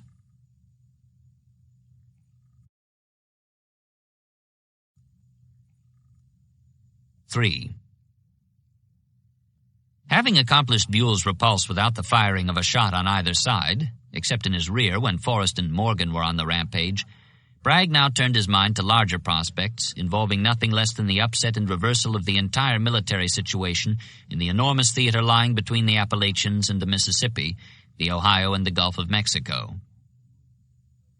The actual movement which had placed him in a position to accomplish this design had been undertaken as the result of a decision reached on the spur of a moment in late July, specifically the anniversary of Manassas. Before that, he had spent a month reorganizing and refitting the army he inherited when Beauregard left Tupelo for what he thought would be a 10-day convalescence. It had been no easy job. After the long retreat, the troops were badly in need of almost everything, including rest. What they needed most, however, was discipline, or so Bragg told the brave men of Shiloh and of Elkhorn in an address issued on June 27th, the date of his official appointment to command the Army of the Mississippi. "I enter hopefully on my duties," he declared, "but soldiers, to secure the legitimate results of all your heavy sacrifices which have brought this army together, to infuse that unity and cohesion essential for a resolute resistance to the wicked invasion of our country, and to give to serried ranks force, impetus, and direction for driving the invader beyond our borders, be assured discipline at all times and obedience to the orders of your officers on all points, as a sacred duty, an act of patriotism, is an absolute necessity." Great events were impending. A few more days of needful preparation and organization, and I shall give your banners to the breeze, with the confident trust that you will gain additional honors to those you have already won on other fields. After much that was turgid, he ended grimly, "But be prepared to undergo privation and labor with cheerfulness and alacrity." Cheerfulness was by no means a primary characteristic of this sixth among the Confederacy's full generals. Dyspepsia and migraine had made him short-tempered and disputatious all his life. In the old army, there was a story that in his younger days, as a lieutenant commanding one of several companies at a post where he was also serving as quartermaster, he had submitted a requisition for supplies, then his quartermaster had declined by endorsement to fill it. As company commander, he resubmitted the requisition, giving additional reasons for his needs, but as quartermaster he persisted in denial. Having reached this impasse, he referred the matter to the post commandant, who took one look at the correspondence and threw up his hands. "My God, Mr. Bragg, you have quarreled with every officer in the army, and now you are quarreling with yourself." Other stories were less humorous, as for instance that one of his soldiers had attempted to assassinate him not long after the Mexican War by exploding a 12-pound shell under his cot. When the smoke cleared away, the cot was reduced to tatters and kindling, but Bragg himself emerged without a scratch. He had left the Army in 1856 for a civilian career, not in his native North Carolina, but as a sugar planter and commissioner of swamplands in Louisiana. With the coming of the present war, which he believed had been brought on by such ill-advised political measures as the extension of universal suffrage, he had sustained his former reputation as a disciplinarian and a fighter by whipping his Gulf Coast command rapidly into a state of efficiency and leading it aggressively at Shiloh. There, he said in his report immediately afterwards, the Army had been given a valuable lesson by which we should profit. Never on a battlefield to lose a moment's time, but leaving the killed, wounded, and spoils to those whose special business it is to care for them, to press on with every available man, giving a panic-stricken and retreating foe no time to rally, and reaping all the benefits of success never complete until every enemy is killed, wounded, or captured. He was now in a position, with the approval of the authorities in Richmond, to give this precept large-scale application. After informing him on June 29th that his department had been extended so as to embrace that part of Louisiana east of the Mississippi, the entire states of Mississippi and Alabama, and the portion of Georgia and Florida west of the Chattahoochee and Apalachicola rivers, Secretary Randolph not only authorized an offensive, but urged him to strike the moment an opportunity offers. That was what Bragg had already told his soldiers he intended to do as soon as he had completed the reorganization in progress. However, this was attended by many difficulties. One problem, beyond the need for restoring, or Bragg would say injecting, discipline, was the Army's health. The troops had brought their Corinth ailments with them. Including the men from the Trans-Mississippi, the July 1st aggregate present of 61,561 was reduced to 45,393 by deduction of those who were sick or in arrest or on extra duty. Healthier conditions at Tupelo, plus the absence of strain, the nearest bluecoat was 2 days off, would restore a good part of these 16,000 soldiers to the ranks. More serious, as Bragg saw it, was the shortage of competent high-ranking officers. Van Dorn was gone, transferred to Vicksburg in mid-June when Davis and Farragut threatened the city from above and below.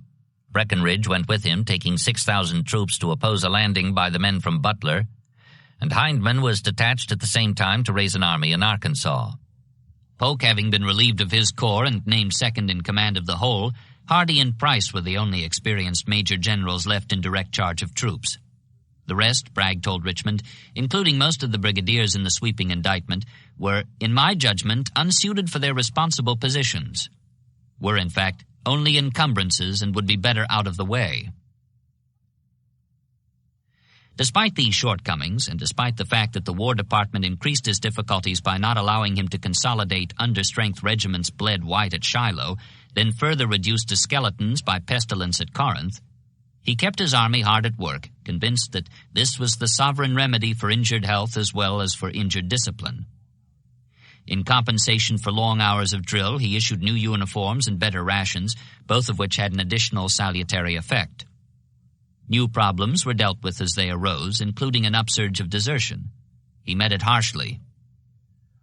Almost every day we would hear a discharge of musketry, and knew that some poor trembling wretch had bid farewell to mortal things here below, one soldier afterwards recalled. The effectiveness of such executions was increased, Bragg believed, by lining up the condemned man's former comrades to watch him pay for his crime. It worked. Desertion decreased, but at a price. We were crushed, the same observer added bitterly. Bragg, so the soldiers thought, was the machine that did it. He loved to crush the spirit of his men. The more of a hangdog look they had about them, the better was General Bragg pleased. Not a single soldier in the whole army ever loved or respected him. True or false, all this was rather beside the point as far as Bragg was concerned. He was not out after love or respect. He was after results, and he got them. On July 12th, he informed the Adjutant General that the time since his last report, forwarded to Richmond when he assumed official command 2 weeks before, has been diligently applied to organization, discipline, and instruction with a very marked improvement. The health and general tone of the troops, too, exhibits results no less gratifying. Our condition for service is good and has reached a culminating point under the defective skeleton organization. He was ready to strike. The question was where, in what direction. Grant's army, considerably larger than his own and occupying strong positions under Sherman and Rosecrans at Memphis and Corinth, seemed practically unassailable. Besides which, Bragg told Richmond, a long and disastrous drought, threatening destruction to the grain crop, continues here and renders any move into North Mississippi impracticable for want of water. As for Buell, his lateral advance had been so slow and apparently so uncertain that for a long time the Confederates had found it impossible to determine his objective. It might be Chattanooga. In that case, Bragg had already sent a 3,000-man brigade of infantry to reinforce the troops in East Tennessee. Or it might be Atlanta, depending on what direction he took after crossing the river at Bridgeport. Whichever it was, Bragg decided in mid-July to give him all the trouble he could by sending 2 brigades of cavalry under Colonel Joseph Wheeler and Brigadier General Frank Armstrong to harass his lines of supply and communication in West Tennessee and North Alabama.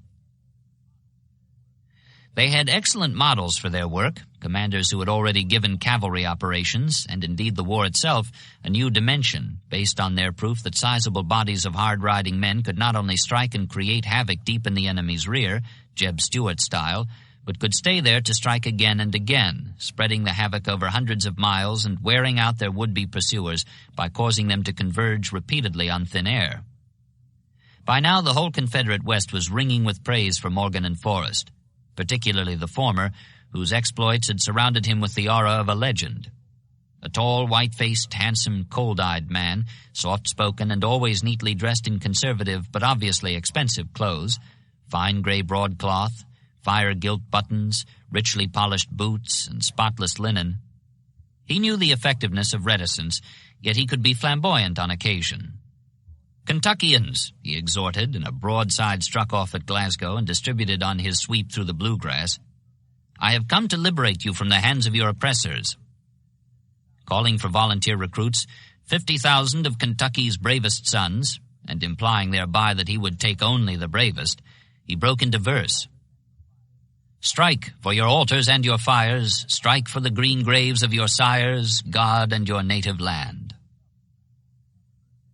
He was seldom flamboyant, however, except for a purpose. For example, he carried with him a telegrapher, a wiretap expert who, though he would sometimes chat waggishly with enemy operators, once he even went so far as to complain directly to Washington in Morgan's name about the inferior grade of mules being furnished Buell's army, not only intercepted messages that kept his chief informed of the Federal efforts to surround him, but also sent out false instructions that turned the converging blue columns off his trail. Such devices yielded profits.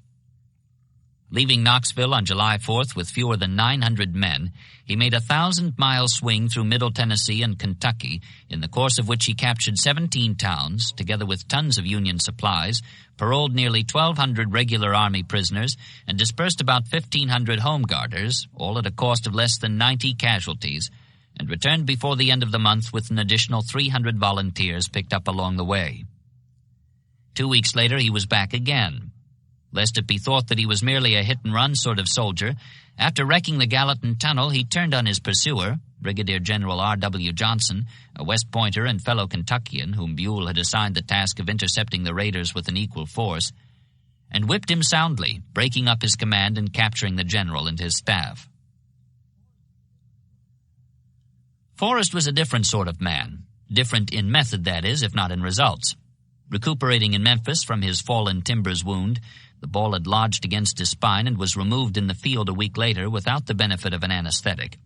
He put a recruiting notice in the local paper calling for able-bodied men with good horse and gun. I wish none but those who desire to be actively engaged. Come on, boys, if you want a heap of fun and to kill some Yankees. When he returned to Corinth shortly after the evacuation, Beauregard sent him to Chattanooga with orders to weld the scattered East Tennessee cavalry units into a brigade. He arrived in late June, assembled his men, and, believing active duty the best possible training for a green command, crossed the Tennessee River on July 9th to camp the following night atop Cumberland Mountain, deep in enemy territory. At dawn Sunday, 3 mornings later and 90 roundabout miles away, civilian hostages held in Murfreesboro jail, several were under sentence of death in retaliation for the bushwhacking of Union soldiers on or near their farms, heard what one of them later called a strange noise like the roar of an approaching storm. It was hoofbeats. Forrest's 1,400 troopers were pounding up the turnpike. 2 regiments of infantry, one from Michigan, one from Minnesota, each with a section of artillery and cavalry support. Their combined strength was about the same as Forrest's, except that he had no guns, were camped on opposite sides of town, with detachments guarding the jail and the courthouse, in which the brigade supplies were stored. Quickly the town was taken, along with the federal commanding general, and firefights broke out on the outskirts, where the Blue Infantry prepared to defend its camps.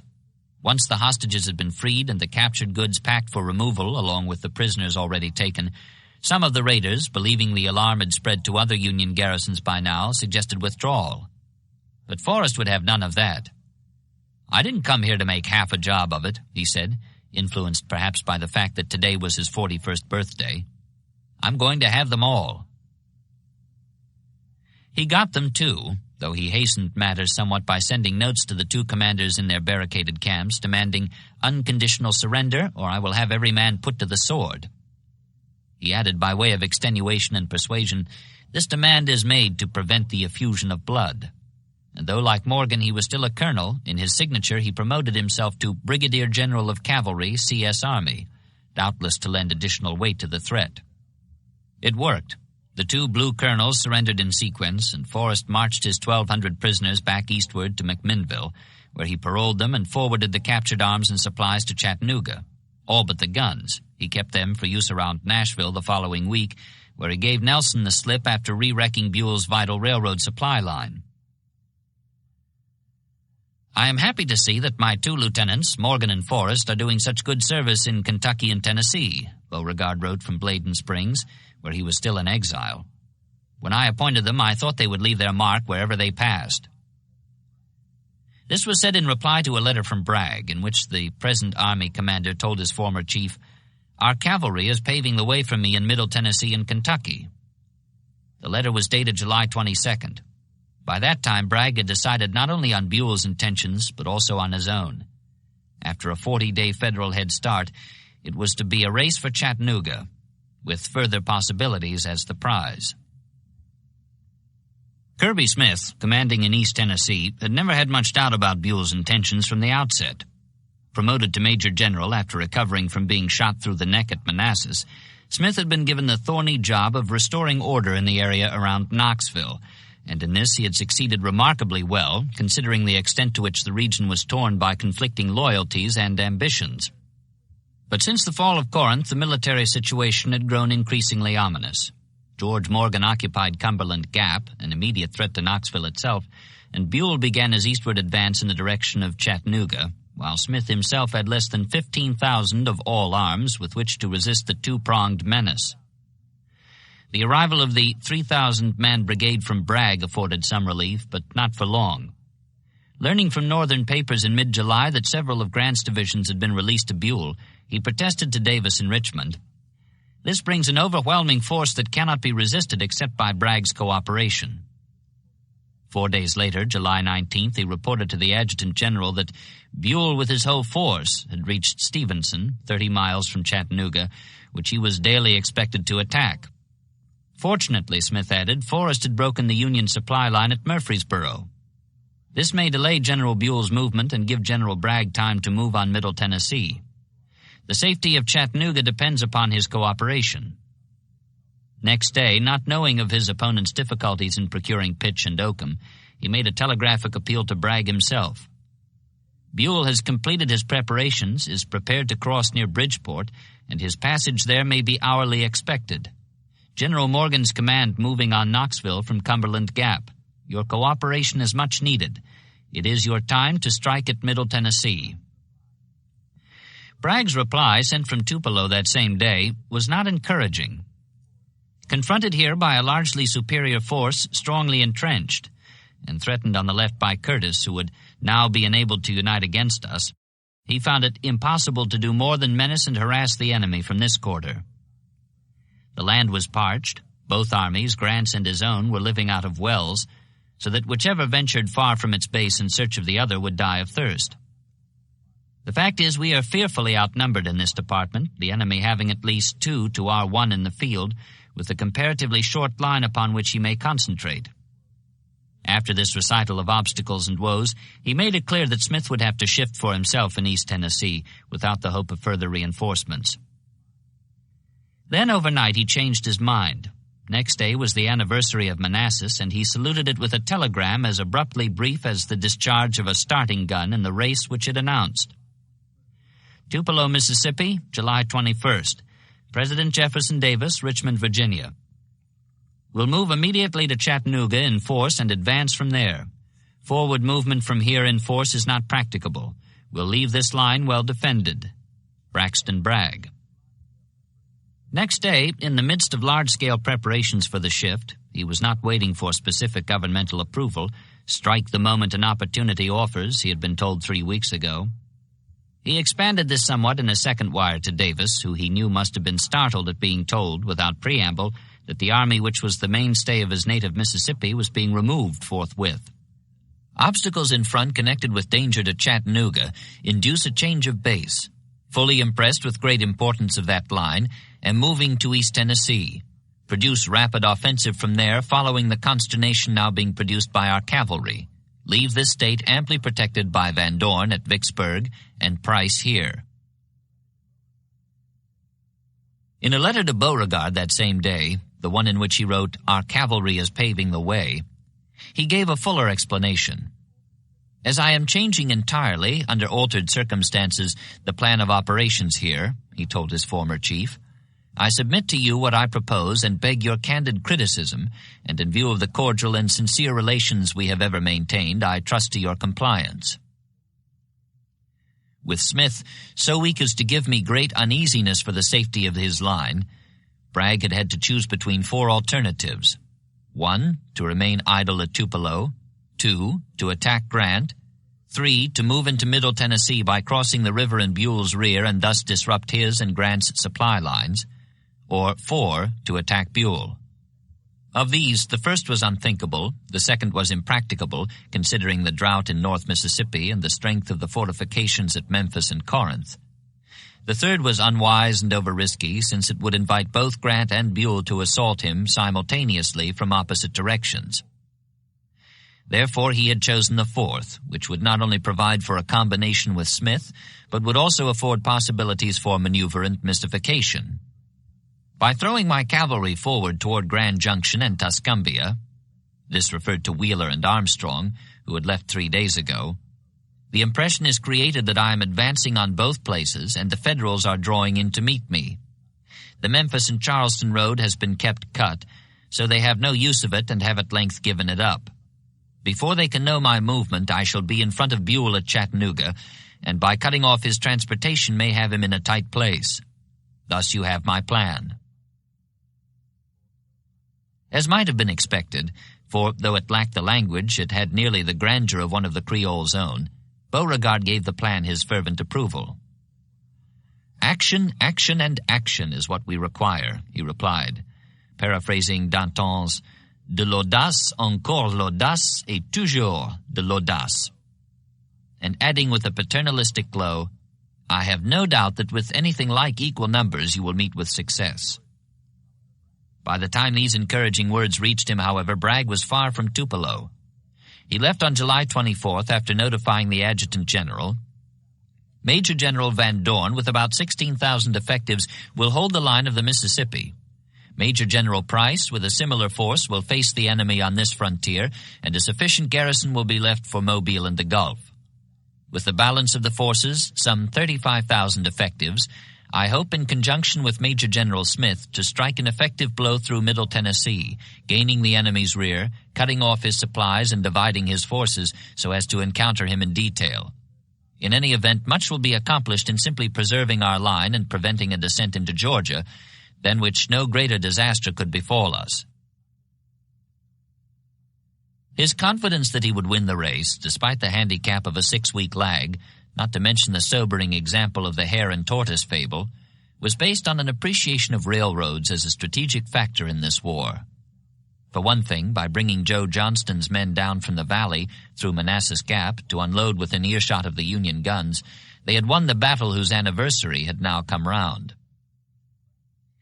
Ever since his assumption of command, Bragg had kept busy, doing not only all he could to wreck Buell's rail facilities, but also all he could to improve his own, especially in urging the completion of a line connecting Meridian and Selma. In the former effort, by grace of Morgan and Forrest, he had been successful, but in the latter he had failed.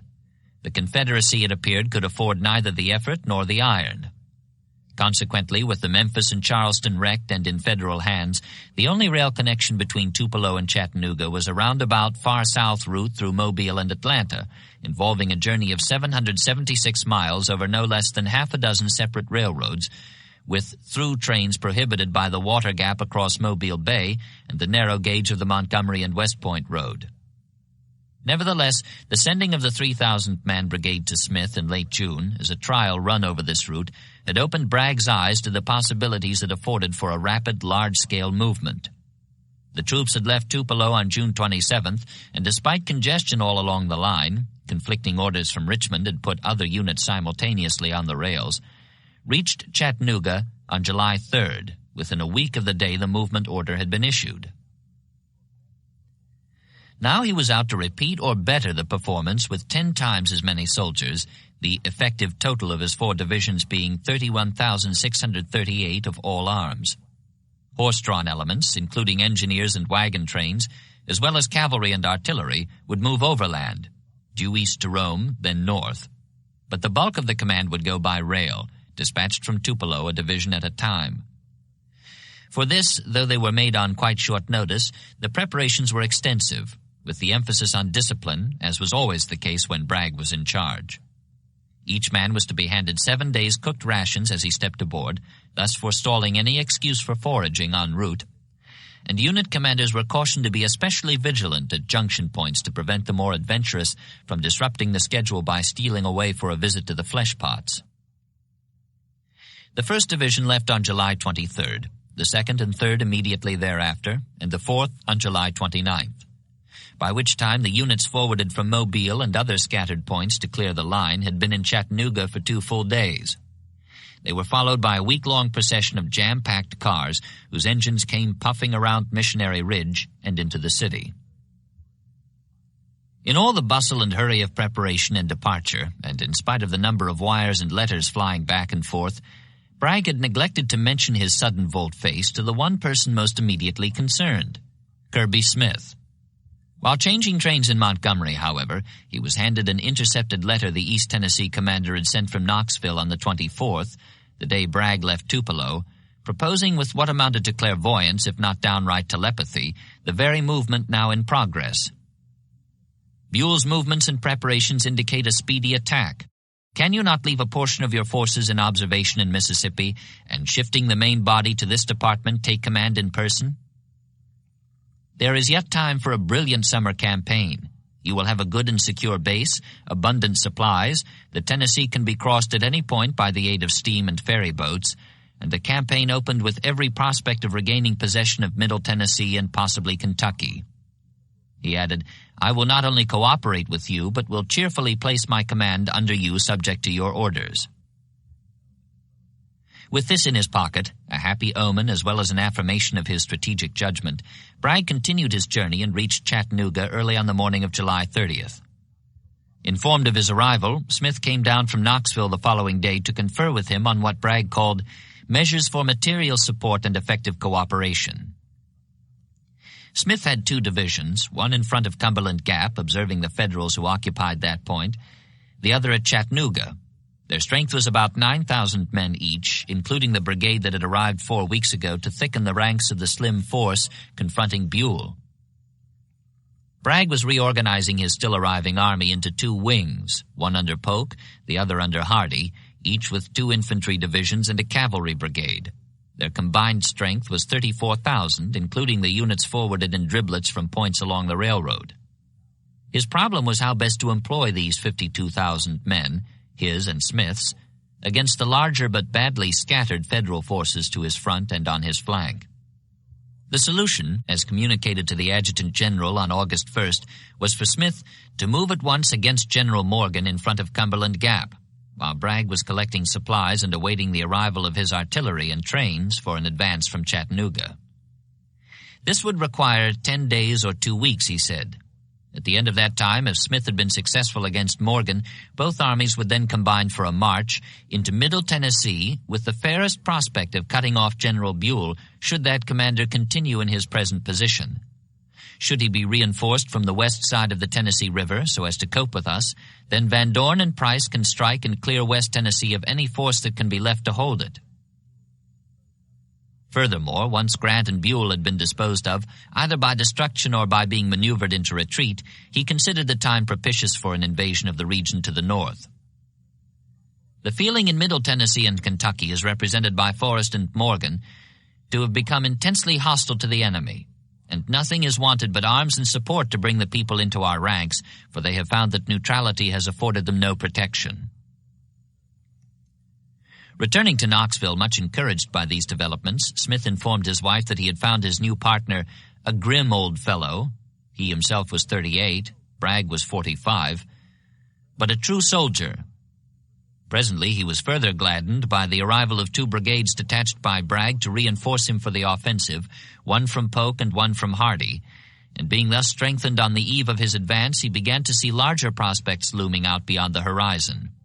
Prospects based in part on a dispatch from John Morgan, who had reported from northern Kentucky in mid-July, "I am here with a force sufficient to hold all the country outside of Lexington and Frankfort. These places are garrisoned chiefly with home guards. The bridges between Cincinnati and Lexington have been destroyed.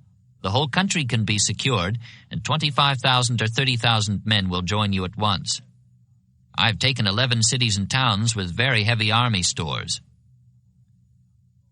If one small brigade of cavalry could accomplish all this, Smith reasoned, what might a whole army do? Accordingly, on August 9th, he wrote to Bragg that he understood the Federals entrenched at Cumberland Gap had nearly a month's supply of provisions. If this be true, the reduction of the place would be a matter of more time than I presume you are willing I should take.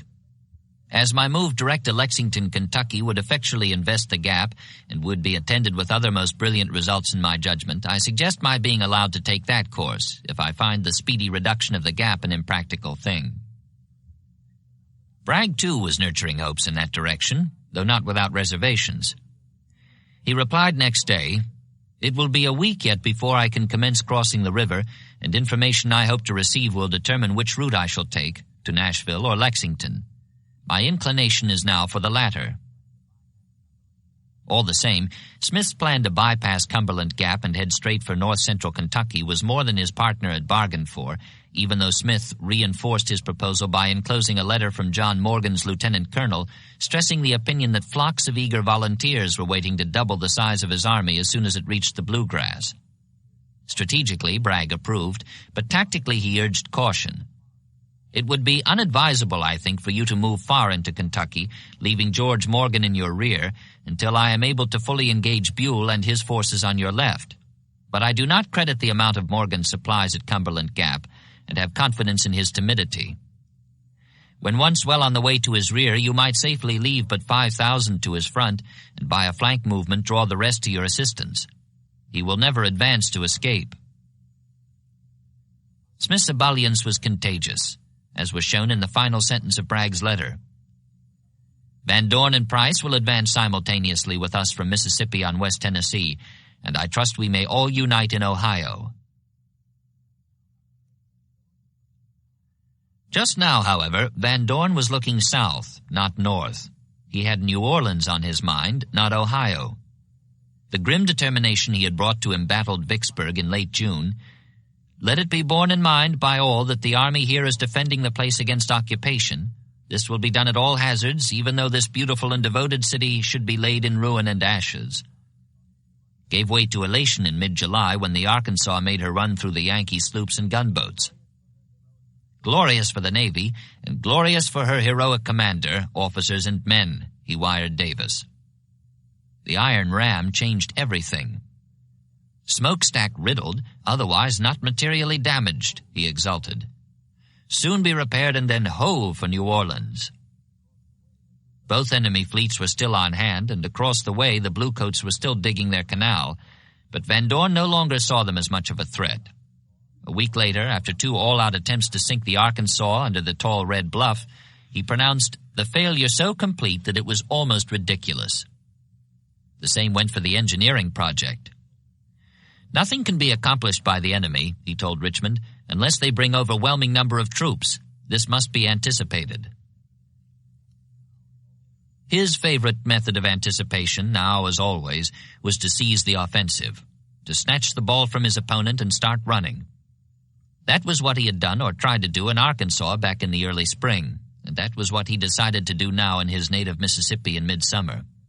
When Davis and Farragut gave up the game, turning their backs on each other and went their separate ways, the former to Helena, the latter to New Orleans, after dropping the infantry off at Baton Rouge, Van Dorn ordered Breckinridge to pursue southward with 4,000 men and knock the Bluecoats off balance in the Louisiana capital before they could get set for a return.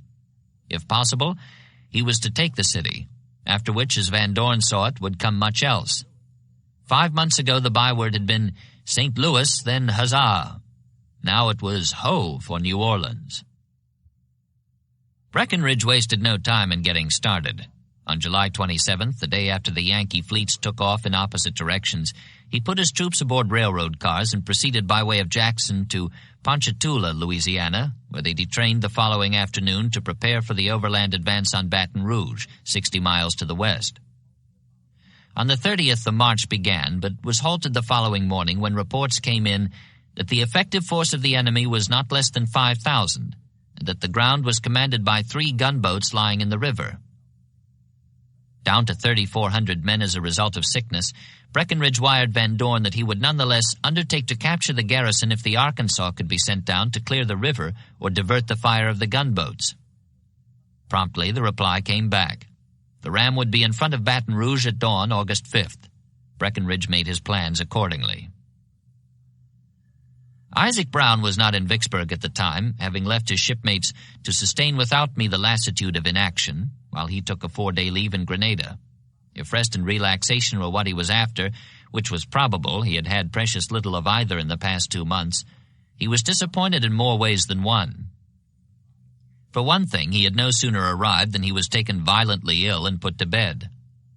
For another, while he was in this condition, supposedly unable to lift his head off the pillow, he received a wire from his first lieutenant informing him that the Arkansas was under orders to proceed at once to Baton Rouge, despite the fact that her engines were under major repair and much of her rusty plating had still not been refastened to her battered sides. Brown replied with a positive order to remain at Vicksburg until I could join him, and had himself carried to the depot, where he boarded the first southbound train. Collapsed on some mail bags, too weak to sit up or even change his position, he rode the 130 miles to Jackson, where he applied for a special train to take him down the rest of the way, only to learn that the Arkansas had already gone downriver. She cast off Sunday evening, August 3rd, barely 30 hours before she was due at her Tuesday morning rendezvous with Breckinridge, 300 winding miles below. This called for her best speed, with the result that there was stoppages from overstrain all along the way, each requiring additional make-up speed thereafter, which produced more frequent breakdowns. Caught up in this vicious cycle, her engines had become so cranky by the time she reached the mouth of the Red, 200 miles out of Vicksburg, that her substitute skipper, Lieutenant Henry Stevens, called a council of war to decide whether to continue or turn back. The decision was to press on. At daybreak, August 5th, approaching the final bend above Baton Rouge, the crew heard the boom of guns, which told that the land attack was underway. The Arkansas herself appeared to sense this, or as one of her officers put it, like a war horse, she seemed to scent the battle from afar, and in point of speed outdid anything we had ever before witnessed. Then, just before rounding the bend, they heard a familiar sound, the crack and jar of naval guns mixed in with the bark of field artillery. The ironclad Essex and the 2 Farragut gunboats were adding the weight of their metal to the attempt to fling back the Confederate attackers. Urged on by the knowledge that our iron sides should be receiving those missiles which now were mowing down our ranks of infantry, Stevens decided to make an immediate ram attack on the Essex, sinking her where she lay, then steam below the city to cut off the retreat of the 2 wooden gunboats, reducing them to kindling at his leisure. Such was his intention, whereupon the starboard engine suddenly quit, and before the helmsman could port her wheel, the ram ran hard aground. The engineers got to work at once with files and chisels trying to coax the balky engine into motion, but it would obviously be some hours before they could succeed. Meanwhile, the land attack continued. There lay the enemy in plain view, one of the Arkansas lieutenants afterwards wrote, still mortified years later, and we as helpless as a sheer hulk. Breckinridge had marched to within 10 miles of the place the night before in order to launch his assault on schedule, although by now he was down to 2,600 effectives as a result of sickness brought on by the heat and an irregular diet, the rail movement having been made in such haste that commissary supplies and cooking utensils were left behind. The day before the battle we had nothing to eat but roasting ears, one Kentucky infantryman afterwards recalled, and these we ate raw because we had not time to stop long enough to roast them. Our command with the horses consumed 40 acres of green corn one evening, for we stopped only long enough to gather the corn and feed the horses, and we then moved forward to take position to make the attack at daylight. His brigade, which had left Vicksburg with 1,800 men, was reduced to 580 within 2 weeks. Such were the ravages of sickness, exposure, and battle, he declared. Of these, the last were the least, as the thing turned out, in spite of the fact that they found the enemy waiting to receive them. The Federal commander, Thomas Williams, had formed his line closer to the town than some of his regimental camps, contracting it thus because he was down to about the same effective strength as the attackers, not because of exposure or bad food, but because so many of his men had still not recovered from lowland ailments encountered while plying their shovels opposite Vicksburg. However, he had the advantage in artillery, 18 pieces to 11, besides the tremendous added power of the gunboats, plowing the ranks of the charging rebels by arching their big projectiles over the Capitol, where a naval observer directed their fire by signals from the tower of the State House. In the face of this, Breckinridge scored considerable early success, forcing the Bluecoats back through the suburbs on the right and capturing 2 guns. But the warships, unopposed by the missing Arkansas, more than tipped the balance. By 10 o'clock, having lost the commanders of one of his 2 divisions and 3 of his 4 brigades, he halted to adjust his line. Williams, observing this, ordered a charge to recover what had been yielded, but then was killed by a bullet through his chest, the first Union general to fall in battle since Nathaniel Lyon died much the same way at Wilson's Creek, a year ago next week. Breckinridge held his ground until late afternoon, hoping to renew the attack as soon as the Arkansas arrived. When he learned that the ram was lying helpless 4 miles above town, he left a small force in observation and pulled the main body back to the Comite River, from which he had marched the night before. The Federals did not follow. Aboard the grounded ram, the engineers were still at work with their files and chisels. Stevens got her afloat by throwing off some railroad iron lying loose on her deck, and by dusk the Black Gang had her engines back in operation. She started down the 4-mile reach, where the Union boats were standing guard, but had gone no more than 100 yards when the crank pin in the rocking shaft of the starboard engine snapped. A forge was set up on the gun deck, and one of the engineers, a former blacksmith, hammered out a new one. By the time it was finished, dawn was glimmering through, and the lookout spotted the Essex coming upstream, making a scant 2 knots against the current. Hurriedly, the new pin was installed. The rust-red Arkansas stood out for battle. Stevens intended to make a short run upstream, then turn and launch a ram attack with the added momentum. Before he could start back, however, the port engine suddenly quit and spun the vessel once more into bank. The Essex was coming slowly on, firing as she came, and the Arkansas was hard aground, able to bring only one of her guns to bear. The situation spoke for itself. Stevens ordered the crew ashore and fired the vessel, tears streaming down his face as he did so. When the flames reached the gun deck, the loaded guns began to explode, so that the Arkansas not only kept the Essex at a respectful distance during her death throes, but administered her own coup de grace and fired her own salute as she went down. Thus she made a fitting end to her 23-day career. Brown almost got there in time to see it. Cured of his fever by the news that his ram had gone down river without him, he got back onto the southbound train and rode to Ponchatoula, where he transferred to horseback and struck out westward for the river, in hope that he could hail the Arkansas from bank and somehow manage to board her, or at any rate be near enough to watch and cheer her as she fought. What he saw instead were exultant Union gunboats steaming back and forth across the muddy water where she had exploded and sunk with her colors flying. Sadly, though he was proud, he later wrote that her deck had never been pressed by the foot of an enemy. He rode back the way he had come and returned to Vicksburg. Breckinridge shared the pride, but not the sadness, at the outcome of the brief campaign. This reaction was based not on the casualty lists.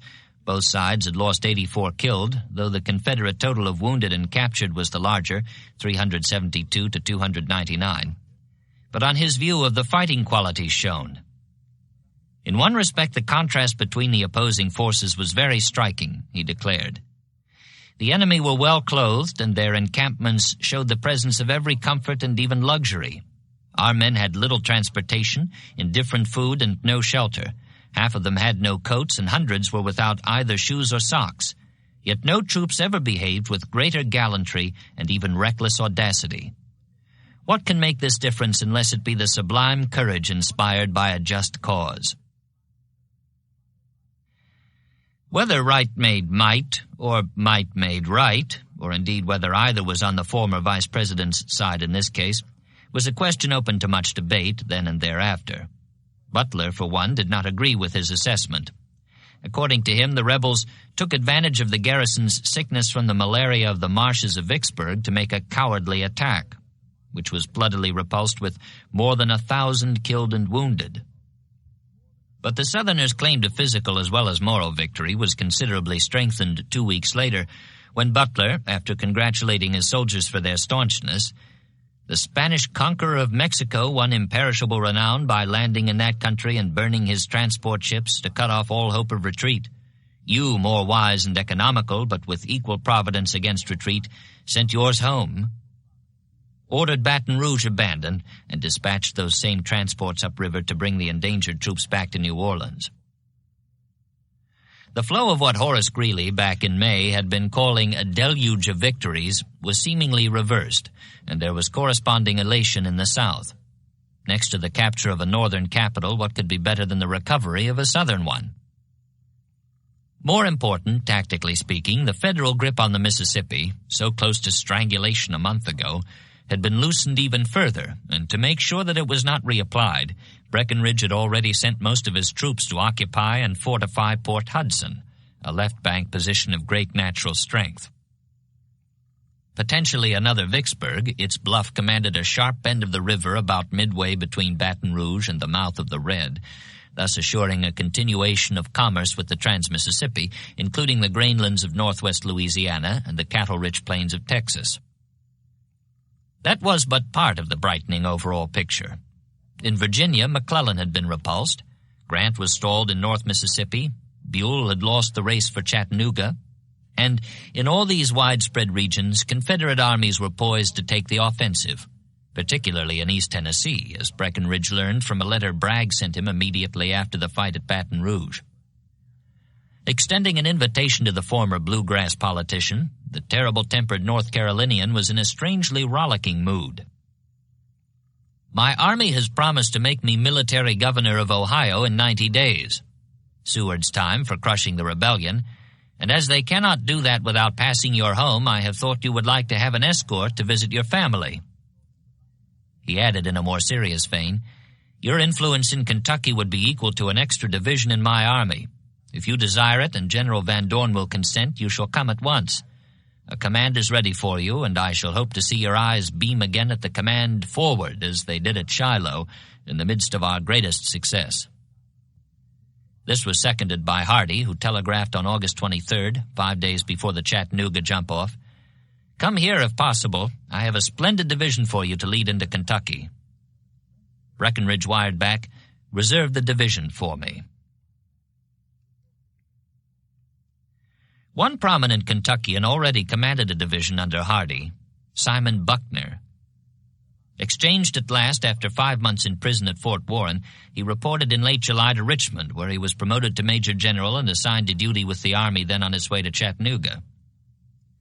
The Army commander was glad to have him, not only because of his proved fighting qualities, but also as a recruiting attraction in his native state. Spare muskets were being taken along in wagons, ready for transfer to the shoulders of Kentucky volunteers. Bragg was glad, too, to have the approval of the president for the campaign he was about to undertake, though Davis warned him at the outset with a two-edged compliment predicting future strife, off as well as on the field of battle. You have the misfortune of being regarded as my personal friend, and are pursued therefore with malignant censure by men regardless of truth, and whose want of principle to guide their conduct renders them incapable of conceiving that you are trusted because of your known fitness for command, and not because of friendly regard.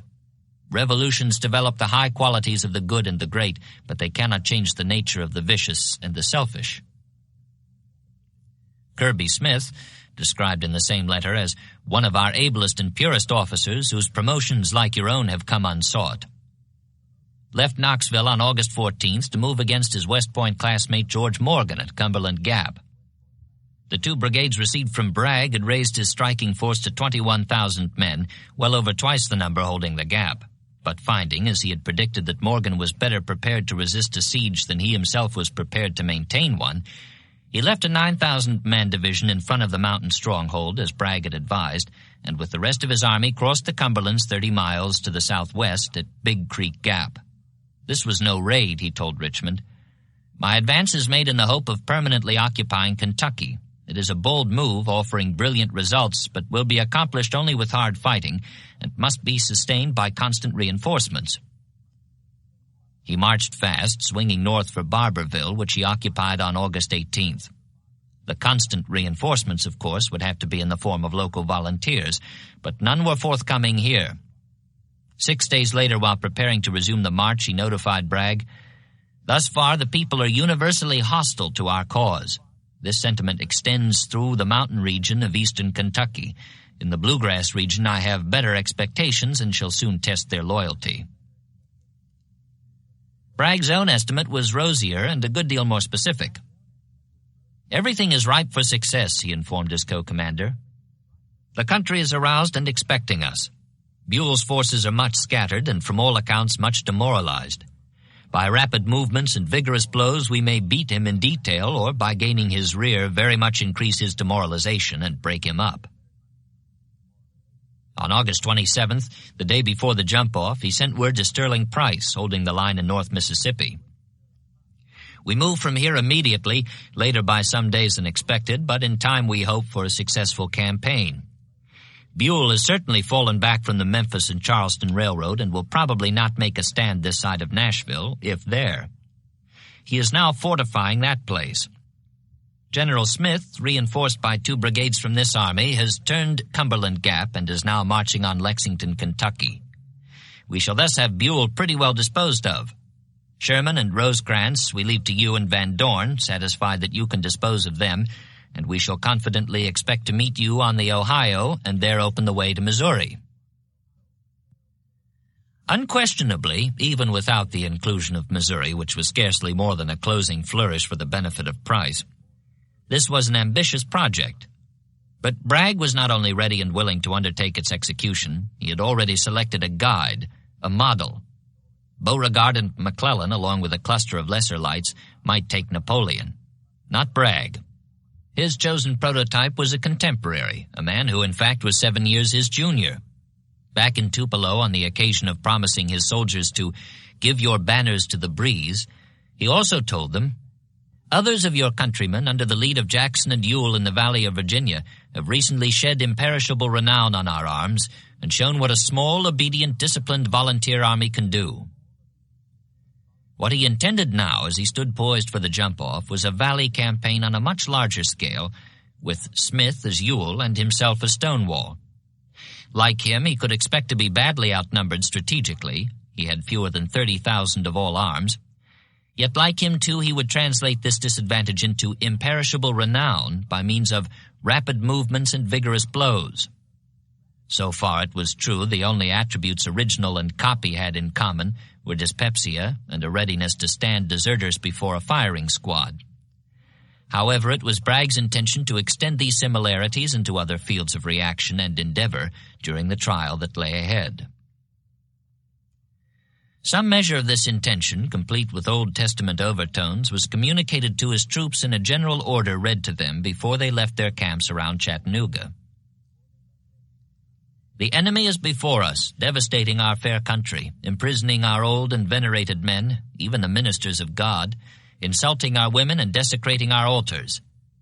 It is our proud lot to be assigned the duty of punishing and driving forth these deluded men, led by desperate adventurers and goaded on by abolition demagogues and demons. Let us but deserve success, and an offended deity will certainly assure it. Should we be opposed, we must fight at any odds and conquer at any sacrifice. Should the foe retire, we must follow him rapidly to his own territory and make him taste the bitters of invasion. Soldiers, the enemy is before you, and your banners are free. It is for you to decide whether our brothers and sisters of Tennessee and Kentucky shall remain bondmen and bondwomen of the abolition tyrant, or be restored to the freedom inherited from their fathers. Having heard him out, the long files shouldered their muskets and headed north.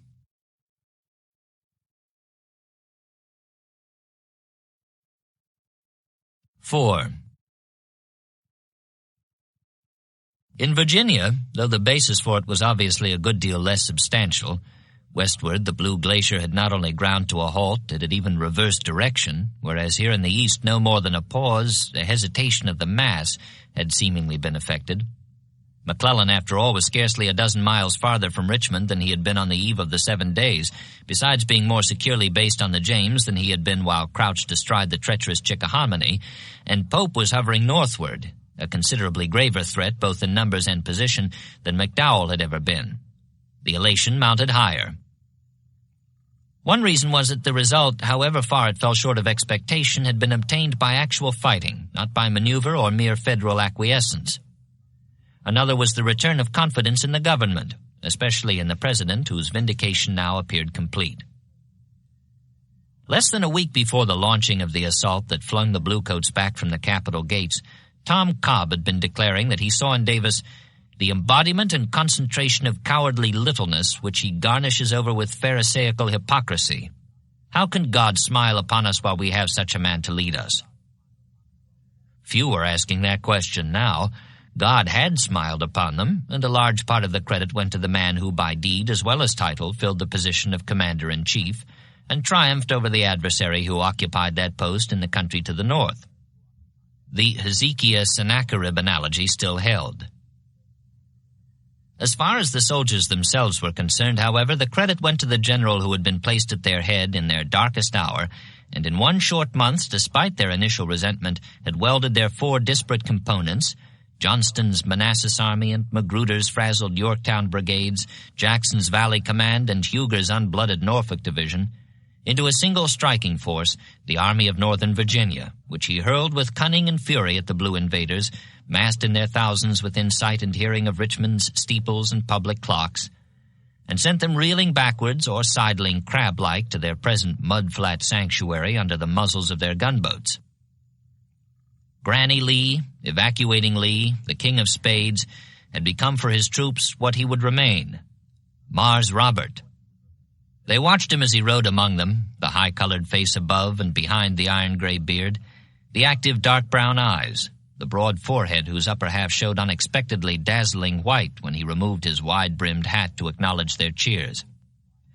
Distrust had yielded to enthusiasm, which in turn was giving way to awe. On horseback, deep-chested and long-waisted, with his big, leonine head set thick-necked on massive shoulders, he looked gigantic. Partly that was the aura. It must have been, for when he dismounted, as he often did to rest his horse, he had a tender concern for the welfare of all animals, even combat infantrymen, aside from those times when he flung them into the crackling uproar of battle like chaff into a furnace. You saw the slight legs, the narrow hips, and realized with something of a shock that he was no larger than many of the men around him, and not as large as some. The same contrast above and below was apparent in his extremities. The hands were oversized and muscular, the feet tiny as a woman's. He was, in fact, just under 6 feet tall and weighed less than 170 pounds. Quickly, though, you got over the shock, which, after all, was only the result of comparing flesh and perfection. However he was how you preferred him. And when you saw him thus in the field, your inclination was to remove your hat, not to wave it, just to hold it, and stand there looking at him. Mars Robert. Not everyone offered such adulation, either in or out of the Army. Robert Toombs, for one, who had commanded a brigade under Magruder throughout the Peninsula Campaign, considered Lee far below the occasion. The Charleston Mercury, for another, while it praised the strategy, projected as we hear by General Johnston, agreed with Toombs as to the tactics. The blundering manner in which McClellan has been allowed to get away, the desultory manner in which he has been pursued by divisions instead of our whole force, enabling him to repulse our attacks, to carry off his artillery, and finally to make a fresh stand with an army reinforced, are facts we fear not very flattering to the generalship of General Lee. Lee was rather inclined to agree with the former Georgia statesman, as well as with the South Carolina editor, not only because of his inherent modesty, but also because he knew that what they said was largely true. His great victory did not elate him, so far as one could see, his cannoneer son later recalled. This was not for lack of material success. The booty had been ample, 52 fine Union guns, by coincidence one for every battery in the Army of the Potomac, 31,000 rifles, which gave some measure of the Federal panic, since half were either dropped by casualties or handed over by captives, while the other half were abandoned by men who preferred to travel light, and 10,000 prisoners, most of them unwounded. All this was duly appreciated, especially the rifled guns and the badly needed small arms. But Lee's essential agreement with Toombs and the Mercury was based on a consideration of what had been left undone, as well as of what had been done. On the contrast, in fact, between conception and execution. Under ordinary circumstances, he said in his report to the Adjutant General, the Federal Army should have been destroyed. Sound strategy had largely counterbalanced woeful tactics to produce within limits a successful campaign. After all, Richmond was no longer even semi-beleaguered. But for the failure, so far as it was a failure beyond those limits, there were three main reasons. One, poor maps and intelligence, which left the Confederates groping blind or half-blind, all the way from Mechanicsville to Harrison's Landing inclusively. Two, poor staff work, especially in the transmission of orders, which was the basis for much of the lack of coordination. And three, the Army of the Potomac, the hardcore staunchness of its infantry, and the skill with which its superior artillery was employed. Of these, the last, referred to by one of Lee's own aides as the character and personality of the men behind the Federal guns, was clearly the most decisive in preventing the wreckage intended, but it was the first which caused what Harvey Hill summed up in one acid sentence. Throughout this campaign, we attacked just when and where the enemy wished us to attack. Time and effort, self-application on Lee's part, might correct the first two of these drawbacks. The third would be with him from here on out. Yet there was still another problem, one he would always face with reluctance, though it too would remain. This was the task of assessing the character and performance of his lieutenants. Longstreet and the two Hills, whatever their personal eccentricities, whether headstrong or impetuous or caustic, had emerged from the test of combat with brighter laurels than before. The same could not be said of another trio, Magruder, Holmes, and Huger. Their reasons for failure were varied: overexcitability, deafness, chronic bad luck. But now that Lee had faced the problem, no matter with what reluctance, he was quick to act. He got rid of them. In Magruder's case, it was simple, for he had been offered and had accepted command of a department in the Trans-Mississippi. Lee wished him Godspeed along with Holmes, who went out there too, being placed in charge of the whole far western theater. That left Huger, but not for long. He was kicked upstairs to the War Department as Chief Inspector of Artillery and Ordnance. In the course of replacing these departed leaders and redistributing their 12 brigades, which meant in effect a drastic reorganization for the work that lay ahead, Lee dealt with another problem of command, the question of what to do about Jackson, whose poor showing throughout the 7 days was now the subject of much talk. He was reported to have said that he did not intend for his men to do all the fighting, and when he overheard some of his staff discussing his strange delay above White Oak Swamp, while Longstreet was struggling desperately at Glendale, he remarked coldly, "If General Lee had wanted me, he could have sent for me." Lee, of course, did not join the chorus of critics, nor did he consider shunting Stonewall off to the Trans-Mississippi. But in his regrouping of the Army's 9 divisions into 2 wings under its 2 ranking generals, Longstreet and Jackson, the former was assigned 28 brigades, the latter 7. Stonewall thus had only half as many as had been under him during the late campaign, while Old Pete had nearly 5 times as many as the half-dozen with which he had crossed the Chickahominy. All through this period of refitting and reorganization, of distributing the captured arms and replacing his veterans' flop-soled shoes and tattered jackets, Lee had also kept busy trying to determine the enemy's intentions. It was a complicated problem involving no less than 4 federal armies of various strengths, all unknown. First, there was the main force under McClellan at Harrison's Landing. Then there was Pope's newly consolidated Army of Virginia, assumed to be in the vicinity of Manassas. Either or both might take the offensive at any time. The third was at Fredericksburg, threatening Richmond from the north, much as McDowell had done for months.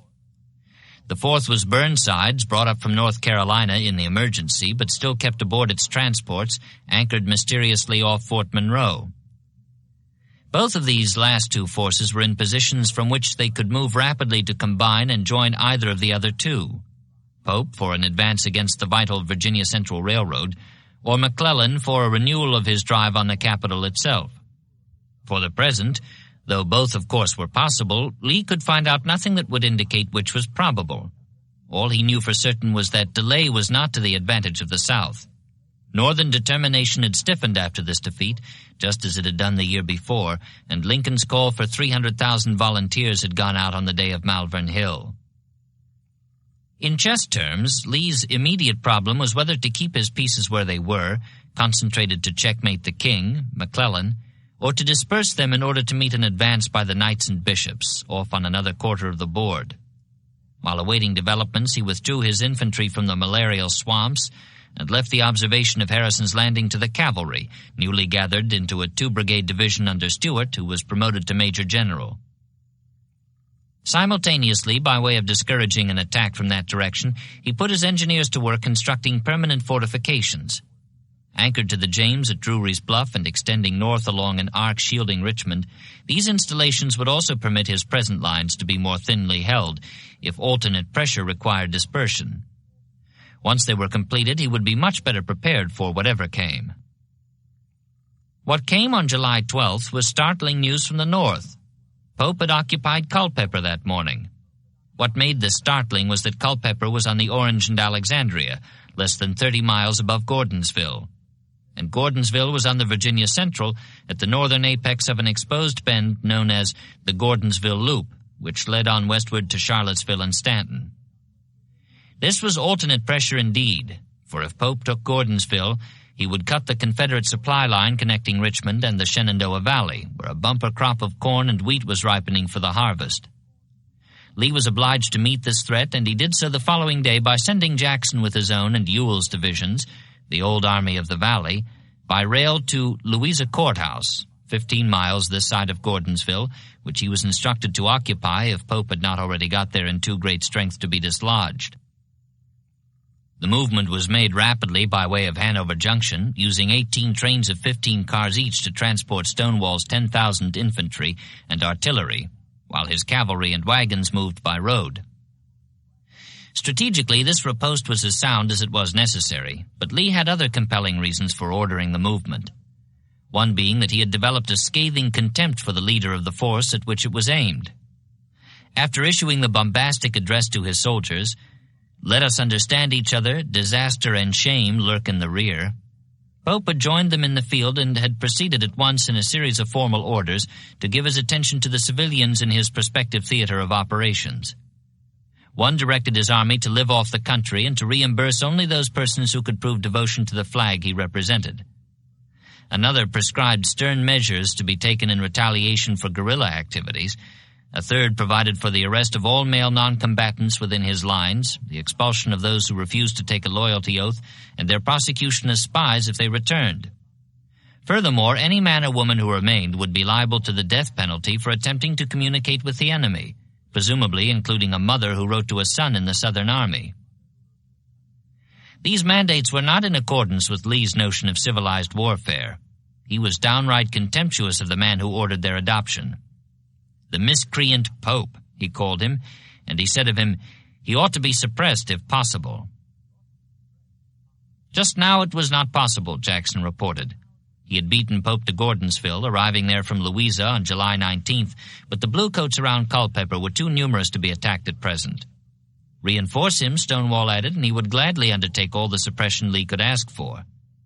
That was what Lee was considering, though the risk was admittedly great.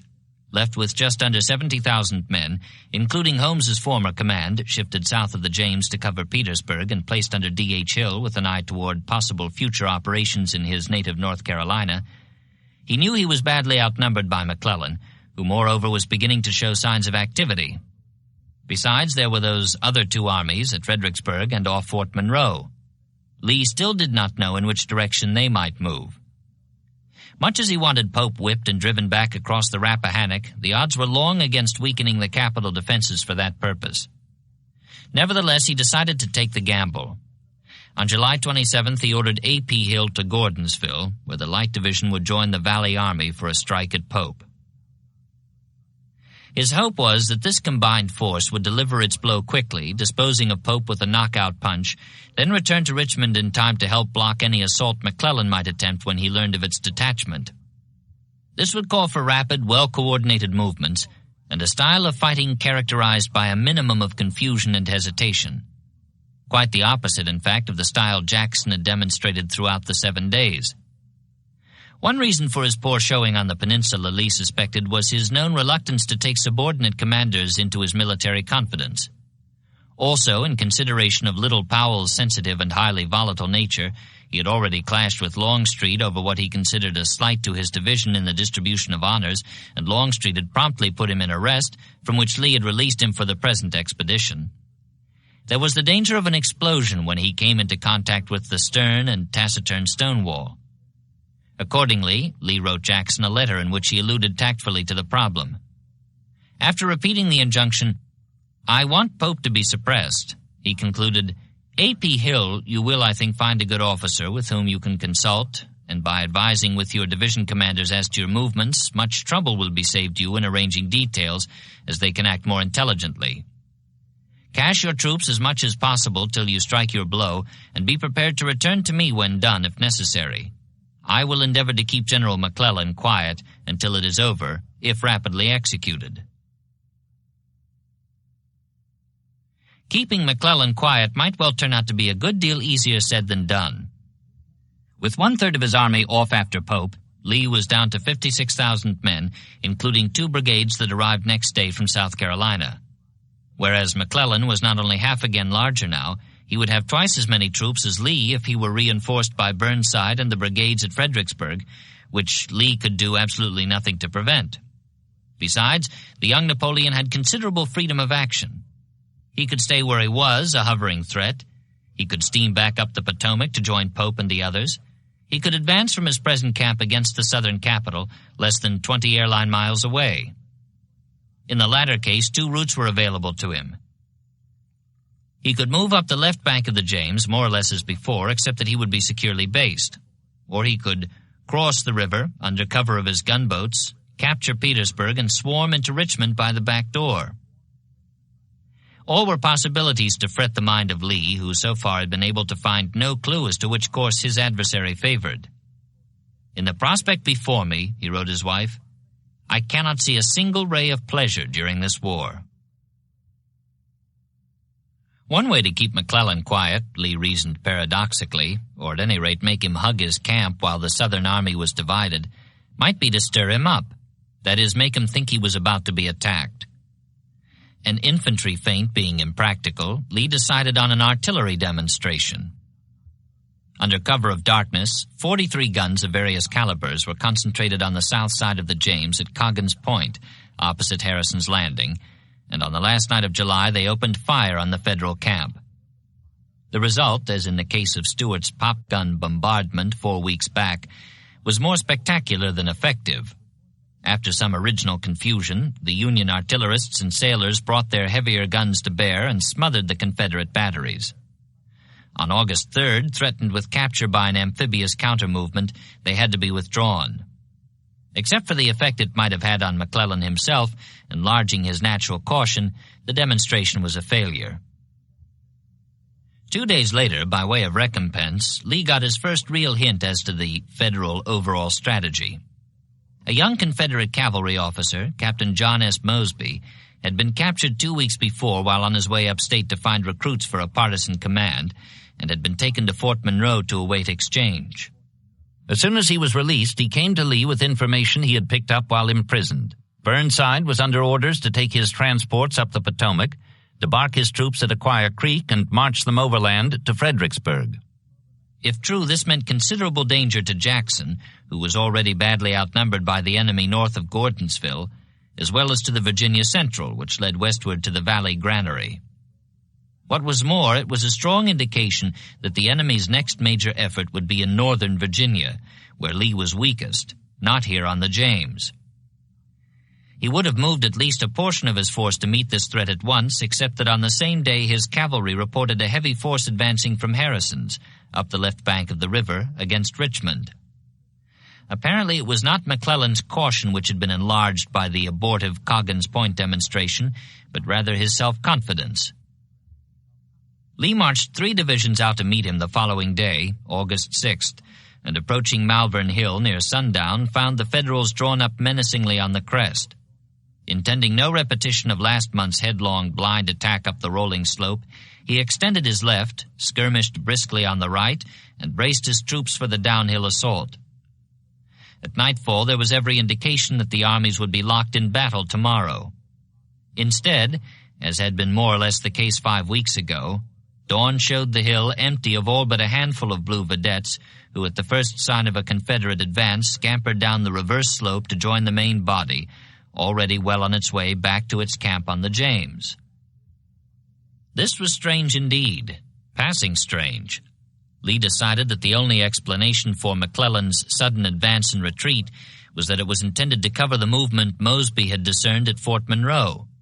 If this was so and Burnside was headed for Fredericksburg, there still remained the question of what he would do when he got there.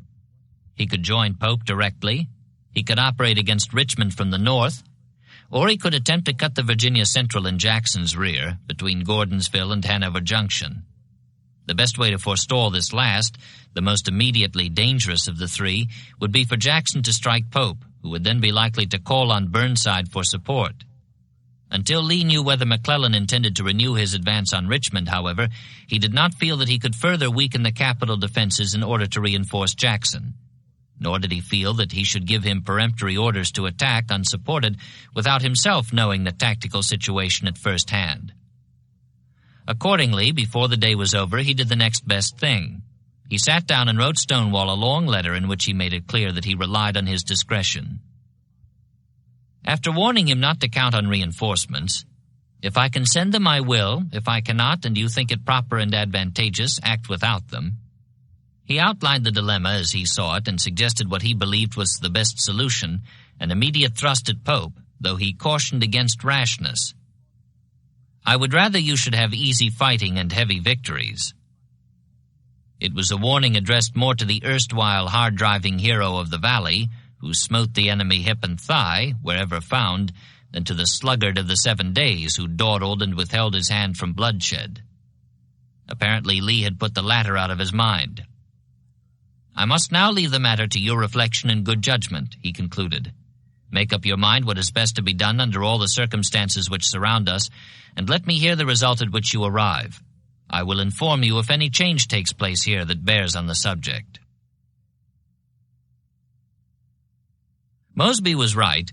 Burnside had been ordered to Fredericksburg a week ago on August 1st, 9 days after Halleck's arrival in Washington from the west. Having scattered the armies there for an assimilation of what had been won, Old Brains now proposed to unite those of the east for a new beginning. In both cases, however, since the concentration was not to be on the peninsula, where defeat was recent, but in northern Virginia, where defeat was a full year old, the effect was the same: to shift the Union juggernaut into reverse. McClellan, too, was about to be withdrawn. Nothing less than a new beginning would put the derailed engine back on the track, or so it seemed to the newly appointed general-in-chief, who had reached the capital in a time of gloom. Flags drooped at half-mast under the press of heat, and crepe festooned the public buildings in observance of the death of Martin Van Buren, a used-up man. No such honors had marked the passing of the Virginian John Tyler the month before, but that was in a sunnier time, and even in the present instance the crepe seemed more an expression of the general mood than grief for a particular man, ex-president or not. Van Buren was already part of ancient history. Halleck, at any rate, wasted little time in speculation on such matters.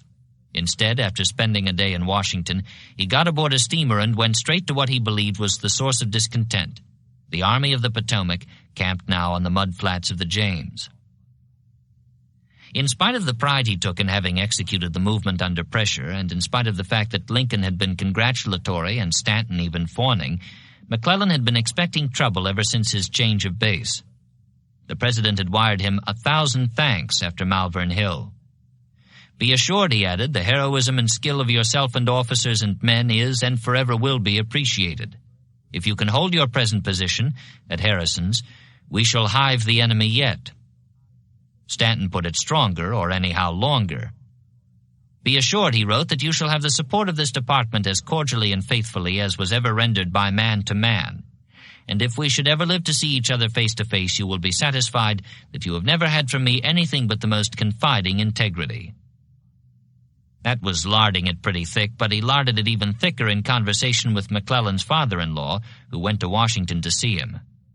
"General Marcy," he told the chief of staff with a sudden rush of feeling, "I have from the commencement of our acquaintance up to the present moment been General McClellan's warmest friend. I feel so kind toward him that I would get down on my knees to him if that would serve him. Yes, sir," he continued, warming as he spoke, "if it would do him any service, I would be willing to lay down naked in the gutter and allow him to stand upon my body for hours." Stanton lying naked in the gutter was a prospect McClellan could contemplate with pleasure, but he was not deluded into thinking such a scene would ever be staged, except in his mind's eye. He knew well enough that Stanton was working against him tooth and nail. Nor did Lincoln's assurances carry their former weight, especially after the arrival of John Pope and the administration's tacit approval of the mandates he issued regarding non-combatants in his theater of operations. "That was what really tore it," McClellan wrote his wife. "When you contrast the policy I urged in my letter to the President with that of Congress and of Mr. Pope, you can readily agree with me that there can be little natural confidence between the government and myself. We are the antipodes of each other. It is more than probable that they will take the earliest opportunity to relieve me from command and get me out of sight." Now here came Halleck, slack-fleshed and goggle-eyed, formerly his subordinate, now his chief, holding the office he himself had lost. It was bitter. Presently, however, after a hasty review of the troops, Halleck calmed McClellan's apprehensions by informing him that he had not come to undermine him or relieve him of command, but to find out what he required in the way of additional men in order to renew the drive on the rebel capital. McClellan brightened and unfolded a map on which he began to indicate, with pride and enthusiasm, a new plan of attack. He would cross the James and capture Petersburg, outflanking the enemy fortifications and severing the south side supply lines, then swing north and enter Richmond by the back door. Halleck shook his head. "Too risky," he said, and vetoed the proposal then and there. McClellan, his enthusiasm dampened, proceeded to an estimate of the situation. His effective strength, he said, was 88,665. Lee's was 200,000. Nevertheless, if the government would give him 30,000 reinforcements, he would assault the north side entrenchments with a good chance of success. Halleck frowned. No more than 20,000 were available, and if these would not suffice, he said, the army would have to be withdrawn from the peninsula to unite with Pope in the vicinity of Washington. Horrified at the notion, McClellan excused himself in order to confer with his corps commanders. Next morning he reported, somewhat gloomily, that he was willing to try it with that number. Halleck nodded and got back aboard the steamboat to return to Washington. McClellan's genial spirits rose again. "I think that Halleck will support me and give me the means to take Richmond," he wrote his wife. Whatever Halleck intended when he left, his final decision was considerably affected by a telegram he found waiting for him when he docked. It was from McClellan. Apparently it had been sent almost as soon as Halleck's steamer passed from sight. Confederate reinforcements, he said, were pouring into Richmond from the south. To meet this new development and to enable him to deliver a rapid and heavy blow, he wanted more troops than the 20,000 just agreed on. "Can you not possibly draw 15,000 or 20,000 men from the west to reinforce me temporarily?" he pleaded. "They can return the moment we gain Richmond. Please give weight to this suggestion. I am sure it merits it." Halleck was amazed and went to Lincoln with the problem. Lincoln was not amazed at all. In fact, he found the telegram very much in character. If by some magic he could reinforce McClellan with 100,000 troops today, he said, Little Mac would be delighted and would promise to capture Richmond tomorrow. But when tomorrow came, he would report the enemy strength at 400,000 and announce that he could not advance until he got another 100,000 reinforcements. Halleck turned this over in his mind, together with another consideration. If Lee was as strong as McClellan said he was, stronger than Pope and McClellan combined, it was folly to keep the Federal armies exposed to destruction in detail. It was, in fact, imperative to unite them without delay. At last he made his decision, agreeing with Lincoln that McClellan's army would have to be withdrawn. On July 29th, he ordered every available steamer in Baltimore Harbor to proceed at once to the James, and next day he instructed McClellan to prepare to evacuate his sick and wounded. He did not tell him why. He merely remarked ambiguously that this was being done in order to enable you to move in any direction. 2 days later, Burnside was told to take his transports up the Potomac to Aquia Creek, where the troops would debark for a 12-mile march to Fredericksburg. McClellan's own orders were sent on August 3rd. "It is determined to withdraw your army from the peninsula to Aquia Creek. You will take immediate measures to effect this, covering the movement as best you can." McClellan was thunderstruck. The order for the removal of his sick had aroused his suspicions 5 days ago, despite, or perhaps because of, the disclaimer that it would leave him free to move in any direction, and he had been prompt to register his protest. "Our true policy is to reinforce this army by every available means and throw it again upon Richmond. Should it be determined to withdraw it, I shall look upon our cause as lost." Perhaps he thought the weight of this opinion would forestall any such calamity. If so, he now saw how useless it had been. Yet he did not abandon hope, or anyhow he did not stop trying to ward off the blow. At noon on August 4th, he knelt figuratively at the feet of Halleck and made a final anguished plea. "Your telegram of last evening is received. I must confess that it has caused me the greatest pain I ever experienced, for I am convinced that the order to withdraw this army to Aquia Creek will prove disastrous to our cause." First, he pointed out that it was tactical folly to make a march of 145 miles to reach a point now only 25 miles distant, and to deprive ourselves entirely of the powerful aid of the gunboats and water transportation. Add to this the certain demoralization of this army which would ensue, and these appear to me sufficient reasons to make it my imperative duty to urge in the strongest terms afforded by our language that this order may be rescinded. Then came the impassioned words to which the rest had served as prologue. Here, directly in front of this army, is the heart of the rebellion. It is here that all our resources should be collected to strike the blow which will determine the fate of the nation. It matters not what partial reverses we may meet with elsewhere. Here is the true defense of Washington. It is here on the banks of the James that the fate of the Union should be decided. Halleck replied by wire and by mail. "I must take things as I find them," he said in the letter. "I find the forces divided, and I wish to unite them. Only one feasible plan has been presented for doing this. If you or anyone else had presented a better plan, I certainly should have adopted it. But all of your plans require reinforcements, which it is impossible to give you. It is very easy to ask for reinforcements, but it is not so easy to give them when you have no disposable troops at your command." The telegram, being briefer, was more to the point. After saying, "You cannot regret the order of withdrawal more than I did the necessity of giving it," Halleck put an end to the discussion. "It will not be rescinded, and you will be expected to execute it with all possible promptness." Next day, August 7th, the date of Lee's letter urging Jackson to consider a strike at Pope, the need for haste was emphasized in a second wire received by the harassed commander at Harrison's Landing. "I must beg of you, General, to hurry along this movement," Halleck told him.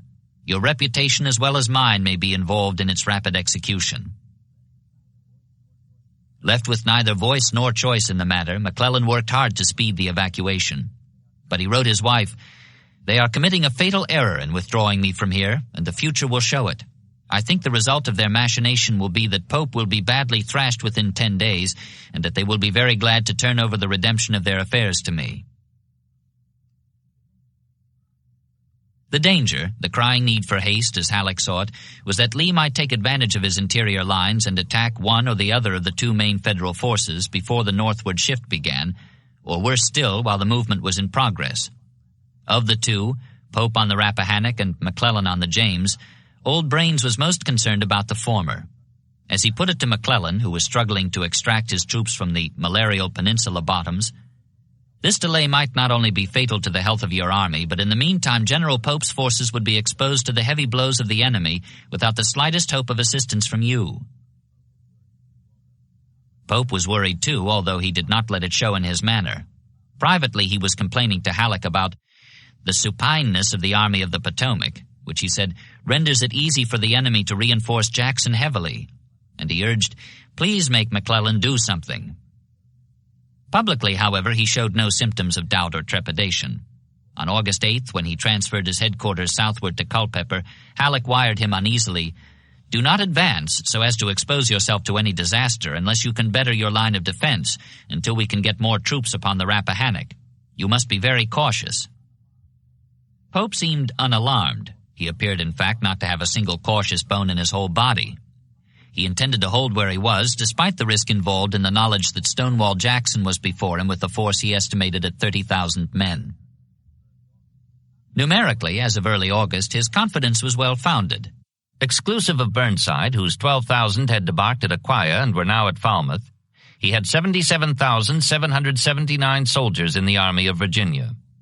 Even after deducting the troops in the Washington fortifications, along with those in the Shenandoah Valley and beyond, he was left with just over 56,000 in the 8 divisions of infantry and 2 brigades of cavalry comprising the 3 corps under McDowell, Banks, and Sigel. This was the field force proper, and it seemed ample for the execution of the project he had conceived at the outset. His intention had been to operate southward down the Orange and Alexandria to Gordonsville and beyond, thereby menacing the Virginia Central so that Lee would weaken the Richmond defenses to the point where McClellan could make a successful assault. McClellan's pending withdrawal would alter at least a part of this, of course, but Pope still thought the plan a good one, not the least of its advantages being that it had the approval and support of the administration, since it simultaneously covered Washington. What was more, his assignment, formerly minor or anyhow secondary, now became major. Instead of setting Richmond up for capture by McClellan, he would take the place himself and be known thereafter as the man who broke the back of the rebellion. That was a thought to warm the heart. He would consolidate his gains, then proceed with his advance, reinforced by such numbers as reached him from the Army of the Potomac. At present, it was true, his striking force was rather scattered. More than a third of McDowell's corps, 11,000 infantry with 30 guns and about 500 cavalry, was still at Fredericksburg under Brigadier General Rufus King, blocking the direct approach to Washington. Now that Burnside had arrived, Pope might have summoned King to join him, but just now he preferred to keep him where he was, menacing Jackson's supply line and playing on Lee's fears for the safety of his capital. Besides, he felt strong enough without him. Banks and Sigel had come eastward through the passes of the Blue Ridge, and though their 5 divisions had not been consolidated, either with each other or with McDowell's 2, Pope still had better than 44,000 troops with which to oppose the estimated 30,000 rebels in his immediate front. The situation was not without its dangers. Halleck kept saying so at any rate, and old General Wool, transferred from Fort Monroe to Maryland, had warned him at the outset, "Jackson is an enterprising officer. Delays are dangerous." But Pope was not alarmed. If the highly touted Stonewall wanted to fight, at those odds he would gladly accommodate him. Banks felt the same way about it, only more so, for while Pope intended to earn a reputation here in the East, Banks was determined to retrieve one. On August 8th, therefore, he was pleased to receive at Culpeper an order directing him to march his 2 divisions south. Jackson had crossed the Rapidan, moving north, and Pope wanted Banks to delay him while the rest of the army was being assembled to give him the battle he seemed to be seeking. Banks did not hesitate. McDowell and Sigel were behind him. King was on the way from Fredericksburg. Next morning, 8 hot and dusty miles out of Culpeper, he came under long-range artillery fire from the slopes of a lone peak called Cedar Mountain, and pressing on found rebel infantry disposed in strength about its northern base and in the woods and fields off to the right. After more than 2 months of brooding over the shocks of May, he was face to face with the old valley adversary whose soldiers had added insult to injury by giving him the nickname Commissary Banks. He was itching to attack then and there, but in the face of the known odds, he was down to about 8,000 men as a result of multiple detachments, while Jackson was reported to have at least 3 times that many. He did not feel free to do so on his own responsibility. Then a courier arrived from Culpeper, a staff colonel sent by Pope with a verbal message which seemed to authorize an immediate all-out attack. The officer's name was Louis Marshall, a Union-loyal Virginian and a nephew of R.E. Lee, who had said of him, "I could forgive his fighting against us, but not his joining Pope." Welcome as the message was, Banks could scarcely believe his ears. In fact, he had it written down and then read back for verification. General Banks will move to the front immediately, assume command of all the forces in the front, deploy his skirmishers if the enemy approaches, and attack him immediately as soon as he approaches, and be reinforced from here. This ambiguous farrago, dictated by Lee's nephew in the name of Pope, was open to conflicting interpretations. It might mean that the attack was to be made with skirmishers only, holding the main body on the defensive until McDowell arrived to even the odds, and Sigel came up to stretch them in favor of the Union. On the other hand, it might mean what it said in the words that were quickest to catch the eye: attack him immediately as soon as he approaches. That sounded like the army commander who 3 weeks ago had admonished his generals to seek the adversary and to beat him when he was found. At any rate, whatever the odds, Banks took him at his word. He put his men in attack formation and sent them forward on the left and on the right. Lee's letter of August 7th, recommending a swipe at Pope, had not been needed, for while he was writing it, Jackson was already putting his 25,000 soldiers in motion to carry out the strategy it suggested. His cavalry having reported the superior enemy forces badly scattered beyond the Rapidan, he hoped to make a rapid march across that stream, pounce on one of the isolated segments, and withdraw valley-style before Pope could concentrate against him. So far, it had not worked at all that way, however, primarily because another letter of Lee's, while needed, had not been heeded. A.P. Hill was kept as much in the dark as to his chief's intentions as Winder and Ewell had ever been. "I pledge you my word, Doctor," the latter told an inquiring chaplain before the movement got underway. "I do not know whether we march north, south, east, or west, or whether we will march at all. General Jackson has simply ordered me to have the division ready to move at dawn. I have been ready ever since and have no further indication of his plans. That is almost all I ever know of his designs." Stonewall was still Stonewall, especially when secrecy was involved, and no one, not even Robert E. Lee, of whom he said, "I am willing to follow him blindfolded," was going to change him. The result, as Lee had feared, was mutual resentment and mistrust. Not only did Jackson not consult with his red-haired lieutenant, whose so-called light division was as large as the other two combined, he rode him unmercifully for every slight infraction of the rules long since established for the Army of the Valley. Consequently, glad as he had been to get away from Longstreet, Hill began to suspect that he had leaped from the frying pan into the fire. Resentment bred confusion, and confusion mounted quickly toward a climax in the course of the march northward against Pope. Having reached Orange in good order the first day, August 7th, Jackson issued instructions for the advance across the Rapidan tomorrow, which would place his army in position for a strike at Culpeper the following day. The order of march would be Ewell, Hill, Winder, so he said. But during the night he changed his mind and told Ewell to take an alternate road. Uninformed of the change, Hill had his men lined up next morning on the outskirts of town, waiting for Ewell to take the lead. That was where Jackson found him. Angry at the delay, he rebuked him and passed Winder to the front. The result was further delay and a miserable showing, complicated by Federal cavalry probing at his wagon train. Ewell made barely 8 miles before sundown, Winder about half that, and Hill was less than 2 miles out of Orange when the army halted for the night. Jackson was furious. So was Hill. Ewell fretted. Winder was down with fever, riding in an ambulance despite his doctor's orders that he leave the field entirely. Several men had died of sunstroke, and the rest took their cue from their commanders, grumbling at the way they had been shuffled about in the dust and heat.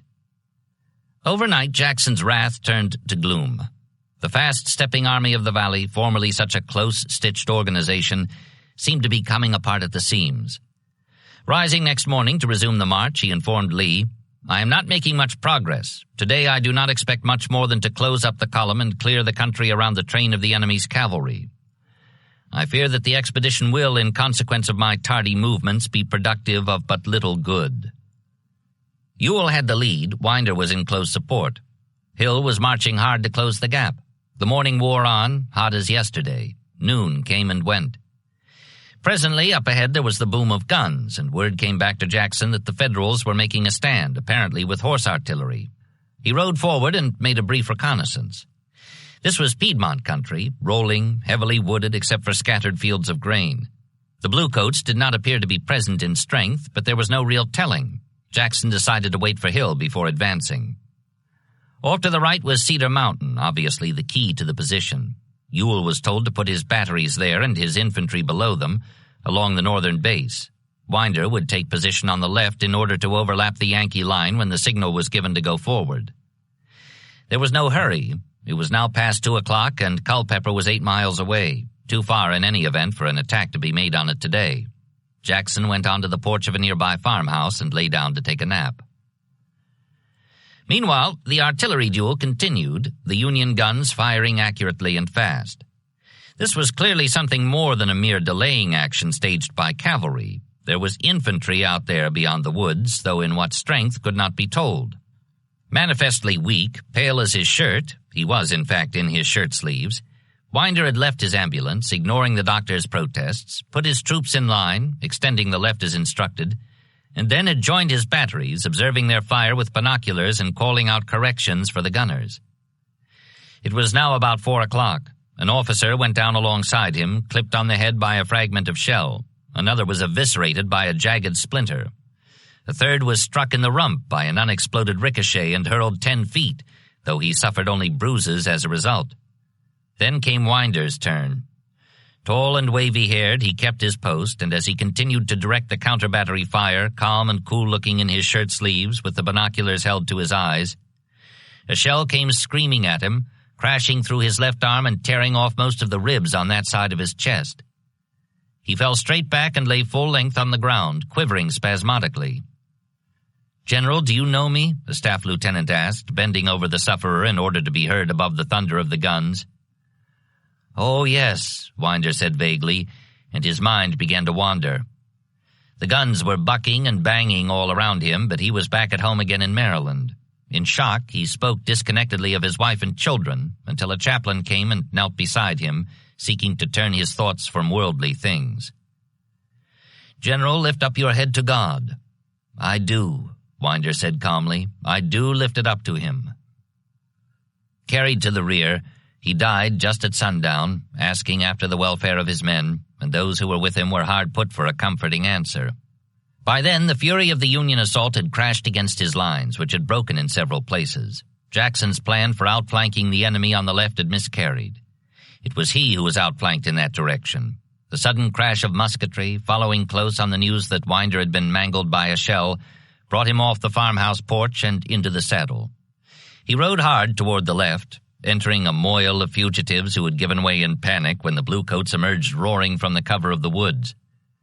Drawing his sword, a thing no one had ever seen him do before in battle, he brandished it above his head and called out hoarsely, "Rally, brave men, and press forward! Your general will lead you!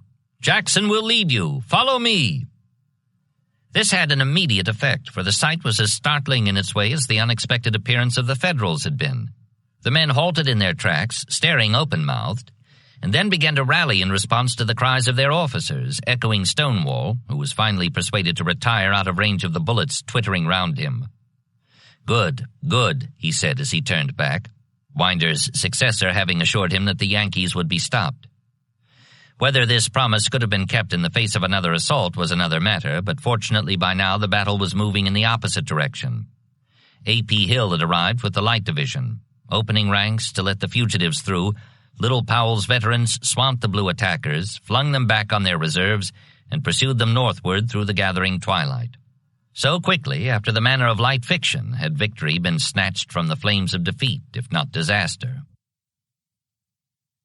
Thankful as Jackson was for his deliverance, he was by no means satisfied. Banks had escaped him once before. He did not intend to let him get away again.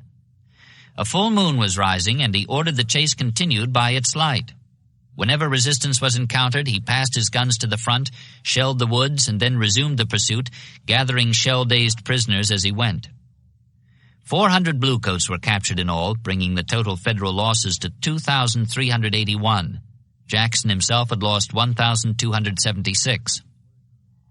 At last, however, receiving word from his cavalry that the enemy had been heavily reinforced, he called a halt within half a dozen miles of Culpeper and passed the word for his men to sleep on their arms in line of battle. He himself rode back toward Cedar Mountain, seeking shelter at roadside houses along the way. At each he was told that he was welcome, but that the wounded filled the rooms. Finally, he drew rein beside a grassy plot, dismounted stiffly, and lay face down on the turf, wrapped in a borrowed cloak. When a staff officer asked if he wanted something to eat, "No," he groaned, "I want rest, nothing but rest," and was soon asleep. Sunday, August 10th, dawned hot and humid, the quiet broken only by the moans and shrieks of the injured, blue and gray, presently augmented by their piteous cries for water as the sun rose burning, stiffening their wounds. Surgeons and aid men passed among them, and burial details came along behind. The scavengers were active, too, gleaning the field of arms and equipment. As usual, old Blue Light wanted all he could lay hands on. Thus the morning wore away, and not a shot was fired. Aware that Ziegel and McDowell had arrived to give Pope 2 whole corps and half of a third, King was still on the way from Fredericksburg, where Burnside was on call. Jackson would not deliver a Sabbath attack, but he was prepared to receive one, whatever the odds, so long as there were wounded men to be cared for and spoils to be loaded into his wagons. That afternoon, as always seemed to be the case on the morrow of a battle, the weather broke. There were long peals of thunder, followed by rain. Jackson held his ground, and the various details continued their work into the night. Next morning, a deputation of federal horsemen came forward under a flag of truce, proposing an armistice for the removal of the wounded. Jackson gladly agreed, for King's arrival that night would give Pope better than twice as many troops as he himself had, and this would afford him additional time in which to prepare for the withdrawal he now knew was necessary. While the soldiers of both armies mingled on the field where they had fought, he finished packing his wagons and got off a message to Lee. God blessed our arms with another victory. When darkness came, he lighted campfires all along his front, stole away southward under cover of their burning, and recrossed the Rapidan, unmolested, unpursued. Another victory, he called it, not without justification. He had inflicted 1,000 more casualties than he suffered, and for 2 days after the battle he had remained in control of the field. Yet there were other aspects he ignored. Banks had done to him what he had tried to do to Shields at Kernstown, and what was more, had done it with considerably greater success, even apart from the initial rout. For in the end it was Stonewall who retreated. But now that the roles were reversed, he applied a different set of standards. Privately, according to his chief of staff, he went so far as to refer to Cedar Mountain as the most successful of his exploits. Few would agree with him in this, however, even among the men in his own army. They had been mishandled, and they knew it. Outnumbering the enemy 3-1 on the field of fight, he had been careless in reconnaissance, allowing his troops to be outflanked while he drowsed on a farmhouse veranda, and had swung into vigorous action only after his left wing had been shattered. Following, as it did, his sorry performance throughout the 7 days, the recrossing of the Rapidan gave point to a question now being asked. Had Stonewall lost his touch? Arrogant was the word applied by some. Others remarked that his former triumphs had been scored against second-raters out in the valley, but when pitted against the best of the federal commanders, he did not appear so well. Then, too, there had always been those who considered him crazy and so far lucky. Give him a month uncontrolled, one correspondent declared, and he would destroy himself and all under him. Time perhaps would show who was right, the general or his critics, but for the present at least 2 other men derived particular satisfaction from the battle and its outcome, despite the fact that they viewed it from opposite directions. One of the 2 was A.P. Hill. Still fuming because of the undeserved rebuke he had received on the outskirts of Orange the day before, he had marched toward the sound of firing and reached the field to find his tormentor face to face with disaster. After opening his ranks to let the fugitives through, including hundreds from the Stonewall Brigade itself, he had launched the counterattack that saved the day and provided whatever factual basis there was for Jackson's claim to another victory. Revenge was seldom sweeter. Hill enjoyed it to the full. The other satisfied observer was John Pope, who celebrated his Eastern debut as a fighting man by publishing, for the encouragement of his army, Halleck's personal congratulations on your hard-earned but brilliant success against vastly superior numbers. Your troops have covered themselves with glory. Pope thought so too now, although at first he had experienced definite twinges of anxiety and doubt. Alarmed by what had happened to Banks as a result of misinterpreting the verbal message garbled by Lee's nephew, he had hastened to assemble his 8 divisions, including King's, which arrived Monday evening to give him well over 50,000 men, for a renewal of the contest on the morning after the armistice expired. While Jackson was stealing away in the darkness behind a curtain of blazing campfires, Pope was wiring Halleck, "The enemy has been receiving reinforcements all day. I think it almost certain that we shall be attacked in the morning, and we shall make the best fight we can." This did not sound much like the belligerent commander who had urged his subordinates to discard such ideas as the one of taking strong positions and holding them. However, when he found Stonewall gone with the dawn, he recovered his former tone and notified Halleck, "The enemy has retreated under cover of the night. Our cavalry and artillery are in pursuit. I shall follow with the infantry as far as the Rapidan." Now it was Halleck's turn to be alarmed. "Beware of a snare," he quickly replied.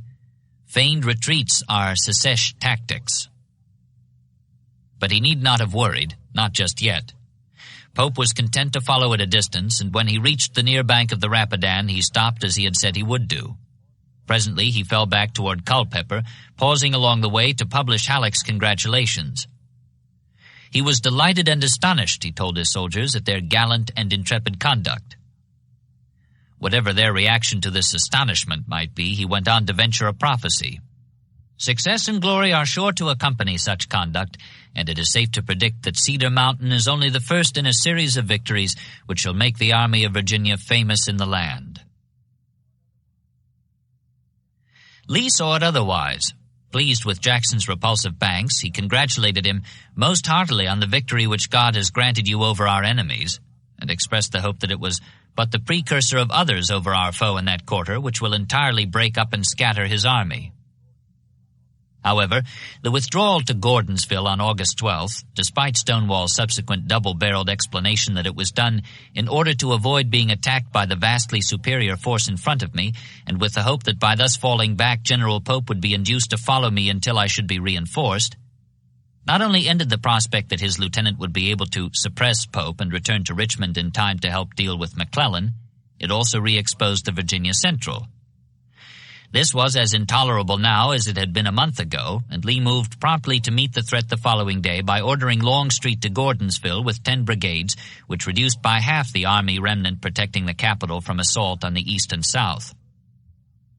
Simultaneously, he sent Hood, who now commanded a demi-division composed of his own and Law's brigades, to Hanover Junction in order to block an advance from Fredericksburg. Or if Burnside moved westward to join Pope, Hood could parallel his march and join Jackson. Something of a balance was thus maintained in every direction except McClellan's, potentially the most dangerous of them all. Still, potential was a long way from kinetic, especially where McClellan was concerned. A week ago, when the Bluecoats marched up Malvern Hill and then back down again, Lee had said of him, "I have no idea that he will advance on Richmond now." He took the risk, not thinking it great, and presently found it even smaller than he had supposed. On this same August 13th, while Longstreet's men were boarding the cars for their journey out to the Piedmont, an English deserter came into the southern lines with a story that part of McClellan's army was being loaded onto transports. Next day, this was confirmed by D.H. Hill, whose scouts on the south side of the James reported Fitzjohn Porter's corps already gone. That was enough for Lee.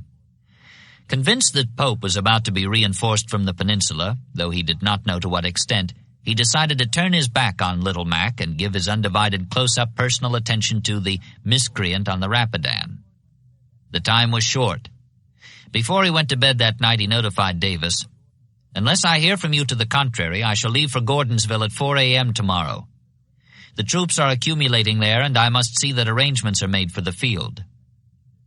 Tactfully, for he expected to be busy and he understood the man with whom he dealt, he added, "When you do not hear from me, you may feel sure that I do not think it necessary to trouble you. I shall feel obliged to you for any directions you may think proper to give."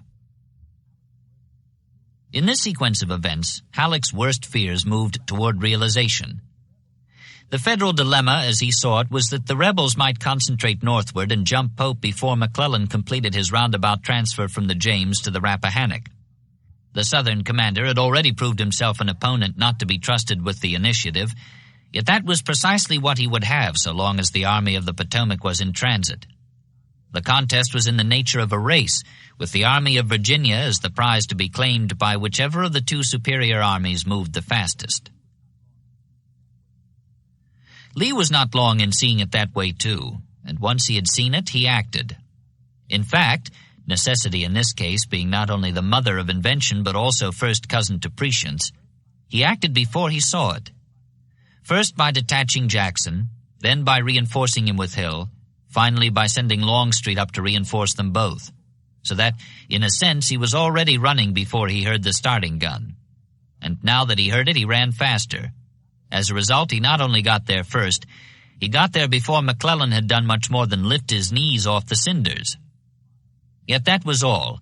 Fortune's smile changed abruptly to a frown. Having reached the finish line, Lee found himself unable to break the ribbon he was breasting. The ribbon was the Rapidan, and Pope was disposed behind it. However, it was not the Union commander who forestalled the intended destruction, but rather a recurrence of the malady which had plagued the Confederates throughout the 7 days: lack of coordination. Detraining at Gordonsville on August 15th, Lee conferred at once with Longstreet and Jackson, who showed him on the map how rare an opportunity lay before him. 9 miles this side of Fredericksburg, the Rapidan and the Rappahannock converged to form the apex of a V laid on its side with the open end to the west.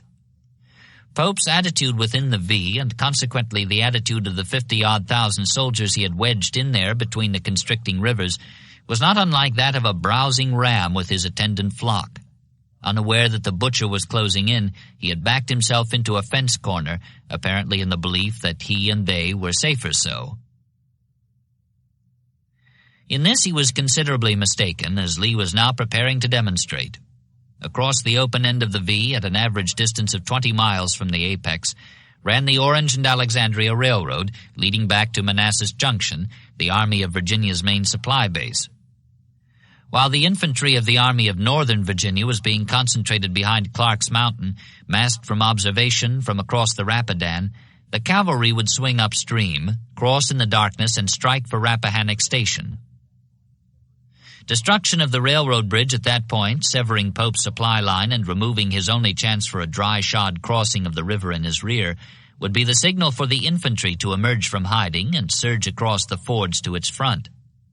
Pope's army, caught off balance, would be tamped into the cul-de-sac and mangled. Both wing commanders approved of the plan. Jackson, in fact, was so enthusiastic that he proposed to launch the assault tomorrow. But Longstreet, as on the eve of the 7 days, and no doubt recalling the Valley General's faulty logistics on that occasion, suggested a 1-day wait. Moreover, though he approved of the basic strategy proposed, he thought better results would be obtained by moving around the enemy right, where the army could take up a strong defensive position in the foothills of the Blue Ridge, forcing Pope to attack until, bled white, too fagged to flee, he could be counterattacked and smothered.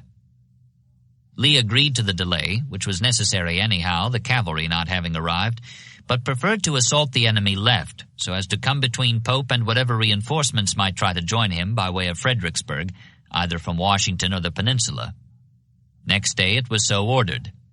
The army would take up massed positions near the Rapidan on Sunday, August 17th, and be prepared to cross at dawn of the following day, on receiving word that the bridge was out at Rappahannock Station. That was when things started going wrong, particularly in the cavalry.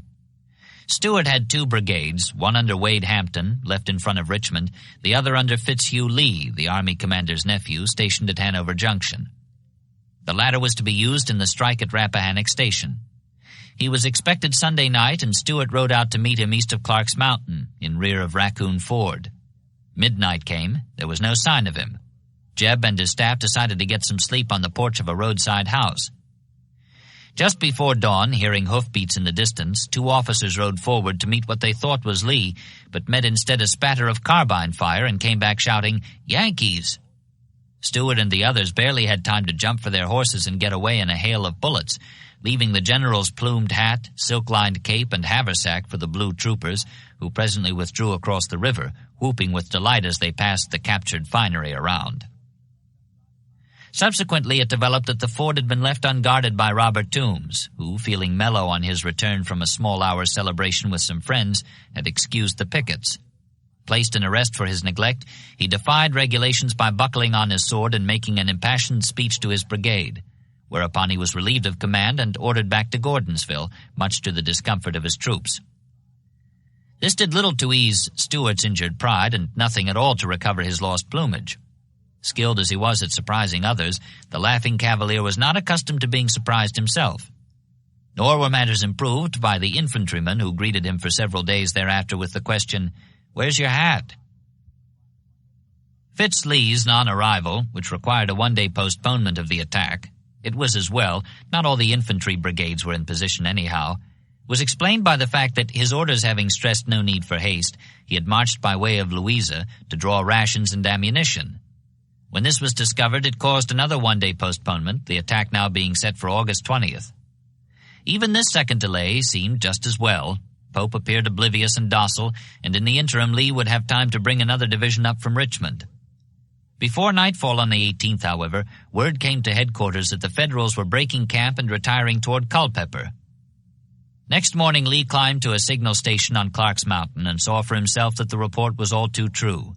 The sea of tents had disappeared. Long lines of dark-clothed men and white-topped wagons, toy-like in the distance, were winding away from the bivouac areas, trailing serpentine clouds of dust in the direction of the Rappahannock. After watching for a time this final evidence of Pope's escape from the destruction planned for him there between the rivers, Lee put away his binoculars, took a deep breath, and said regretfully to Longstreet, who stood beside him on the mountaintop, "General, we little thought that the enemy would turn his back upon us thus early in the campaign." If there could be no envelopment, at least there could be a pursuit. Lee crossed the Rapidan the following day, only to find himself breasting another ribbon he could not break.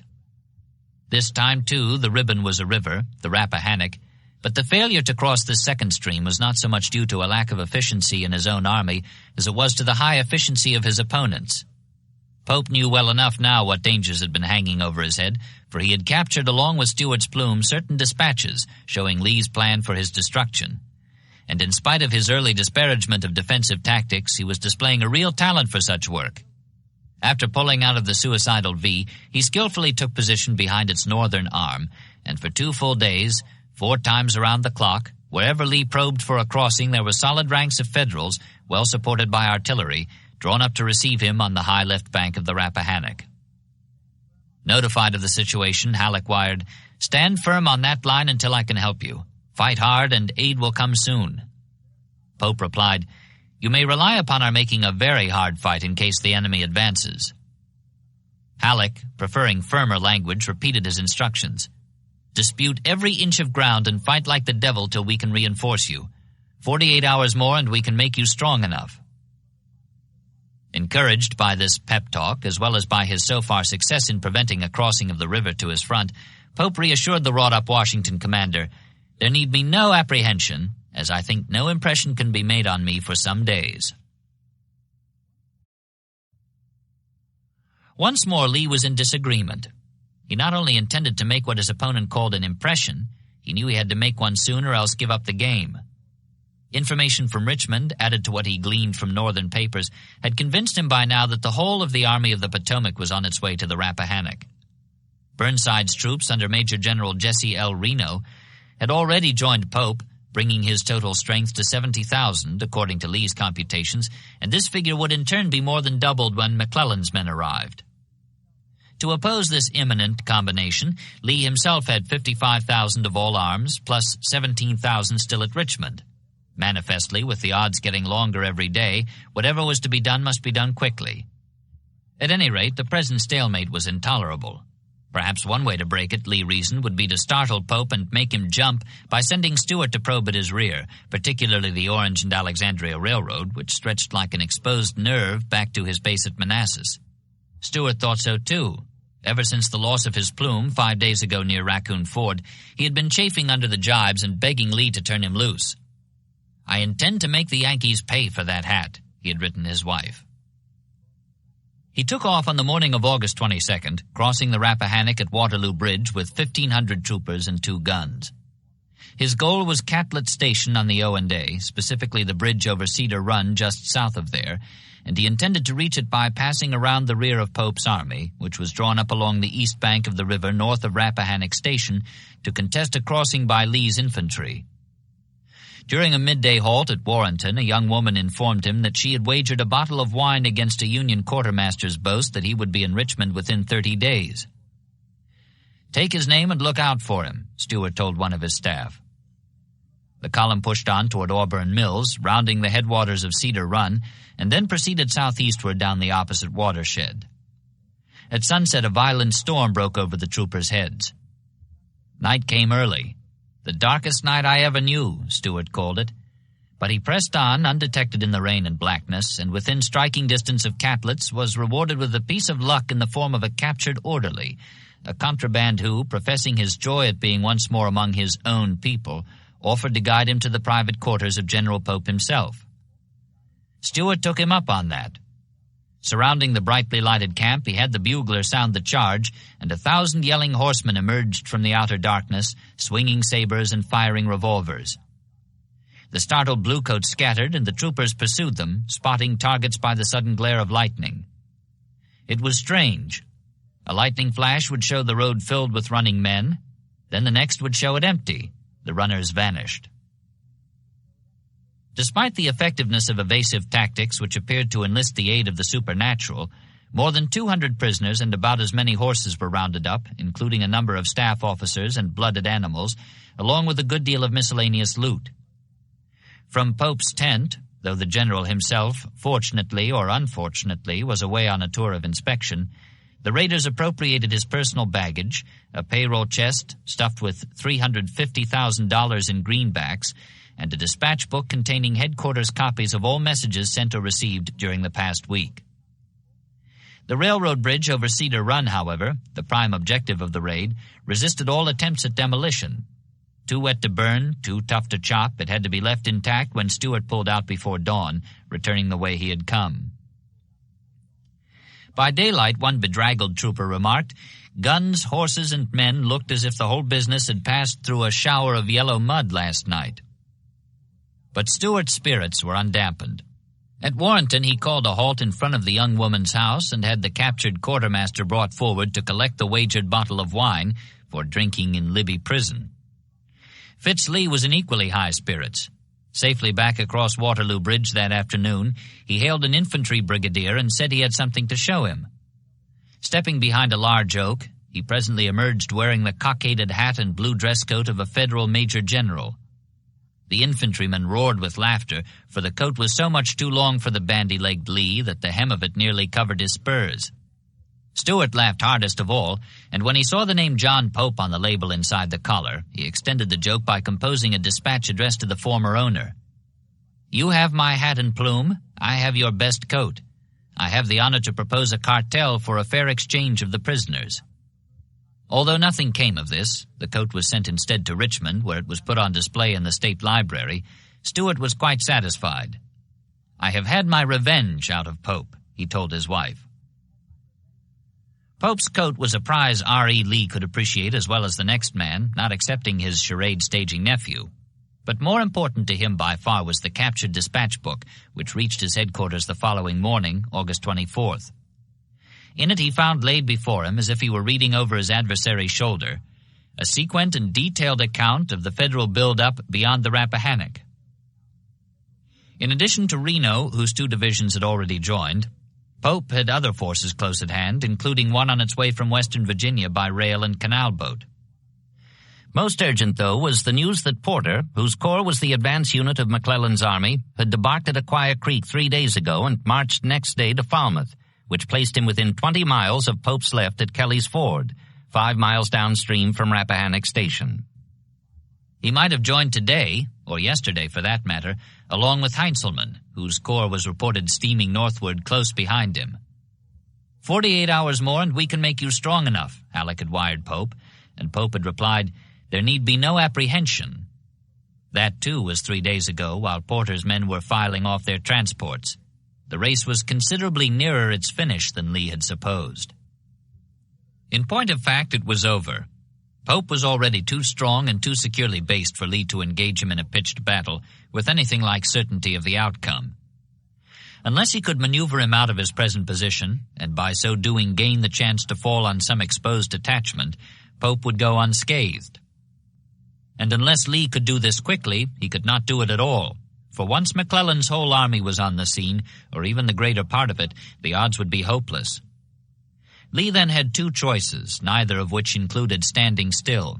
He could retreat, or he could advance. To retreat would be to give up the Piedmont and probably the Shenandoah Valley. The siege of Richmond, lately raised, would be renewed under conditions worse than those which had followed Joe Johnston's retreat. That would not do at all. And yet to advance might also worsen matters, since Pope might retire on Fredericksburg and thereby hasten the concentration Lee was seeking to delay. The gray-bearded general studied his map, and there he found what he thought might be the answer. Pope's supply line, the Orange and Alexandria Railroad, extended northeastward in his rear, so that to maneuver him in that direction would be to make him increase the distance between his present force and the troops coming ashore at Aquia Creek. Twice already Lee had tried to cut that artery, once with a blow aimed at Rappahannock Station, which had failed because Pope pulled back before it landed, and once more with another aimed at Catlett's, which had failed because the rain soaked the bridge too wet for burning. Now he would try again still farther up the line. If successful, this would not only provoke a longer retreat by threatening Pope's main base of supplies, miles in his rear, but would also repeat the months-old Valley ruse of seeming to threaten Washington, which had yielded such rich dividends before. In reasoning thus, Lee was not discouraged by his 2 previous failures. Rather, he resolved to profit by them. This time he would swing a heavier blow. Instead of using cavalry, he would use infantry, and he would use it in strength. Infantry in this case meant Stonewall, not only because his 3 divisions were on the flank from which the march around Pope's right would most conveniently begin, but also because he knew the country he would be traversing, and his men had won their foot cavalry fame for long, fast marches such as the one now proposed. Conversely, Longstreet too would be assigned the kind of work he preferred and did best, holding with his 4 divisions the line of the Rappahannock against possible assault by Pope's 10 divisions across the way. This was risky in the extreme, both for Jackson and Old Pete. Pope was not only stronger now than both of them combined, he was apt to be heavily reinforced at any time, if indeed he had not been already. Furthermore, in dividing his army, Lee was inviting disaster by reversing the basic military principle of concentration in the presence of a superior enemy. Yet he did not plan this out of contempt for Pope. Pope the blusterer, Pope the miscreant, had handled his army with considerable skill throughout the 5 days since his escape from the constricting V. He planned it out of necessity. Unable on the one hand to stand still, or on the other to retire, either of which would do no more than postpone ruin and make it all the more ruinous when it inevitably came, Lee perceived that the only way to deal with an opponent he did not feel strong enough to fight was to maneuver him into retreat, and to do that, he would have to divide his army. Thus the argument pro and con came full circle to one end. He would do it because there was nothing else to do. The very thing which made such a division seem over rash, Pope's numerical superiority, was also its strongest recommendation, according to Lee, who later remarked, "The disparity between the contending forces rendered the risks unavoidable." Today was Sunday. Shortly after noon, having made his decision, he rode to left-wing headquarters at Jeffersonton to give Stonewall his assignment. Jeffersonton was 2 miles back from the river, where a noisy artillery duel was in progress from opposite banks. Lee spoke above the rumble of the guns. The march would begin tomorrow, he said. Moving upstream for a crossing well above Pope's right, Jackson would then swing northward behind the screen of the Bull Run Mountains, beyond which he would turn southeast through Thoroughfare Gap, the route he had followed 13 months ago, coming down from the valley to reach the field where he had won his nickname, for a strike at Pope's supply line far in his rear. No precise objective was assigned. Anywhere back there along the railroad would do, Lee said, just so Pope was properly alarmed for the safety of his communications, the welfare of his supply base, and perhaps for the security of Washington itself. Lee explained that he did not want a general engagement. He wanted Pope drawn away from the reinforcements being assembled on the lower Rappahannock. Once that was done, the two wings would reunite in the vicinity of Manassas and take advantage of any opening Pope afforded, either through negligence or panic. Jackson began his preparations at once. After sending a topographical engineer ahead to select the best route around the Bull Run Mountains, he set his camps astir. The march would begin at earliest dawn with the utmost promptitude, without knapsacks. Without everything, in fact, except weapons, the ordnance train, and ambulances. Beef on the hoof would serve for food, supplemented by green corn pulled from fields along the way.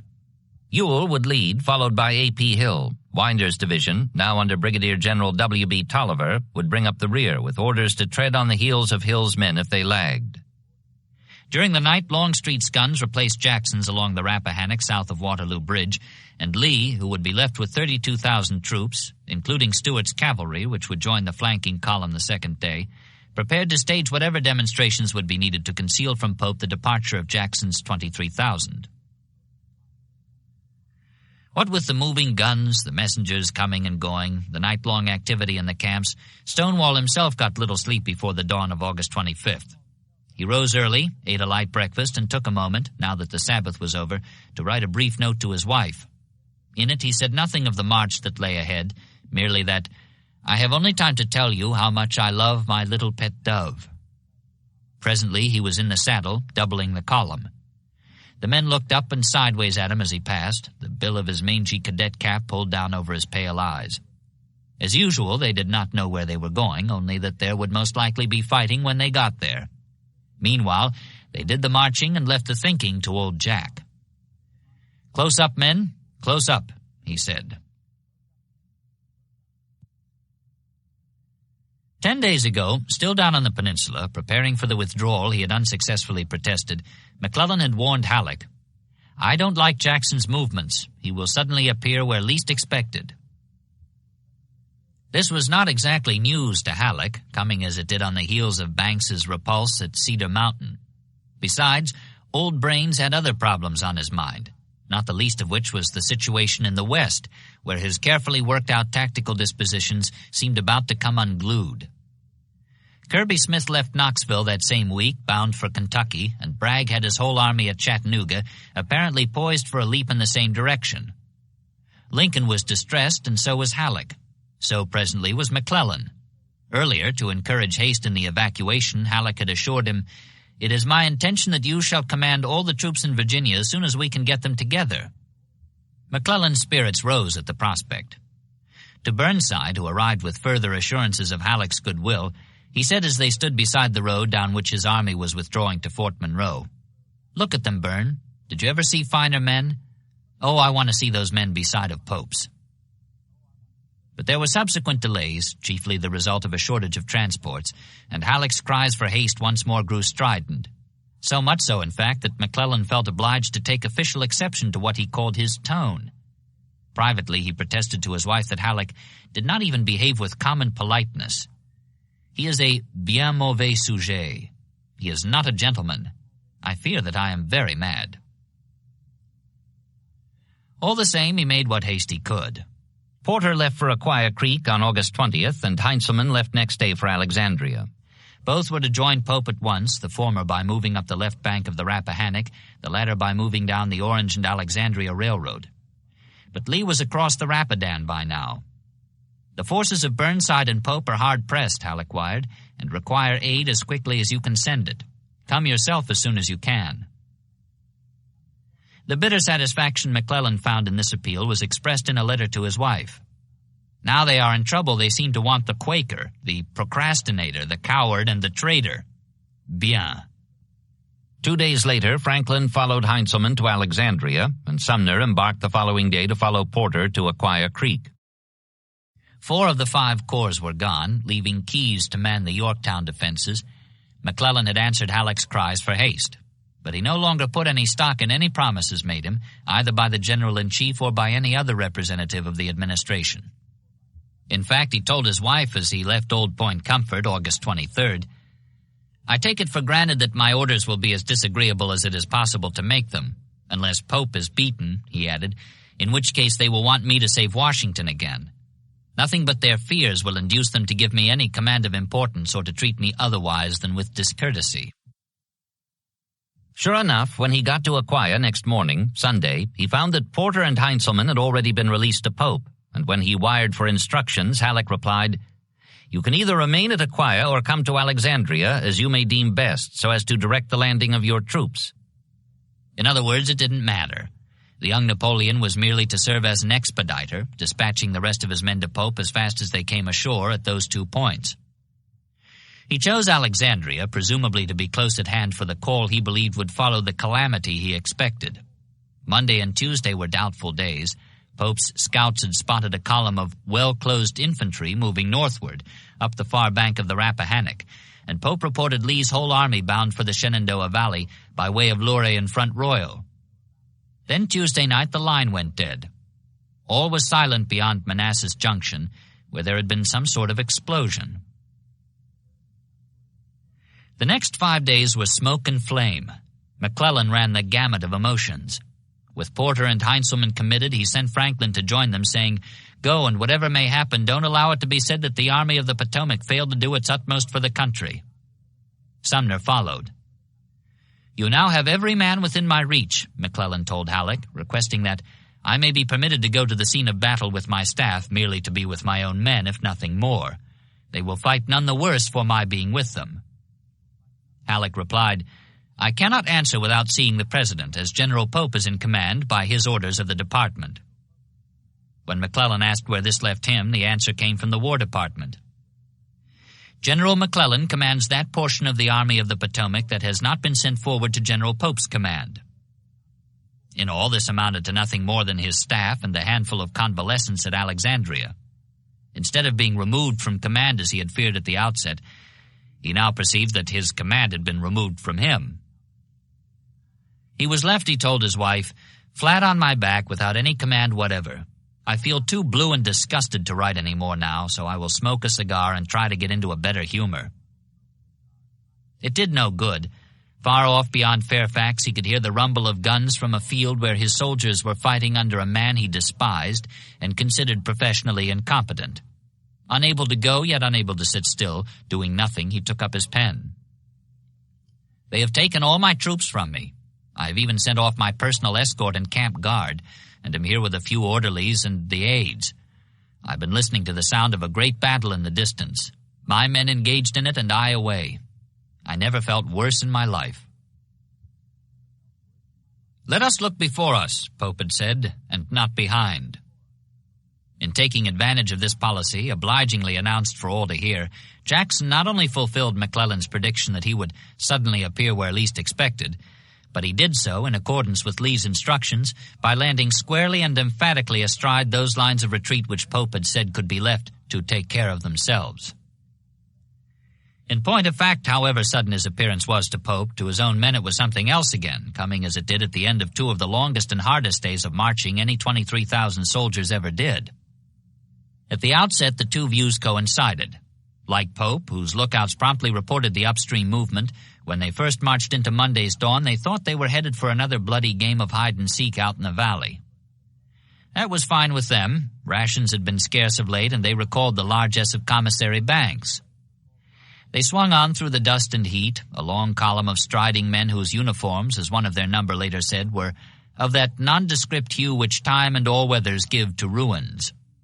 Jeffersonton to Amissville, then northward across the river to Orleans, halfway through the first day's march, which would end just short of Salem, a station on the Manassas Gap Railroad. Where they would go from there they did not know, nor did they seem to care. Approaching that place with 25 leg-aching miles behind them, they forgot their weariness when they saw Jackson standing upon a large stone by the roadside, cap off, watching the sun turn red as it went down beyond the Blue Ridge. But when they cheered him, as was their custom, he made a startled gesture of protest and sent an officer to explain that the noise might give away their presence to the Yankees. So they raised their hats in mute salute as they swung past him, smiling, proud-eyed, silent except for the shuffle of feet in the dust. Flushed with pleasure, for their silence was more eloquent than cheers, Stonewall turned to his staff. "Who could not conquer with such troops as these?" he asked. Wherever it was they were going, they knew next morning it was not to be the valley, for at Salem they turned east toward White Plains, then southeast, following the railroad into the Sunrise, blood-red at first, then fiery in the broad notch of Thoroughfare Gap. That was the critical point. If it was held, there would be fighting and the loss of a large portion of the element of surprise. They quickened the step. Then word came down the column, Ewell to Hill to Tolliver. The gap was empty, not a Federal in sight. They pressed on, eastward to Haymarket, then south-southeast to Gainesville, where they struck the Warrenton Turnpike, which led east-northeast from Pope's position on the Rappahannock, traversing the scene of last year's triumph on the plains of Manassas, across Bull Run at Stone Bridge, then on to Centerville and Alexandria. Tactically, so far at least as it had been kept from the marchers themselves, the secret was more or less out. "Disaster and shame lurk in the rear," Pope had said. Now Jackson lurked there too. It became obvious at once, though, that he intended to do a good deal more than simply lurk there. Stuart having arrived with all the cavalry, Lee had released him late the night before. He'd ridden hard to catch up by mid-afternoon when the head of the infantry column got to Gainesville. Jackson fanned the troopers out to the right, protecting the flank in the direction of the Rappahannock, and pushed on southward across the turnpike.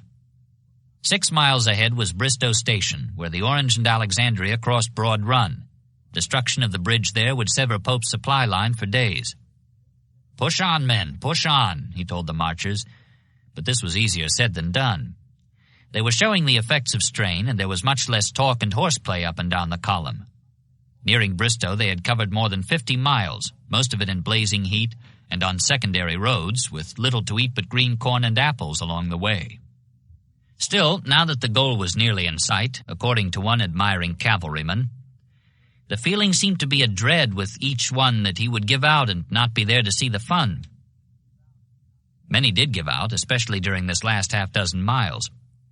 As usual, however, though the column dribbled blown and blistered stragglers in its wake, Stonewall showed no pity for either the fainting or the stalwart, whatever their rank.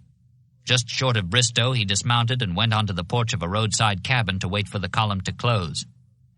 He sat in a split-bottomed chair, tilted back against the wall, and fell asleep. Presently, a staff officer arrived and shouted him awake.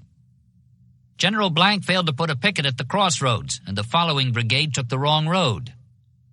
The eyelids lifted. 2 pale blue chinks appeared in the thin-lipped mask. "Put him under arrest and prefer charges," Jackson snapped. The eyelids dropped, and he was back asleep at once.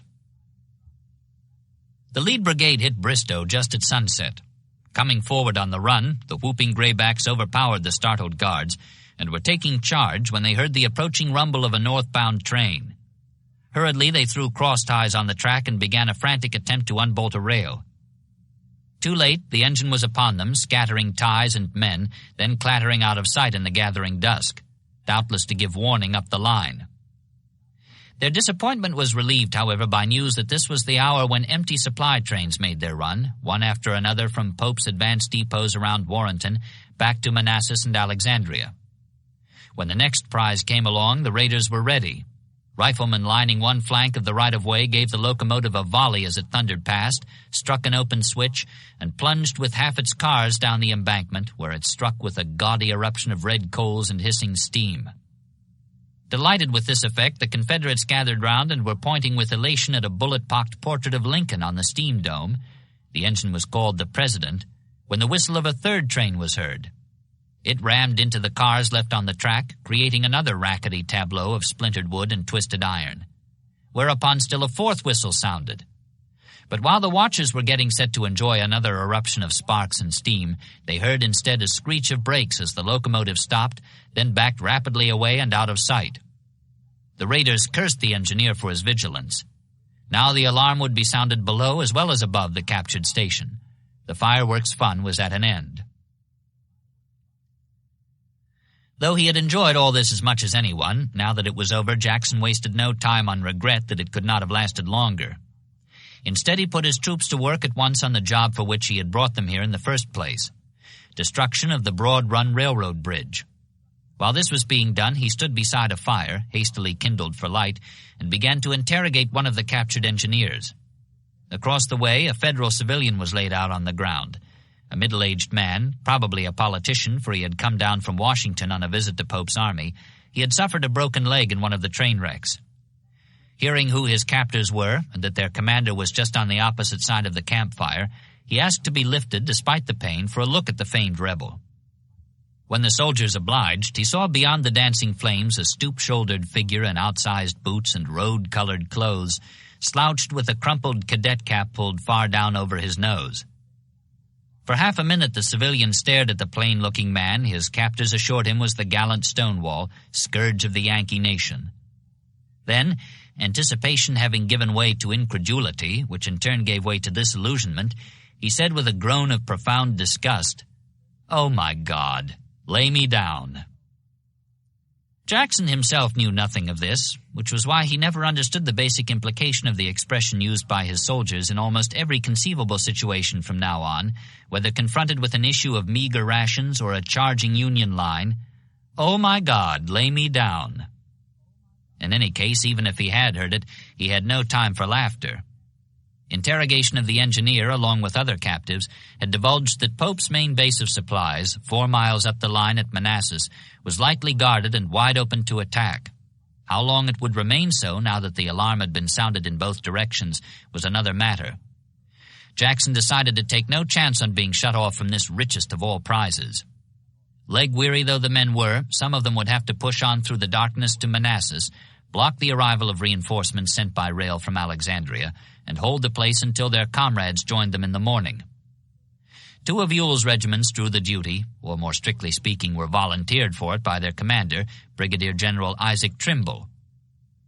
It was Trimble, a 60-year-old Virginia-born, Kentucky-raised Marylander, who had wanted to make a twilight charge up the blasted slope of Malvern Hill the month before. Stonewall had restrained him then, but he remained undaunted. "Before this war is over," he declared as the army started northward, "I intend to be a major general or a corpse." He set off into the night, riding out of Bristow at the head of his 2 footsore regiments, a burly white-haired West Pointer with a drooping black mustache. On second thought, Jackson sent Stewart and his troopers along to support him. Then the rest of the command bedded down, too weary to worry over much about the fact that they were sleeping between an army of 75,000 bluecoats and the capital, whose safety was supposedly that army's first concern. Early next morning, August 27th, leaving the rest of Ewell's division to guard the Broad Run crossing in his rear, Jackson moved on Manassas with the troops of Hill and Tolliver. The sight that awaited them there was past the imagining of Stonewall's famished tatterdemalions. Acres, a square mile, in fact, of supplies of every description were stacked in overwhelming abundance, collected here against the day when the armies of Pope and McClellan combined for another advance on Richmond. Newly constructed warehouses overflowed with rations, quartermaster goods, and ordnance stores. 2 spur tracks, half a mile long each, were jammed with more than 100 brand-new boxcars, similarly freighted. Best of all, from the point of view of the luxury-starved raiders, sutler wagons parked hub to hub were packed with every delicacy their vanished owners had thought might tempt a payday soldier's jaded palate. There it all was, spread out before the butternut horde as if the mythical Horn of Plenty had been upended here, its contents theirs for the taking. So they supposed. But when they broke ranks, surging forward, they found that Jackson, frugal as always, had foreseen their reaction and had moved to forestall it by placing Trimble's men on guard to hold them back. For once, though, he had underrated their aggressive instincts. Veterans of harder fights with infinitely smaller rewards at the end, they broke through the cordon and fell on the feast of good things. Canteens were filled with molasses, haversacks with coffee, pockets bulged with cigars, jackknives, writing paper, handkerchiefs, and such. However, the chief object of search, amid the embarrassment of riches, was whiskey. This, too, their commander had foreseen, and by his orders the guards staved in the barrels and shattered the demijohns, whereupon the looters dropped to their hands and knees, scooping and sipping at the pools and rivulets before the liquor soaked into the earth or drained away. Some, more abstemious, were satisfied with loaves of unfamiliar light bread, which they ate like cake. Others, preferring a still richer diet, found pickled oysters and canned lobster more to their taste, spooning it up with grimy fingers and washing it down with bottles of Rhine wine. Off to the east, a troublesome federal battery had been banging away in protest all this while. Jackson sent one of his own to attend to it, but presently word came back that enemy infantry was crossing the Bull Run Railroad Bridge and forming for attack. Most of Hill's division was moved out quickly to meet the threat, which turned out to be a brigade of 4 New Jersey regiments sent down by rail from Alexandria under a zealous and badly informed commander, Brigadier General George W. Taylor. His orders were to save the bridge, but he decided to press on to the junction itself and drive away the raiders, whom he mistook for cavalry. The Jerseymen came on in style, green and eager, not knowing that they were up against the largest and probably the hardest fighting division in Lee's whole army. Jackson opened on them with his guns. Prematurely, it seemed to Little Powell's men, waiting with cocked rifles for the interrupters of their feast to come within butchering distance. But the Bluecoats took their long-range losses and kept coming, bayonets fixed and fire in their eyes. Then Stonewall did an unfamiliar thing. Admiring their valor, which he knew was based on ignorance, the charge, he said later, was made with great spirit and determination and under a leader worthy of a better cause. He called a ceasefire and rode out in front of the guns, waving a handkerchief and shouting for the Federals to surrender and be spared extermination. By way of reply, one attacker took deliberate aim and sent a bullet whistling past him. Cured of this lapse into leniency, Jackson rode back and ordered the fire resumed. By now the Jerseymen were nearer, and this time it was as if they struck a tripwire. Suddenly demoralized, they turned and scampered, devil take the hindmost. Their losses were surprisingly light, considering the danger to which their rashness had exposed them. 200 captured and 135 killed or wounded, including their commander, who, as he was being carried dying to the rear, appealed to his men to rally and for God's sake prevent another Bull Run. They paid him no mind, nor did Jackson. Already burdened with more spoils than he could handle, victim, as it were, of the law of diminishing utility, for once he was unconcerned about pursuit. The whole comic opera affair was over before noon. After burning the railroad bridge to ensure against further interruption from that direction, he brought Hill's men back to the junction, where some measure of order had been restored in their absence. It was maintained, at least for a while. While the plunderers were held at bay, the ambulances and ordnance wagons, all the rolling stock he had, were filled with such federal stores as were most needed, principally medical supplies. Once this was done, the rest were thrown open to the troops, who fell upon them whooping, their appetites whetted by the previous unauthorized foray. Painful as it was to Stonewall, watching the improvident manner in which his scarecrow raiders snatched up one luxurious armload only to cast it aside for another, he was reconciled to the waste by the knowledge that what was rejected would have to be given to the flames. Word had come from Ewell that he was under attack at Bristow from the opposite direction. Jackson knew the time had come to abandon his exposed position for one in which he could await, with some degree of security, the arrival of Longstreet and reconsolidation of the army under Lee. By now, of course, Pope had learned the nature of the explosion in his rear. Instead of heading for the Shenandoah Valley, as had been supposed when the signal station reported a well-closed gray column moving north 2 days ago, Lee had divided his army and sent half of it swinging around the Bull Run Mountains for a strike at Manassas. That half of it was there now under Jackson. But Pope was not dismayed. Far from it. He was exultant and with cause. He had 40 brigades of infantry on hand, including a dozen of McClellan's, with others on the way.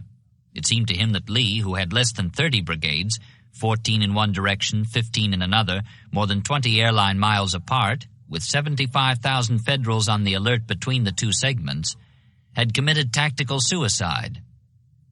Hurrying to Bristow, where Hooker's division of Heintzelman's corps was skirmishing with the enemy, Pope arrived as night was falling and found that the rebels, soundly thrashed according to Hooker, had retreated across Broad Run.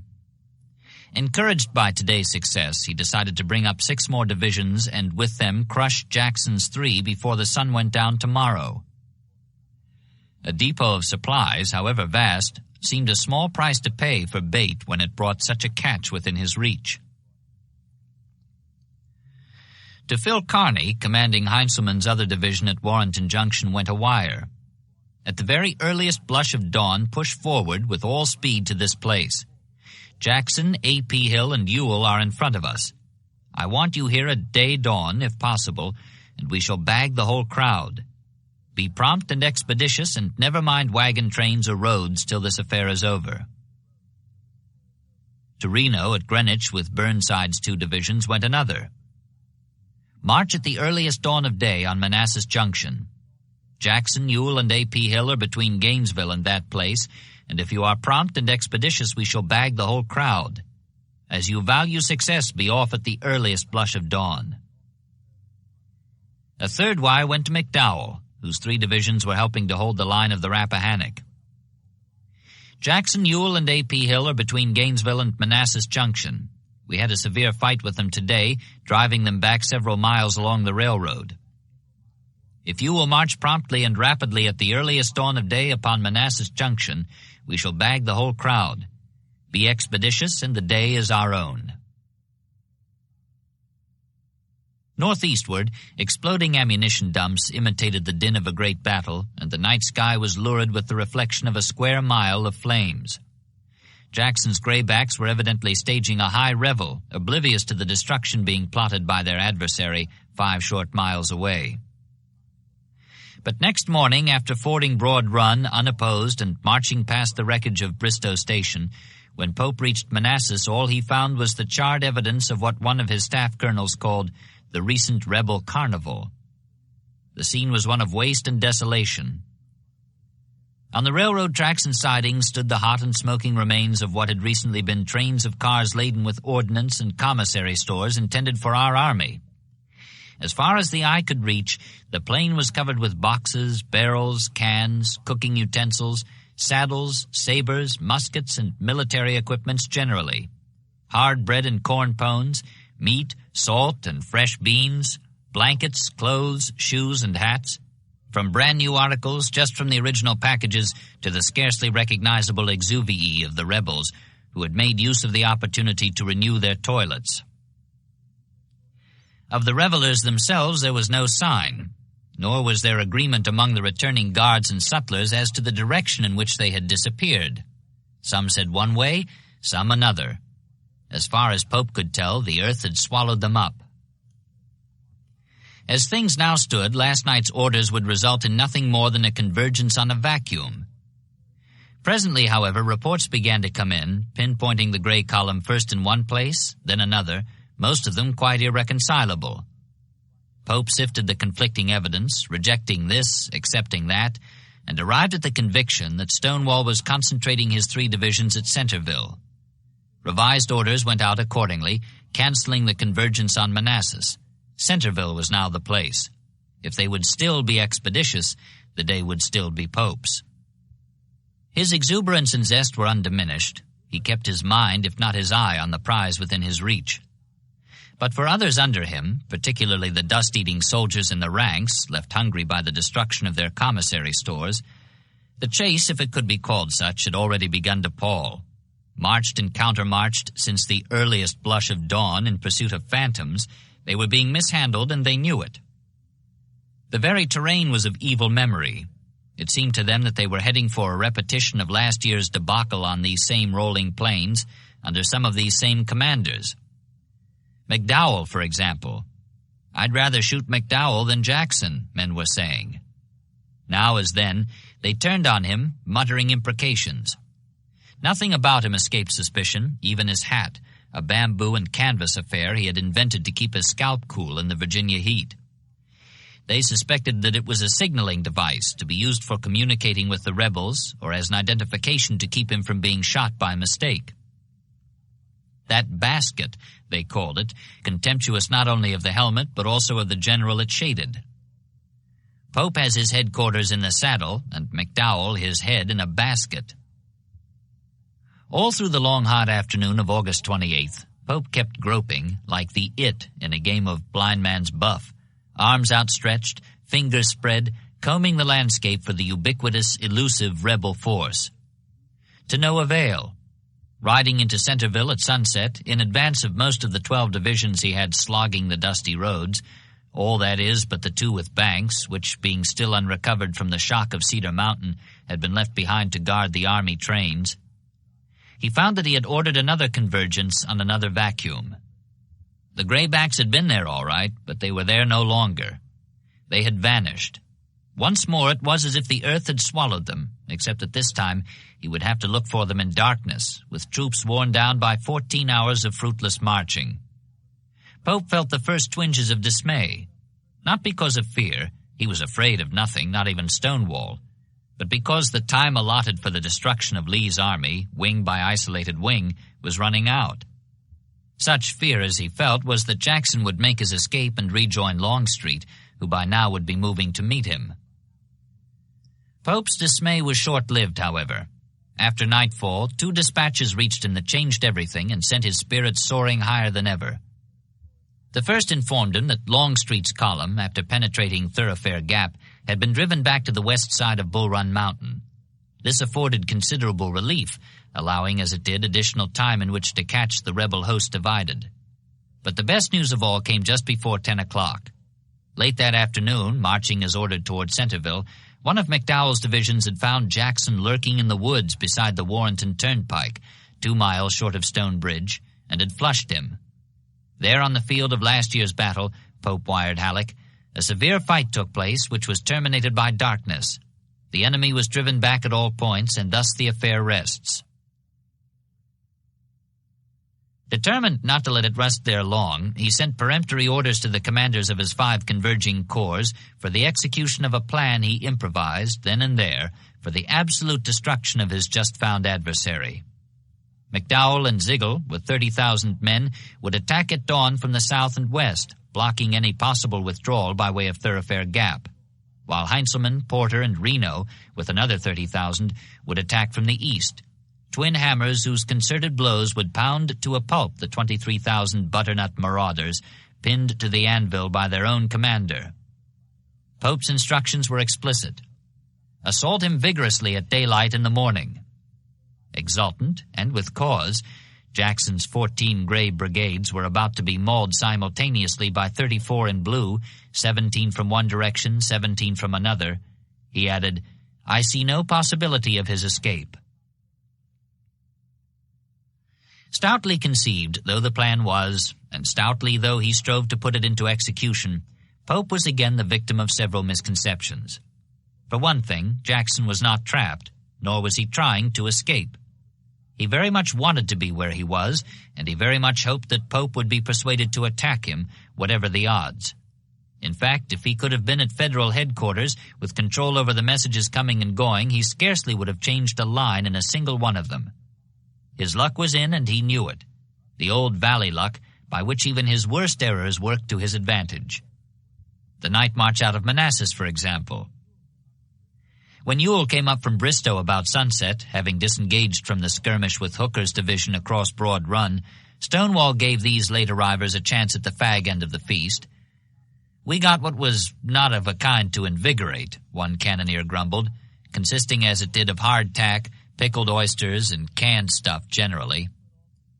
Then put all 3 divisions in motion while the rear guard set fire to the picked-over wreckage left behind.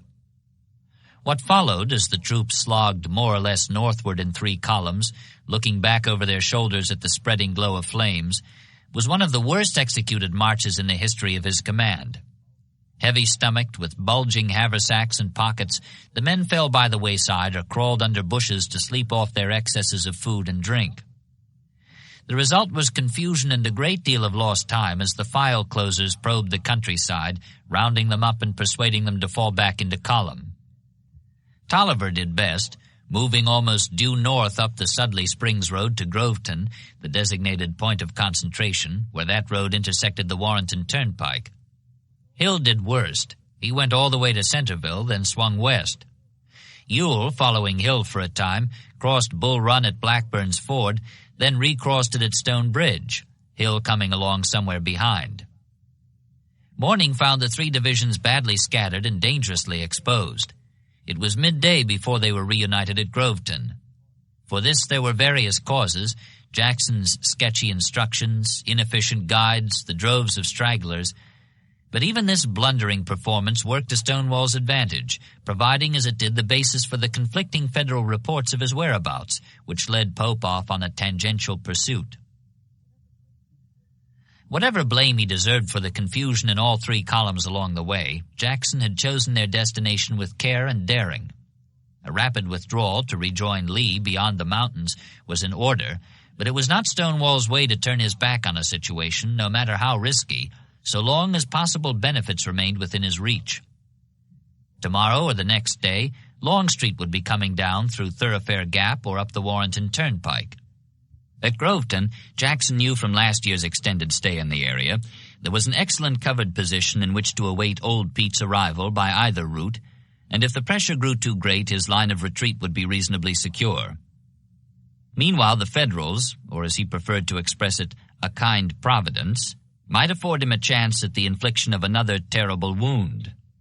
About midday, when he finally got his scattered divisions back together, he put the men in position just north of the turnpike, behind a low ridge and under cover of some woods.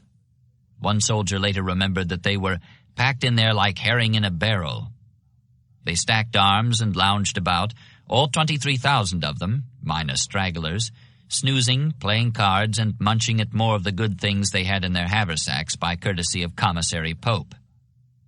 The bands were silent. The troops were instructed not to shout. But as that same soldier remembered it, there were no restrictions as to laughing and talking, and the woods sounded like the hum of a beehive in the warm sunshine. Jackson himself remained on the ridge, which afforded a clear view of the pike in both directions. When a report arrived that a strong Union column was advancing from Gainesville, he moved Tolliver and Ewell 2 miles west and posted them in the woods adjacent to the pike for a surprise attack on the flank of the passing Bluecoats. Nothing came of this. The column turned off south toward Manassas before it came abreast. Stonewall was cross and restless, reminding one observer of an explosive missile, an unlucky spark applied to which would blow you sky high. Lee had told him to avoid a general engagement, but he did not like to see the Federals escape the ambush he had laid. Besides, he knew now that reinforcements from the peninsula were at Alexandria, better than 30,000 of them, in addition to the 2 corps already joined. If Pope withdrew in that direction, the combined might of his and McClellan's forces would be too great for a strike at them, even after Lee arrived with Longstreet. So Jackson continued to patrol the ridge, trotting back and forth on his horse, peering up and down the pike. His staff and several brigade and regimental commanders sat their mounts at a respectful distance, not wanting to come near him in his present frame of mind, or take a chance on interrupting his prayers that Providence would send another blue column into the trap the first had avoided. Along toward sunset, his prayers were answered after the flesh. A well-closed Federal column was approaching, trudging hard up the turnpike in the direction of Stone Bridge, flankers out. Jackson rode down off the ridge for a closer look and trotted back and forth within easy musket range of the Bluecoats, who gave him no more attention than a casual rebel cavalryman deserved. Back on the ridge, the officers watched in horror and fascination. "We could almost tell his thoughts by his movements," one declared. Sometimes he would halt, then trot on briskly, halt again, wheel his horse, and pass again along the flank of the marching column. They thought they knew what he would do, and presently he did it. When the head of the blue column drew abreast, he whirled and galloped back toward the group on the ridge. "Here he comes, by God," one shouted. Jackson pulled up, touched his cap, and said calmly, "Bring your men up, gentlemen." At this, they turned and rode fast toward the woods where the infantry was waiting. The men had been watching their officers with much interest, the same observer remarked. And when they wheeled and dashed toward them, they knew what it meant, and from the woods arose a hoarse roar like that from cages of wild animals at the scent of blood. The artillery led off. 3 batteries emerged from the woods, went into position in the open, and began to slam away at the compact column on the pike. As the cannonade got underway, Tolliver's men swarmed down the slope, yelling as they came, the battle flags of the Stonewall Brigade gleaming blood-red in the fading light. The result should have been panic, for the Bluecoats taken thus unawares were from Rufus King's division, specifically John Gibbon's brigade of 4 regiments, 3 from Wisconsin and 1 from Indiana, one of the largest but also one of the greenest in Pope's conglomerate command. However, instead of panicking at this abrupt baptism of fire, the Westerners wheeled to meet the attackers and stop them in their tracks with massed volleys. Gibbon was regular army, loyal to the Union despite the fact that 3 of his North Carolina brothers went with the Stars and Bars. Supported by 2 regiments sent forward from Abner Doubleday's brigade, he handled his troops skillfully, holding off Tolliver, who presently was reinforced by 2 brigades from Ewell. What ensued, first by the red glare of sunset, then on through dusk and twilight into darkness, with 2,800 Federals facing nearly twice as many Confederates, was one of the hardest close-quarter fights of the whole war. Jackson did not attempt to maneuver. Contrary to his usual practice, once the advance had stalled, he was content to let the weight of numbers settle the issue. In point of fact, however, neither the pressure nor the savagery of his veterans settled anything at all. If the Wisconsin and Indiana farm boys were in a hopeless predicament, outnumbered nearly 2-to-1 by fighters whose fame was the highest in either army, they did not seem to recognize the odds. Experience had afforded them nothing by way of comparison. For all they knew, combat was supposed to be like this. The opposing lines stood face to face, parade style, and slugged it out for 2 solid hours. Gibbon, who at 35 had a long career ahead of him, said afterwards that this was the heaviest infantry fire he ever heard, and Tolliver referred to the engagement as one of the most terrific conflicts that can be conceived of.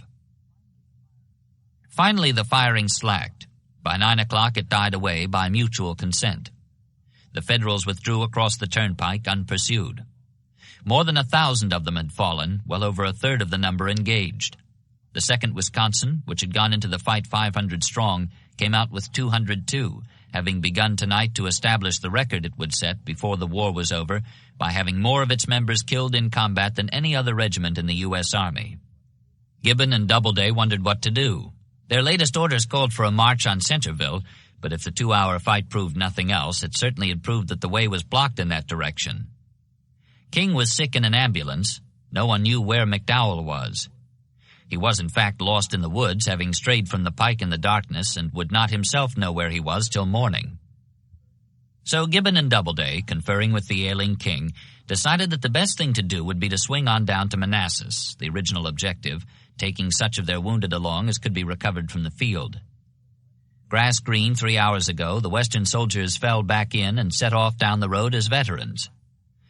They were known as the Black Hat Brigade, Gibbon having seen to it that they were equipped with non-regulation black felt hats.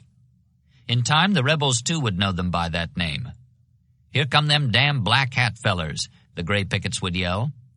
But presently they changed it. Within a month they were calling themselves the Iron Brigade. Few men anywhere were inclined to question their right to call themselves by any name they fancied, least of all Tollivers and Ewells, who had suffered about as heavily as the troops they sought to ambush. The Stonewall Brigade took 635 soldiers into the twilight conflict and came out with 425, a ghost of the proud 3,000-man command that won its nom de guerre on nearby Henry Hill the year before, and then passed through the glory of the Valley Campaign and the carnage of the 7 days. Some of its most famous regiments were reduced to the size of a small company.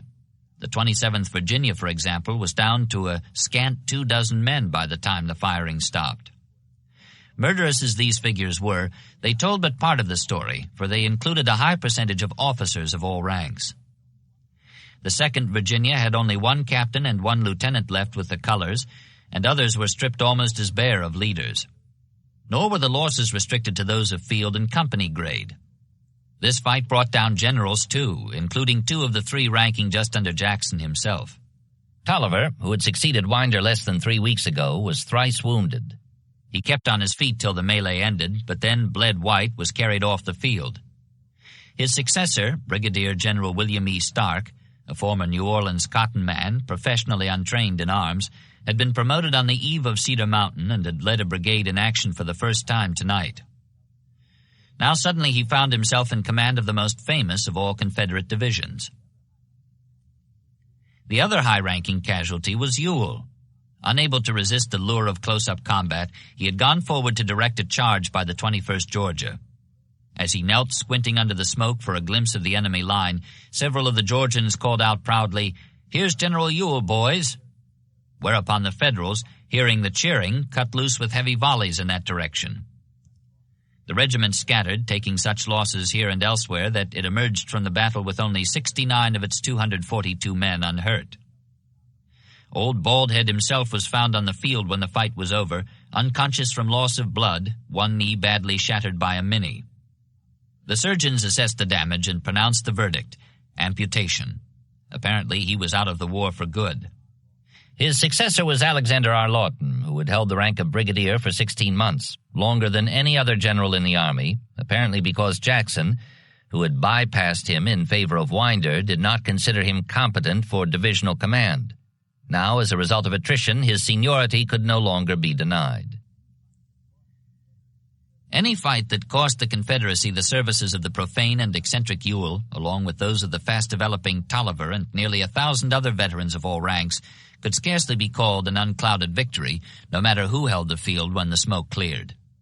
Moreover, Jackson himself had displayed symptoms of a relapse into tactical lethargy once the thing was underway. Yet if he felt either dismay or dissatisfaction at being thus deprived of 2 of his 3 chief lieutenants, all in fact but the one he trusted least, the thin-skinned and erratic A.P. Hill, he showed no signs of it, any more than he showed signs of apprehension for what Pope would surely try to do to him tomorrow. He seemed, in fact, according to one of his soldiers, calm as a May morning. What was left of the night he devoted to sleep. Purposely, as if with a shout of boo in the game of blindman's buff he was playing, he had attracted Pope's attention, hoping to hold him there by absorbing his attacks until Lee arrived with Longstreet and made possible a shift to the offensive he preferred. Longstreet was nearer than Jackson knew, near enough even to have heard the tearing rattle of musketry in the twilight west of Groveton, 6 miles off, and to wonder at the silence that ensued. For Lee, who was with the approaching column, this was one more enigma to be added to the many that had fretted him since Stonewall marched away 4 days ago. The first day had been spent continuing the artillery demonstration along the Rappahannock. That night, after wiring Davis to ask if more troops could be spared from the Richmond defenses, he sent Stuart off with all the cavalry. Next morning, August 26th, he continued the cannonade, hoping to keep Pope's attention fixed on his front while Jackson moved around his flank to strike his rear. By midday, however, there were signs that the Federals were beginning to pull back, which might or might not mean that the ruse had been detected. Lee sent for Longstreet. The time had come to reunite the 2 wings of the army, he said, and he left to him the choice of routes, either up the Warrenton Pike or roundabout through Salem. Old Pete chose the latter. Leaving Major General R.H. Anderson's division, formerly UG's, to hold the fords and mask the movement, he set out that afternoon with his other 3 divisions. Hood's, reinforced by Shanks Evans, whose brigade had come up from South Carolina, Brigadier General D.R. Jones's, formerly half of Magruder's, and Longstreet's own, now split in 2 under Brigadier Generals Cadmus Wilcox and James Kemper. This gave him in effect 5 divisions, each with 3 brigades, 32,000 men in all. He made 11 miles before bivouacking near Orleans after nightfall, and by noon of the following day, the head of the column had passed through Salem, matching the performance of Stonewall's fabled marchers over these same roads 36 hours ago. That was gratifying indeed. Even more so, however, were 2 dispatches Lee received before going into bivouac on the outskirts of White Plains. The first was from Jackson, informing him that he had taken Bristow and Manassas the night before. He was concentrating now at the latter place, he added, squarely in Pope's rear, and saw no evidence so far that the Federals were massing against him. The second welcome dispatch, brought by a courier from the opposite direction, was from Davis, replying to Lee's request for reinforcements. They were on the way, the president told him. Wade Hampton's cavalry brigade and 2 divisions of infantry under Harvey Hill and Major General Lafayette McLaws, the latter having been assigned the other half of Magruder's old command. Howls of protest might ordinarily be expected when his critics learned that the seat of government was being stripped of defenders, Davis said, but confidence in you overcomes the view which would otherwise be taken of the exposed condition of Richmond, and the troops retained for the defense of the capital are surrendered to you on a new request. Lee's anxiety, both for the present and the future, was considerably relieved. In addition to the badly needed brigade of cavalry, He had none at all for the screening of Longstreet's column. Riding point that morning near Salem, he and his staff had barely avoided capture by a roving Federal squadron. The arrival of the promised 10 brigades of infantry would add 17,000 veteran bayonets to his army. That would by no means even the odds Pope and Burnside and McClellan could bring to bear combined, but it would at any rate reduce them to the vicinity of 2 to 1, 150,000 versus 72,000. If the present odds were less heartening, McClellan, after all, might be with Pope already, in other respects the situation appeared quite promising. Reinforcements on the way, Jackson astride the railroad in Pope's rear, the main Union supply base up in flames, all this was much, besides which it held out interesting possibilities for maneuver.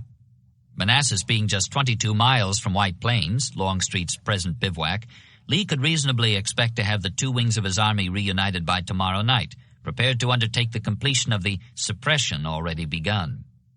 Before dawn, more good news arrived. Jackson informed him by courier that he was withdrawing from his exposed position at Manassas and would concentrate at Groveton, thus reducing by 3 full miles the interval between himself and Longstreet. Refreshed by sleep, Old Pete's veterans swung off into a rising sun that seemed destined to shine today on a reunited army of Northern Virginia. Only one natural obstacle lay in their path, Thoroughfare Gap.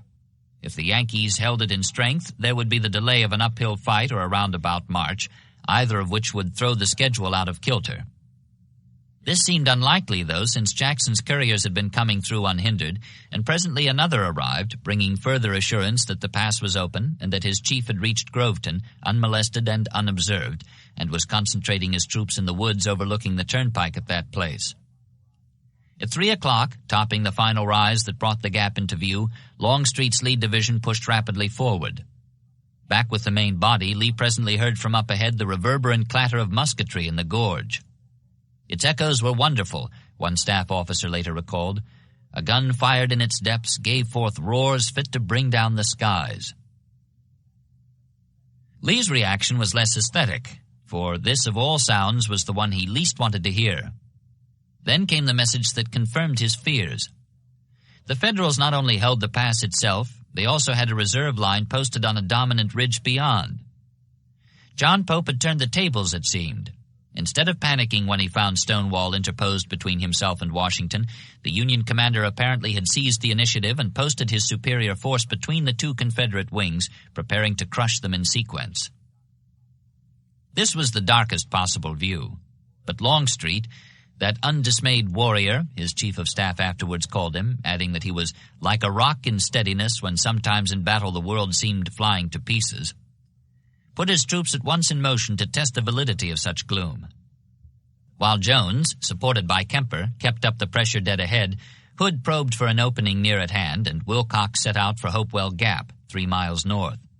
These dispositions took time. Near sunset, during lulls in the firing here at the pass, Lee heard from the direction of Groveton the mutter of distant musketry mixed in with the grumble of guns. This was presently blotted out, however, by the stepped-up firing close at hand. Hood's men had found a cleft in the ridge and were on the Federal flank.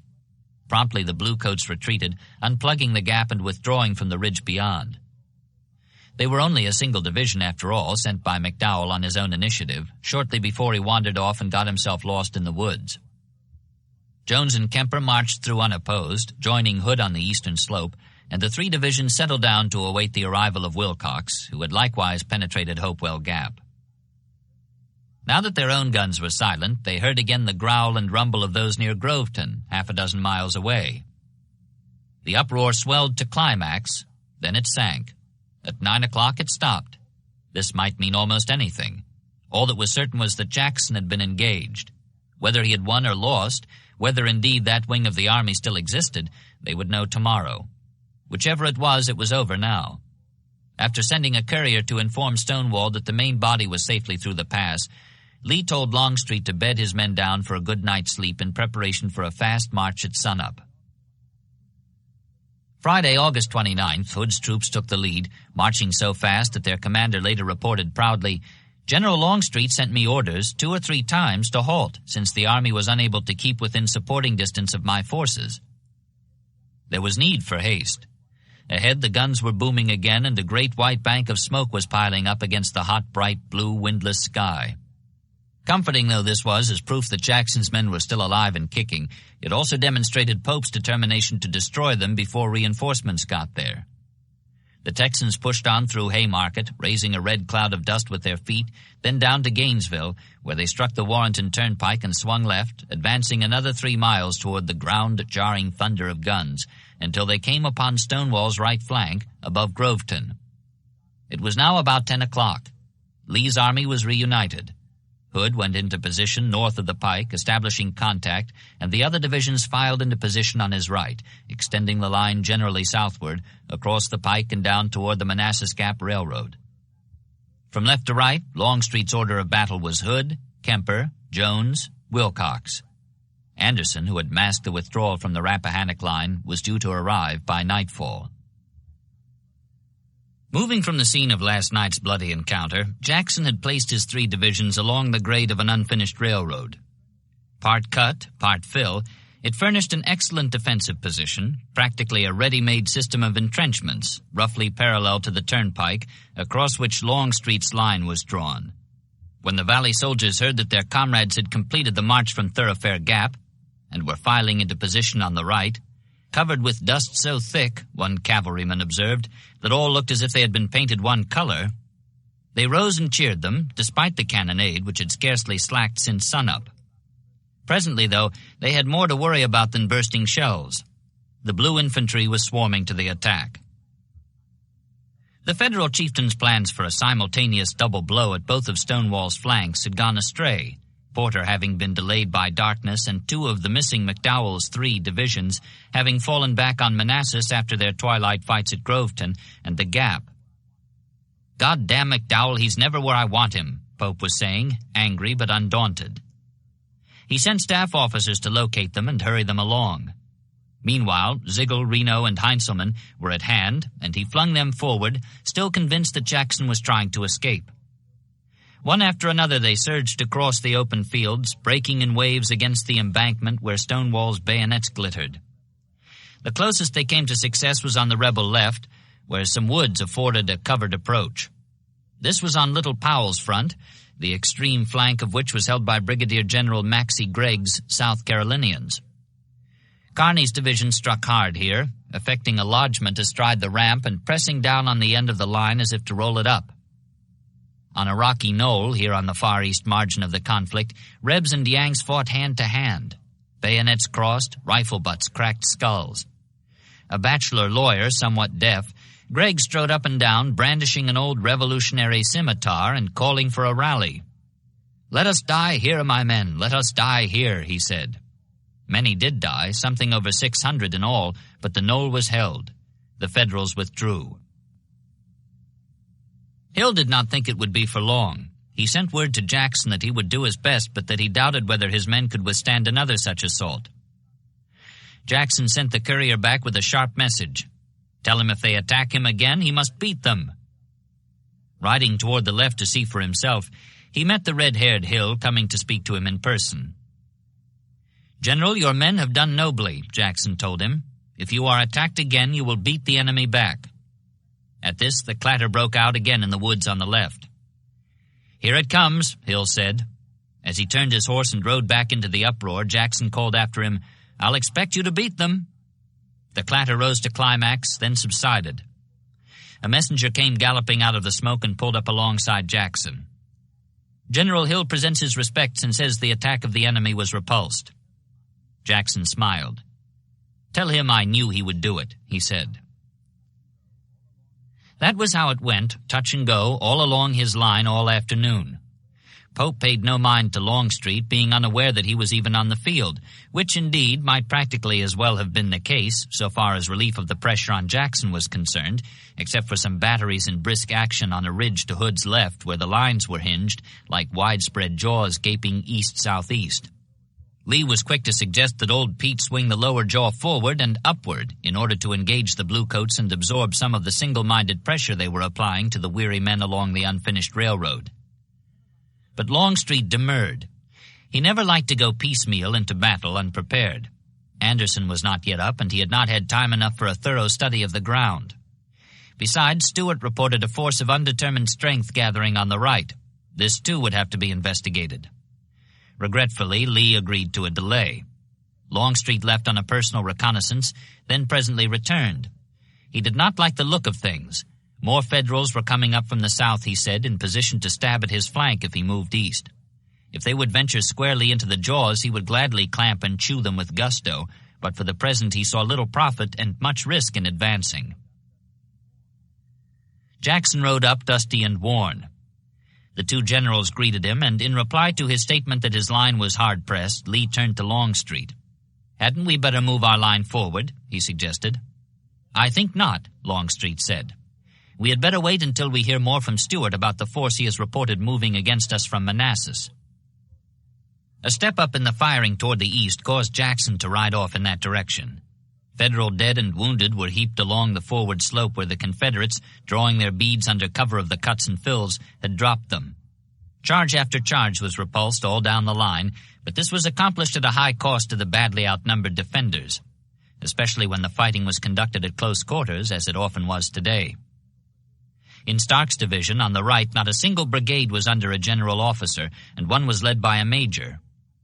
In Lawton's, when bull-voiced old Ike Trimble was hit and carried from the field, command of his brigade passed for a time to a captain. For the survivors, fighting their battle unrelieved and unsupported, this was the longest of all days. One remembered, years afterward, how he spent the infrequent lulls praying that the great red sun, blazing and motionless overhead, would go down.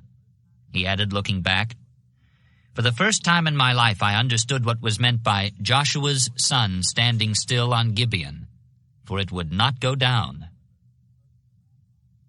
At last, however, as it approached the land line, Lee suggested for the third time that Longstreet attack, but Longstreet still demurred. Stewart had identified the hovering bluecoats as Porter's Corps, two veteran divisions.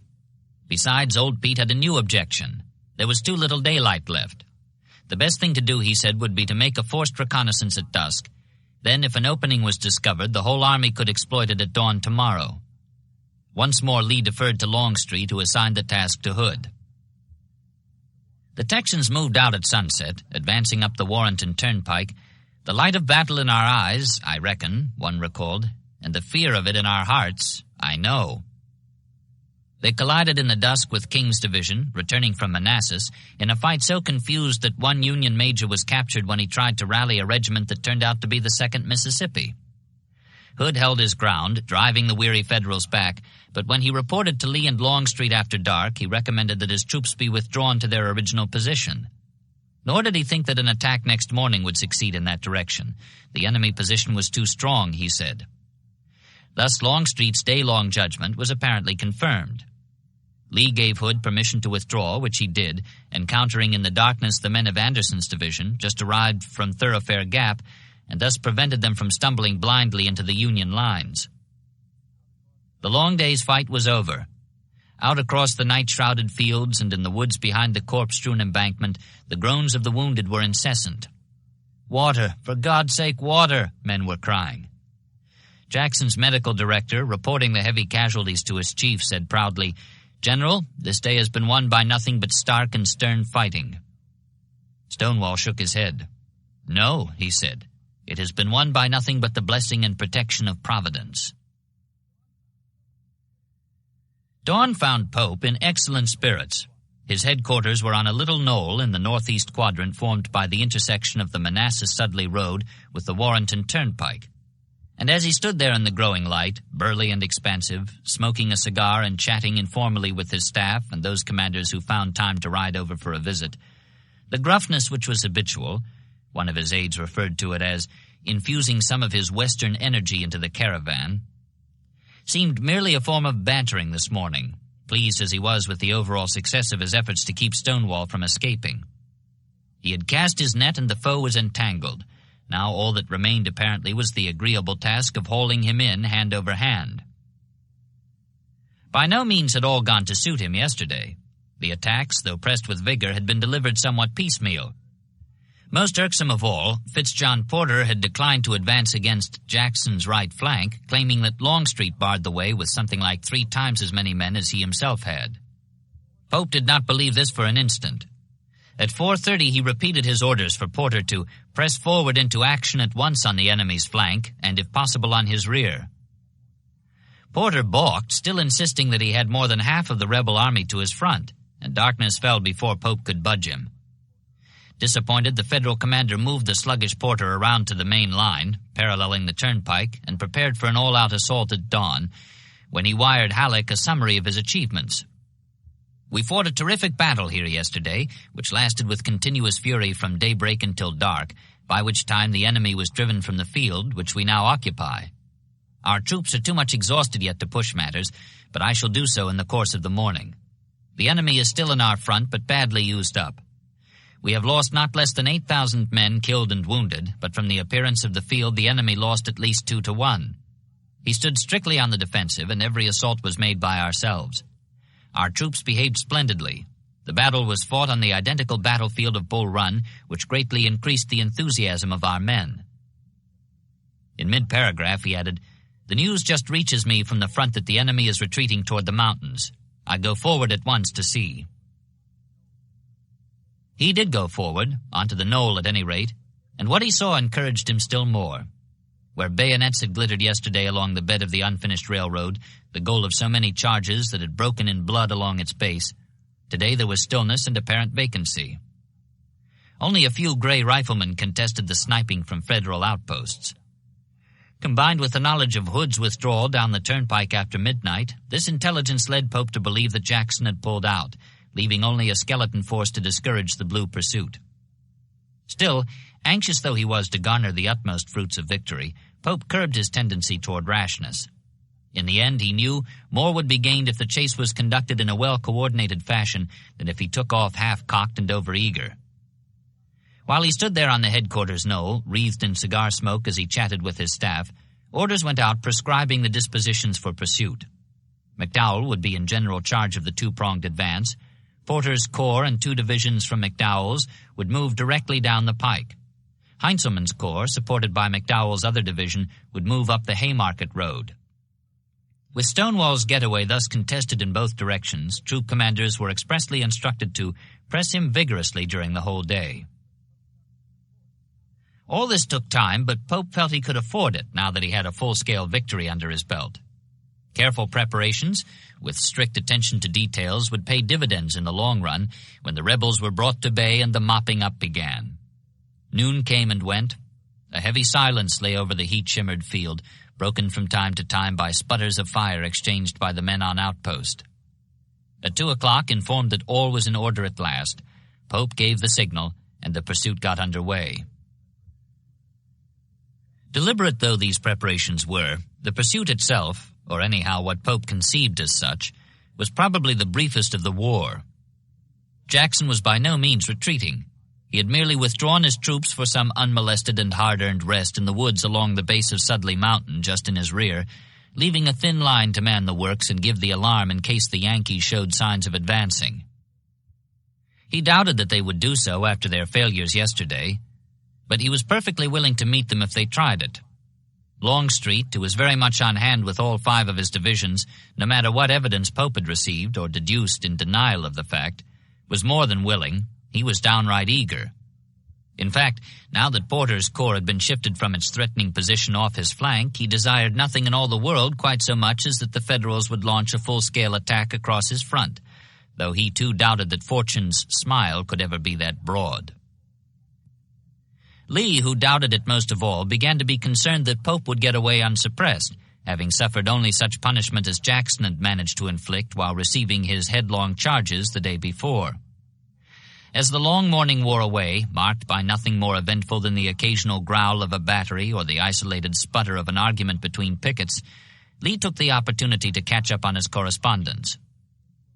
"My desire," he wrote the President, "has been to avoid a general engagement, being the weaker force, and by maneuvering to relieve the portion of the country referred to." By this he meant the region along the Rappahannock, whose relief had been accomplished by forcing Pope's retreat on Manassas. Now his mind turned to the possibilities at hand. If Pope would not attack, then he would have to be maneuvered.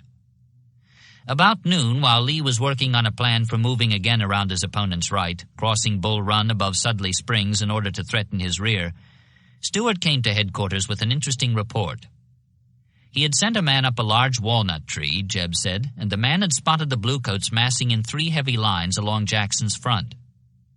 Quickly, Lee sent couriers to warn of the danger. Jackson alerted his troops, but kept them in the woods.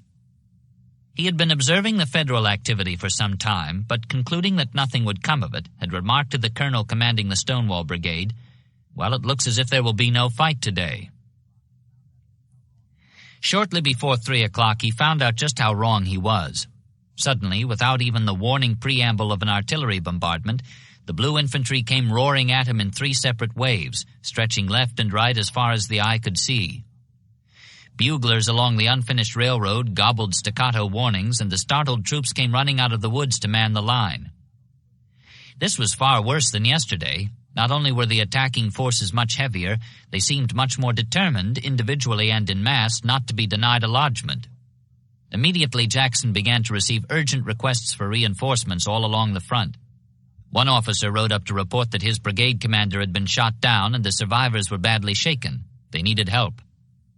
"What brigade, sir?" Jackson asked, not having caught the name. "The Stonewall Brigade." "Go back," Jackson told him. "Give my compliments to them and tell the Stonewall Brigade to maintain her reputation."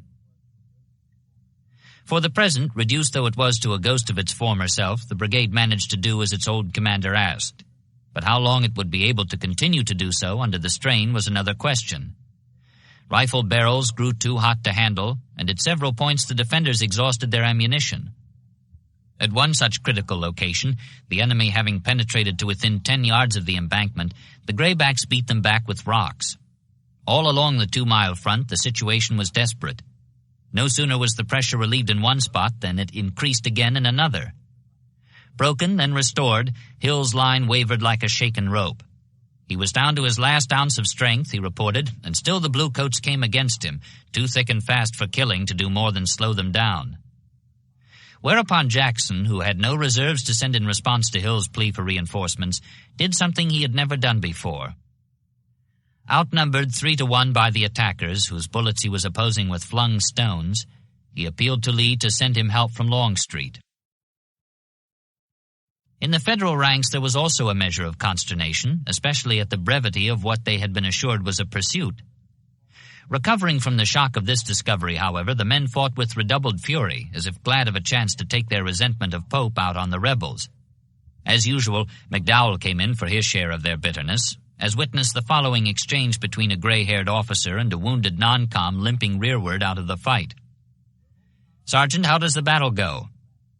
"We're holding our own, but McDowell has charge of the left."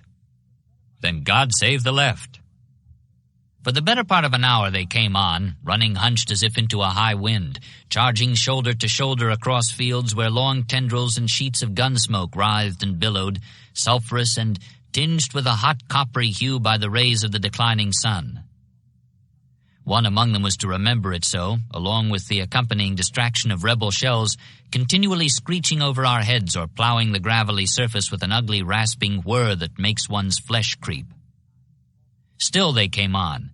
Time after time they faltered within reach of the flame-stitched crest of the embankment, then time after time came on again, stumbling over the huddled blue forms that marked the limits of their previous advances. They battered thus at Jackson's line as if at a locked gate, beyond which they could see the cool green fields of peace. Determined to swing it ajar or knock it flat, they struck it again and again, flesh against metal, and feeling it tremble and crack at the hinges and hasp, they battered harder.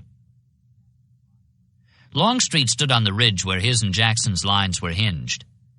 This not only gave him a panoramic view of the action, it also afforded an excellent position for massing the 18 guns of a reserve artillery battalion which had arrived at dawn. The batteries were sited so that they commanded, up to a distance of about 2,000 yards to the east and northeast, the open ground across which the Federals were advancing. For the better part of an hour, the cannoneers had watched hungrily while the blue waves were breaking against Stonewall's right and center, perpendicular to and well within range of their guns.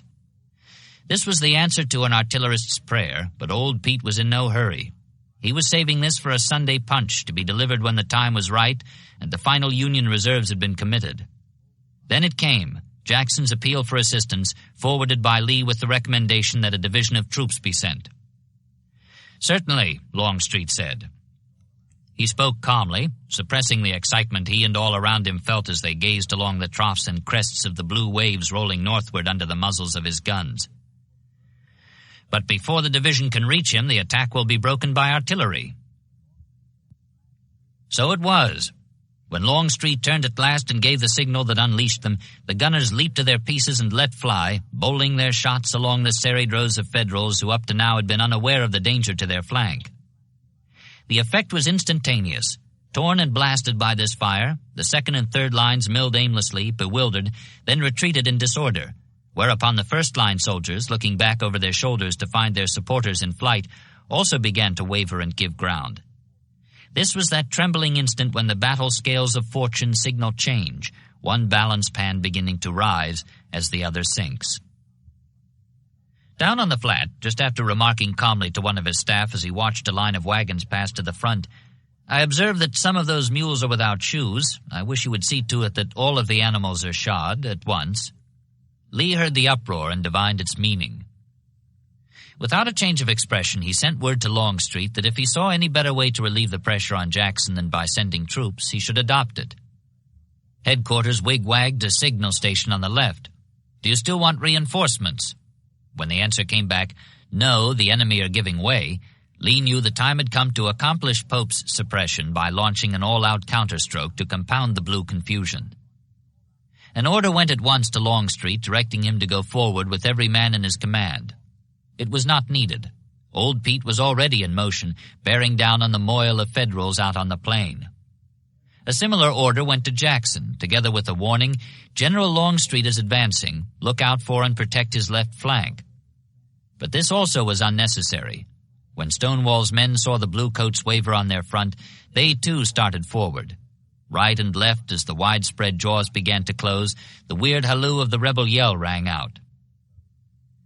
Porter's corps was on the exposed flank, under the general direction of McDowell, and Porter, who had been expressing dark forebodings all along, "I hope Mac is at work, and we will soon get ordered out of this," he had written Burnside the night before, had taken the precaution of stationing 2 New York regiments, the only volunteer outfits in Sykes's division of regulars, on his left as a shield against disaster.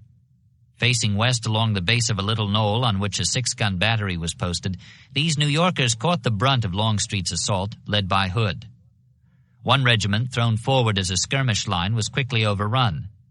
The other, Zouaves, nattily dressed in white spats, tasseled fezzes, short blue jackets, and baggy scarlet trousers, stood on the slope itself, holding firm while the battery flailed the attackers, then finally limbered and got away, permitting the New Yorkers to retire. They did this at a terrible cost, however.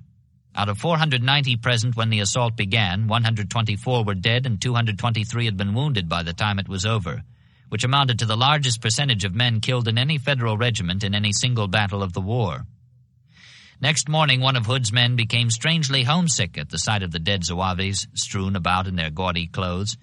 According to him, they gave the western slope of the little knoll the appearance of a Texas hillside when carpeted in the spring by wild flowers of many hues and tints.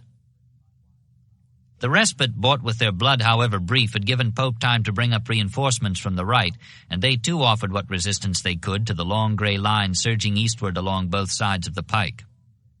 This was undulating country, with easy ridges at right angles to the advance, so that to one defender it seemed that the Confederates, silhouetted against the great red ball of the setting sun, came on like demons emerging from the earth. There was delay as Longstreet's left became exposed to enfilading fire from some batteries on Jackson's right, but when these were silenced, the advance swept on, tilted battle flags gleaming in the sunset.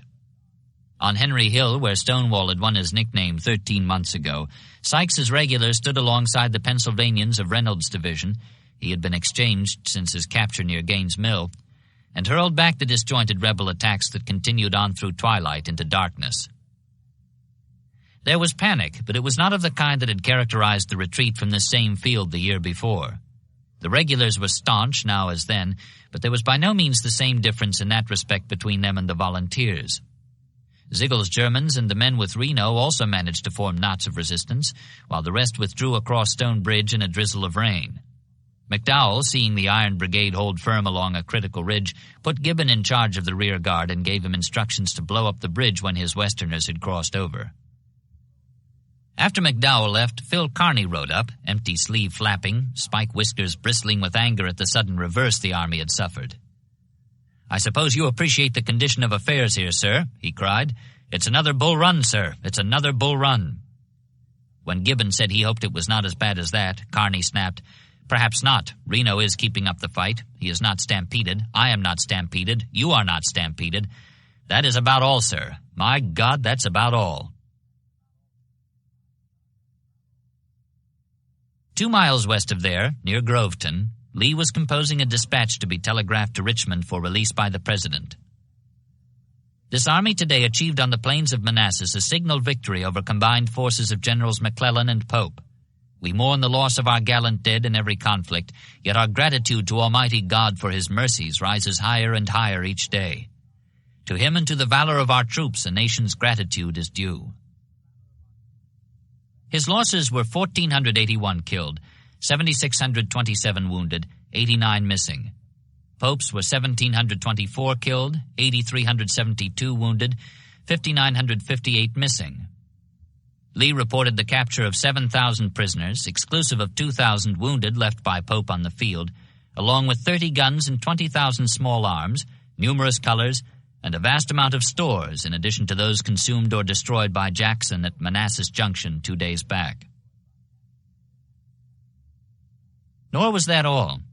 A larger triumph was reflected in the contrast between the present overall military situation here in the East and that which had existed when Lee assumed command 3 months ago. McClellan had stood within sight of the spires of Richmond. Jackson had been in flight up the Shenandoah Valley, pursued by superior enemy combinations. West Virginia had been completely in federal hands, as well as most of coastal North Carolina, with invasion strongly threatened from both directions. Now Richmond had not only been delivered, but the Union host was in full retreat on Washington, with the dome of the Capitol practically in view and government clerks being mustered for a last-ditch defense of the city. The valley was rapidly being scoured of the blue remnants left behind when Pope assembled his army to cross the Rappahannock. West Virginia was almost cleared of Federals, and the North Carolina coast was safe. Except for the garrisons at Fort Monroe and Norfolk, the only bluecoats within 100 miles of the southern capital were prisoners of war and men now busy setting fire to U.S. stores and equipment at Aquia Creek, just north of Fredericksburg, preparing for a hasty evacuation. Nor was that all either. Beyond all this, there was the transformation effected within the ranks of the Army of Northern Virginia itself. A lifting of morale based on a knowledge of the growth of its fighting skill. Gone were the clumsy combinations of the 7 days, the piecemeal attacks launched headlong against positions of the enemy's own choice. Here in the gallant rivalry of Manassas, where Longstreet soldiers vied with Jackson's for the suppression of an opponent they despised, the victory formula had apparently been found. Lee's orders had been carried out instinctively, in some cases even before they were delivered. Tonight at Army headquarters, which had been set up in an open field with a campfire of boards to read dispatches by, there was rejoicing and an air of mutual congratulation as officer after officer arrived to report new incidents of triumph. Lee, who had told his wife a month ago, "In the prospect before me I cannot see a single ray of pleasure during this war," stood in the firelight, gray and handsome, impeccably uniformed, welcoming subordinates with the accustomed grace of a Virginia host. "General, here is someone who wants to speak to you," a staff captain said. Lee turned and saw a smoke-grimed cannoneer standing before him, still with a sponge staff in one hand. "Well, my man, what can I do for you?" "Why, General, don't you know me?" Robert wailed. There was laughter at this, a further lifting of spirits as troop commanders continued to report of the day's successes. Hood rode up, weary but still elated over what he called the most beautiful battle scene I have ever beheld. When Lee, adopting the bantering tone he often used in addressing the blond young man, asked what had become of the enemy, Hood replied that his Texans had driven them almost at a double quick across Bull Run. He added that it had been a wonderful sight to see the Confederate battle flags dancing after the Federals as they ran in full retreat. Lee dropped his jesting manner and said gravely, "God forbid I should ever live to see our colors moving in the opposite direction." While Lee was at Groveton, composing the dispatch to Davis, Pope was at Centerville, composing one to Halleck. All things being considered, the two were by no means as different as might have been expected. We have had a terrific battle again today. Under all the circumstances, both horses and men having been 2 days without food and the enemy greatly outnumbering us, I thought it best to draw back to this place at dark. The movement has been made in perfect order and without loss. The troops are in good heart and marched off the field without the least hurry or confusion. Do not be uneasy. We will hold our own here. P.S. We have lost nothing, neither guns nor wagons. Of the several inaccuracies here involved, one being the comparison of forces, Lee had 50,000 men engaged, while Pope had 60,000, exclusive of Banks, who was guarding his trains. The greatest, perhaps, was the one in which he declared that his troops were in good heart. It was true that after the first wild scramble for an exit, they had steadied and retired in column under cover of the rear guard action on Henry Hill. But their spirits were in fact so far from being high that they could scarcely have been lower. If Pope did not know the extent of his defeat, his men did. They agreed with the verdict later handed down by one of their corps historians that Pope had been kicked, cuffed, hustled about, knocked down, run over, and trodden upon as rarely happens in the history of war. His communications had been cut, his headquarters pillaged, a corps had marched into his rear and had encamped at its ease upon the railroad by which he received his supplies. He had been beaten or foiled in every attempt he had made to bag those defiant intruders, and in the end he was glad to find a refuge in the entrenchments of Washington, whence he had sallied forth 6 weeks before, breathing out threatenings and slaughter. They agreed with this in all its harshness, but just now what they mainly were was sullen. They had fought well, and they knew it. Defeat had come not because they were outfought, but because they were outgeneraled, or misgeneraled. As one of their number put it, all knew and felt that as soldiers we had not had a fair chance. The fault, they believed, was Pope's. He had acted like a dunderpate. And McDowell's. He had revived their suspicions by repeating his past performance on this field. General McDowell was viewed as a traitor by a large majority of the officers and men, one diarist wrote, adding, thousands of soldiers firmly believed that their lives would be purposely wasted if they obeyed his orders in the time of the conflict. The story was told that one of his regiments had stepped gingerly up to the firing line, loosed a random volley, then turned and made for the rear, the men shouting over their shoulders as they ran, "You can't play it on us." Slogging tonight through the drizzle of rain, they saw him sitting his horse beside the pike, identifiable in the murk because of the outlandish silhouette of his canvas helmet. One Massachusetts private nudged another, pointing, and said darkly, "How guilty he looks with that basket on his head." Pope, too, came in for his share of abuse. Open sneering at General Pope was heard on all sides, one veteran observed. Another, passing the luckless commander by the roadside, hailed him with a quote from Horace Greeley, "Go west, young man, go west." Perhaps this had something to do with changing his mind as to the state of his men's hearts. At any rate, when morning came, Sunday, August 31st, he wired Halleck, "Our troops are much used up and worn out," and he spoke of giving the enemy as desperate a fight as I can force our men to stand up to. Franklin's corps had come up the night before in time to establish a straggler line in front of Centerville. Sumter, too, was at hand, giving Pope 20,000 fresh troops with which to oppose the rebels. But his confidence was ebbing. He told Halleck, "I should like to know whether you feel secure about Washington should this army be destroyed. I shall fight it as long as a man will stand up to the work.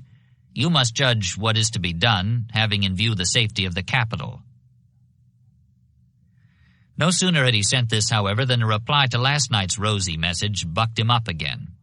"My dear General, you have done nobly," Halleck wired. "Don't yield another inch if you can avoid it." Pope thanked him for this considerate commendation and passed along the encouraging news that Ewell is killed, Jackson is badly wounded. The plan of the enemy will undoubtedly be to turn my flank. If he does so, he will have his hands full. Meanwhile, Franklin's soldiers mocked and taunted the bedraggled army of Virginia, jeering along the straggler line at its new route to Richmond. Overnight, Pope's confidence took another sickening drop. 3 hours after sunrise, September 1st, he got off another long dispatch to Halleck. After a bold beginning, All was quiet yesterday and so far this morning. My men are resting. They need it much. I shall attack again tomorrow if I can. The next day, certainly. He passed at once to darker matters. I think it my duty to call your attention to the unsoldierly and dangerous conduct of many brigade and some division commanders of the forces sent here from the peninsula. Every word and act and intention is discouraging and calculated to break down the spirits of the men and produce disaster. In the light of this, he closed with a recommendation that ran counter to the intention expressed at the outset. My advice to you, I give it with freedom as I know you will not misunderstand it, is that in view of any satisfactory results, you draw back this army to the entrenchments in front of Washington and set to work in that secure place to reorganize and rearrange it. You may avoid great disaster by doing so. While waiting to see what would come of this, he found that Jackson, who was no more wounded than Ewell was dead, was in the act of fulfilling his prediction that Lee would try to turn his flank. Stonewall's men had crossed Bull Run at Sudley Springs, then moved north to the Little River Turnpike, which led southeast to Fairfax Courthouse, 8 miles in the Union rear. Pope pulled the troops of Phil Kearny and Brigadier General I. Stevens, who commanded Burnside's other division under Reno, out of their muddy camps and sent them slogging northward to intercept the rebel column. They did so late that afternoon. There beside the pike, around a mansion called Chantilly, a wild fight took place during a thunderstorm so violent that it drowned the roar of cannon. Jackson's march had been slow. Consequently, he was in a grim and savage humor. In the rain-lashed confusion, when one of his colonels requested that his men be withdrawn because their cartridges were too wet to ignite, the reply came back, "My compliments to Colonel Blank, and tell him the enemy's ammunition is just as wet as his." This spirit was matched on the Federal side by Kearny, who dashed from point to point, his empty sleeve flapping as he rode with the reins clamped in his teeth in order to have his one arm free to gesture with his saber, hoiking his troops up to the firing line and holding them there by showing no more concern for bullets than he did for raindrops. His prescription for success in leading men in battle was a simple one. "You must never be afraid of anything," he had told a young lieutenant 2 days ago. Stevens followed his example, and between them they made Stonewall call a halt. The firing continued into early darkness, when on A.P. Hill's front the men were surprised to see a Union general come riding full tilt toward them, suddenly illuminated by a flash of lightning. They called on him to surrender, but he whirled his mount, leaning forward onto its withers with his arm around its neck, and tried to gallop away in the confusion. They fired a volley that unhorsed him, and when they went to pick him up they found that he was dead, lying one-armed in the mud, the back of his coat and the seat of his trousers torn by bullets. They brought his body into their lines. "Poor Kearny," Hill said, looking down at him. "He deserved a better death than that." Stevens, too, was dead by now, shot while leading a charge, and the Federals fell back down the pike and through the woods. They did so more from being disheartened by the loss of their leaders, however, than from being pressed. Jackson did not pursue. Thus ended the Battle of Chantilly, a rain-swept drama with off-stage thunder, vivid flashes of lightning, and an epilogue supplied next morning by Lee, who sent Kearny's body forward under a flag of truce, thinking that the possession of his remains may be a consolation to his family. Pope by then was back at Fairfax, within 20 miles of Washington, having received from Halleck the instructions he had sought. "You will bring your forces as best you can within or near the line of fortification." As the army retreated, by squads, companies, and broken parts of regiments and brigades, according to one enlisted diarist, its commander lost the final vestige of his former boldness. "The straggling is awful in the regiments from the peninsula," he complained to Halleck. "Unless something can be done to restore tone to this army, it will melt away before you know it." This was a new and different Pope, a Pope not unlike a sawdust doll with most of its stuffing leaked away. A surgeon who looked through a headquarters window the previous evening saw him so. He sat with his chair tipped back against the wall, his hands clasped behind his head, which bent forward, his chin touching his breast, seeming to pay no attention to the generals as they arrived, but to be wholly wrapped in his own gloomy reflections. The doctor wrote long afterward, and being a kind-hearted man who had dealt with much misery in his life, he added, "I pitied him then, I pity him now." It was perhaps the only pity felt for him by anyone in the whole long, weary column slogging its way eastward. Last night's thunderstorm had deepened the mud along the pike, and overhead a scud of clouds obscured the sun, which shed an eerie yellow light upon the sodden fields. In a way, though, the weather was fitting, matching as it did the mood of the retreat. Everyone you met had an unwashed, sleepy, downcast aspect, one officer observed, and looked as if he would like to hide his head somewhere from all the world. Now that the immediate danger was past, a still worse reaction of sullenness had set in among the troops, whose mistrust of Pope quite balanced his expressed mistrust of them. As one colonel put it, no salutary fear kept them in the ranks, and many gave way to the temptation to take a rest. There was everywhere along the road the greatest confusion. Infantry and cavalry, artillery and wagons all hurried on pell-mell in the midst of rallying cries of officers and calls and oaths of the men.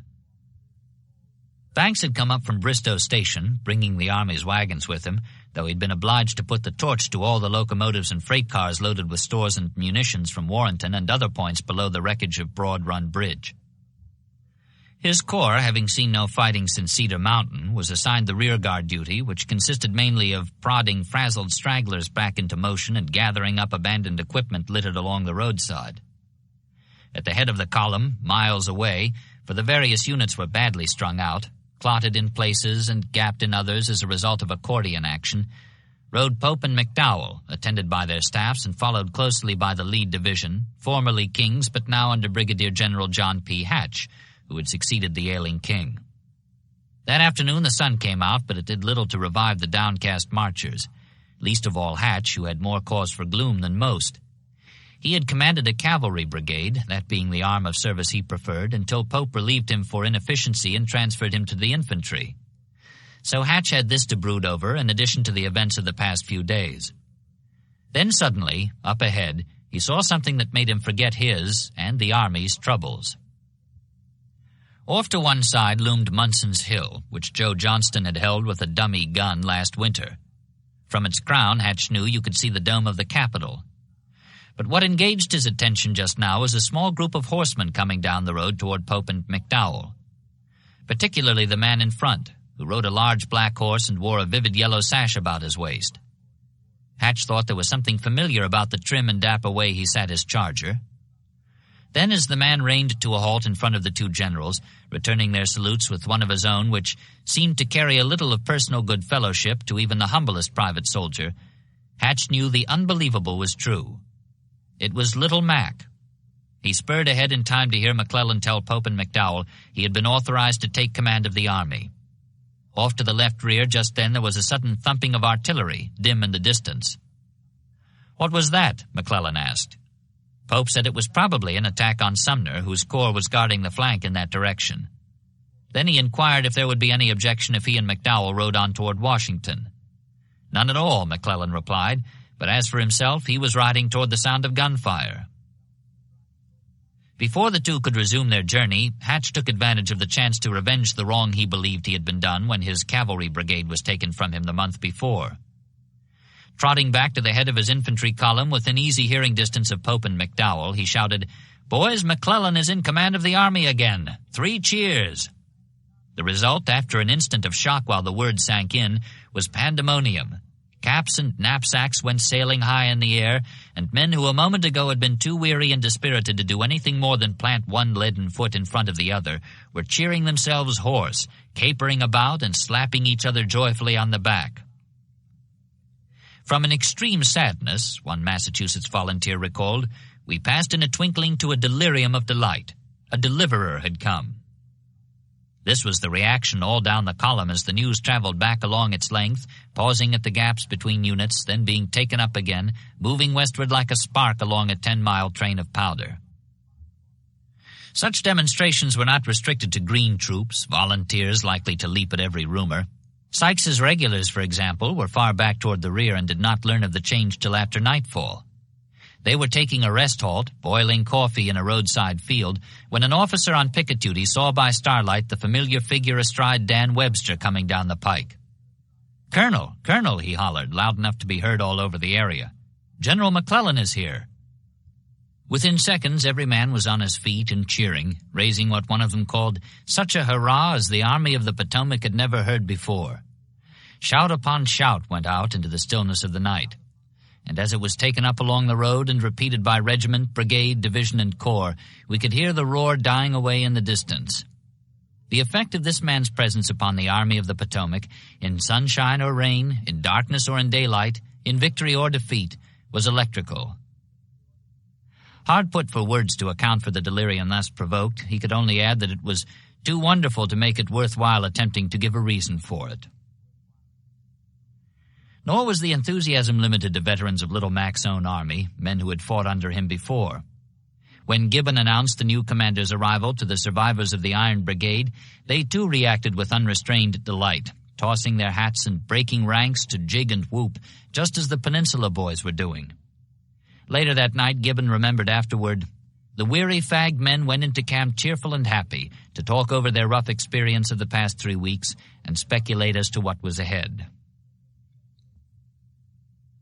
It was Lincoln's doing, his alone, and he had done it against the will of a majority of his advisers. Chase believed that the time had come, beyond all doubt, when either the government or McClellan must go down, and Stanton had prepared and was soliciting cabinet signatures for an ultimatum demanding the immediate removal of George B. McClellan from any command in the armies of the United States. When Wells protested that such a document showed little consideration for their chief, the War Secretary bristled and said coldly, "I know of no particular obligation I am under to the President. He called me to a difficult position and imposed on me labors and responsibilities which no man could carry."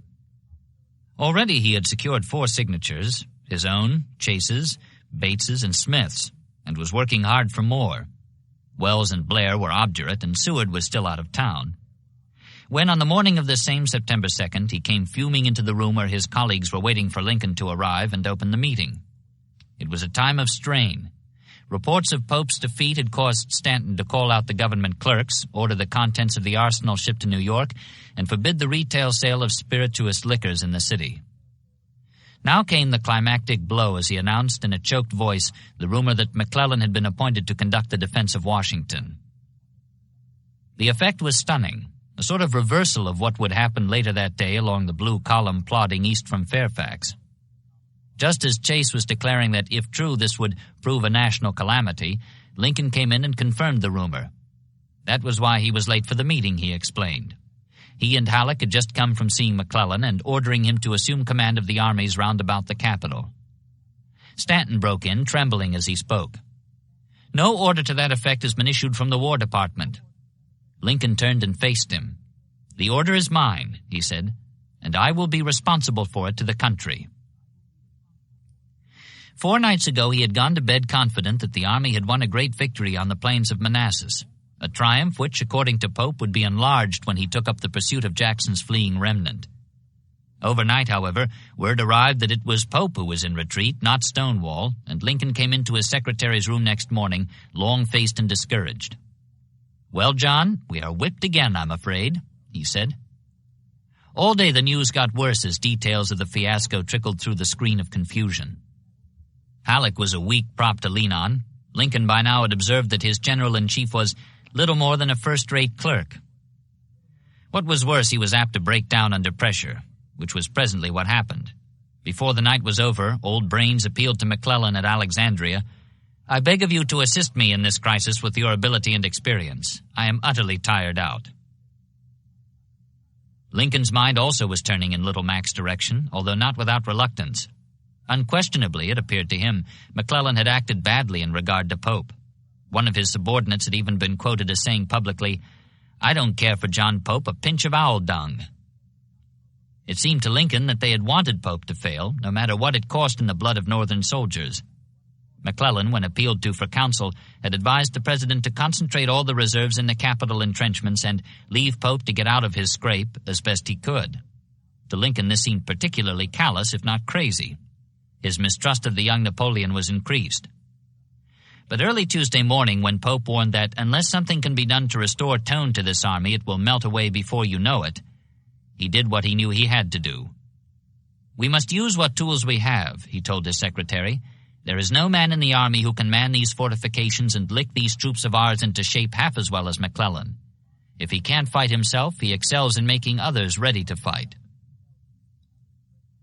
So he went to him and told him to return to the army whose wounded were already beginning to pour into the city. And that afternoon, despite the howls of the cabinet, Stanton was squelched, but Chase was sputtering, "I cannot but feel that giving command to McClellan is equivalent to giving Washington to the rebels." Lincoln had Halleck issue the formal order. "Major General McClellan will have command of the fortifications of Washington and of all the troops for the defense of the capital." This left Pope to be disposed of, which was done 3 days later. "The armies of the Potomac and Virginia being consolidated," he was told by dispatch, "you will report for orders to the Secretary of War."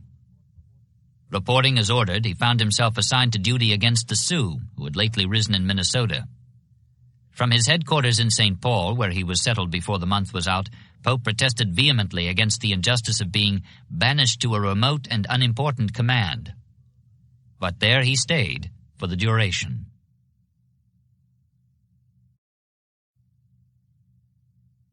Chapter 7.